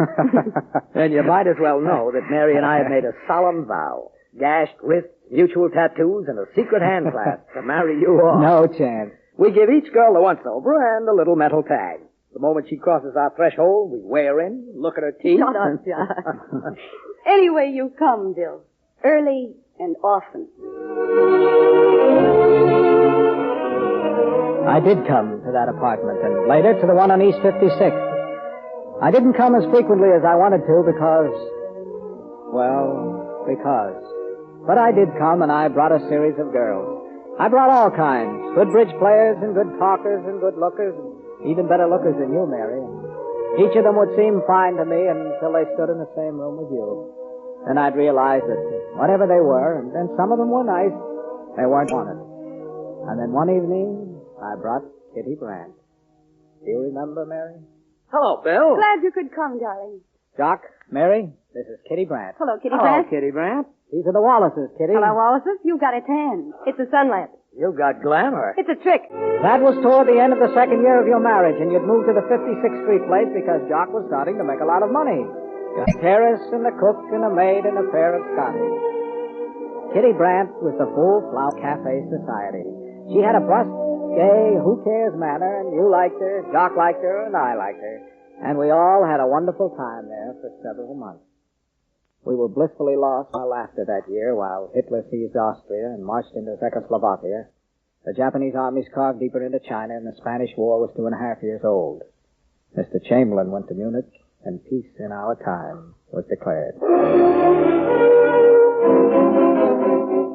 We saw Max Schmeling knocked out by Joe Louis and read about Douglas Wrong-Wagon flying to Ireland instead of Los Angeles. The Dionne quintuplets had the tonsils out, and nearly everybody went to see Snow White and the Seven Dwarfs. One night, the following year, after the four of us had been going around together a lot, Kitty Brandt said to me, Listen, how long have you been in love with her? With whom? Now, Bill, fencing won't do any good in this conversation. I'm talking about Mary, you know that. Kitty, you don't seem to get it. She's married to a Mr. John R. You know, the handsome one, the one you keep saying dances so well. Yeah, a fellow named Jock. What of it? Well, it's an old story. Maybe not a very interesting one, but it so happens by peculiar coincidence that he's my best friend. That old line. So is Mary, and I'm not kidding. We're just three guys who know each other. I understand. Just three guys who know each other. That's right. Here's Dandy. Joan and Darby and another guy. Damon and Titius and the girlfriend. Cut it out, will you? Is your impression, Bill, that the best things in life are three? No. That's good. Because it isn't mine either. That was in June. June 1939. We went to the opening of the World's Fair. King George and Queen Elizabeth were eating hot dogs in Hyde Park, and Franklin Roosevelt was sending pleas for peace to Adolf Hitler and Benito Mussolini. People were reading The Grapes of Wrath, going to see Mr. Smith Goes to Washington, and Life with Father began its life on Broadway. Some people were humming songs like the Beer Barrel Polka and Jeepers Creepers, but a lot of others like us made Begin the Begin popular again, and one of George Gershwin's last ballads became a great hit.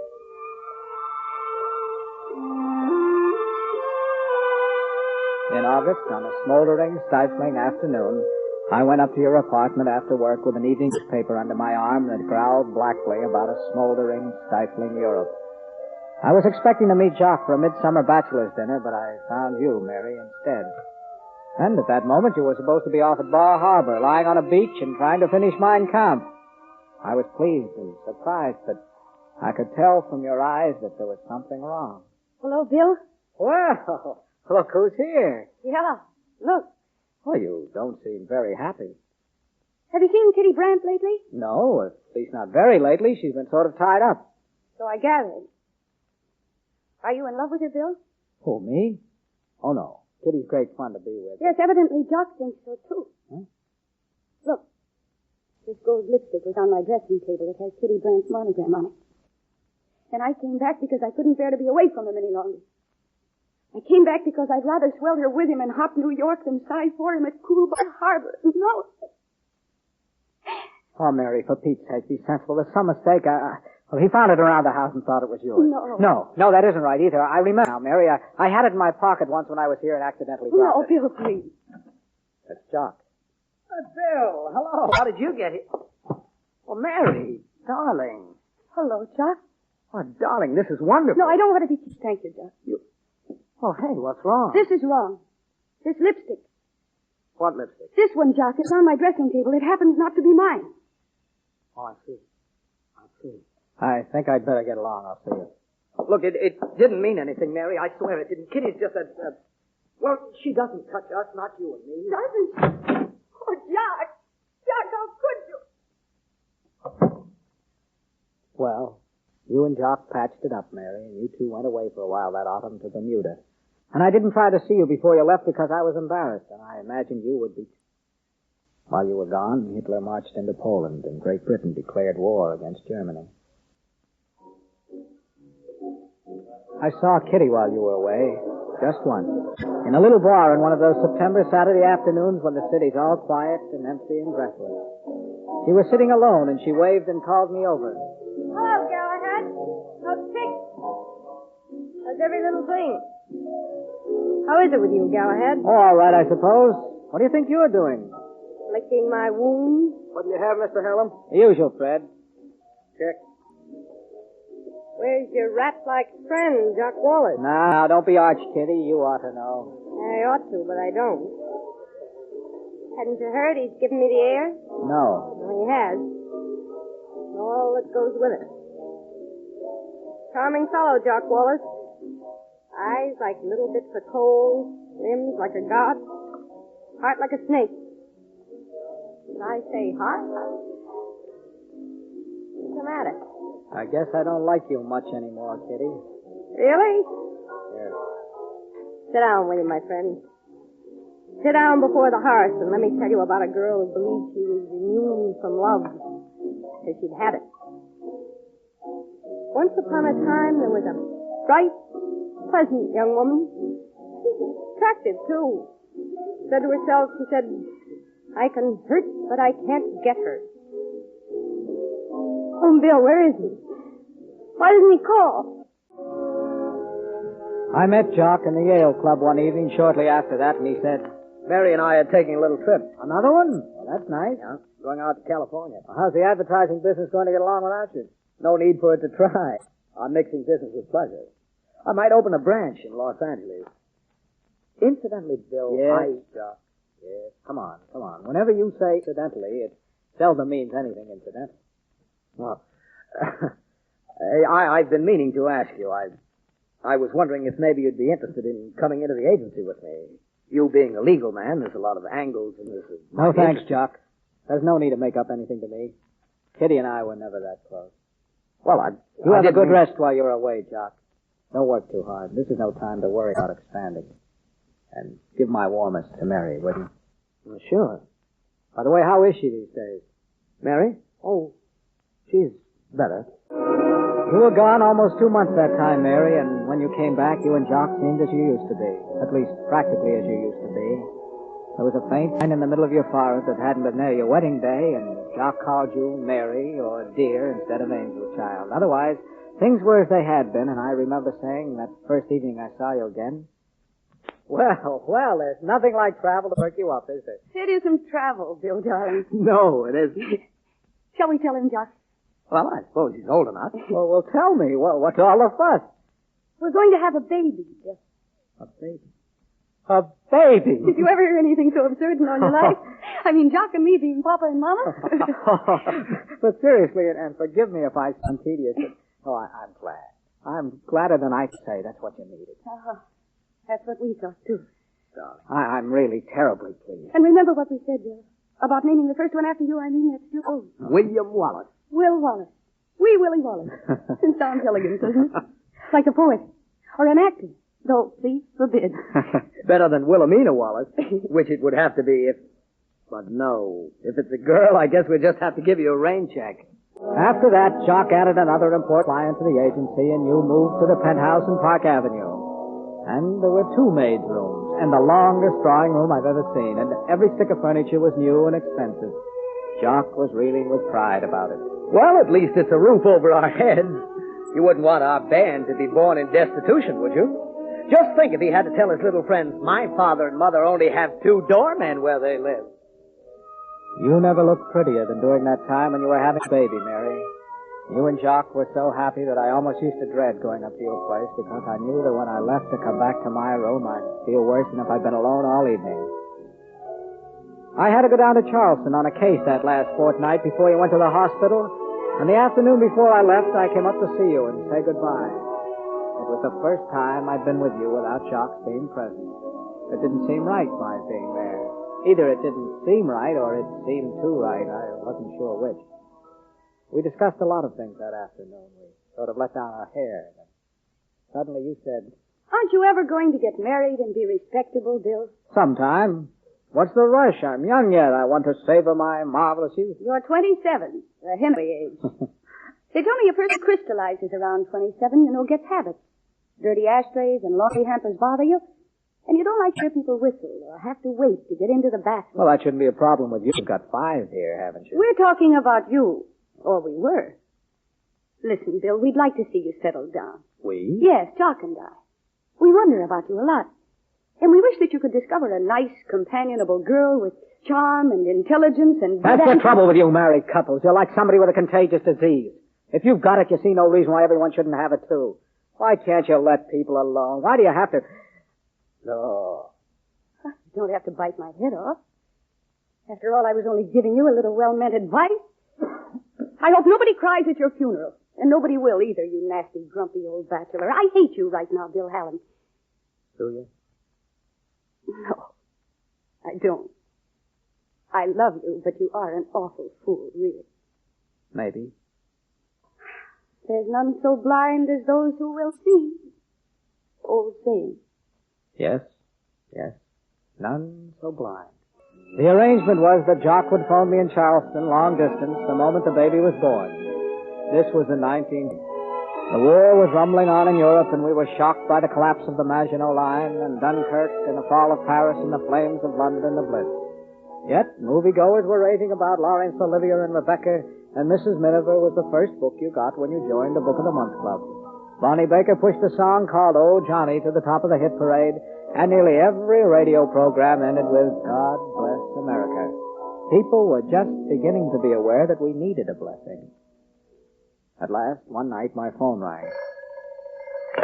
Hello? Mr. William Hallam? Yes, this is he. Just a moment, please. New York calling. New York? Hello? Hello?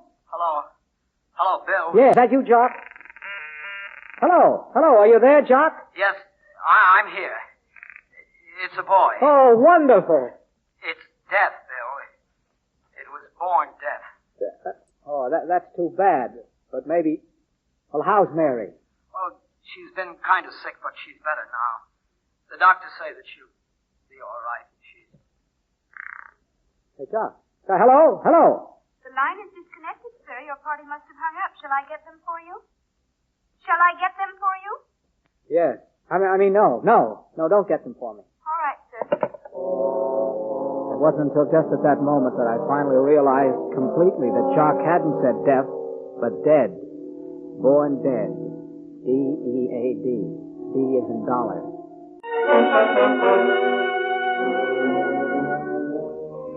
I sat beside your hospital bed, Mary, when you were at last able to receive visitors, wanting to help you, but not knowing how. Wishing I could say part of what I felt. What are you thinking, Bill? You still don't look so hot, Mary. You ought to go away. I am. I'm going out of Florida for a while. As soon as they left out of here, if they ever do. Is Jock going too?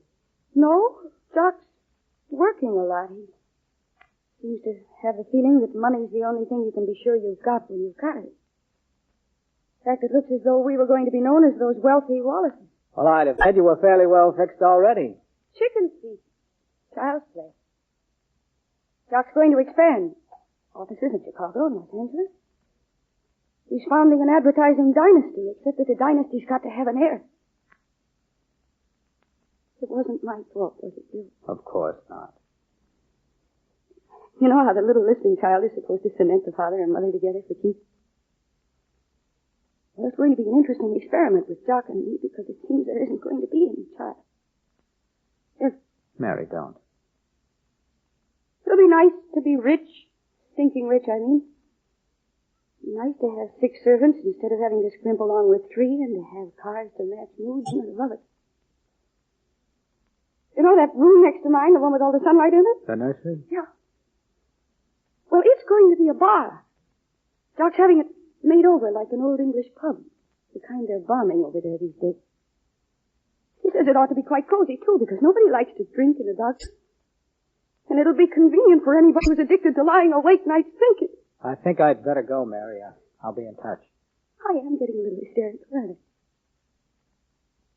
Sorry about not being able to use your name. Doc's thinking about buying a yacht, though, if he gets a certain new client. And we might christen it the SS Bill, if you like. So you went to Florida. Now and then while you were gone, I saw Jock, though not often. And even when I did see him, I hardly knew him. Strange. Well, the Midas touch, perhaps. It turned him all hard and metallic like money. Once when we were lunching at the St. Regis, I gathered up nerve enough to try and get at him. Oh, what's the matter, Bill? Isn't the fish good, or am I talking too much about making money? Oh, I was thinking of something else. Jock, what's the matter with you and Mary? Matter? What do you mean? You know what I mean, Jock. Why all this bitterness on her part and this sudden craze for gold on yours? This isn't sudden. I've always had a craze for gold, Bill. It's even more fun making it than having it. That's where the kick is. Yes, but what's this shell around you these days? Bill, did you ever plan something with somebody for a long time? Live, eat, and then have the whole thing go phooey? No, not exactly. Well, wait until you do. Then you can talk. Oh, we'll get over it. We'll both get over it. But in the meantime, it pays to advertise.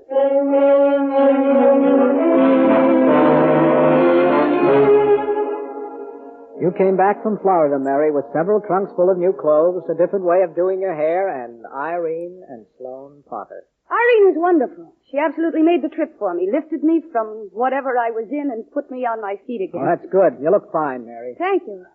Irene and Sloane are brother and sister. Irene has a little dress shop on Madison Avenue. She wants to enlarge. So I'm going to put up some money and go in with her as a silent partner. That's swell. How about the brother? What's he do? Sloane? He's nice, too. He's an interior decorator.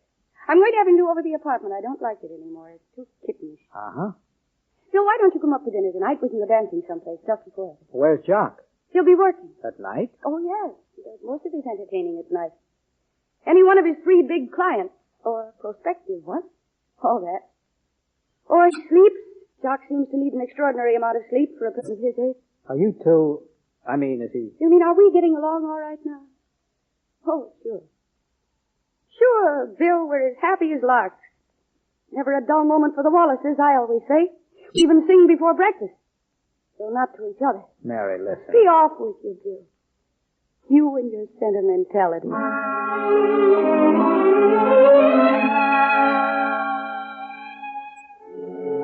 We did go dancing that evening, the four of us, and other evenings too, at all the places people went that spring and summer of 1941. Occasionally, Jock went with us, but not often. And when he did, all he talked about was the agency.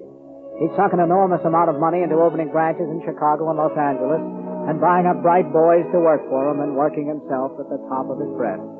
It was a swift, hard, razor-edged life, and he began to complain about his stomach. Sloan Potter usually listened with a polite interest. Really, Jock? Is that so? You don't say. You, Mary, rarely listened at all. Green would scream. You and your gold-plated agency, Jack Wallace. You make me sick with envy. I liked Irene. She was probably nearer 45 than the 35 she claimed, but she had a hearty manner that amused us. It didn't amuse her brother, however. He was younger than she was and had had a sufficiently long residence in England to acquire his idea of an Oxford accent. Do be quiet, Irene. You're such a fool. You began to give parties. A series of parties, or perhaps it was simply one long party. Your apartment was always littered with people discussing Ed Murrow's broadcast from London and the big debate over foreign policy, about Wendell Willkie and the V for Victory sign, and Lend-Lease and a young man named Frank Sinatra who was singing with Tommy Dorsey's band. And whatever they talked about, either war or peace, they talked loud. And then I said, something inside of me just died.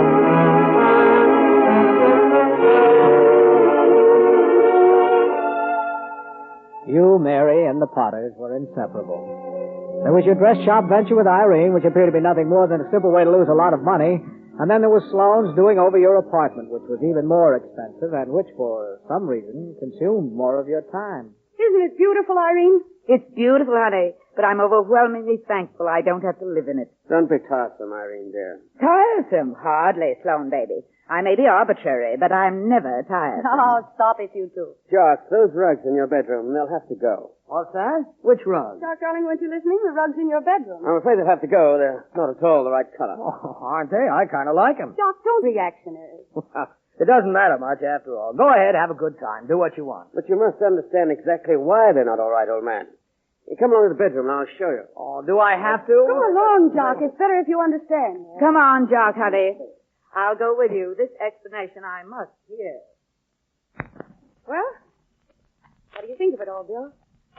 You've been so quiet. I don't know what to think. That's why I've been quiet. Something on your mind? I guess. Aren't you seeing Sloane quite a bit these days, Mary? Quite a bit. Why? He's a phony, and you know it. Probably he is a phony. Most of us are in one way or another. But I like him. He takes my mind off things. He flatters me. I'm the rich, misunderstood wife. Sloane's a fascinating playboy. Fascinating like a cobra.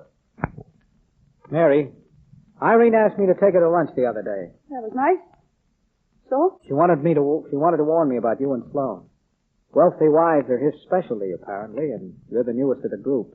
It's known as Potter's Field. That's ridiculous. Why do people start things like that? She wasn't trying to start anything. She was trying to stop Oh, it. yes, she was. Sloane's warned me about her. She's always been a hindrance to him with her vulgarity and her boisterousness. If she weren't sort of a business partner of mine... Mary, what's happened to you? You know Irene. She's worth 10 of her brother, and she likes you. She's grateful If she to likes you. me, then she'd better tend to her own affairs. If Jock doesn't mind Sloane and I being together, and he doesn't, why should anyone else? I mind it, for one. You? What business is yours? Well, Oh. I'm sorry. Bill, I didn't mean it. I'm tired these days. I'm nervous. Shall we join the others in the bedroom? It was a word with a new meaning in those days, like neurotic. Well, the thing's on with you and Sloane. Luncheons, cocktails, and excursions to Jersey furniture factories. And also, naturally, Sloane had to be around to superintend things. Irene was a little nervous, too. Listen, Hallam, you'd better have a fast chat with Jock. This is my second raffle. We Potters never give a third. And I did have it with Jock, or tried to have one. Potter? Sloane Potter? Don't be silly, Bill. Jock, I'm no false alarmist. You know that, but I'm telling you... Look, you're telling me a lot of nonsense. How can anybody sit around discussing triangles these days? I can't. I'm busy. I'm up to my neck. I'm working like sin, and I'm nervous. Everybody's nervous, it seems. You're working like sin for what? Who are you, Croesus or the king of the Golden River? Not yet. Our fathers slaved all their lives, but that isn't my idea. I'm going to quit while I'm young. And when I quit, I'm going to have plenty. 2 more years, 3. After that, the advertising business can rot for all I care. Business in general may rot long before that, Jock. Any day now. And you haven't got a dime saved.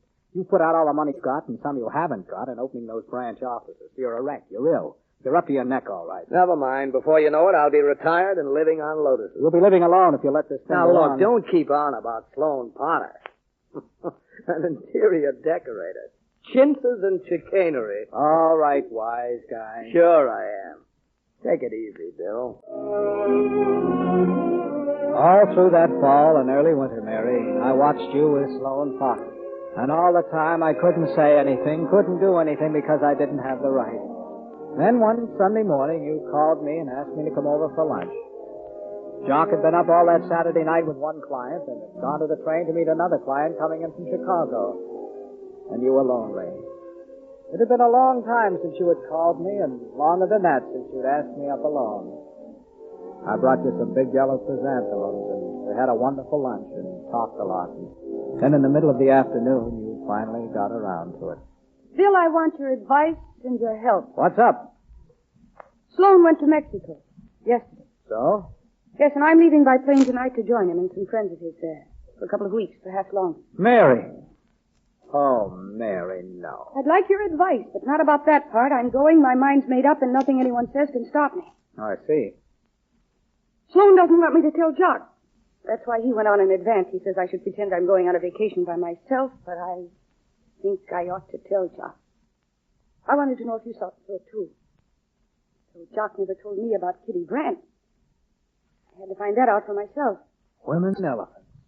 Oh, I feel very tired. I must say you don't act as though you were exactly swept off your feet. And you don't appear to me much inclined to give me the advice I ask for. What's the matter? Aren't you interested? Am I boring you? I'm sorry to have bothered you. Mary, you don't love Sloan Potter. You can't. I can't. Oh, who says I can't? It may not be love, but it's near enough to make any difference. Jock. All right, I bored you with my little story. I may as well bore him. Jock? Is that you, Jock? Is that my hard-working husband? Yes? Yes, it's me. Well, come in, darling. Don't stand out there in the hall. I'm coming, dear. I'm coming. Oh, hello, Bill. Jock, you don't look well. No, I'm not, I guess. I had to match drinks with old man Chatfield. He's had a big breakfast, and I didn't have time for any. Jock, are you ill? Well, I don't know. I didn't do very well with Chatfield, I guess. I don't think I'll get the account. He must have a stomach like a cast-iron tank. Look at me. I can hardly stand up. I need some sleep. Is there any food? Jock, darling, look out for the lamp. He's fainting. It went out like a light. Oh, Jock. Jock, darling. That was in December. Around 3:30 in the afternoon on Sunday, December the 7th, 1941. We hadn't had the radio on, and we didn't hear about Pearl Harbor until we called your doctor about Jock. That day was the end of a lot of things.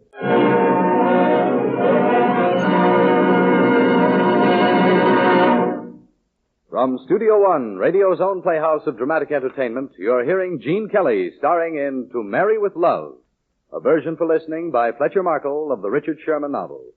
Our story will resume after the customary pause for station identification. This is CBS, the Columbia Broadcasting System. From Studio One, we continue tonight's dramatic entertainment. Gene Kelly stars in Fletcher Markle's production of To Marry with Love. In the spring of 1942, a few months after Pearl Harbor, Jock was worth exactly nothing. Remember, Mary? The business of the 3 major clients was immediately affected by the end of the war, and they canceled their contracts. One of Jock's brightest associates enlisted, another was drafted, and his high-powered organization collapsed. Bills for the lush offices in Chicago and Los Angeles showered in, and from a hospital bed, Jock watched his company and his plans dissolve into red ink on a ledger. Jock was very tired and old inside, too sick to think clearly. He was worth exactly nothing, and he owed nearly $50,000. He was a little stupefied, but he was gallant. Well, I learned how to go to the top, Bill, and Now, it's very simple. I just have to turn around and learn how to go to the bottom. Probably it'll be hard on Mary for a while.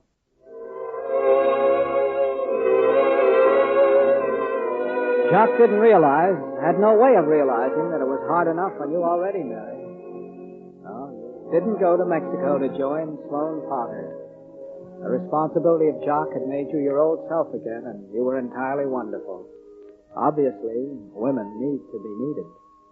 Instead of going to Mexico, you went to a rented house in Flushing with Jock. How do you like it, Bill? Flushing, Long Island.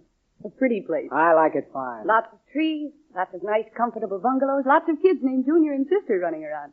Isn't that right, Doc? Sure. Lots of respectable people are born, grow up, and die in Flushing. Well, it's a different world from the one you've been accustomed to. Well, we're lucky to be in it. How are things coming, Jock, really? My 50,000 in the red, you mean? Oh, that too. Well, we're fixing that, the furniture, the 2 cars. My ermine and my mink. I've even got some jewels, Bill. Isn't that romantic? And my life insurance, all that, you know. Oh, we'll be all right. Jock will get a job with somebody. And I'm going to stop treating the dress shop like toy. Irene and I have got some wonderful ideas. I'm glad. But it's going to be tough. It's not much fun to be on the home stretch when the race is called off on account of darkness. You're getting quite poetic, Bill. Maybe that's the way to look at it. The place in Flushing needed laughter to make it bearable, and it got it from various sources. I came, Irene came, as bluff and body as ever, and a few others came, but not many.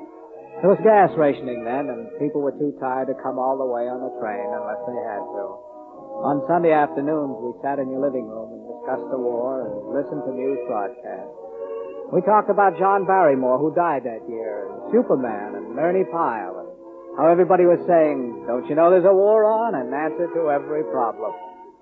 We knew there was a war on. It was sad for us, just as it was sad for lots of other people in lots of other ways. Come, Wallace, don't mope. I didn't trek clear out here just to attend a wake. Irene wants light, gaiety, faster music, stronger wine. Amuse me. Take it easy, Irene. I don't think Jock's in the mood. No, I'm afraid not. I was only trying to cheer you up, honey. Snap you out of it. Well, not much point. Why doesn't Mary get back from the store? How long can you take getting a bottle of milk on Sunday? You know what, Bill? Irene? What, Jock? It's no good. Nobody's got a job for me in the advertising racket anymore. Not any kind of a job. Not my kind of a job, anyway. I'm out of gear. All the guys are converted but me. You've probably been talking to the wrong people, Jock. Sure you have, honey. Everybody's wrong then, because I've talked to everybody. Nobody trusts me, it seems. They think I'm crazy. I try to tell them I'm just a little tuckered out. Now, look, you need a little more rest, Jock. That's all. Rest? I've been resting for weeks. There's nobody else to go and see. Look, you two want to talk. I'll go out to the kitchen, get the oven on, all that stuff. Mary will be back any minute. Jock. Yes? Let me loan you some money. No, thanks. Mighty nice of you, Bill, but I don't think that we need it, at least not yet. Mary's doing all right with Irene at the shop. Something will turn up pretty soon. Just say the word. Sure. Isn't it funny how almost everything changes into nothing sooner or later? Like sleight of hand, isn't it, Bill? So what happens now? I wish I could tell you. Well, I'll just sit and wait to be drafted, I guess. Or I could enlist. Hey, aren't you liable to be drafted, Bill? You're the eligible bachelor. No, not yet. Even if I wanted to be. Not until I finish this case down in Washington. You're lucky. Wish I had something to do. Hello, everybody. I'm back. Oh, hello, dear. How's the great outside world? This was along during the summer and fall of 1942. The war had at last made an impression on everyone, and there was a great humming and business all through the country. Nixon was playing a thundering Othello on Broadway. Praise the Lord, and pass the ammunition with every jukebox. Suddenly, one day, Jock went into New York and attempted to enlist. They turned him down. They didn't like the speed of his heart or the state of his stomach. Well, that didn't help much. It was his last gesture, and it had failed. Just as I was leaving the office one night, you phoned me, Mary, and after talking about various inconsequentials, you said, By the way, what do you do for a hangover? Whose, yours? Well, by marriage. It's Jock. He's in quite a state. Really? I've given him black coffee and all the other hangover remedies, but they don't even scratch the surface. Well, Pin him out to dry. Sure. Why not? I laughed then. And I laughed the next time I was out at Flushing and found Jock in the throes of another morning after. And I laughed the time following that. Then I stopped laughing. You tried to burlesque it, Mary. You tried to be offhand about it, but the fact was there. Jock was going to pieces. What'll I do, Bill? What do wives do? Put something in the coffee or what? Let me talk with him. Talk, I've done that. It doesn't do any good. Well, how is he today? He vanished upstairs as soon as I came in. All right today. I'm a little jittery. Hello. Here he comes now. You can see for yourself. Oh, how are you, Bill? Good to see you. I'm fine, Jock. I look fine. I'm going to fix some sandwiches. I won't be long. Yes. I don't look like much, huh? Well, I've seen you look better, Jock. Oh, I know what you're thinking. I know. Yeah, it's tough on Mary and it's tough on me. I oughtn't to touch another drop, and I won't. I'm going to stop. Kick it out of the way, but I get so tired just sticking out here by myself while she's at business, and a drink or two passes the time. Why don't you job, Jock? I mean, any sort of job. There must be something you can do. Sure. Turning wheels in a defense plant? Wouldn't expect me to try that, would you? Man's got standards, you know. Standards have to be adjusted to circumstances. Well, we'll see. We'll have to do something. It went on for a long time. Jock would swear off, and then, without warning, he'd go on a tear. I'm getting really desperate about him, Bill. Well, why don't you send him someplace? Out in the country to a farm. It might be just what he needs. Farm? Yes. Oh, I see. Barred window, male nurses, lights out at night. No, I couldn't do that, Bill. Even if it were what he needed, I couldn't do it. Which is just as well, because he couldn't afford it anyhow. Mary, Jock gave me some money once, $2,000. Why don't you take it now? You lie. You lie. No, he really gave it to me to keep for Oh, me. you better stop. You better stop or I'll begin to cry. I wouldn't want to do that. No, I've a feeling things are going to improve, Bill. They say it's always darkest just before dawn, don't they? Well, it's pretty dark now.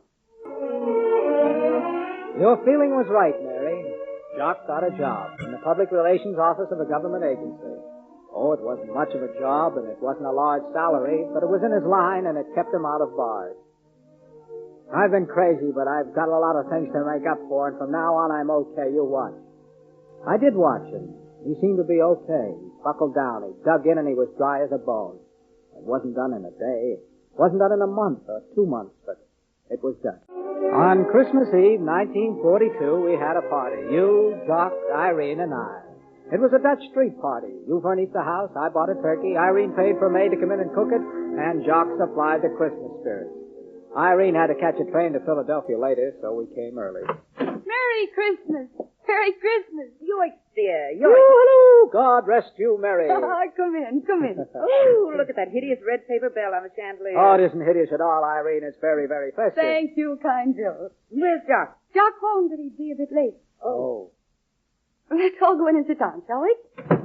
We had some of Jock's Christmas spirits, and Irene told a few mild stories. None of them especially you'll like.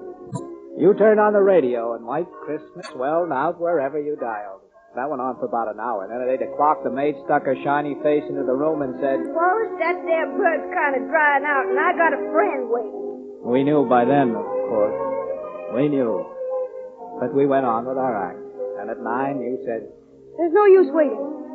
We've been delayed somewhere. We'd better eat since Irene has to leave. So we did eat. Or rather, we sat down at the table with a lot of food on it. None of us took much.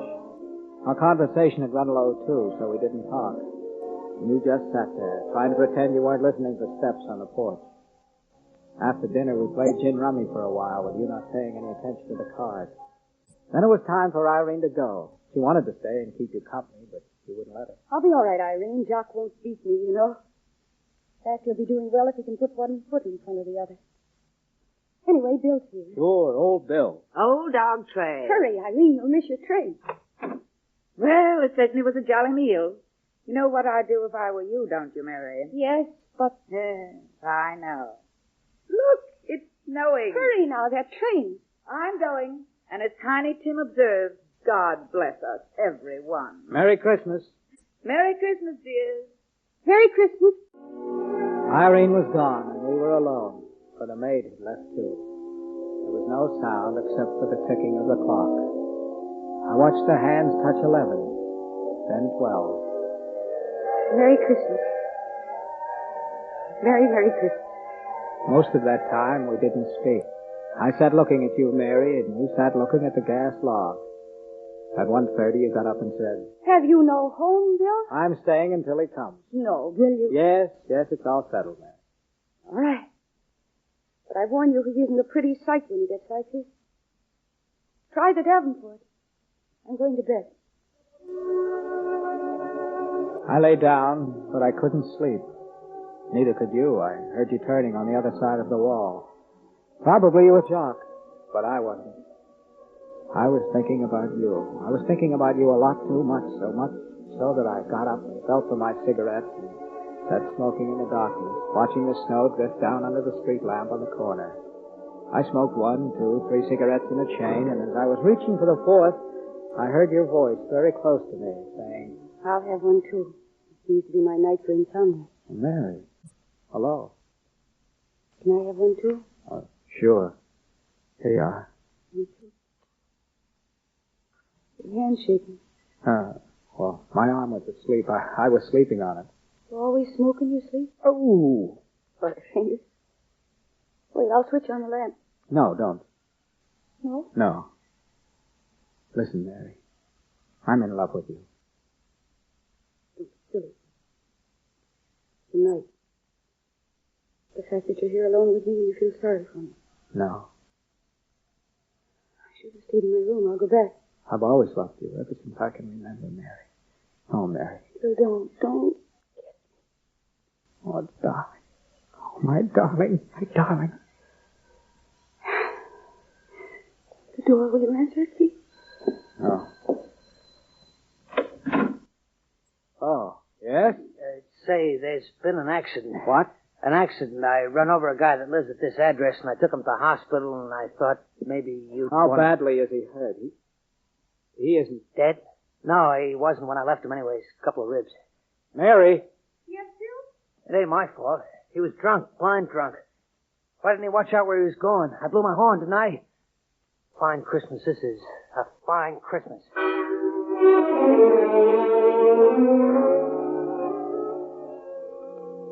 In the spring of 1943, there were casualty lists coming back across both oceans.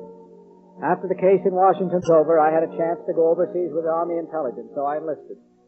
While I was at OTS, I used to get letters from you beginning... Dear Bill, I enclosed $50 on account. Jock is still at the farm, and though he doesn't like it much, I think it's doing him good. Should anyway, because alcohol's just a liniment there, and he chops wood all day long. How are you? When do you get a leave?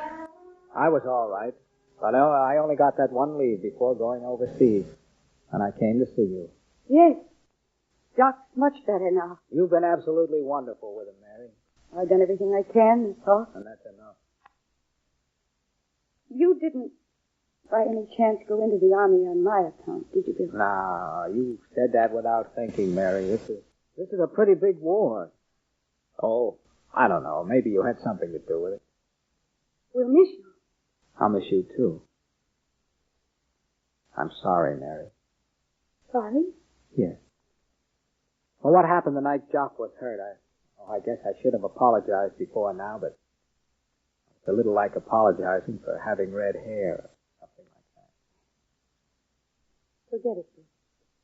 Have you forgotten? Yes. I guess it's better that way. Goodbye, Mary. Goodbye, Bill. Good luck.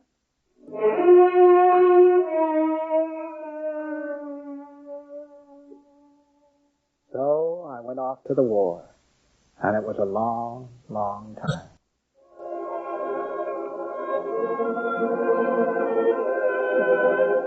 I took girls out, wherever there were girls to take out, and I made love to them, and I tried to convince both them and myself that I was serious, but I was still faithful to you, Mary. You were the works with me, and I realized that you always would be. I got more news of you through Irene's letters than through your own. You simply wrote about Jock's health and the interest on the money I made you take. I thought about you at curious times and in curious places. You never know when you're going to bump into a remembrance when you're working in a war. Twice people sent me newspaper clippings that made me think of you. One of them said, Mrs. Sloane Potter sues for divorce. And I wondered who she was, and I was glad it wasn't you. The other was a story about a woman committing suicide by inhaling gas in a cheap Broadway hotel. And the woman's name was Brandt. Kitty Brandt. The night I got back to New York after VJ Day, we all arranged to meet. Jock was looking very thin. Looking better than you did, for you were thin, and there was a little zigzag of white under your hat that I'd never seen before. Jock had a new job, a small job, with an agency he liked, and it all looked pretty good. Oh, I can take anything now. From here on, Mary gets a little rest. You're looking wonderful, Jock. Isn't he, though? Well, let's have a toast to the new Jock Wallace. Let's trust that he's a better man than the old one. No? Here's to Jock Wallace. And another one to Mary. She remade me into what I am today. I hope she's satisfied. Here's to Mary. To Mary. Thank you, gentlemen. That was along in the spring of 1946. Didn't see much of you, though you had moved in from Flushing and had taken a small apartment near Riverside Drive. You were keeping on with the dress shop, and Jock was working hard, too. The Wallaces were climbing the ladder again. More slowly this time, but more surely. And yet, whenever I met Jock, he struck me as being a little depressed. No, not exactly depressed either, but like a man who's afraid something is going to happen, but isn't quite sure what. Why don't you come and see us more often, Bill? You were in on the black days. You might as well be in on the brighter ones, too. Because they're going to be brighter. Well, I'm sort of busy, Jock. Busy? Who isn't? That's no reason for snubbing us. Mary's crazy about you, you know, and I think she's hurt. She acts kind of funny whenever your name's mentioned. Say, when are you going to get married? Me? Never. Huh? Remarkable institution, matrimony. Just look at Mary and me. No. Better not look at Mary and me.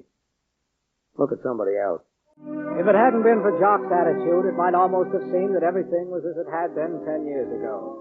You were together, you were headed upward, you were safe and secure once more, and I was there watching you, as always, on the outside looking in. We say 10 years ago, and it seems a long time. Or does it? One afternoon a couple of weeks ago, you came to my office and sat by my desk.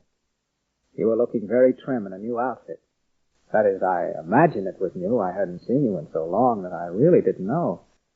You smiled and said, This isn't a social call, Bill. It's business. Business? What's happened? Aren't women buying dresses anymore? Just the opposite.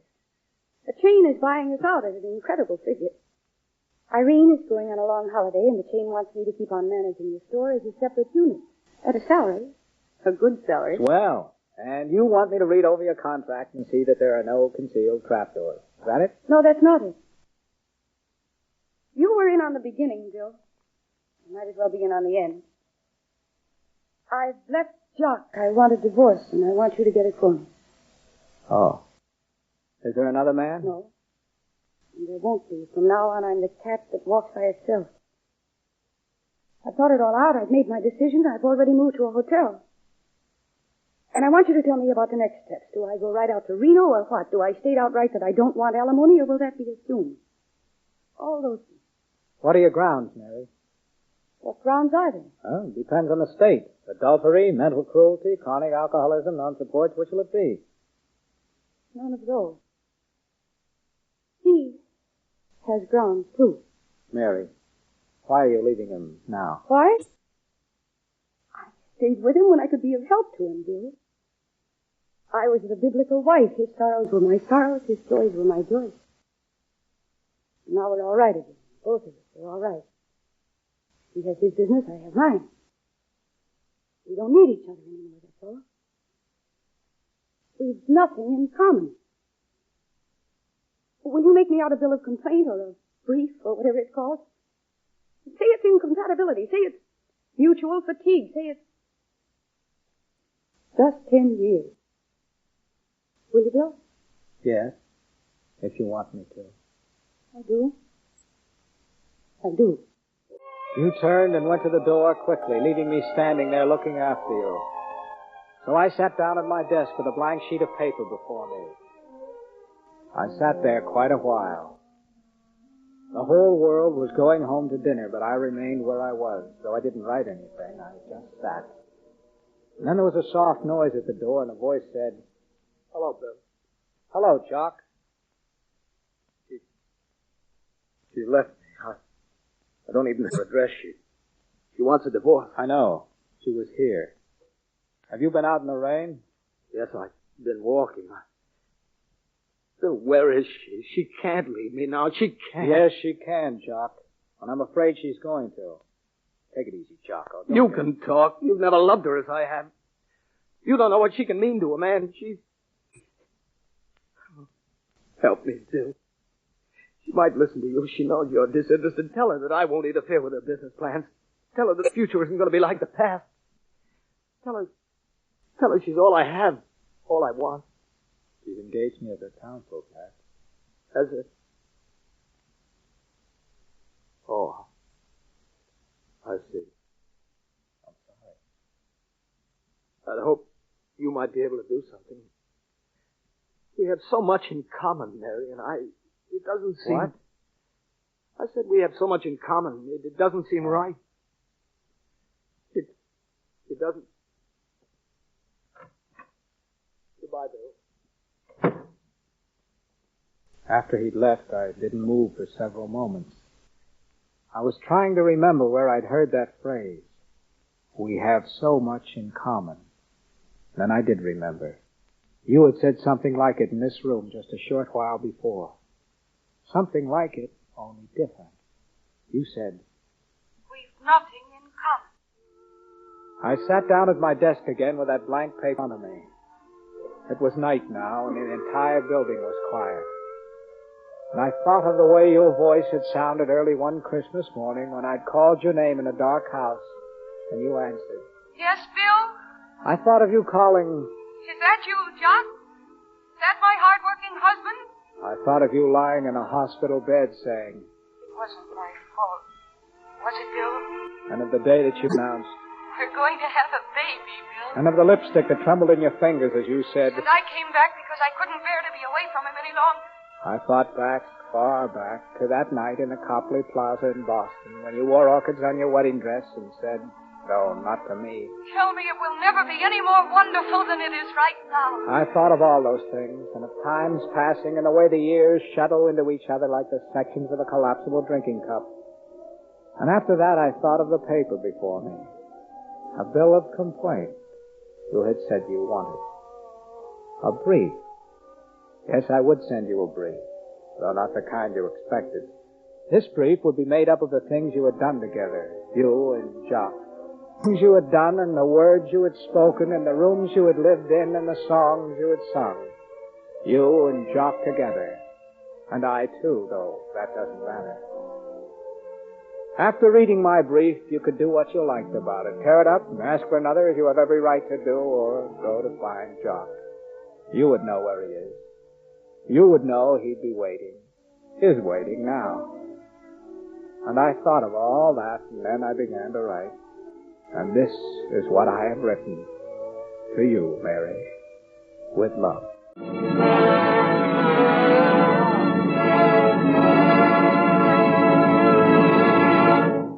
From Studio One at CBS, you have just heard Gene Kelly in Fletcher Markle's script production of To Marry with Love by Richard Sherman. Another full-hour dramatic entertainment from radio's own Playhouse. Tonight's musical score was arranged and conducted by Alexander Semler. This is CBS, the Columbia. This is Jeff Chandler. This is Ann Blythe. And this is Hugh Douglas saying, welcome to Hollywood Soundstage. Good evening, ladies and gentlemen. Once again, the doors of our Hollywood Soundstage open to the promise of high dramatic adventure. 30 minutes of absorbing entertainment made possible through the combined and generous cooperation of the entire motion picture industry. Our play tonight is strange and compelling. A provocative story filled with suspense. It stars Ann Blythe as the lovely young girl and Jeff Chandler as her Uncle Charlie. Hollywood Soundstage is proud to bring you Universal International's great dramatic success, Shadow of a Doubt, starring Jeff Chandler, Ann Blythe, and the Screen Guild Players.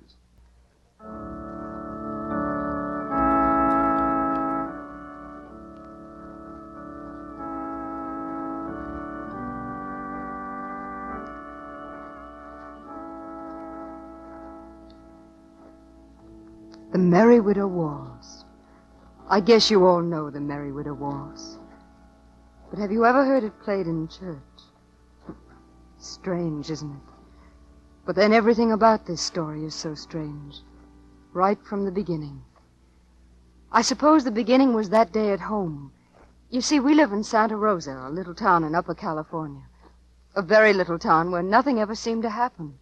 And I guess that afternoon it had me down a bit. Now, Charlie, that's no way to talk. What's the matter, Charlie? Don't you feel well? Oh, I'm feeling perfectly well, Mother. I've just been thinking, that's all. And I come to the conclusion that I give up. I simply give up. Give up what? Dad, have you ever stopped to think that this family's just gone to pieces? We have. Of course we have. We just sort of go along, but we don't get anywhere. Oh, I don't know, Charlie. The bank gave your father a raise last March. The second raise in 5 years. Oh, money. How can you talk about money when I'm talking about souls? What we need is someone to take us out of this rut. Have you any suggestions? Well, I was thinking that... Mother, I'm going to wire Uncle Charlie. Darling, you're not going to ask for money. Oh, of course not. Money wouldn't help. I'm going to invite him here for a visit. Now, Charlie, you can't ask a busy man like that to come all the way from the east. Even if you can reach him. You know he moves around so much. Oh, I'll reach him all right, and he'll come for me. I'm named after him, and we're the only relatives he has, and besides... Do you know what? What, dear? Well, I can't explain it exactly. It's just a feeling, but... Somehow I think he wants to come. Hello, Postal Union. Will you take a telegram, please? To Mrs. Joseph Newton, Santa Rosa, California. Surprise, coming out to visit. Stop. Arrive Thursday and try and stop me. Love to all and a kiss for Charlie from her Uncle Charlie. That's right. That's the signature, Uncle Charlie. How much? Yes, I've got the exact change right here.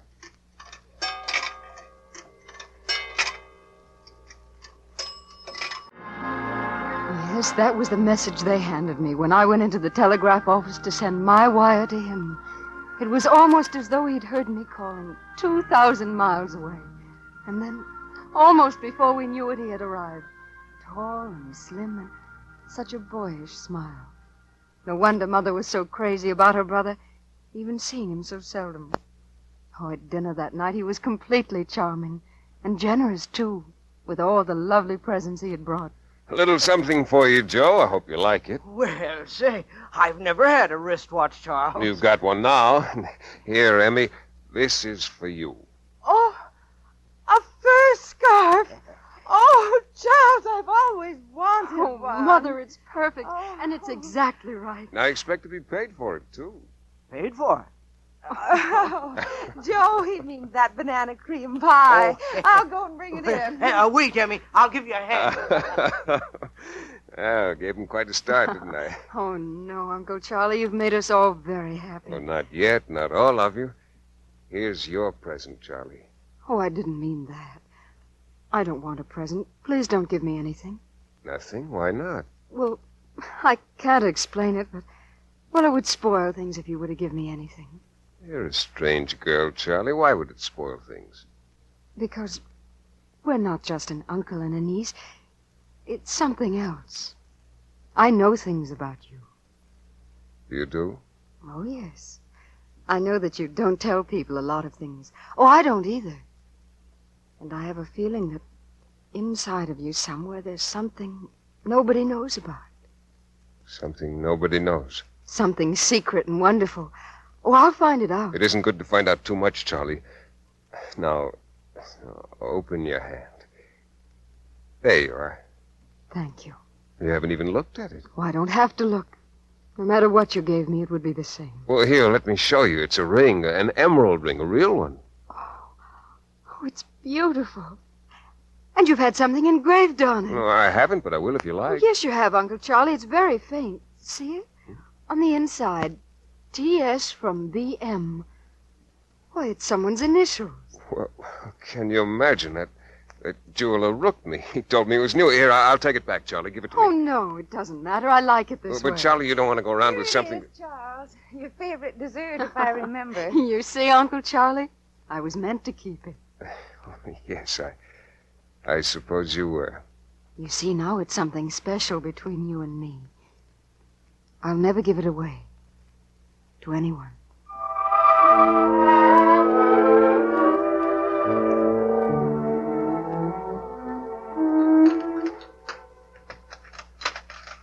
Charles, why don't you go inside? No! Need a little exercise, Emmy, to work off that meal. Oh, you're not used to helping with the dishes. Nonsense. So where do I put these dry glasses? Oh, just set them on the cupboard. We'll be done in a jiffy. Charlie, be careful. That's the good set, you know. Maybe you'd better not sing. Oh, I can't get that tune out of my head. Maybe if someone told me what it is. It's a waltz. Yes, but what one? Well, your father would know. It's too bad he had to go to that meeting.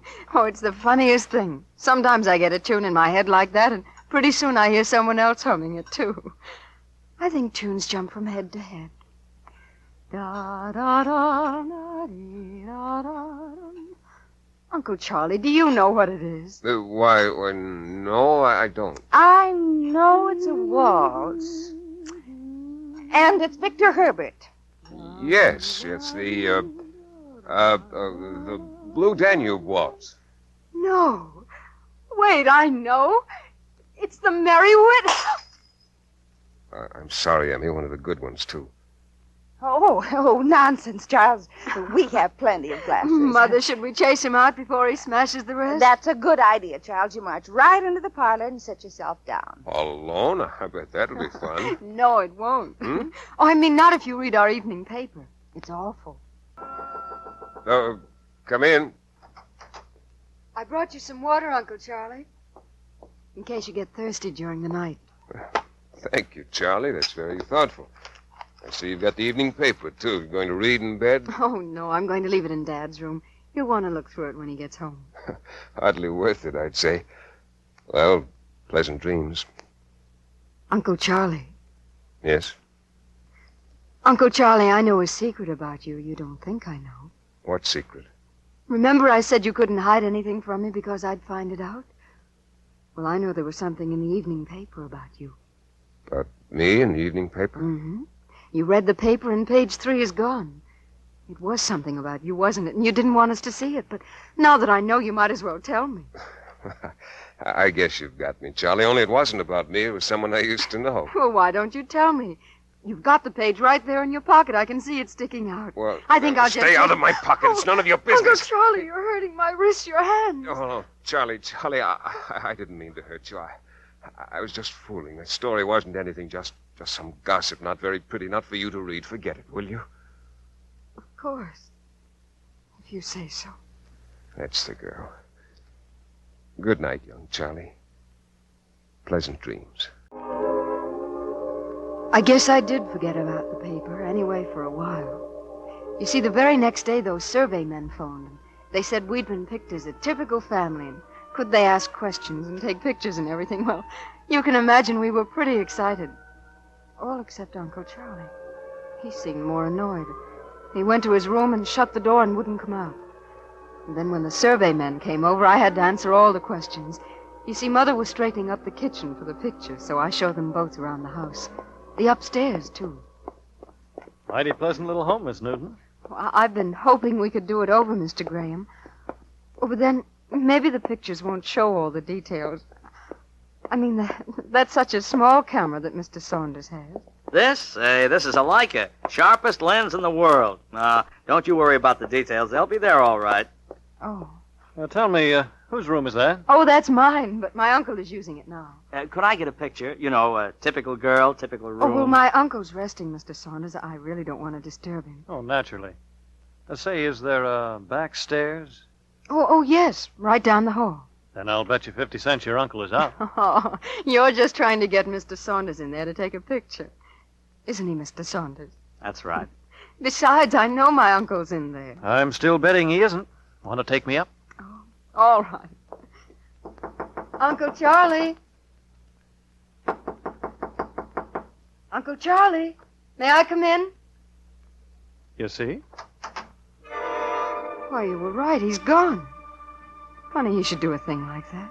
Maybe you don't know him as well as you think you do. Of course I do. I know him very well. Are you trying to tell me I shouldn't think he's so wonderful? Well, not exactly. Someone coming up the porch, Jack. Oh, I always say the more the merrier. Miss Newton, is that your uncle? Why, yes, it is. Uncle Charlie. Guess I'll take a picture of the hall. Hey, what are you trying to do with that flashlight? Blind me? Uncle Charlie, he was taking pictures of my room. I'm not in your room, and I don't like to be photographed. I'm afraid I'll have to ask you for the film, sir. I must insist. Give it to me, please. Okay, Fred. Let him have it. Thank you. Good afternoon. Well, that's that, I guess. Let's go. He was so strange. I don't understand it. I think I could help you out on that. You could? Sure. Suppose you have dinner with me tonight. Then we can sit in the park and have a nice, long talk.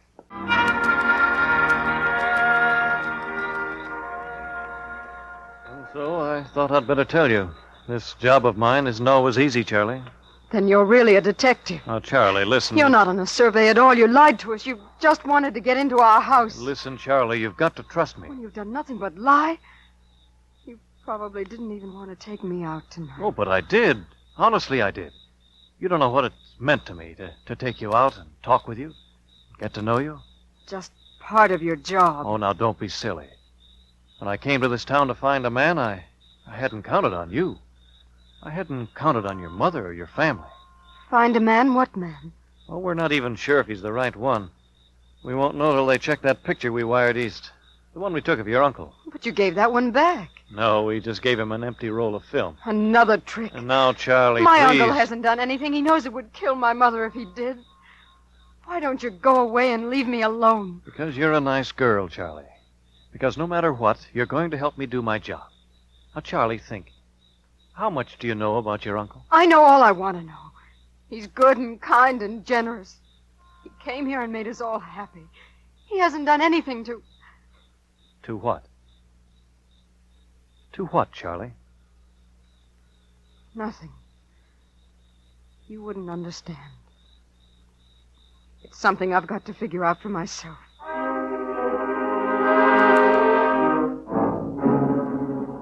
Why, Charlie, reading the newspaper in a public library. Don't you get it at home? Oh, yes, Miss Corcoran, but there was something a couple of days ago. I meant to copy it, and they threw it away. A recipe. Well, I hope you find it, and put the paper back when you're through. I'll find it, all right. Can't be anything really awful, not enough to... Murderer sought. Police are conducting a coast-to-coast search for the man who strangled Thelma Shenley, former musical comedy star. Wanted for the deaths of 2 other wealthy widows. The fugitive is known as the Merry Widow Murderer.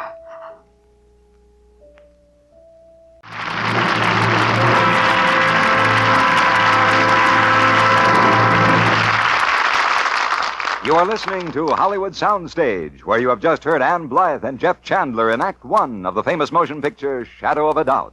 Act 2 will follow in just a moment. But meanwhile, here's something worth thinking about. Our armed forces, our factory workers, and our civilian defense volunteers are all doing an important job toward keeping America free. But there's something that all of us can do, something that will help Uncle Sam and help us, too. We can all contribute to the future security of our nation and ourselves by buying profitable, safe United States defense bonds regularly. Now, back to Hollywood Soundstage and Act 2 of Universal International's great box office hit, Shadow of a Doubt, starring Jeff Chandler, Ann Blythe, and the Screen Guild Players. I don't know how long I sat there in the library, staring at the paper and not seeing a thing. But suddenly I realized that I was chilled as though someone had drawn a blind across the sun. I tried to tell myself it wasn't true, but there was the ring he'd given me, the emerald with faint initials in the band. Her initials, Thelma Shenley, the woman my Uncle Charlie had killed. I walked for hours that afternoon trying to decide what I should do, and after dinner I walked some more. I was just at the park when I heard him call. Oh, Charlie. I hurried on, but he overtook me. I remember being frightened. What's your hurry, Charlie? Slow down, will you? I want to talk to you. Come on, let's sit on this bench. No. I said sit down. Oh, you're hurting my wrist again. Well, I'm sorry, Charlie. I guess I got excited. Can't blame me, really, not when I see something coming between us two. Tell me, was it something those survey men told you, that fellow Graham? He's got nothing to do with it.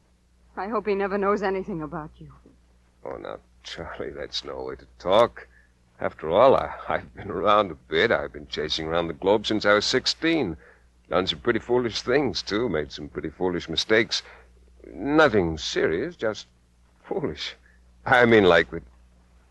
What's the matter? What are you staring at? Your hands.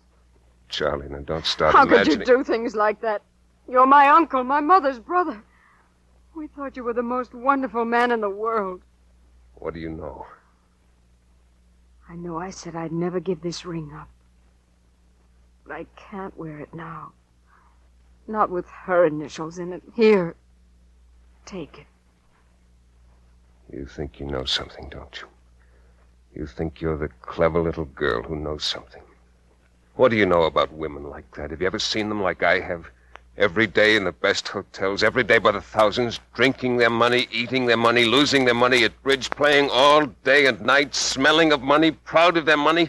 Horrible, faded, fat, greedy women. But they're alive. They're human beings. Are they, Charlie? Are they human or are they fat, wheezing animals? What happens to animals when they get too fat and too old? Stop it, please. You see, you don't understand. All I want is a little help. From me? I'm so tired, Charlie. There's an end to the running a man can do. This is my last chance. You've got to help me. I count on you, Charlie. You said yourself there was something special between us. And think of your mother. It'd kill your mother. Charlie, give me this last chance. All right. If you'll go away. Where to, Charlie? Where should I go? Where do you want me I to don't go? care anywhere. Just so you go away from here. I just haven't got a thing in the house for lunch, and I couldn't go to the market myself, not with a cake in the oven. Charlie, I've never known you to stay in bed so late. Oh, I'm sorry, Mother. I didn't sleep very well. Your Uncle Charlie's been asking for you. He's on the front porch. Here's the list for the grocer, dear. I'll run along then. The back stairs again? Charlie, why do you always go that way? Those stairs are so steep. Don't you want to tell your uncle good morning? Oh, I'll see him when I get back. It's shorter this way. Well, watch yourself, dear. Oh, don't worry. I know these steps. Mother! Charlie! What happened? Oh, I tripped. I think the step was loose. Oh, good heavens, child, you might have been killed. Yes.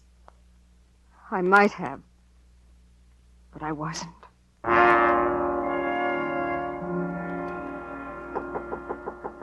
Yes? Oh, good evening, Charlie. Come in. I wanted you to know. I almost had an accident this morning. Yes, your mother told me. I was very worried. When are you leaving, Uncle Charlie? Leaving? My dear girl, do you know what I did today? I went down and put a little money in the bank. The bank where your father works. $40,000 in cash. Of course, there isn't quite 40,000 left. Now I gave 1,000 to the Children's Hospital, another 1,000 to the community chest. It made your father quite important. When are you leaving? You know, I've been thinking, Charlie, I want to settle down, live in a place where people know me, have some money in the bank, some sort of business, be a part of this family. I see. The sensible thing is to be friends with me. I can do a lot for you, Charlie. I can do a lot for all of you. Not you. We don't want anything from you. If you don't leave, I'll tell what I know. Oh, don't be silly, Charlie. Who'd believe you? A waltz running through your head. You don't like the initials on a ring. You connect it all up with a newspaper clipping. And now you haven't even got the ring. You have it. I? Ridiculous. I gave it to you. You see? Uncle Charlie, I don't want you here. I don't want you to touch my mother. So go away, I'm warning you. Go away or I'll kill you myself. Do you know what it means to live in terror? I did. I knew he wouldn't stop at anything. At any moment there might be another accident. And he'd be very sorry. and I'd be dead. My only weapon was the ring. If I could find the ring, I thought I'd frighten Uncle Charlie into leaving town. It was the next night that I got my chance. Mother had invited all our leading citizens to meet her brother.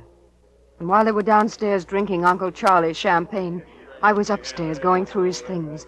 It was rather late when I came down. Now, can't I persuade you, Reverend Phillips, just to drop... Oh, no, thanks. You know what the psalmist said, wine maketh glad the hearts of men. Oh, your gift to the church has given us cause enough to rejoice. Oh. And besides, I'm afraid my parishioners aren't overly familiar with the psalm. Well, I always say that...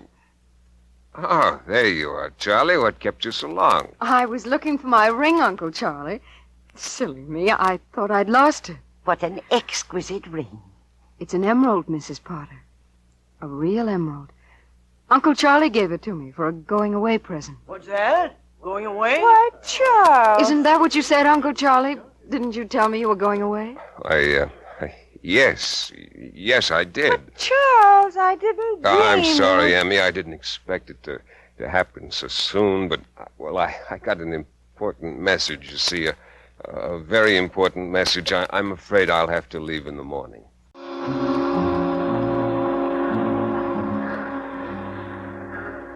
Charles, I wish you didn't have to go. That's the way it is, Emmy. You can't always do the things you like. Oh, they're going to start. We'd better get off. Emmy, Charlie? Goodbye, Charles. You'll write, won't you? Of course. Now, watch yourself on those steps. Goodbye, Charles. Goodbye. Oh, Charlie, wait a minute. I want to talk to you. They'll be starting in a minute. Oh, we can stand right here on the platform. I want you to know I think you were right to make me leave. It's best for your mother, best for all of us. We're moving. Oh, she's not very strong, you know. I don't think she could stand the shock. I remember once when she was a little girl. The train is moving. I've got to get off. Oh, don't be silly. Let me go. You're hurting my wrist, your hands.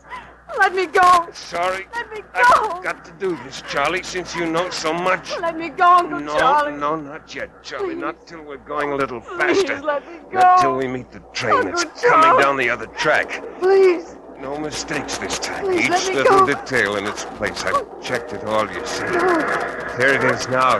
It's coming fast, Charlie. Almost time to say goodbye. Almost time to...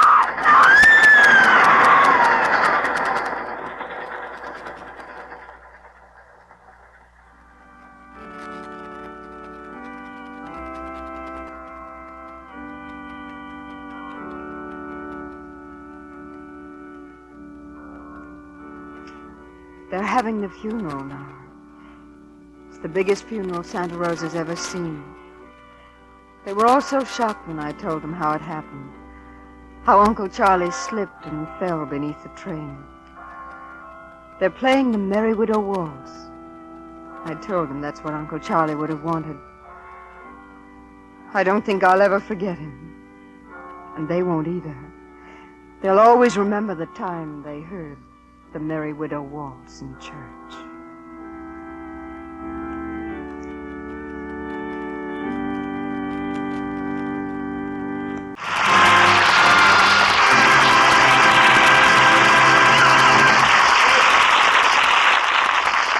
You have been listening to the Hollywood Soundstage production of Shadow of a Doubt, starring Ann Blythe and Jeff Chandler. And here are the stars of our show, back on stage for a final and very well-deserved bow. Thank you very much, Hugh. But I think all the bows should go to the Motion Picture Relief Fund, which does such magnificent work here in Hollywood. This radio program helps support that work, and all of us are proud to share in it by appearing here. Right, Ann? Beyond the shadow of a doubt, Jeff. The entire motion picture industry is joining forces to make this half hour one of the highlights of the radio week. And you'll agree they're doing a wonderful job when you hear what Hugh Douglas has to promise you for next week. Oh, right. And since Hugh is just about to pop with his very important information, I guess it's time for us to bow our way out. Good night, everybody, and thanks again. Thank you all. Good night.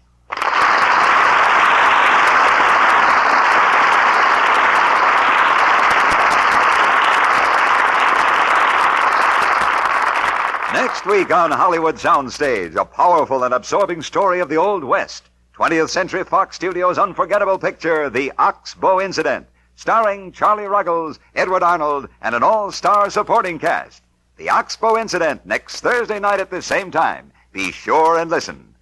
Shadow of a Doubt was presented through the courtesy of Universal International Pictures, who will soon release Bend of the River, a Technicolor production starring James Stewart, Arthur Kennedy, Julia Adams, and Rock Hudson.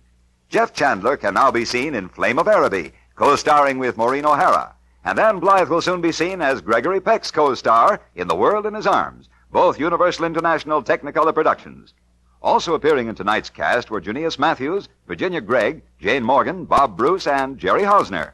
Hollywood Soundstage was transcribed in the film capital. Our play was adapted and directed by Harry Cronman. We are approaching the final 2 hours of this old-time radio for sleeping collection. If you're still awake, I hope you're enjoying the shows. And if you're off in dreamland, I hope it's been a deep and restful sleep. We begin this last segment with The Long Love from Hallmark Playhouse, that excellent drama show that was sponsored by Hallmark Cards. Van Johnson starred in the story, which was written especially for the radio show by John Sedges. It tells a heartwarming story about rekindling love after years of marriage. It aired on March 22nd, 1951. Next, a comedy from Old Gold Comedy Theater, Nothing But the Truth, adapted from the 1941 film, which starred Bob Hope and Edward Arnold. This version starred Ann Baxter and Alan Young, and aired on January 14th, 1945. I love this version. I honestly think it's better than the film. After that, Morning Glory from Hollywood Star Time, a short-lived drama show that ran from 1946 to 1947 and did adaptations of major films. This Is Theirs of the 1933 RKO drama film, starring Olivia de Havilland and Reed Hadley taking over the roles that Katharine Hepburn and Douglas Fairbanks Jr. made famous in the movie. It aired on June 15th, 1946. And our last show tonight, which you will hear as dawn approaches and your deep sleep begins to fade, one from Dr. Kildare, that dramatic medical drama series that ran from 1949 to 1951 and starred the great Lionel Barrymore as Dr. Leonard Gillespie and Lou Ayres as the title character. The latter is an idealistic young doctor who tries to honor his Hippocratic oath while battling entrenched, outdated hospital administration staff and ideas. And the former is one of these, who gradually comes around to see Kildare's point of view. Here's the episode, Dr. Gillespie's Testimonial Dinner from January 12th, 1951. I hope your night was full of restful sleep. I want to thank you for listening.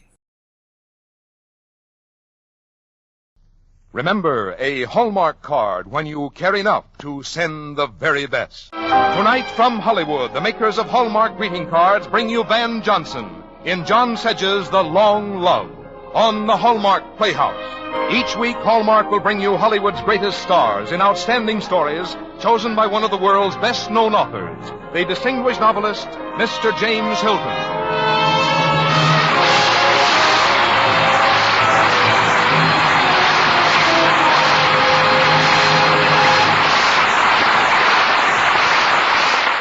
Good evening, ladies and gentlemen. This is James Hilton. Tonight on our Hallmark Playhouse, we present our dramatization of a story by John Sedges called The Long Love. The coming season of Easter, a happy and a hopeful festival, is an appropriate time to tell the story of a family whose affection deepened and increased with the years, not so much in spite of the troubles that cropped up from time to time as because of them. A happy marriage, Mr. Sedges seems to say, is not the one in which the partners merely live happily ever after, but one in which they work together, forging their union out of joys and sorrows alike. To play the part of our hero, we have chosen one of Hollywood's most popular young actors, Van Johnson. And now a word about Hallmark cards from Frank Goss before we begin the first act of John Sedge's The Long Love. For every occasion important to your friends and loved ones, there are Hallmark cards to carry your thoughts across the miles, across the years, often merely across the way. That's important in these fast-moving days when families and friends are separated on short notice, when a word of thoughtfulness can mean so much. On special days and every day, a Hallmark card says what you want to say, the way you want to say it. And that identifying hallmark on the back, as always, says you cared enough to send the very best. Our guest tonight, Van Johnson, is currently starred with Jane Wyman, Howard Keel, and Barry Sullivan in the Metro-Goldwyn-Mayer production, Three Guys Named Mike. And now, Hallmark Playhouse, presenting John Sedge's The Long Love, starring Van Johnson.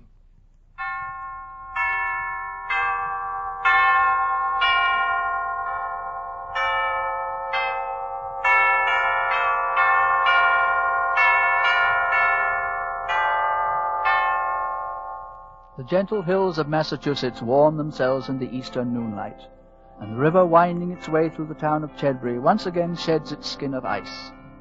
The first robins are sunning themselves on the ancient iron cannon in the middle of Chedbury town square. Across the street, the churchgoers in their Easter best are straggling from the big white building with the graceful steeple. As Edward Hazlitt lingers on the steps, his eyes go to a slab of gray granite which is set into the foundation of the building. He knows by heart the words inscribed there. Dedicated Easter, the year of our Lord, 1911. 30 years ago this Easter. It was a big day in Chedbury. Everybody in town turned out for the placing of that cornerstone. I remember Margaret's father made the dedication speech. That was because he was the most important man around here, the only one with money. In those days, everybody was a little awed by Mr. Seton and his beautiful daughter, including me. But that didn't stop me from seeing her, or from asking her to go on a picnic right after that cornerstone was cemented into place. We climbed Strawberry Hill and found the old apple tree already starting into bloom. I'm starving. Let's open the sandwiches. Not yet, Margaret. I want to have it settled once and for all. Oh, Ned. This is the last time I'm going to ask you. I really believe you mean it. I do. For the third and last time, Margaret, I'm asking you, will you be my wife? You always laugh. Why? What's the matter with me? Nothing. It's me. You're so good, Ned. But I'm not sure about myself. Oh, I'll take you as you are. I want a special kind of marriage, Ned. I want it to be fun. I don't want marriage to become a contract. I want it to be free and gay. And I can't stand jealousy. And you know I'm jealous. But I'd be jealous of our marriage. I'd fight for it. I'd make it work at any price. You never told me that before. Margaret, listen to me. No, let me say it, Ned. Will you marry me? Margaret. You see, I had to ask it because, well, somehow it makes me feel free. I didn't want to be captured. Oh, my silly Oh, darling. my dearest. If I'd any idea, you would have said yes. Now here I am without an engagement ring. Oh, I want a sapphire, Ned. A jeweler in New York has it put away for me. What? Yes! I paid $25 down on it right after that first time I said I wouldn't marry you. Margaret! I was waiting for you to grow up, Ned. And now you have. And now let's eat those sandwiches. She neither thought nor acted like any of the girls I'd ever known. That was the wonderful part about Margaret. And the frightening part, too. What did she mean about being free and gay? My mother was one of those who thought she knew. I warn you, Edward. You'll have no happiness with that girl. She's stuck up. She's without proper decency. Oh, now, Mom. Those Setons don't belong here. They have too much money for the rest of us. Yes, and Margaret will be just like all the other Seton women. Marriage has never held one of them. Dad, you don't agree with Mom, do you? Our families have got to be friends now. Well, I've never been able to know the Setons, Edward. Margaret's father makes his money on stocks and bonds in New York, and I'm just a small-town printer. I doubt your marriage will bridge that gap. Well, we love each other. That's bridge enough for me. I suppose you thought about supporting a wife. I have. I want to go into the printery with you. And I'd be happy to have you. But I'm not the only partner, you know. There's old man Mather. I'll talk to him. I'll tell him about my ideas for the printery. Your ideas? Yes, the plant isn't using all its presses, Dad. There's room to print more than catalogs and pamphlets for Boston stores. Edward, your father and Mr. Mather have done very well on catalogs and pamphlets. And they can do still better with books. Books? Yes, books. Publishers. Printing the thoughts and ideas of men all over the country who'd never heard of Chedbury, but who will someday. Son, dreams are one thing, but we must be practical. And I say only dreams are practical. I remember how Margaret's eyes sparkled with excitement and approval when I told her my idea of the publishing business. But when I went to see old Mr. Mather to ask for a job with the printery, he told me I'd applied to the wrong person. He had just sold his interest to Margaret. At first I was dazed, then angry. Oh, I hoped you'd take it this way, Ned. I'd hate for you to marry me for my money. You should have talked it over with me first, Margaret. You didn't even tell my father you were buying in. No, I won't let you do this. But it's done. Oh, darling, you don't have to be afraid. I'm still dependent on you. More so now that my money is all tied up. I won't be able to buy a ticket to Europe whenever I'm angry with you. Oh, Margaret. Margaret, will I ever be able to understand you? Don't try too hard, dear. Just be a good publisher. So Margaret had her way. And on Christmas Eve, all the Haslets and the Seatons gathered together inside the new church. Wilt thou love him, comfort him, honor and keep him in sickness and in health, and forsaking all others, keep thee only unto him, so long as ye both shall live? I will. For richer, for poorer, in sickness and in health, to love and to cherish till death. God be with you, Edward. And Margaret, see that he writes to us from New Orleans. I will. Ned. What? Why does everyone in New Orleans seem to stare at us and smile? Because they appreciate beautiful women. And probably because we look so happy. You are, aren't you? Sublimely. Oh, look, a street peddler. Oh, listen.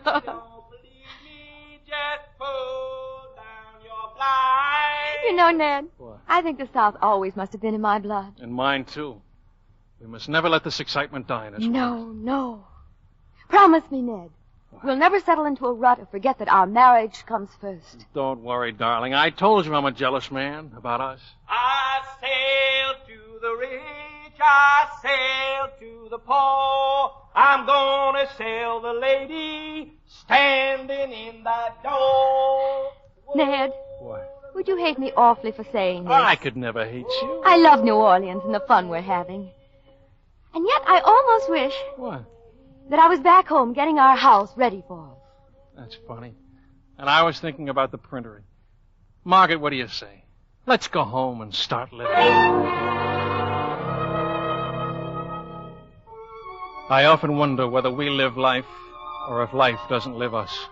Whichever it is, Margaret and I experienced it all.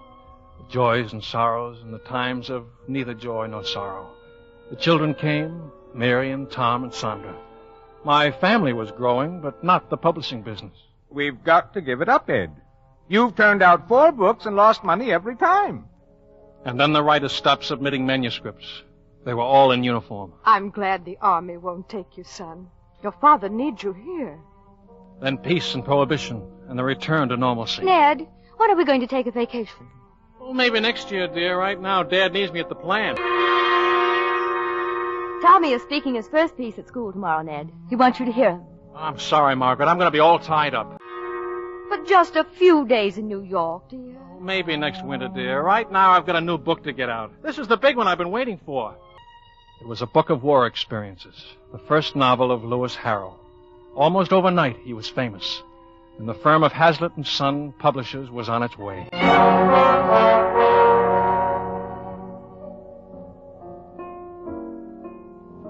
Ned? Ned? Yes, dear. Couldn't we spend an evening just talking? I'm reading, dear. Oh? The beginning of Harrow's new manuscript? Yes. I like what I've read of it. Oh? How old is this writer, Ned? Oh, he was in the war. Must be fairly young. When he lives in New York? Yes. I'd like to meet this Lewis Harrow. Maybe you will. You could invite him up to Chedbury to sign the contracts. As a matter of fact, I have. Good. What is it you like about his writing? He has a quality. Something free and gay. And yet almost violent. Margaret, I'm not so sure I like this interest about Harrow. Oh, stop it, Ned. Well, you've never talked like this before. What is it? What's happening to us? I don't know. I'm not sure. Oh, we could only go back. Back to what? 12 years ago. Easter. Our picnic on Strawberry Hill. Yes. There was something about that day.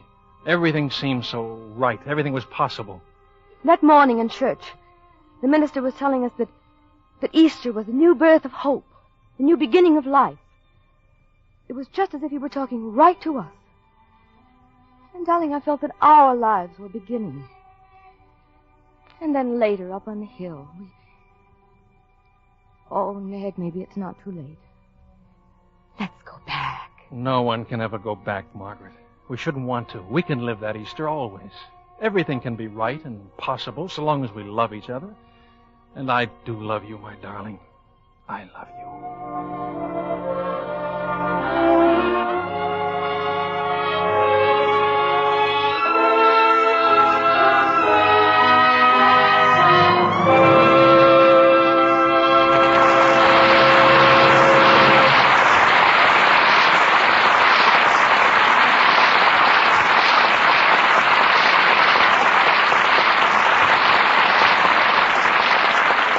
In just a moment, we'll return to the second act of The Long Love, starring Van Johnson.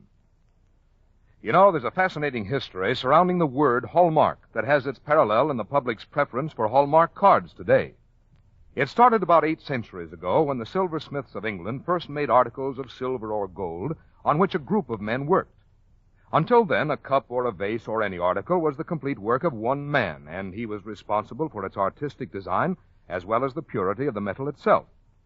But with many different artists contributing special talents to a design, it soon became necessary to have laws to assure that the proper amount of gold or silver would be used in an article. And so in the reign of Edward III, the Hallmark law was passed, requiring that every silversmith guild in England use an identifying hallmark. The hallmark of a particular group became famous and respected in direct proportion to the skill and artistic abilities of the people who made it. And today, collectors of Old English silver can quickly judge the worth of a piece by looking for the hallmark on the back. Also today, discriminating people recognize hallmark on the back of a greeting card because they have found through the years that hallmark on the back of a card has a meaning of its own. It represents the skill of craftsmen who for years have designed greeting cards with but one thought in mind: to give you a card you'll be proud to send and one that will be received with pleasure, because it says what you want to say, the way you want to say it, because the message is surrounded with beauty and presented with the good taste you demand of anything that bears your personal signature. That's why Hallmark on the back of a card has come to mean you cared enough to send the very best. Now back to James Hilton in the second act of John Sedge's The Long Love, starring Van Johnson.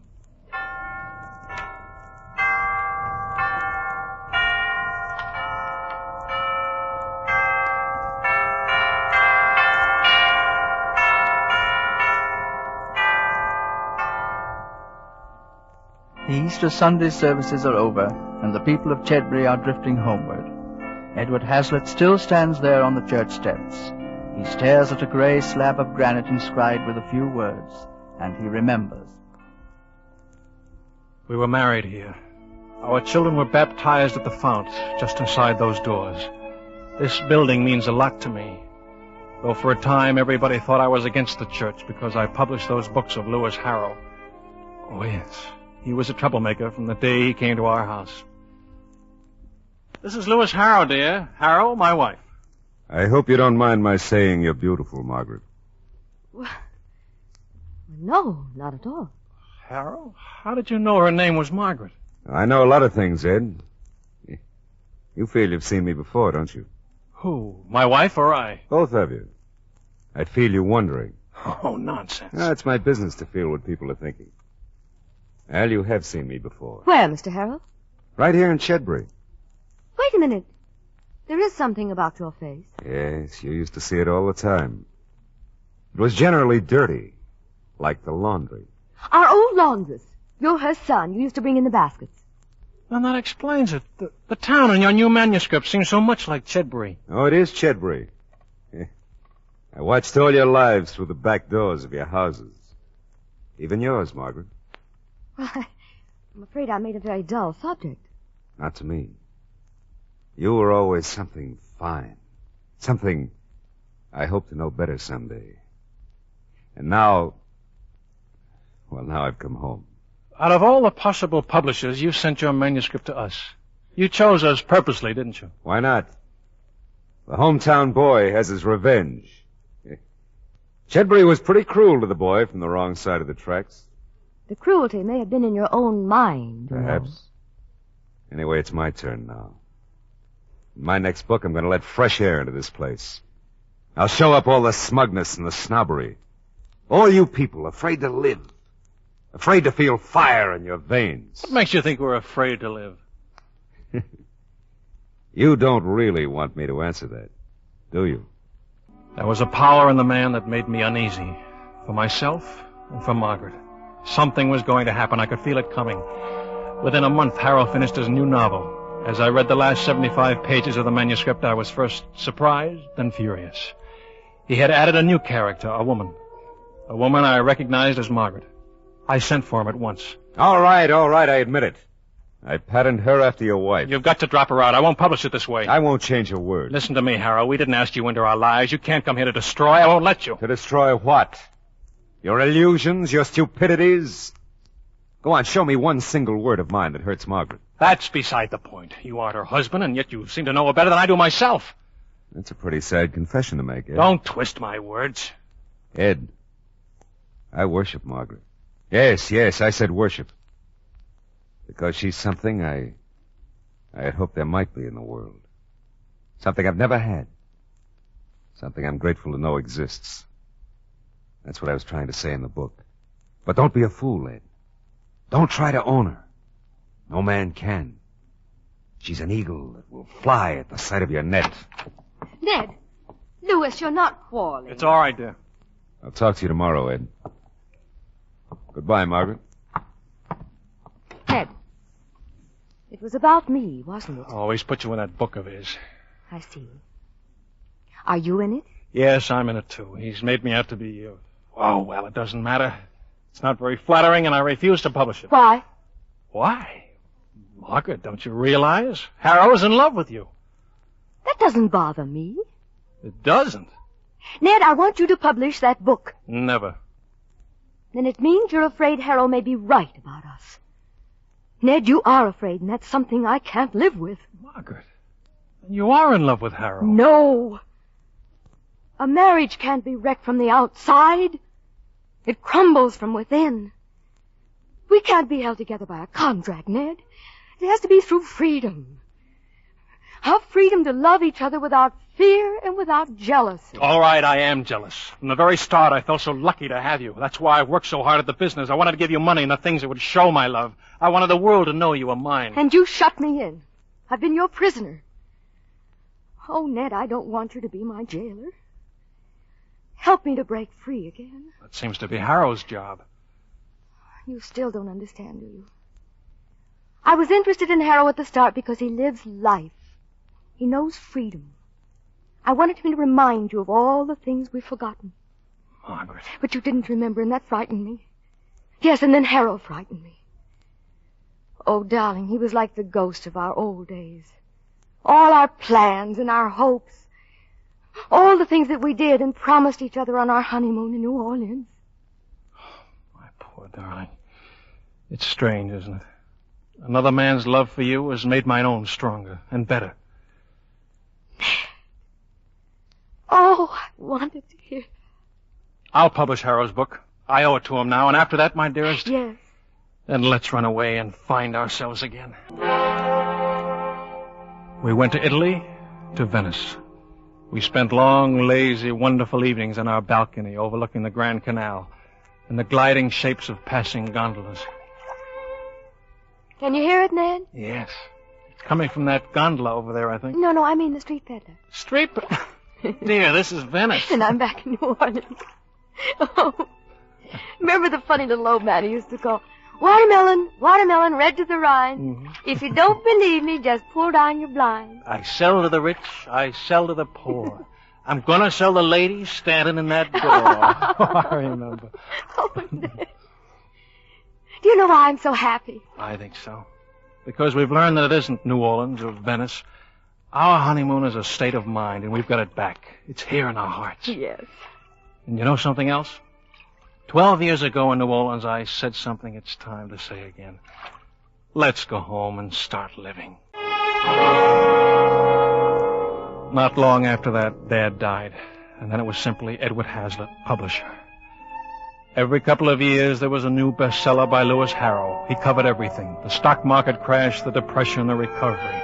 The children are no longer children now. Sonda went into medicine, and Mary was engaged to one of my young authors. And there was Tom, my only boy. Ned, Tom just phoned from college. He's graduating at the head of his class. Well, in a way, dear, I'm not surprised. Well, maybe it's something else. He says he isn't going on to New York. He's coming home to stay. You know, my dear, When I took that sign down over the plant, I hope someday it would go up again. Hazlitt and Son, publishers.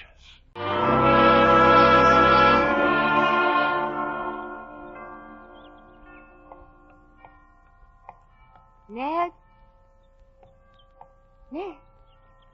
I'm so sorry to keep you waiting out here, dear. The minister wanted to talk to me about some committee work. Ned? Oh, yes. You aren't impatient with me. Of course not, dear.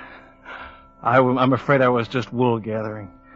I was looking at the cornerstone over there and remembering. Ned.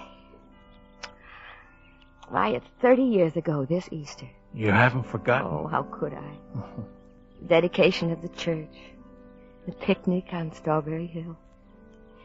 Seems such a little while ago. Just yesterday. You know, while I was waiting here, I was watching the young people come out of the church. I kept wishing I could tell them.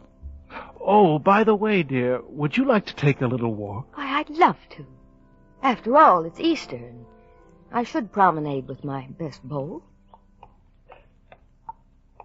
Now, what did you want to tell the young people? Oh, they'll learn it all by themselves. That the things they worry about now and think so important won't really matter in the end. We've learned a lot of things in 30 years. That life is something like Easter. Easter means a new beginning. And Easter is every day.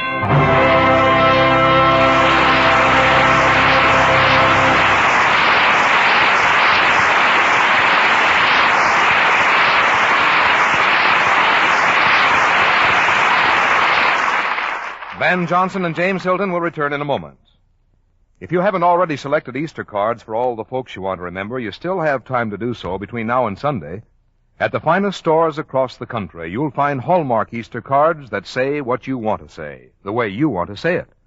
Cards with words so expressive of your feelings your friends will imagine they've had a personal chat with you. Cards with colors and designs as fresh as springtime itself. Cards that express the deep spiritual joy of Easter. Cards that tell your friends and loved ones you remembered and wanted to share the happiness of Easter Sunday with them.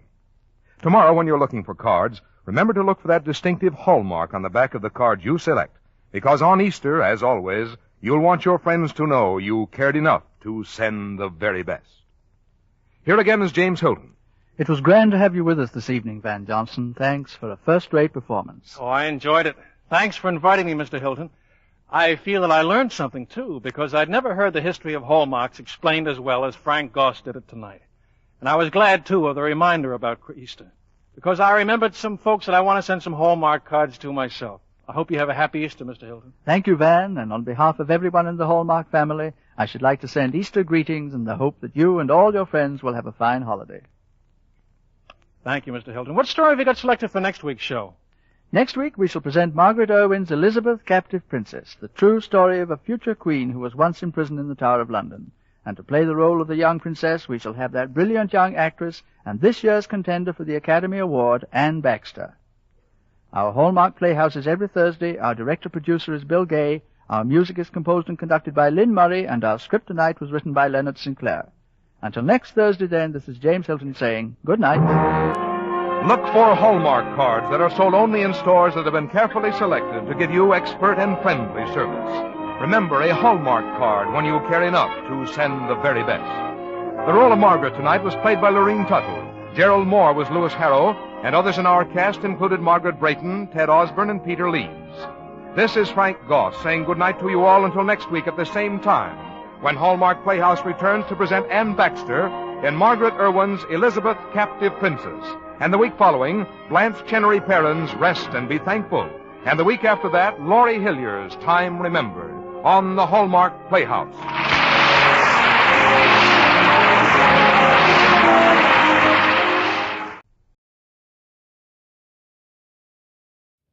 From Radio City in New York, the makers of Old Gold cigarettes present the Comedy Theater. The only radio program which brings you every week the greatest stars in the greatest comedies. Tonight's play, Nothing But the Truth, starring Anne Baxter and Alan Young.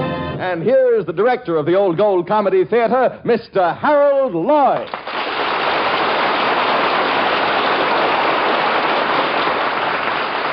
Good evening, ladies and gentlemen. Tonight's play is called Nothing But the Truth. That's a rather frightening title for a master of ceremonies. It limits him so. However, in the case of our stars tonight, it doesn't have to. Because Alan Young and Ann Baxter are young enough, talented enough to need nothing but the truth to introduce them. Go away, son. I have work to do. As I was saying, Alan Young is that brilliant new comedian. Comes from Canada. Yes. He came to New York from Canada and immediately was given his coast-to-coast show and... Nearly died. Young man, stop heckling me. I have to heckle you, Mr. Lloyd. Say, just who are you? Who, me? Well, I'm Alan Young.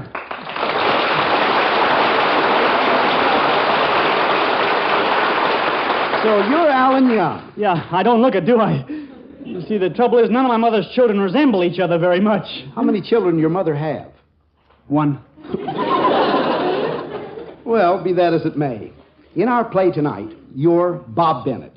You're a young stockbroker working for E.M. Ralston, the big bad wolf of Wall Street. Can't I be a wolf, too? No. Oh. You're sitting in your office, chatting to a client over the phone. The door opens, and a beautiful girl appears. It's Gwen Ralston, your boss's daughter. Ah, here she comes now. What do you mean, Gwen Ralston? That's Ann Baxter.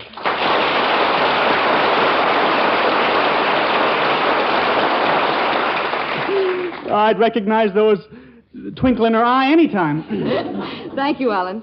But in the play, I'm Gwen Ralston, and I'm coming to your office with $10,000. $10,000? Well, what are we waiting for? Let's go to my office. And that's where we find Bob Bennett, in his office, talking to a client on the phone. Yes, Mr. Hadley. I've got my eyes wide open, waiting for opportunity to knock at the door. Opportunity. She not only knocked, she opened the door and came in. Hello, Bob. Mr. Hadley, goodbye. I'm not disturbing you, am I, Bob? Disturbing me? No. Then take the telephone out of your pocket. Yeah. Oh, silly of me, wasn't it? Well, don't answer that. Gwen, I love you. How many times have I told you that my heart belongs to Van Dusen? He can keep your heart. What I want is... Gwen, he isn't worthy of you. Bob, I need you. You can have me cheap. I mean... We're going to be partners. We are? Uh-huh. You see these? Those? Oh, money, aren't they? Well, of course. $1,000 bills. Yes, Bob. 10 of them. 1, 2, 3... Don't count. We're partners. I've had these 4 days. In my safe deposit box, under my pillow, in my stocking. Aren't you afraid of prowlers? Bob, keep your mind on business. I'll try. What do you want me to do with that $10,000? Invest it. You see, I collected this money for Seaside Charities, Bob, and I'm worried. How can you worry with $10,000? You've got to invest it for me because I promised to raise $20,000. So all you have to do is double his $10,000. That's what You double it? You have 3 days. Oh, I have 3 days. Well, Gwen, I could get 3 years for doing it. I thought you loved me. Well, I do. Then won't you do it for me? Well, the jails are so... They get everybody. You gotta... Well, all right. Give me the money. Here, and put it right away. I don't want Father to know about this. Okay. Goodbye, Bob, and don't forget, 3 days. Goodbye. Double it. In 3 days. Well, I'll take Labor Day, the 4th of July, and New Year's. Mr. Ralston, I didn't want to speak to you about... I didn't know you were in conference. Excuse me. Yes, get off my lap, Lily. Bob, this is Lily Warren. Hello. How'd you do? Yes, you see, we were discussing some financial matters. Yes, you see, I have an interest in Miss Warren's business. I could see that, yes. I'll have to be running now, Tiddly-tums. Bye-bye. Bye-bye, you sweet boy. Who, me? Bye-bye. Well, Bob, that was Miss Warren. I know. You have an interest in her, Yes, she owns the millinery shop in this building, Bob, and she's a very clever woman. Got a good head on her. Nice pair of shoulders, too. Now, mind you, my boy, she may have been sitting on my lap, but it was purely. It looked very pure, Mr. Ralston.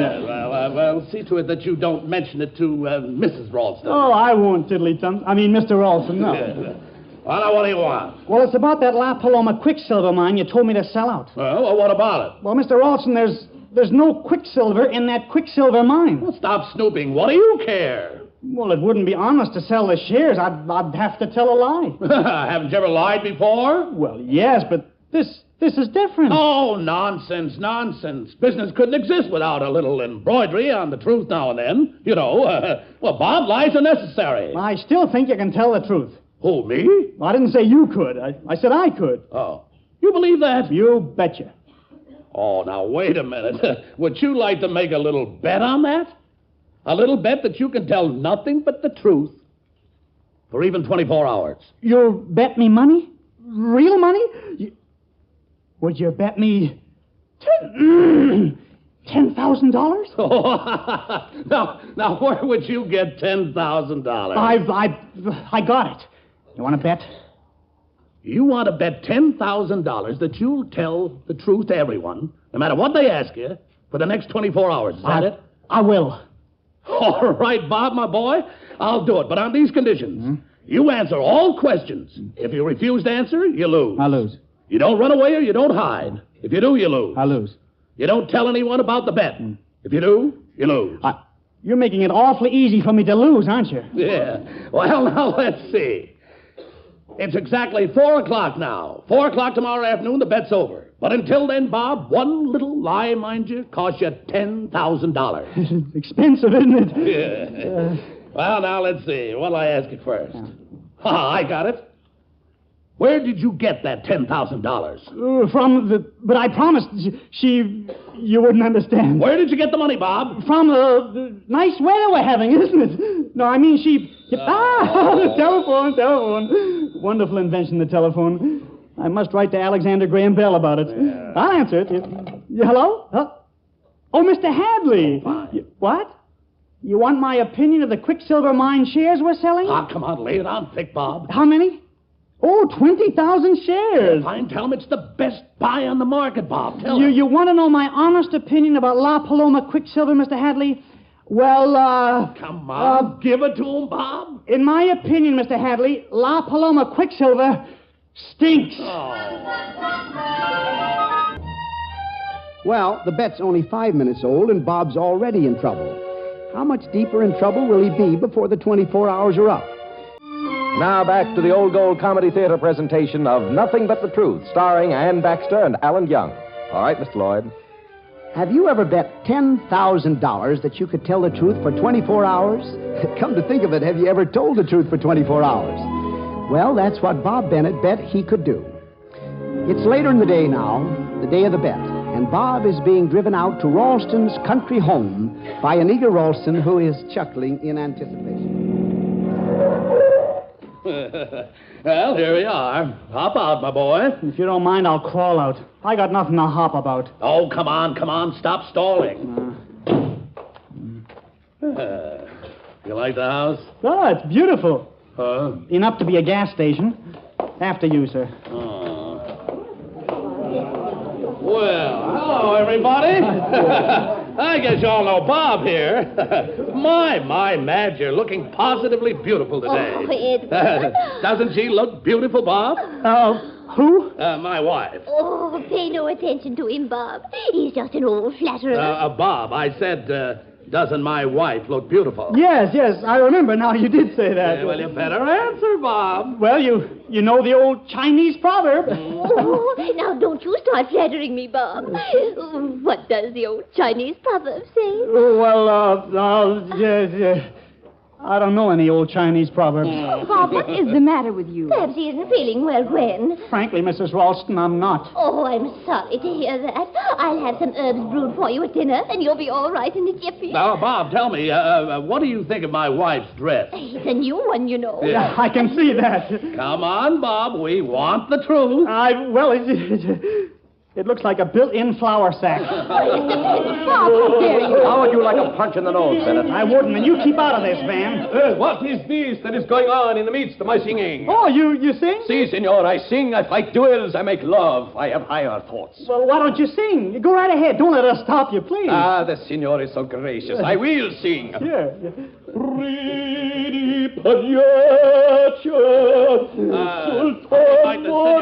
voice, Bob. Mustn't interrupt the singing. Yes, but I still say, how do you like the senor's voice? Well, it probably has something about it. What? Something. Go on, senor. Tell me. I am interested. You, fight duels? Yes, but about my voice. Do you think it is for grand opera? Kill many men in these duels, do you? 12. But go on, my voice. Well, there's only one other man in the world with a voice like yours. Melchior Gili? Andy Devine. Senor, that is the insult supreme. Tomorrow morning you will fight with me the duel. Oh, no, I won't. And why not, senor? I might get killed. Bah, you are afraid. That is the truth. Mrs. Ralston, I go. Goodbye. Oh, please, senor, wait for me. Two gone. Come on, Gwen, let's get out of here. You go into the garden, Van. I want to speak to Bob for a moment. Okay, but watch him. I think he's nuts. Father? Well, I guess I might as well go and change, but I'll be back in a few minutes, Bob. Yeah. Bob, did you invest my money? Uh-huh. In what? I took your money and Gwen, you're beautiful. Am I really? Oh, you are. And that is nothing but the truth. Gwen, what do you see in that overgrown old fan? Well, he's handsome. Yes, but... He's got lots of money. Yes, and but... he's an all-American fullback. Maybe, but Gwen, you don't marry a man to play football with him. You know, I used to be a wrestler. Bob, I've been mean to you, haven't I? Well, I never thought you really liked Van. There is a chance for me. Well, if you ever did anything about it, instead of just talking... Like this? Oh, like that. More. If I can stand it. Mr. Ralston, you've been putting me on the spot all evening. Oh, tut, my boy. Well, me. It's a lovely night out here in the garden tonight. Let's go in. Huh? Chitley-dums, I've been looking all over for you. Yeah, no, Lily, now, I mean Miss Warren, what are you doing here? Some nasty men want a lot of money. Otherwise, they're going to take my shop away. Tiddly-tums, you've got to give me... If my wife ever found out that you were here, go away. Not until you give me some money. Good Lord, my wife. Where are you? Lily, look, you're Bob's sister, you understand? My sister? Mr. Ralston, I can't... There you are. Who is this? Well, you see, this young woman, Bob's sister. Yes. Oh, how do you do? Oh, but Bob, I thought you were an only child. My parents changed their minds. I better go in. The damp air... Miss Bennett, you'll stay the night, won't you? I certainly will. Oh, good. Your sister's a very attractive girl, Bob. Who? Oh, her, my sister, yes. She is your sister, isn't she? Well, Bob? Yeah... I can truthfully say she's never been more than a sister to me. What an odd way of putting it. However, it's time to go to bed. Mrs. Ralston, you're an angel. Let's all go to sleep, shall we? Let's all sleep like mad until 4 o'clock tomorrow afternoon. Bob, are you crazy or am I? Mrs. Ralston, that's not the kind of question to ask me. Why not? Because I'll have to answer it. Well, here we are. This is your room, Bob, the blue room. It'll fit me. Yeah, I know. Well, go on in. You don't have to wait up for me. My boy, I'm locking you in just to make sure that you don't decide to disappear for a while. That sounds as if you didn't trust me. I don't. Good night, Robert. All right, lock me in. See if I care. Hope there's no fire tonight, though. Oh, gosh, I'm sleepy. Oh, no. Lily. Why, brother. This is all a mistake, Miss Warren. You'd better call me Miss Bennett. Or don't you want me to be just a sister to you? Now, miss, please stay where you are. Aren't you afraid you'll catch cold in what you're not wearing? You'll keep me warm, won't you? Well, I'm a low guy with high blood pressure. Please, stay right there because you never know... Bob. Oh, that's Gwen. I gotta get out. I know, through this window. There's a balcony, I remember. Goodbye. Oh, must you go? Yeah, I gotta get some fresh air. Well, I'm out of there. I should have stood in bed. I would, too, if I could only find my bed. Let's see. Maybe this window leads to my room. I'll put a leg over the sill. Hello, Mrs. Ralston. Nice weather we're having? Young man, what are you doing on that balcony? Taking a walk. I always take a walk before turning in. Makes me turn in. Do you think a balcony running in front of the bedrooms is the proper place to take a walk? Well, the view is lovely up here. I mean, I better be running along. Good night, Mrs. Ralston. Wonder how she'll feel when she becomes a mother. Mother-in-law, I mean. My mother-in-law. I wonder how I'll feel. Oh, this must be my room. I'll get the window up and then... Stand! I can't. I got one leg up in the air. Aha! The senor who thinks my voice is like Andy Devine. I didn't exactly say that. So, you wish to apologize? Yes, I do. Then perhaps I will not kill you. Proceed. Mr. Verdugas, I'm very sorry. Yes, senor. Very good. Go on. I mean, your voice is divine. Yes, divine. Goodbye. I wonder if the night air is healthy. I wonder if I'll ever see home again. I wonder... This room is dark. This must be my room. Good Lord. The maid. Lady, ignore it. Pay no attention. Go right on with whatever you were doing. I better go now. It's been very charming, lady. Oh, I'll be back out. What's going on in there? I'm going out. Way out. What happened to the moon? I better work my way out to the railing and then... What do you know? No railing.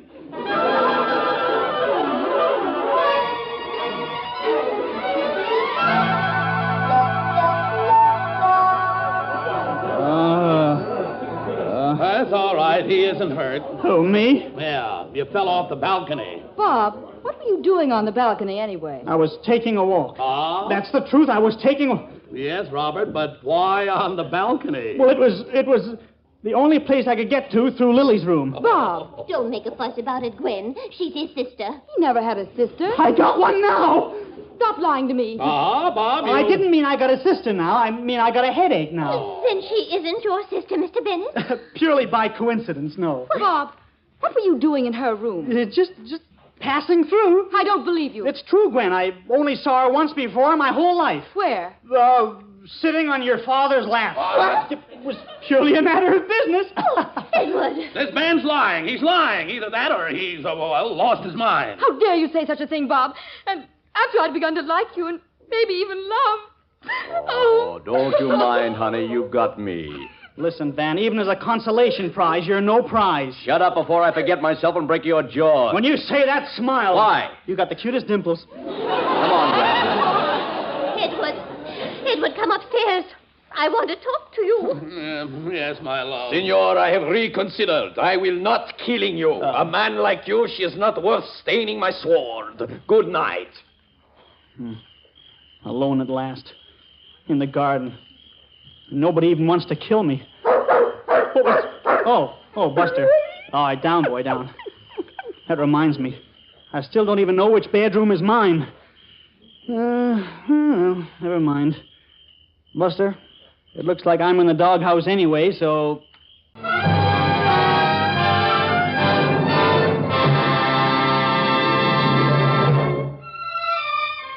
So it's the doghouse for Bob. Seems like he hasn't any difficulty getting himself into all kinds of difficulties. And now, here's Harold Lloyd in Nothing But the Truth, starring Ann Baxter and Alan Young. All right, Mr. Lloyd. Now it is the next afternoon, and the hands of the clock come closer and closer to 4, the hour at which the bet will be over and Bob will win the $10,000 for Gwen.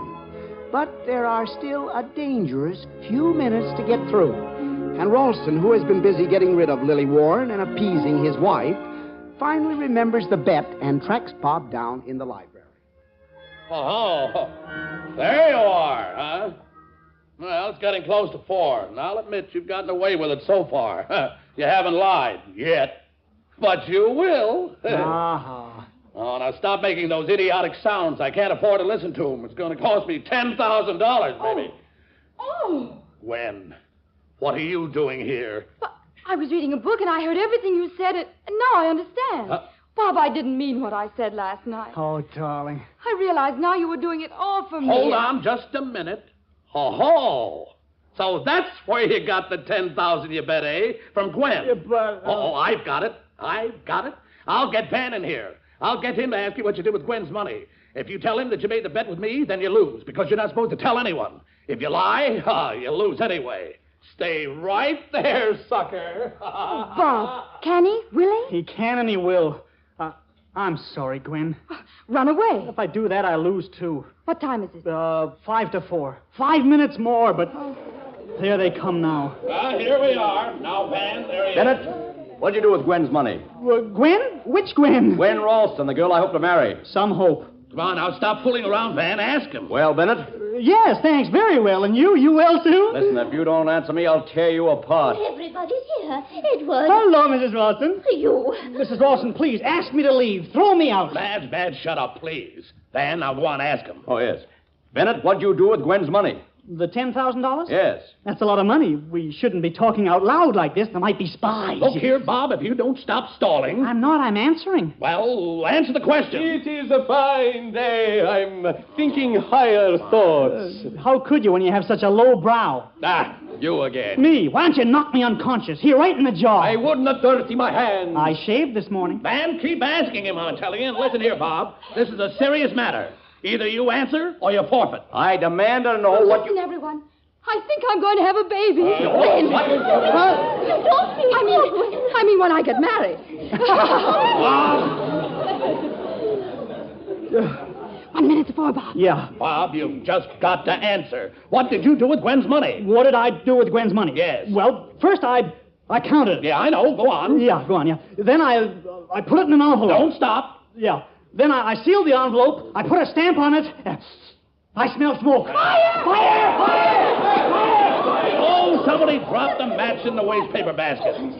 It's nothing at all. Now, Bennett, what did you do with Gwen's money? I better answer the phone.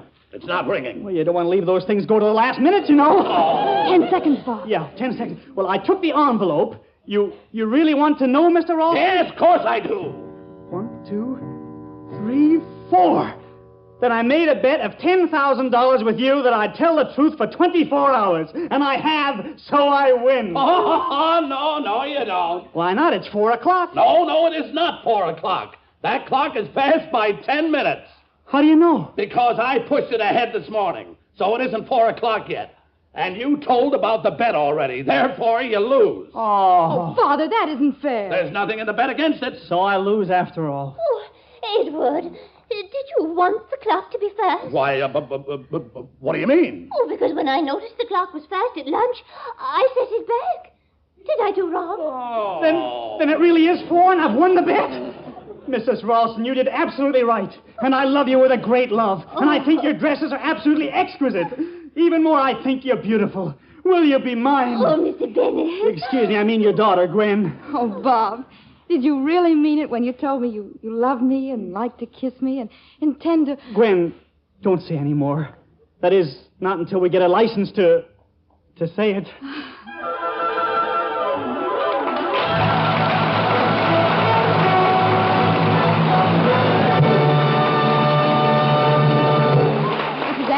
This is Alan Young. And this is Harold Lloyd, saying good night to you for Old Gold. And I hope that you'll be with us again next Sunday evening when the Old Gold Comedy Theater presents Fred Allen and Portland Hoffa in The Show-Off. See you then. Music for tonight's production was composed and conducted by Charles Paul. Ann Baxter appeared through the courtesy of 20th Century Fox and is currently starring in Sunday Dinner for a Soldier. It will soon be seen in the Ernst Lubitsch production, A Royal Scandal. Alan Young, who can be heard every Tuesday evening over another network, appeared through the courtesy of Bristol Myers Company. Now, until next Sunday night, this is Ben Grauer saying good night for Old Gold.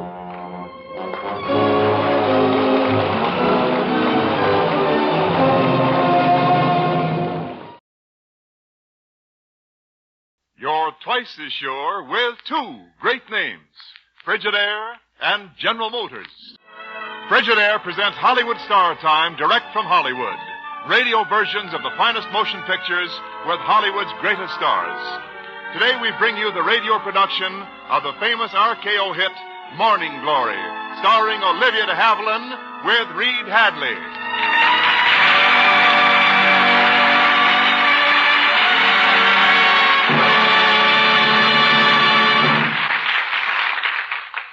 Yes, you're twice as sure with two great names, Frigidaire and General Motors. Frigidaire, the greatest name in refrigeration, is made only by General Motors. And it is this association of experience with experience, of skill with skill, that makes Frigidaire America's favorite refrigerator today. The 7 million Frigidaires built and sold are the best proof of Frigidaire's outstanding record of dependability, of lasting satisfaction. For back of every great refrigeration principle pioneered by Frigidaire, back of every exciting new Frigidaire feature, back of every exclusive Frigidaire advantage, is one all-important purpose: to keep food good to eat. Remember the record of millions of Frigidaires in millions of American kitchens. And remember, you're twice as sure with two great names. For Frigidaire is made only by General Motors. Now, Morning Glory, starring Olivia de Havilland with Reed Hadley and featuring a colorful musical score conducted by Lionel Newman. Storm clouds are gathering in the office of Broadway theatrical producer Louis Easton. Easton, distinguished, bland, successful, listens patiently at his desk. Joseph Sheridan, his favorite playwright, looks bored and harassed. And Rita Vernon, beautiful and somewhat talented actress, has gotten her temperament heated up into a fine state of incandescence. No, I tell you I will not leave this office until I get a definite promise of bigger and better things to act in than pot boilers like this Sky High. Now, calm yourself, Rita. Joseph and I have a plan. Haven't we, Joseph? Probably not. Thank you, genius, for your unflagging cooperation. I want drama. I want to act. Give me something I can get my teeth into. Joseph, take Rita out and buy her a thick steak. It isn't funny, Mr. Louis Easton. Now, look, Rita. Do Sky High for us, and I promise you we'll give you a play you want after that. There's a catch in it. Oh, no catch. Joseph's working on something great. Just for you, Rita, but great. Oh, Louis, you dare. Joseph, you dare. You whole herd of elves. In that case, I'll act in your shoddy old Sky High. And when the time comes, we'll also discuss a little matter of bigger money. When the time comes, Rita, dear. Goodbye, you charming people. See you at rehearsals of Sky High. Take care of yourself, Temperament. Thank heaven we got her. You shouldn't have promised her my new play. It's not written yet, and she's wrong for it. For Twilight Shore is a dramatic allegory. It's symbolic. The only symbol Rita understands is the dollar sign. That's a long way off, so don't upset yourself over it, Joseph. Now, suppose you toss me my $15 hat, and we'll call it a day, huh? Oh, come on. What do you think of getting Robert Hedges to play the doctor in Sky High, Joseph? Excellent. Perfect. He's a nice old gent, too. Hello. Would you take that line over again? Give it a little more up, you know? Hello. Say, who are you anyway? I'm an actress. I suppose Helen Hayes better watch out now, huh? Oh, no, she's very good, too. I mean, she's much better than I am right now. Oh, Lordy, give me strength. I mean, really, I'm not a very good actress at all. Say, you mean that, too, don't you? I'm sure she does. What's your name? Eva Lovelace. Well, I'm Joseph Sheridan. This is Mr. Louis Easton. Joe Sheridan, the playwright. And Louis Easton, the great producer. Cut. Oh, but if there's one person in the whole world I pray particularly to meet, it's you, Mr. Easton. You mean that, don't you? Oh, yes. What have you done on the stage? Oh, just little theater things in Bedford, Vermont. Things like Hedda and Hedda Gabler and The Old Woman in Riders to the Sea and The Queen and the Queen's Enemies and Kitty in Shaw's You Never Can Tell. Don't you think Shaw is the greatest living dramatist? With all respect to you, Mr. Sherman. Sheridan. Another Yankee general. Oh, pardon me, I'm sorry. But don't you... On the contrary, Miss Lovelace, do pardon us. But believe me, this little encounter has been most refreshing. It has? Why? Oh, I guess because I love New England and New England people. And looking at you, I can see right through your occasional absurd affectations, and I see charm and truth and courage. Well, good luck to you, and goodbye. Oh, thank you, Mr. Seaton. Easton. Coming, Joseph? I'll meet you in front of the building. Well, trip the latch on the door when you go out then. Okay. Oh, he's wonderful. So charming and gracious and considerate. He's one of the best, but he has his peculiarities. He's a weird man when he's been drinking champagne, for instance. He's so distinguished looking. I'd love to work with him. Perhaps you could work with both of us. You mean a part in Sky High? There's a very small part in the third act, but it's not easy. It has to be acted, Miss Lovelace. Oh, just watch me. Why, back in Bedford, However, Vermont, I'll have to sell Mr. Easton on the idea. I wrote the miserable play, and I think you can do the part. Oh, thank you. Thank you, Mr. Shepard. It's quite all right. We're always looking for new talent, Miss Locksmith. Last night, just to be sure, this critic took another look at Sky High, currently playing to packed houses at the Eastern Theater. And after, lo, these many months, I still say Sky High is a deplorable play. However, it picks up materially in the third act ever since Miss Eva Lovelace, the Bedford, Vermont newcomer, left the cast.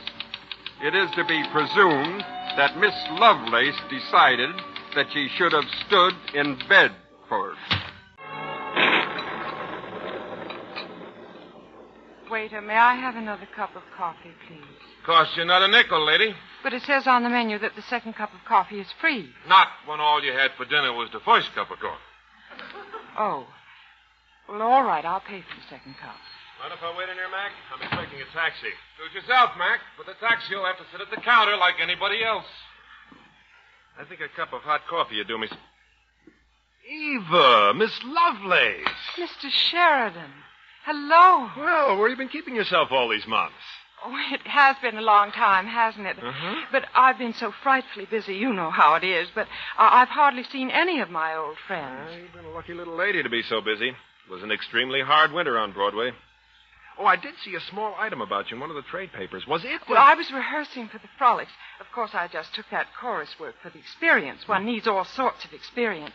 And besides, there happened to be a lull in the drama. Working now? Well, not at the moment, but I've been promised an engagement in some Shakespearean repertory on the road if nothing else turns up. Won't you join me for some coffee? Well, I was going to, but I'm due at a party. However, I thought I might give you a lift, drop you off wherever you like. Well, I live so far uptown. Well, I'm going uptown. Here's your coffee, miss. Comes to 10 cents. 10 cents? That's for 2 cups, please bear in mind. Eva, is that your dinner? Is that my dinner? How perfectly silly, Joseph. Answer the question. Well, it's very rich coffee with lots of sugar. On customers like her, I'll get wealthy. Eva, you're coming with me. Where? Louis Easton is throwing a party tonight. Buffet supper. Louis Easton. Remember? Oh, of course I do. Is he still so nice? Nicer if you don't take him too seriously. Oh, there's my taxi. Here you are, Mac. Come on, Eva, we eat. To the party. And you know what I am, Mr. Easton? Either I'm a rotten actress or I'm a great actress. I'm not just a pretty good actress. Tonight I feel wonderful. Tonight I think I'm the greatest actress in the world. I mean, I'm the greatest young actress in the world. Or anyhow, the United States and its territories. Oh, come, Eva, behave yourself. No, she's delightful, Joseph, and all on one glass of champagne. Well, will you take Eva home? You see, You're not going, Joseph. Well, I've set myself 5 pages a day on my new play. Wilt thou be gone, O Romeo? It is not yet near day. It was the nightingale and not the lark that pierced the fearful hollow of thine ear. Nightly she sings on yon pomegranate tree. Believe me, my love, it was the nightingale. It was the lark, the herald of the morn, no nightingale. Look, love, what envious streaks do lace the severing clouds in yonder east. Night's candles are burnt out, and jocund day stands tiptoe on the misty mountain tops. Yon light is not daylight, I know it. Aye, it is some meteor that the sun exhales, to be to thee this night a torchbearer, and light thee on thy way to Mantua. Therefore, stay yet. Thou needst not to be gone. Give me 2 cigarettes, somebody. Good night, Joseph. Good night. Take good care of Eva, Louis. I shall guard her with what remains of my misspent life. So long, everybody. So long. Eva, come into the next room with me. Why, Louis? I want to talk to you. In here. Eva, why did you go away when you left my show? I looked all over for you. Oh, I was dragging the play down, so I gave my notice. I'm sorry I didn't make good. Opinions seem to differ as to whether I'll ever make good. What do you think? That I won't make good. Then mine is one of the differing opinions. You were amazing just now. It was Joseph. For a writer, he's a theater actor, but a wonderful writer. He told me all about his new play coming up here in the taxi. And he refuses to tell me anything about it. After all, I'm only going to produce it at a cost of $250,000. Big orchestra and the works. It's about a woman... No. It's what any thinking woman thinks in a world unsettled by two great wars and slipping helplessly toward another great war. My word. What? You have come a long way in a few months, haven't you? Eva, you've grown up. Have I, Louis? Yep. I'm glad Joseph found you. I'm glad he brought you to my party. I tried to find you.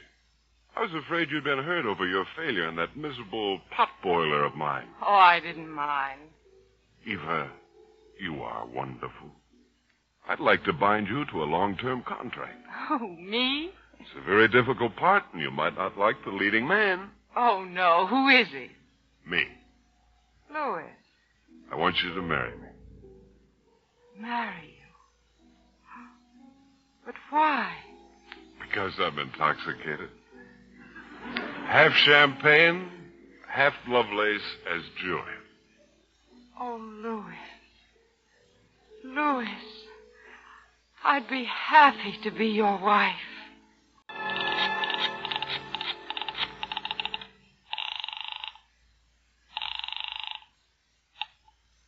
Hello? Good morning, darling. Did you sleep well? Who is this? Eva. You remember Eva, dearest. Eva, where have you been all these months? Where have I been, Louis? Is this Eva Lovelace? Why, yes. Louis, don't you remember last night? What about last night? The party. Oh, were you there too? Did you have fun? Oh, Louis, don't you remember what you said to me? Huh? Oh, my. Louis. Look, I'll call you back. I got a fearful headache and I'll... Never mind, Louis. Anyone who holds his liquor as well as you did last night doesn't have hangovers.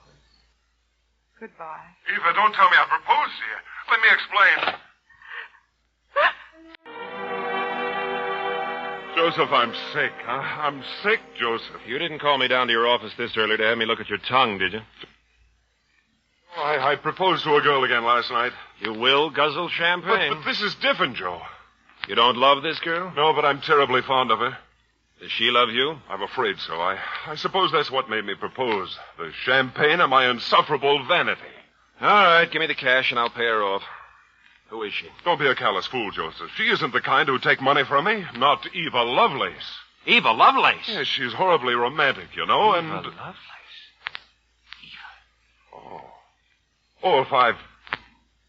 Joseph, are you in love with her? There's something about that girl, that foolish, delightful, genuine, decent little girl. Now, I was cold on my allegorical play until she came along. And last night in the taxi to your place, I was inspired. I don't know, there's just something about her. See, Louis, I'm horribly romantic, too, I guess. Please make a suggestion, Joe. I'm floored. I don't know. We could offer her the lead in my new play. Oh, no, Joseph. Well, what else is there we can do? She'd wreck a $250,000 property. Besides, I just don't cast my shows that way. All right. Give me some money. For her? I suppose so. I suppose the sooner she begins to look at things sensibly, the better it'll be for her. I only hope I can make her understand, that's all. I've searched and I've searched. I can't find her anywhere, Louis. She's gone and I don't know where. Oh. I hope you'll be happy with Rita Vernon playing the lead in Twilight Shore. I know I won't be happy. I'll never be happy. Unless it's Eva.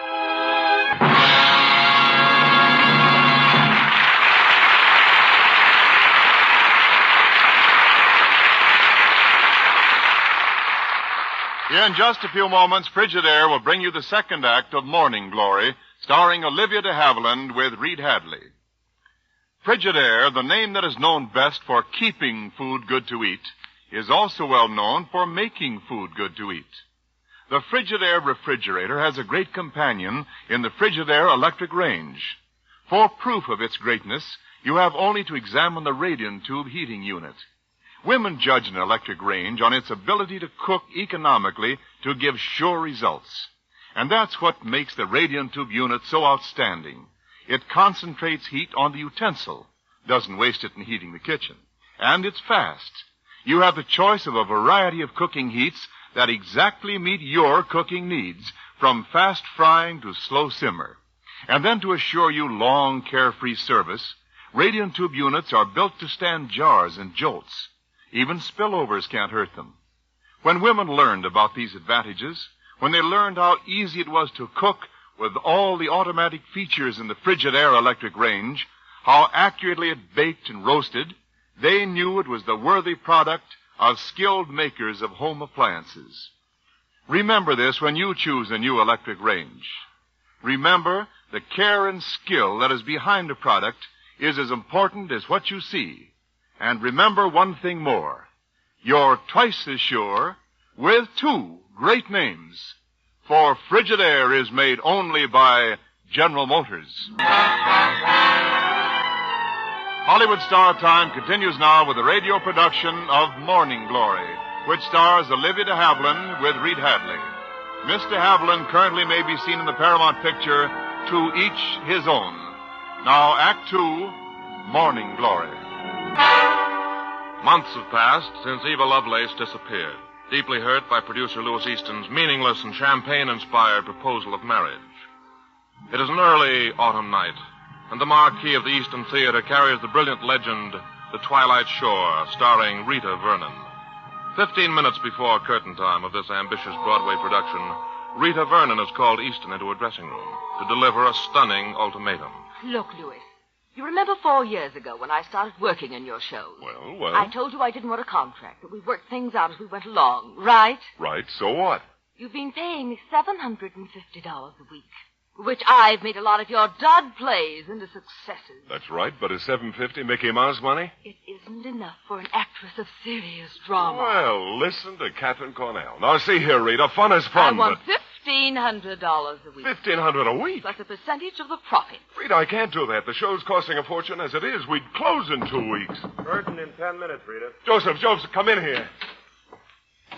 Well, this is the big night, isn't it? Joe, we're not ringing up the curtain tonight. Why? Is Rita sick? She has brain fever. At least you acknowledge that I have a brain. Rita wants $1,500 a week and a share of the profits, and we might as well not open it as to lose money every night. Oh, is that all that's bothering you? Is that all? Horribly contagious brain fever. I tell you the show can't go on, and you stand there and say, is that all? It's your play. It's $250,000 investment, with a big cast and 28-piece orchestra and 14 changes of scenery and 8 weeks of rehearsal, and you say, is that all? I'm smoking the correct cigarette. Joseph has developed iron nerves. All we need is a leading lady, isn't it? All Eisenhower needed was an arm. I'm seriously considering murdering both of you. After the show. There isn't going to be a show. Yes, there is. And who will play the part of Louise? You? Eva Lovelace. Eva Lovelace? Great casting, but great. That high school heroine? Louis, don't be petty. She majored in English and elocution. I won't have her. Suppose I tell you she's good. Suppose you go soak your head. Now listen. Why don't you fighting men go to a neutral corner? Eva Lovelace, huh? Suppose you tell me where you can find her in a hurry. I've known where she is ever since the day you sent me to patch things up for you. Well, tell me how she can step into a big role like this on 10 minutes' notice. I've been coaching her as general understudy. I used the money you gave me to engage a full-time dramatic coach for her besides. And she knows every line of the play. She's watched every rehearsal from the back of the house. Now, if she could only act. She can act. Get her. Louis, are you serious? Joseph, I said get her. Tell the orchestra to play the overture a few times. Maybe everyone will be mercifully asleep before that Bedford Bernhardt of yours stumbles onto the stage. Now get busy, genius. It's your baby. Joseph, it's no use. I can't do it. I can't go on. Of course you can't, but you will. No, look, I can't talk. I've lost my voice. Look, laryngitis. See, I can't go on. You're hamming, you're shamming, and you can't get away with it, see? I can't. No. Oh, that's awful. Now listen to me and don't forget. In Act 1 and Act 2, you're a normal, intelligent woman who doesn't want to have a baby in an uncertain world. I don't even want to have a baby on that little old stage. Listen to me. I am listening.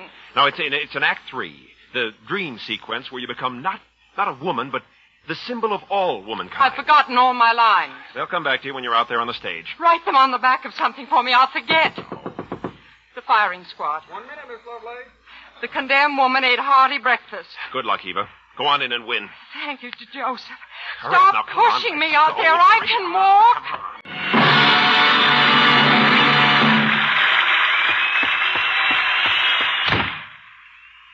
Oh, Joseph, how was it? How did I do? How is it going? Oh, it was Can wonderful. they hear me in the balcony? Mhm. Oh, I think I broke a strap. Am You're I all gonna fix right? Oh, I'll die. You were great, Eva. You were great. I'll die. I can't last another hour. Now listen to me. I'm listening. I'm listening. Now, Act 3, I'm understand? listening. You've been taken to the maternity hospital, but you still don't want your child, see? Oh, I'll die. I can't make it. I'll die. Not in this hospital. It's a Lulu, believe me. Here it is. Here comes that man again. 2 minutes, Eva. How do you feel? She feels great, Easton. Never better. I feel terrible. That's fine. On stage, everybody. On stage, everybody. Well, here we go again, Joseph. It's going to be fine, Eva. I'm not worried. Well, I'm not worried either. It's just that I can't move my arms or legs. I'll be all right, Joseph. Of course you will. You've been great up till now. Now, are there any questions before you go out there? Just one. Shoot. Joseph, could I have been in love with the wrong man? Your instincts are working fine now, Eva. You'll be all right out there. Fine. Good luck, darling. Good luck.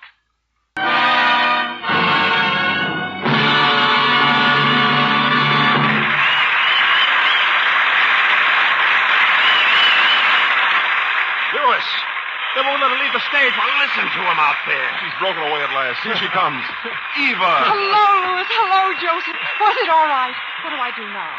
Can I go home? What do I do now? Go on out there again. Now, we'll count the curtain calls. Don't forget. They're throwing things at me. Those are flowers, Goon Girl. Those are flowers. Go on out there again. They're calling for you. All right, all right.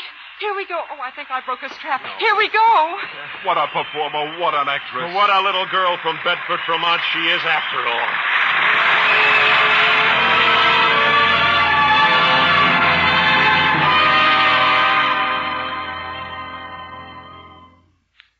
Gee, I'm all gone inside. What happened? You grew up, Eva. You were magnificent, darling. Oh, thank you. Thank you, Joseph, for everything. Come in. Stay out. Who is it first? The press. Henry Wilson, the critic. Come in. The press. The Fourth Estate. I've got to get under the deadline with my review. Hello, Easton. Fine show. We're splendid, Miss Lovelace. Splendid. Thank you, Mr. Wilson. Yes, I phoned the office boy to make a list of all the superlatives in the dictionary, and the charwoman is standing by to write my review. She always does the good ones. A phony, condescending, patronizing laugh, if I ever heard one. But thank you, Easton, thank you. As for you, Miss Lovelace, I want you to know that in the words of Hollywood, you are colossal. Thank you again, Mr. Wilson. Well, got to make a deadline. Good night. Congratulations all around. Oh, and I'm not above accepting gifts for a good review. Good night. That from the most hard-boiled critic on Broadway. Eva, from my deepest humility for my poor behavior in the past, may I say something? Of course, Louis. You've been wonderful. So many people can be wonderful. Every year, these young, bright-eyed people come to New York with the idea of conquering the world. It's amazing how many of them do. At first. And then they fail. They can be wonderful, but they can't keep their heads. They have their hour of glory, but it's only a morning glory. A flower that's gone before the sun is high. That's all I wanted to say, Eva. You are wonderful. Stay that way. Now, if you'll excuse me, I'll see you at the store club. Joseph. What's the matter? You look crushed. Oh, Joseph. Don't let me be a morning glory, will you? You won't be. I promise. But don't make me be sensible right now. You've got to let me be as foolish as I want to be for a while. I'll have a white ermine coat, and I'll ride horseback in Central Park, and I'll have rooms full of orchids. And I'll write George Bernard Shaw, and he'll either let me do Cleopatra or he'll write me a nice, impudent letter which I'll frame. Oh, let me be a morning glory in the morning. I'll change to something else when the sun is high. I'm versatile. Don't you think so, Joseph? Don't you? Be anything you like, Eva. Do anything you please. But try as you will, you'll never be anything but a little girl from Bedford in Vermont.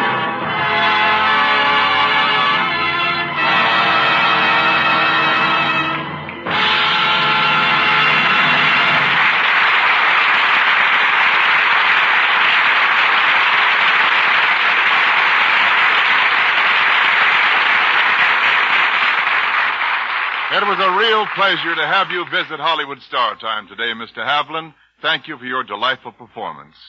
Olivia de Havilland will return in just a moment. May we also express our appreciation to the other members of the cast, Reed Hadley, Lorene Tuttle, David Ellis, Jimmy Eagles, and Ben Alexander.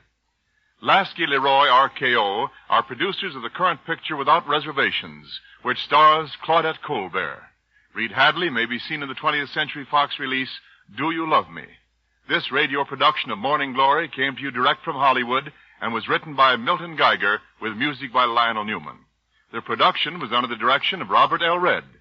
Hollywood Star Time is presented each week with the best wishes of your Frigidaire dealer, who invites you to come in and learn about the famous line of Frigidaire home appliances: electric refrigerators, electric ranges, electric water heaters, home freezers, and a wide variety of refrigerating and air conditioning equipment for homes, farms, stores, offices, and factories. And here again is Olivia de Havilland. Olivia, it was nice having you here to grace our stage tonight. Thank you, Wendell. I love doing radio. And let me assure you, I most certainly plan to tune in Hollywood Star Time next Saturday to hear Alan Ladd in Double Indemnity. So until then, goodbye. Thanks, Olivia.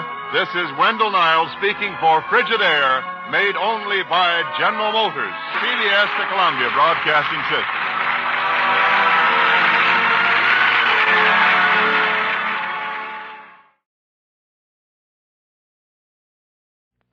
The story of Dr. Kildare. Whatsoever house I enter, there will I go for the benefit of the sick. And whatsoever things I see or hear concerning the life of men, I will keep silence thereon, counting such things to be held as sacred trusts. I will exercise my art solely for the cure of my faith. The story of Dr. Kildare, starring Lou Ayres and Lionel Barrymore. Metro-Goldwyn-Mayer brought you those famous motion pictures. Now this exciting, heartwarming series is heard on radio. In just a moment, the story of Dr. Kildare. But first, your announcer. Now, the story of Dr. Kildare, starring Lou Ayres as Dr. Kildare and Lionel Barrymore as Dr. Gillespie. Blair General Hospital, one of the great citadels of American medicine. A clump of gray-white buildings planted deep in the heart of New York. A nerve center of medical progress where skilled hands and great minds wage man's everlasting battle against death and disease. Blair General Hospital, where life begins, where life ends, where life goes on. Morning, Jerry. Oh, hiya, sweetie. Well, everything's all right now, and my day has begun. You've been working for hours. Ah, but not living. Well, thank you, sir. What have you got there, Angel? 7 case histories, all for you, with the compliments of the chief diagnostician. Dr. Gillespie, the old son of a gun. What's he doing? Oh, he kept about the same number for himself. Sure he did. Picked out the interesting cases and sent me the culls. I've seen him operate before. Well, he ought to have some privileges after all these years. Oh, I know. I'm just kidding. Why, with 35 years staff service as of next week and being the greatest diagnostician, he ought to have all the privileges. He could have them, too, if he wanted. Yes. I think the Board of Regents lies awake nights worrying for fear he'll retire. Carew has nightmares about it, too. Do you think he'll be surprised by the testimonial dinner Friday night? I doubt if anything would really surprise Dr. Gillespie, but as far as I know, he hasn't heard about it anyway. Unless Parker's found out. I know. I like Parker, but she's such a gossip. Everything she hears goes right through her head and out her mouth with no pause for station identification. That's why she hasn't been told. Oh, of course, it'll ruin everything. Oh, I know. Dr. Gillespie's a hard man to surprise, but I think the dinner Friday night will do it. Dr. Gillespie, I don't have the faintest notion of what you're talking about. Oh, confound it, Parker. Of course you know. You know everything that goes on around this hospital, whether it's any of your business or not. Well. A rumor wouldn't have a chance of getting past those flapping ears of yours. Not to mention that long, snoopy nose. Oh. I have asked you a simple question, Parker, and you're just a simple-minded moron to give me a simple answer. I've told you 3 times already I have not heard any rumors about you, and if you won't tell me what kind of rumors, then you can... All right now. The rumor is that the board is planning to retire me next week. Retire you? Not so loud. 10-1 that pipsqueak Carew's behind it. But they can't do that. I am 6 years over age. Of course they can. Oh, but they wouldn't. Why, it's the last thing in the world. You know, come to think of it, they might at that. Parker, stop grinning. If you think for a minute you're going to get out from under my thumb, why, so help me heaven. Oh, good morning, Dr. Kildare. Good morning, Parker. Dr. Gillespie, I want to pick up my medical kit. I have 7 new ward patients this morning. Oh, really, Jimmy? As if you didn't know. To be sure, yes. Yep. Jimmy, have you happened to hear any interesting rumors around the hospital this morning? Rumors? No, can't say that I have. No wild, fantastic stories? Nothing out of the ordinary at all? No, same old stuff. Well, better get on with my rounds. Oh, by the way, Dr. Gillespie, have you made any plans for Friday evening? Friday? No. As a matter of fact, I haven't. Why? The Board of Regents is calling a special meeting. Special meeting? Yes, I thought we might attend together. Well, you know I never go to board meetings, Jimmy. Might be a good idea to go to this one, though. It starts at 8 o'clock, incidentally. Special meeting, huh? Mm-hmm. I don't suppose you have any idea what it's all about. No, I guess we'll find out when we get there. Well, see you later. You were right, Dr. Gillespie. That's what they're going to do. Retired. Thrown on the scrap heap. Cast aside like an old hot water bottle. Well, I guess they realize that you aren't getting any younger. I never felt better in my life. Why, I can out-diagnose any other 3 doctors in this hospital. By the tarnation, I'll prove it to them. Calling Dr. Berman. Please come to surgery at once. Dr. Berman, come to surgery. Oh, Dr. Kildare. Good morning, Doctor. Could I speak to you a moment? Sure. What can I do for you? Well, I know you and Dr. Gillespie have always been very close, and I wanted to ask you something about him. What do you mean? Well, I wondered whether you'd noticed anything about his actions during the last 2 days that might be considered, shall we be frank? Oh, let's do. Then we'll say his actions have been odd. Eccentric? Quite. Well, I suppose that's frank enough. And as a matter of fact, Dr. Carew, I've been too busy to pay much attention to him. Well, I can assure you, Dr. Kildare, that his manner is very, odd? Quite. Why, for one thing, he's going to work now at 7:30 in the morning. What? Why, he hasn't started office hours before 9 or 9:30 for years. Precisely. Oh, I tell you, there's... Oh, dear. Here he comes. As I was saying, Dr. Kildare, we're planning to paint the south wing, light mold, and the east Good morning, Jimmy. Good morning. Morning. Carew? You sleepyheads. Tried to find both of you 8 o'clock this morning, but there wasn't a soul stirring. Except me, of course. Well, 8 o'clock is a little early, Dr. Gillespie. Early? Why, I've already done a full day's work, and here it is only lunchtime. Which is a good suggestion, by the way. How about joining me? Oh, sorry, Jimmy, sorry. I'd just grab a quick sandwich and then use the time to work off my excess energy. Excess energy? I wish I had some. I'll tell you the secret. A pound of rare steak at 6:30 in the morning. What? There's nothing like it. After an hour's brisk walk. You're doing that? Oh, yes. Following my cold shower, of course. Oh, dear. Don't even talk about cold shower early in the morning. I've got more energy, physical and mental, than I had 20 years ago. Hey, it's lunchtime, Doc. Sir. Oh, so it is, Wayman, so it is. Well, I'm ready any time you are. Wayman, today I'm going to beat the pants off you. Yeah? Well, you didn't do so hot yesterday. Well, my feet kept slipping. But I went out this morning and bought some bowling shoes. Bowling shoes? Is that how you're spending your lunch hour? Yes, Jimmy, yes. Man keeps in trim, you know. Healthy, alert. Come on, Wayman. See you later, boys. Boys? Oh, dear. Oh, dear. Beginning to see what you meant, Dr. Carew. I don't know what it's all about, but it is interesting.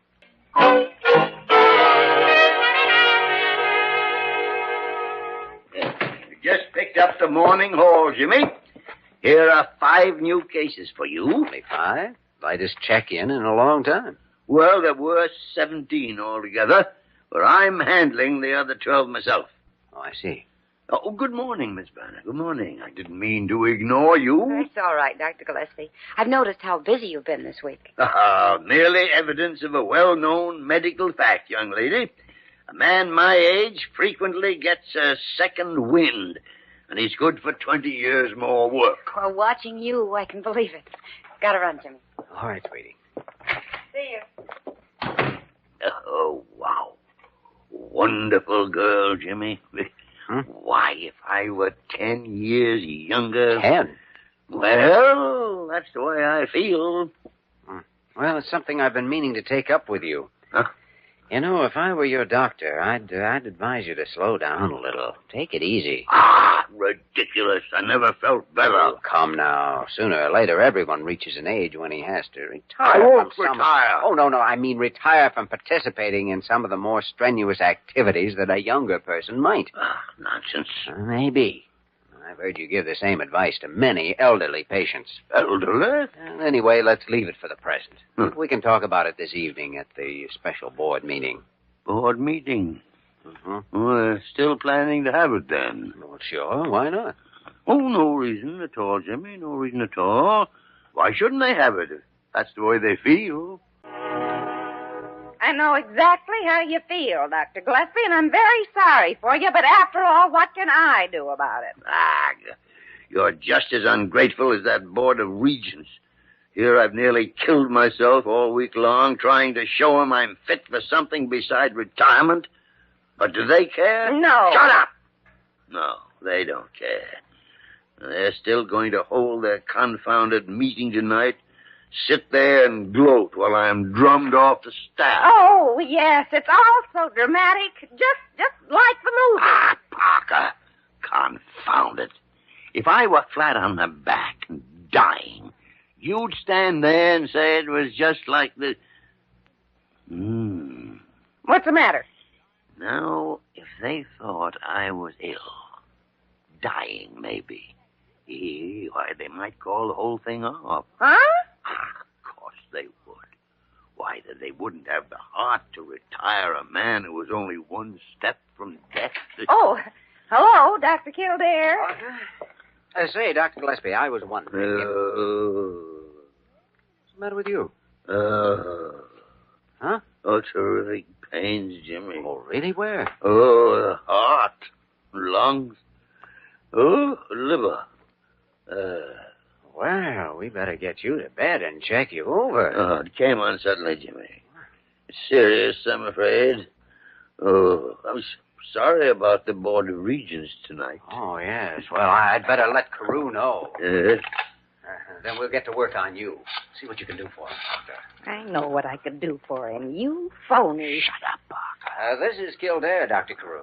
Dr. Gillespie has just been taken ill. Can I get something for you, Dr. Gillespie? Oh, what a lousy act. No, I don't know how serious it is yet, but I thought you'd want to know in regard to the meeting tonight. Just let me lie here in the chair, Parker. Mm-hmm, yeah. Back me up or I'll murder you. Oh, fine, Dr. Carew. I think that'll work out very well. All right, goodbye. Well, that takes care of that. Jimmy, I'm sorry about the meeting. Oh, that's all right.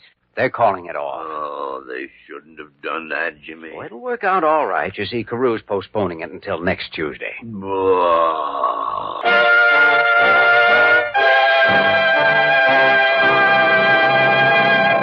We return to the story of Dr. Kildare in just a moment.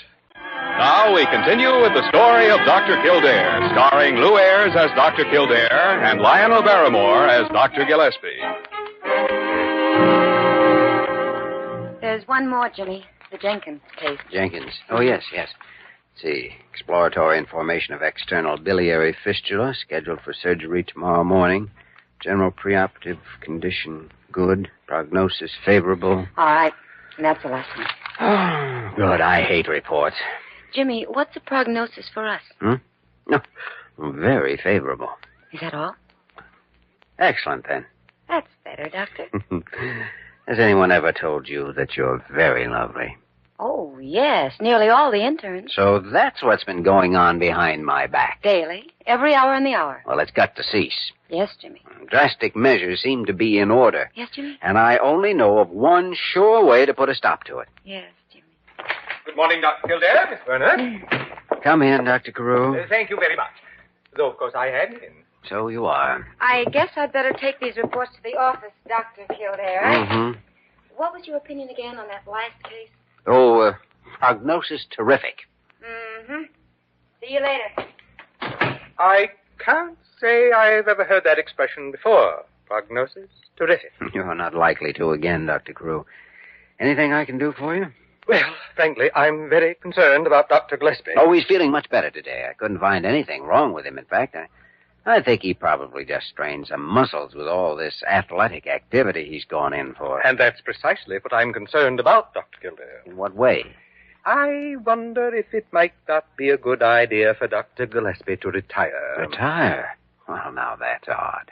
He mentioned the same subject himself a few days ago. Really? Of course, he seemed highly opposed to the idea, but that might be just a cover-up. Cover-up? I don't follow you. Well, he's talked about retiring for years, you know, and I've never taken him seriously. Maybe he really wants to retire, but feels he has a duty to the hospital. Certainly developed a lot of non-medical interests lately. Oh, he has. Well, if that's true, we could make the testimonial dinner a retirement dinner, as much as I'd hate to. Mm-hmm. Well, I'll talk to him, try to find out. Subtly, of course. Well, all right. But I wonder No, if... just sit tight, keep your gardenia watered. I'll let you know.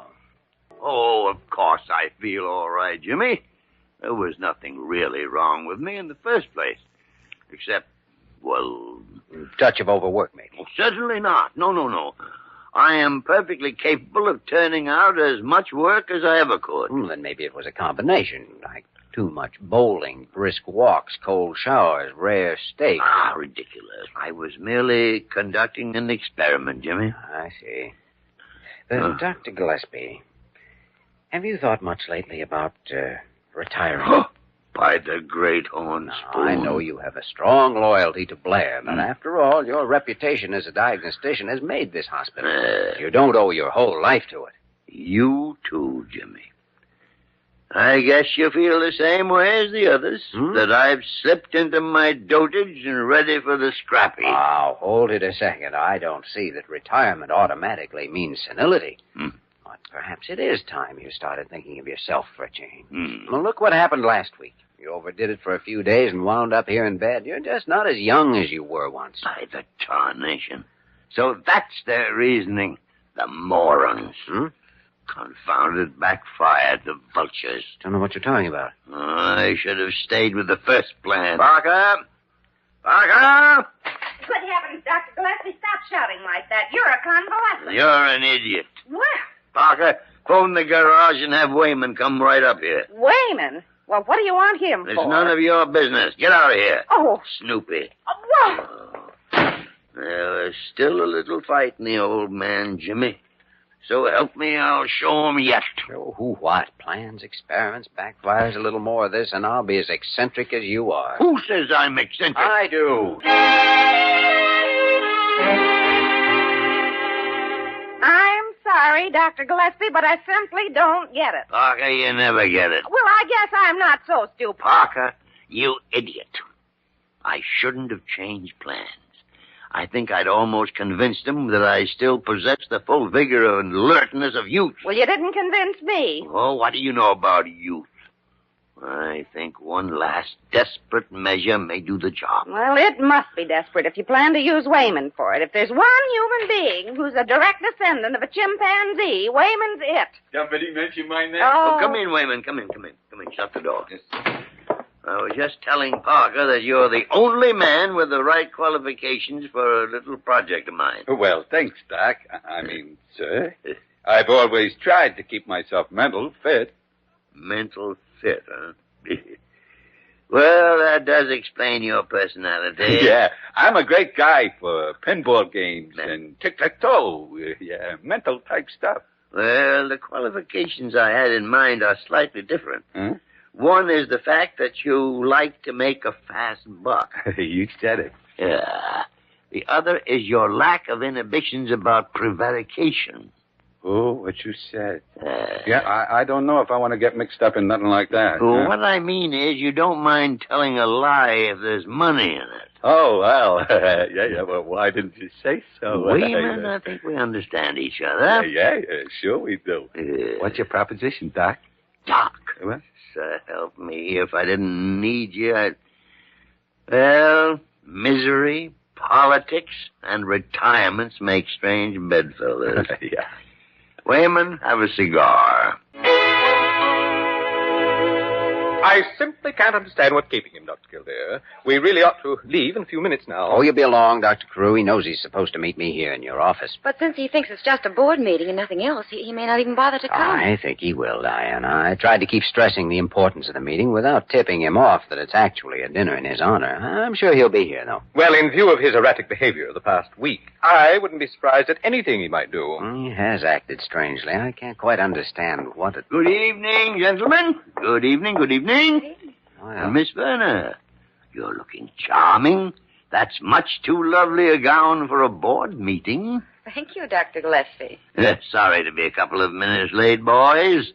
But I didn't bother with the elevator. I walked up. You walked? 12 floors? Oh, it's all a matter of constitution. Wine improves with age, you know. Well, let's go on into the boardroom. Well, as a matter of fact, the meeting's being held over at Fontaine's restaurant, Dr. Gillespie. There's a taxi down. Fontaine's restaurant? Yes. By the tarnation, that's the last straw. I had no idea I'd have to face this humiliation in a public place. What are you talking about? I am a tired old man, Carew, and I can't go on with the act. Go ahead, then. Throw me out. Kick me in the teeth. But don't ask me to be present while you do it. Oh, dear. He's finally gone off his rocker. All right, Dr. Carew. I guess we'd better call off the surprise. Dr. Gillespie, this isn't a board meeting. It's a testimonial dinner to celebrate your 35 years with Blair Hospital. What? You mean I'm not being retired? I hope not for many years, Dr. Gillespie. Of course, we have wondered about some of your actions recently. Grossly exaggerated, Carew. Nothing at all to those rumors you heard. Rumors? But I did actually see some things myself. Misinterpreted, Carew. Merely a little experiment of mine. Well, the board members will be very happy to hear it. Things had got back to some of them. Oh, there you are, Doc. I mean, sir, I'm ready to pay off. Here's your $10.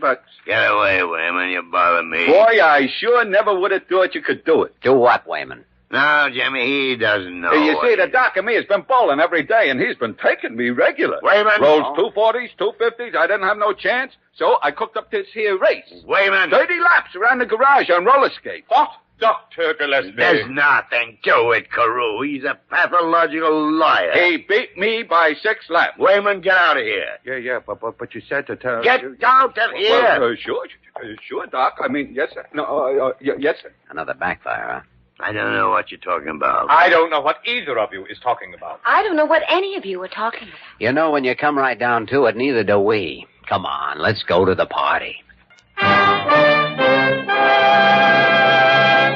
In just a moment, we will return to the story of Dr. Kildare. And now, once again, the story of Dr. Kildare, starring Lou Ayres as Dr. Kildare and Lionel Barrymore as Dr. Gillespie.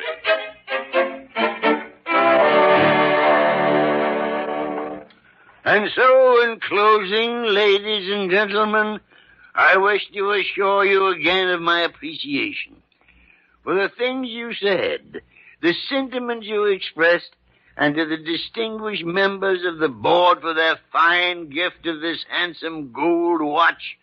Thank you.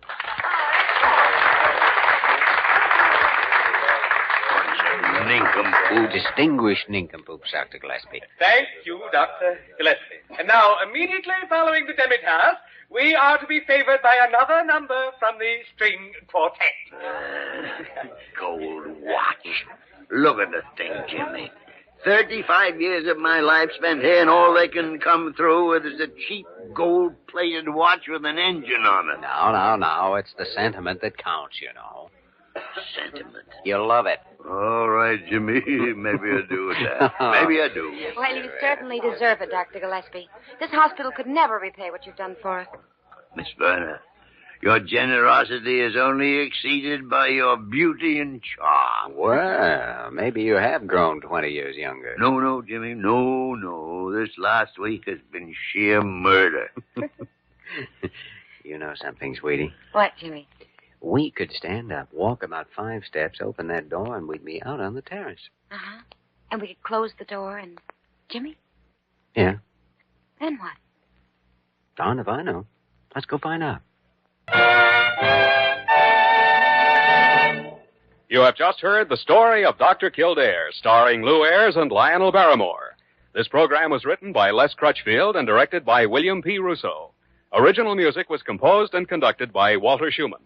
Supporting cast included Virginia Gregg, Ted Osborne, Georgia Ellis, and Ed Max. Dick Joy speaking.